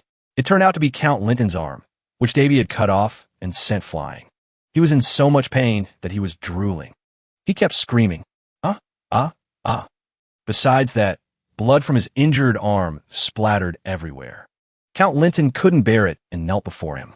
His face was extremely miserable. Davy said coldly, "Get lost." He held Willia in his arms and kicked him far away. Honkai and Lam Kai stood shoulder to shoulder with Davy.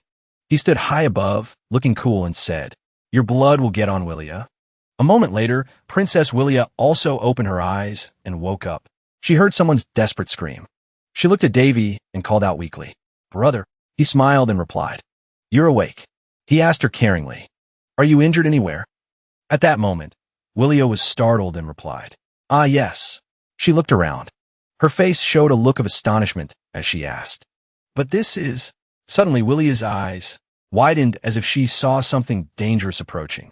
It turned out to be Count Colio, who was swinging his sword to attack Davy from behind.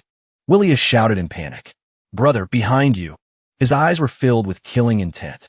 A flash of light passed by his face. Honkai skillfully blocked his sword strike. The two swords clashed with a clanging sound. Count Colio was annoyed and shouted a curse.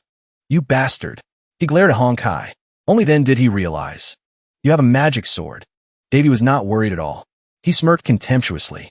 "A so-called sword master wants to attack from behind. That's something a rookie would do. Aren't you ashamed?" The Count was having a hard time fighting Honkai. He slashed vertically and horizontally, but couldn't do anything to it. Honkai and Lam Kai scored him down. Ulysses asked worriedly, "Prince Davy, are you all right?" He asked curiously, "And that sword?" But Davy didn't answer and just carefully instructed, "Please take care of Willia. Stay by her side so she doesn't get hurt." Willia called out in panic, "Brother." Ulysses still didn't understand his actions and asked curiously, "What are you talking about?" He urged, "We have to run now." Davy quickly placed his hand on his other arm and reassured everyone. "Please don't worry." He, along with Honkai and Lam Kai, turned back to fight. He said confidently, "I'm not as weak as you think." Very quickly, he was in front of Count Colio. He was kneeling on the ground with difficulty. Colio stared at his sword and was wary. "This sword is too dangerous for someone as young and inexperienced as you." His eyes became firm and cunning as he declared, "Therefore, I will take that sword." Davy remained calm. He replied slowly, "I think we should listen to what the swords think first." As he spoke, he glanced at the injured Count Linton in the distance and said, "But first, I think you should worry about your superior." Hearing this, Colio was startled and gritted his teeth as he turned to look. He saw Linton trying to escape. He immediately swung his sword and easily cut off his leg. It made him scream in helpless agony. Davy questioned, "Where do you think you're going?" Colio stood to the side, frowning in anger. He cursed, "You bastard," but without waiting for him to react. He rushed forward like a moth to a flame. He smirked and said to his opponent, "Here I come again." As soon as he finished speaking, Davy immediately activated the power in his fist. A terrifying force was formed. He punched towards Count Colio without missing. He was hit and coughed up blood. Davy landed coolly. Colio collapsed to the ground, screaming miserably. "Ah, ah." Count Colio refused to give up. He used his sword to struggle to his feet. He praised, "Tough, aren't you?" Davy smirked and looked at him with amusement, saying, "Well, if you really want to be my punching bag, then fine." With that, he delivered a series of punches to Colio's body. He seemed to take all of them. He smiled with satisfaction.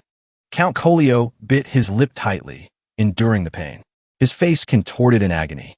Ugh! Finally, Davy unleashed his final move. It was extremely powerful and terrifying, hitting him straight in the stomach. There was just a loud boom.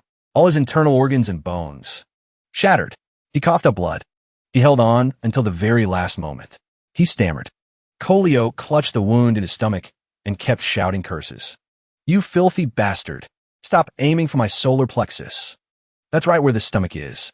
The main character's move surprised even us. Davy clenched his fists. He stood tall and replied in a commanding voice. There are no dirty tricks in a real fight. Just win at all costs. His eyes lowered. He thought to himself, he's putting up quite a fight, but it's a bit disappointing for a sword master. Davy stared at Kolio, who was gritting his teeth in front of him. He remarked, I noticed it the first time I saw him. Persek, observing from the side, also gave her assessment. He must have tried to force himself to become stronger, but failed. Davy calmly analyzed. There's no such thing as chi deviation in this world, but I'm sure he experienced something similar. Someone who has reached the limit of their swordsmanship. He looked at his opponent and asked proudly, I guess it's useless to ask why you teamed up with someone like Linton, right? He recalled the test tubes containing humans that he had seen and said to him, I saw it on my way here. You transplanted monster cells into human bodies. His face became serious as he slowly questioned. You did that to restore your own destroyed body, right? When he hit a nerve, Count Kolio shouted in anger. Shut up. His whole body trembled. Davy continued his story. Now I see this is all so ridiculous. He remembered the crimes they had committed. The one who gave the pathogen to the bandits to spread throughout this territory was you, wasn't it? Count Linton. Everything was meticulously recorded in the information I received from Jack. When Linton, covered in blood, heard Davy say this, he was shocked. Persek agreed with his speculation. She said softly, Exactly. Davy cursed without any expression. What a bunch of trash. He continued to speak to them in a calm tone. If others find out about this, it won't just lead to the collapse of the organization. The reputation of the disease control organization will be affected, and it will be targeted by many nobles. He calculated to himself, though that would be quite a sight to see. Persek, annoyed, reminded him. Davy. She frowned at him and advised loudly. That's enough. Davy was unimpressed and just laughed faintly, asking back. You think so? Count Linton looked at his comrade. He tried to hold on and called out. Count Kolio. However, he was now extremely angry and shouted. Shut up. Kolio's eyes were tense. His face was on high alert as he said. He didn't just get his power from those magic swords. He looked at Davy standing tall and proud and assessed. He is a swordsman at least at the level of swordmaster. And most importantly, he can also use high-level holy magic. Theoretically, no one at this age can be as talented as him. Kolio assumed. Perhaps he is a prodigy who will go down in the history of this era. Back to the fight. Davy promised Kolio, I won't hit your solar plexus anymore. As soon as he finished speaking, Kolio tightened his grip on his sword. If that's the case, he pointed his sword straight at Davy, calculating in his mind. I must destroy him here before he gets stronger. He seemed to gain more strength. A blue aura enveloped his sword. Without another word, the two rushed at each other like moths to a flame. Both sides had immense power. It caused the surrounding rocks to shatter. Count Kolio flew high into the air and slashed down at Davy. He was not afraid. Instead, he smirked. As expected of a swordmaster, a diamond in the rough is still a precious diamond. Huh? Kolio was serious, his face ferocious as he slashed down with all his might. Seeing this, Davy was a little worried. I don't think I can block this. He clenched his fist. Then, instead of counterattacking, he gently dodged. He dodged so skillfully that his opponent's slash missed and went in another direction. Suddenly, Davy laughed loudly. Huh, he spoke in a teasing tone. I trick you again. His words startled even Kolio. He still didn't understand what was about to happen. His hand began to gather power. A blue light glowed. Kolio's eyes widened in shock. When he saw that, Davy rushed towards him powerfully. Then he shouted his technique. Demon King style, double fist, immortal body. And so, he punched him straight in the stomach. It was like shattering his solar plexus. His entire body seemed to shatter. The terrifying power created a loud explosion. Kolio was sent flying by his punch. Dust and smoke filled the air. The surrounding scene was a chaotic mess. Davy bared his teeth in a grin, pleased with the destruction he had caused. Purse floated beside him, observing. She grimaced, her head spinning as she exclaimed. So dizzy. Baron Colio coughed up blood. He could no longer stand. He spat mouthfuls of it onto the ground. He glared at Davi and cursed defiantly. You treacherous bastard. But Davi remained calm. He replied in a sarcastic tone. Oh, isn't it your fault for being tricked by me? Baron Colio was rendered speechless. He ground his teeth in silent fury. The more he thought about it, the angrier he got, biting his blood-stained lips. He thought, so even his basic skills are superior to mine. Colio couldn't believe it, even though I was once the captain of the Royal Knights. His hands trembled as he gripped his sword. Then he swore, damn it. He asked curiously, what the hell are you? At his question, Davi's expression didn't change. Before he could get a response, Colio could no longer hold on and collapsed completely to the ground, seeing him breathe his last, but with his body still intact. Davi praised, I'm the one who should be surprised. That last blow should have shattered you into 100 pieces. Just how strong are you, old man? Suddenly, Willie's worried voice called from behind him. Brother. It startled him, and he glanced back. He asked the little girl with concern. Willie, how are you feeling? She replied softly. I'm fine. Yulis, standing beside her, scratched his head. He interjected with an embarrassed look. I really caused you a lot of trouble, didn't I? I never thought you'd be this strong. How shameful. Yulis added. About the remedy you entrusted to me. Before he could finish, Davi cut him off reassuringly. Don't worry, it was my own carelessness. Hearing this, Yulis asked confused, what do you mean? Davi crossed his arms and explained slowly. If I die, they won't be able to produce anymore. So Linton would never let that happen. He looked at them and instructed, you two go on ahead. He placed his trust in Yulis, saying, please take care of Willie. He continued, I'll follow right after I take care of the other one. Willie's eyes suddenly widened in alarm. She stammered in shock. Now that you mention it, that guy. They quickly looked back to where Hong Chi had been, but only a pool of blood remained. Davi exclaimed, oh no. He got away. The other two were still furious. Davi urged them quickly. That's why you two need to go first. Yulis looked at his hands and blamed himself. I'm sorry. I don't think I have enough mana to pursue him in my current state. Davi wasn't worried at all. He said bluntly, just stay put. As soon as he finished speaking, on the ground, where they stood, a unique light suddenly appeared. Willie and Yulis's jaws dropped in amazement. What is this? Looking towards Baron Colio's corpse, Davi ordered, I'll let the Red Tower handle him. Hearing this, the two were even more stunned. Don't tell me, Prince Davi, Yulis asked in surprise. You can use magic too? Davi's smile was his answer. He thought, the mana gate Yulis possesses is just small enough for my mana level to control and use. I knew it would come in handy, so I tampered with it beforehand. With that thought, he quickly grinned, made a V sign with his fingers, and said cheerfully, goodbye. As soon as the word left his lips, Davi vanished. The white light slowly closed. In an instant, he arrived at the location. On the ground now, there was only a pool of dried black blood. He couldn't help but exclaim in surprise. Good grief. Davi tightened his grip on Hong Chi's banner and remarked, to look down on my kids like that and then run away. He stood there for a long moment, as if deep in thought. Davi's eyes filled with rage. He said angrily, seriously, how dare he drag Willie into this? Looking at the eerie landscape ahead, he made a firm, threatening vow. Don't expect a gentle death. Count Linton was fleeing. He was heavily injured, spilling blood on the ground with every step, accompanied by constant groans. Davy's footsteps quickly caught up to him. Linton turned back in fear. He gritted his teeth and exclaimed. The monster Davy appeared coolly, holding red ribbon, and slowly replied, I wonder, between you and me, who is the real monster here? He swung a powerful slash directly at him. The power created a blinding light, causing Linton to collapse to the ground in terror, and raise his hands to block. Davy was suddenly surprised, as if seeing something unbelievable. Count Linton, after that slash, he was still alive. In front of him was a sturdy, transparent barrier, saving him from death by a hair's breadth. Linton's dazed face suddenly changed expression as he smirked. Huh. Linton pointed at Davy and laughed gloatingly. Ha ha ha. That's why one must always have a backup plan. Seeing the situation was a bit trickier than expected, Davy frowned and thought to himself, too hard.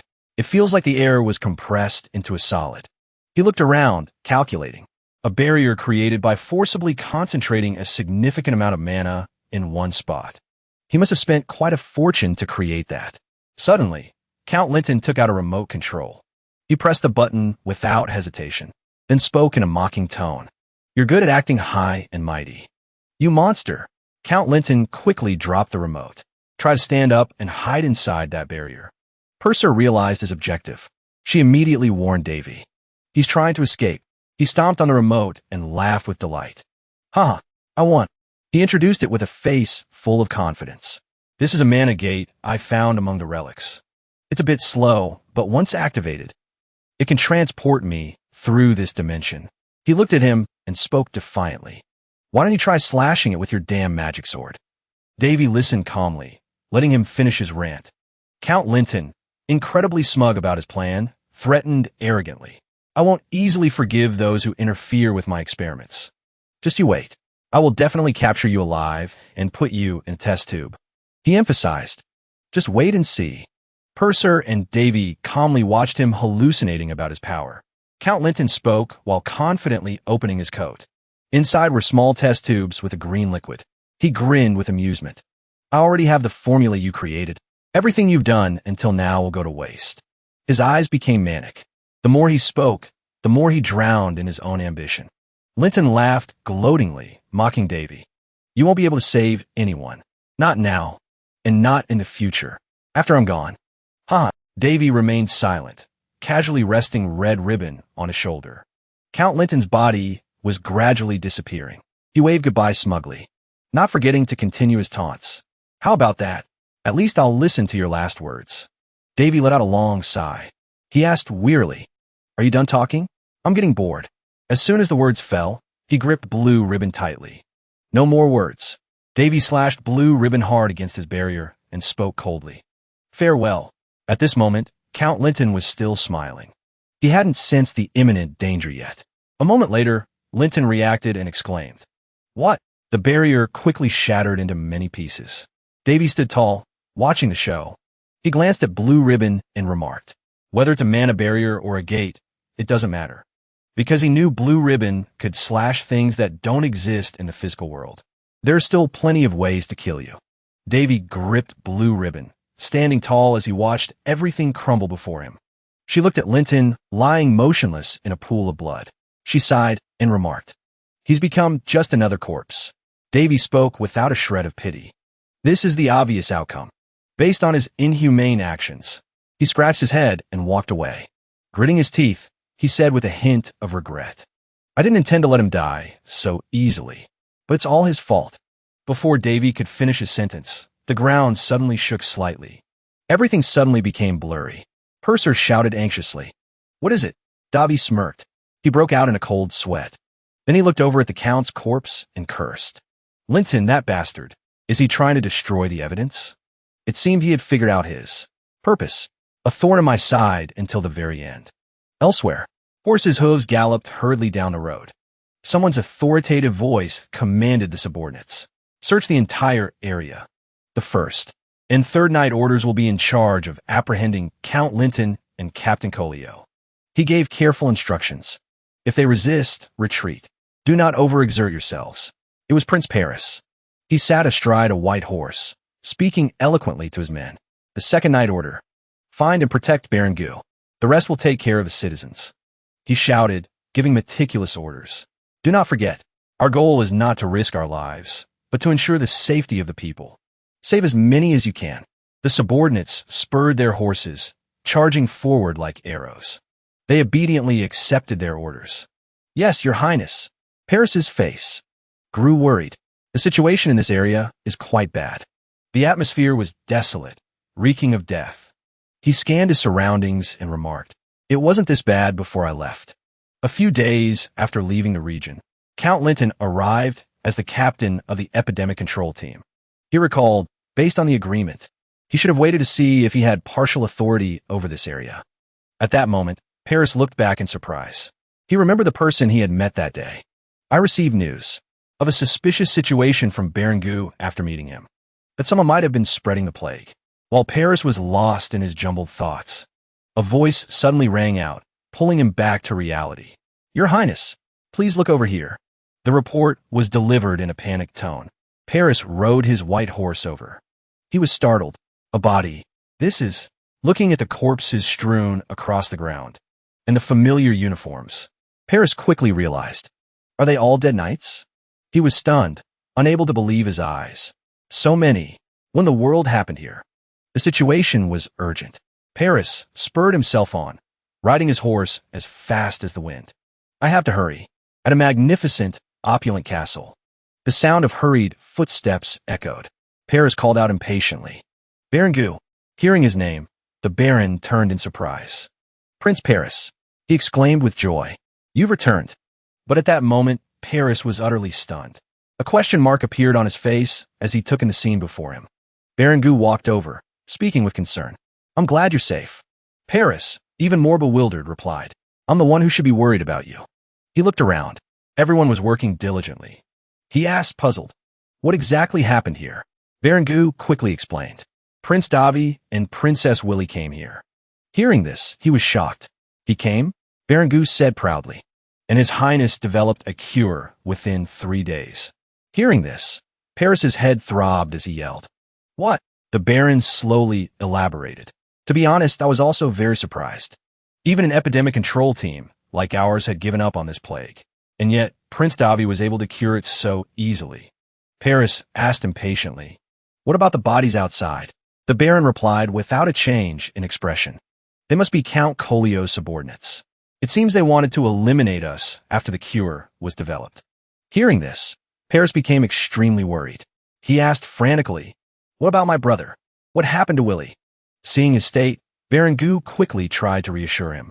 Please calm down. You don't need to worry. But the more he heard, the angrier he got, shouting, how can I not worry? The cure is important. But my brother and Willy are far more important to me. Paris angrily slammed his fist into the nearby wall. Baron Gornio asked worriedly, Prince Polys, are you all right? Please say something. His eyes were frantic. Gritting his teeth, he began to imagine the worst possible situation. What if those two? He sweated profusely the more he thought about it. Winley is a naive girl who trusts people easily. If something happens to that idiot, then... Suddenly, Polys turned around and saw Winley. His face suddenly darkened, because of his loss of composure just now. He stammered unexpectedly. Ulysses smiled teasingly. It seems Prince Polys cares about you more than he lets on. Winley blushed, looking suspicious as she had never seen her brother act like this. She spoke up. Why are you suddenly acting like this? It's not like you at all.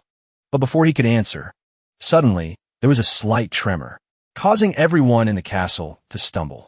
A moment later, everything returned to normal. But the lights above were also swaying. Everyone looked up and asked in confusion. An earthquake? Outside, the sky was pitch black. The birds were also panicking and flying high. They were moving to a new shelter. Over here, Davy was smashing forcefully, destroying everything around him, creating a massive explosion. Rocks and soil were shattered into pieces by the impact. He looked at the destruction he created and said happily, just in time. This makes it easier. Davy put his hands on his hips and laughed gloatingly. I just need to destroy everything. Suddenly, Purser pointed forward and told him, Davy, look over there. Monsters were moving aggressively forward. He exclaimed in surprise. Chimeras? He looked down. They escaped. She continued. The important thing is their direction. Hearing that, he paid attention and asked, Direction? He looked in the direction they were moving. Davy seemed to guess it.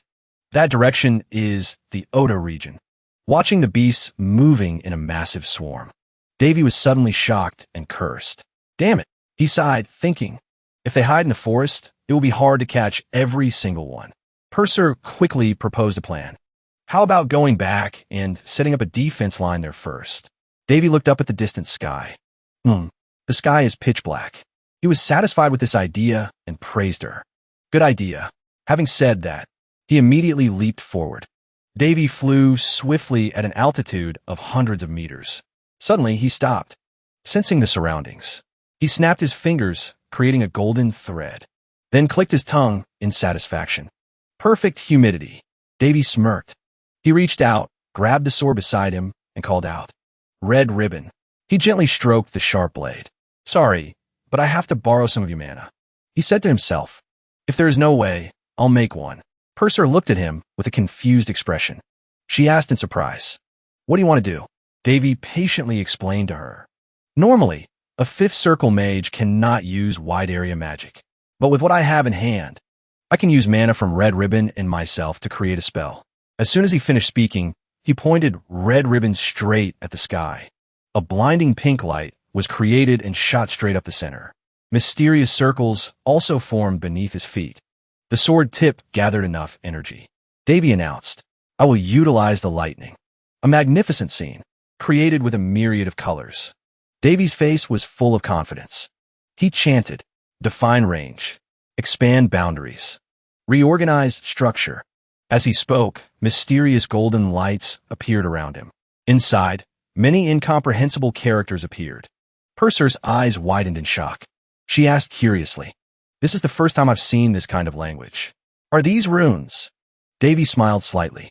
His whole being held secrets, making it hard for people to believe. He spread his arms, standing amidst those golden circles. He began to calculate. The range will be the entire area. Behind me, he looked at the beasts rushing below and formulated a plan. I don't need to chase the ones that split off. I just need to deal with the ones getting past me. He stood amidst the golden light, thinking for a long moment. Suddenly, Davy turned back and said to Purser, I just thought of something I want to try. She asked in surprise. What is it? Not fire, but lightning. As the words fell, he gripped Red Ribbon tightly in his hand. Then he jumped up and unleashed a terrifyingly powerful slash at the monsters. He shouted loudly, D, you worms,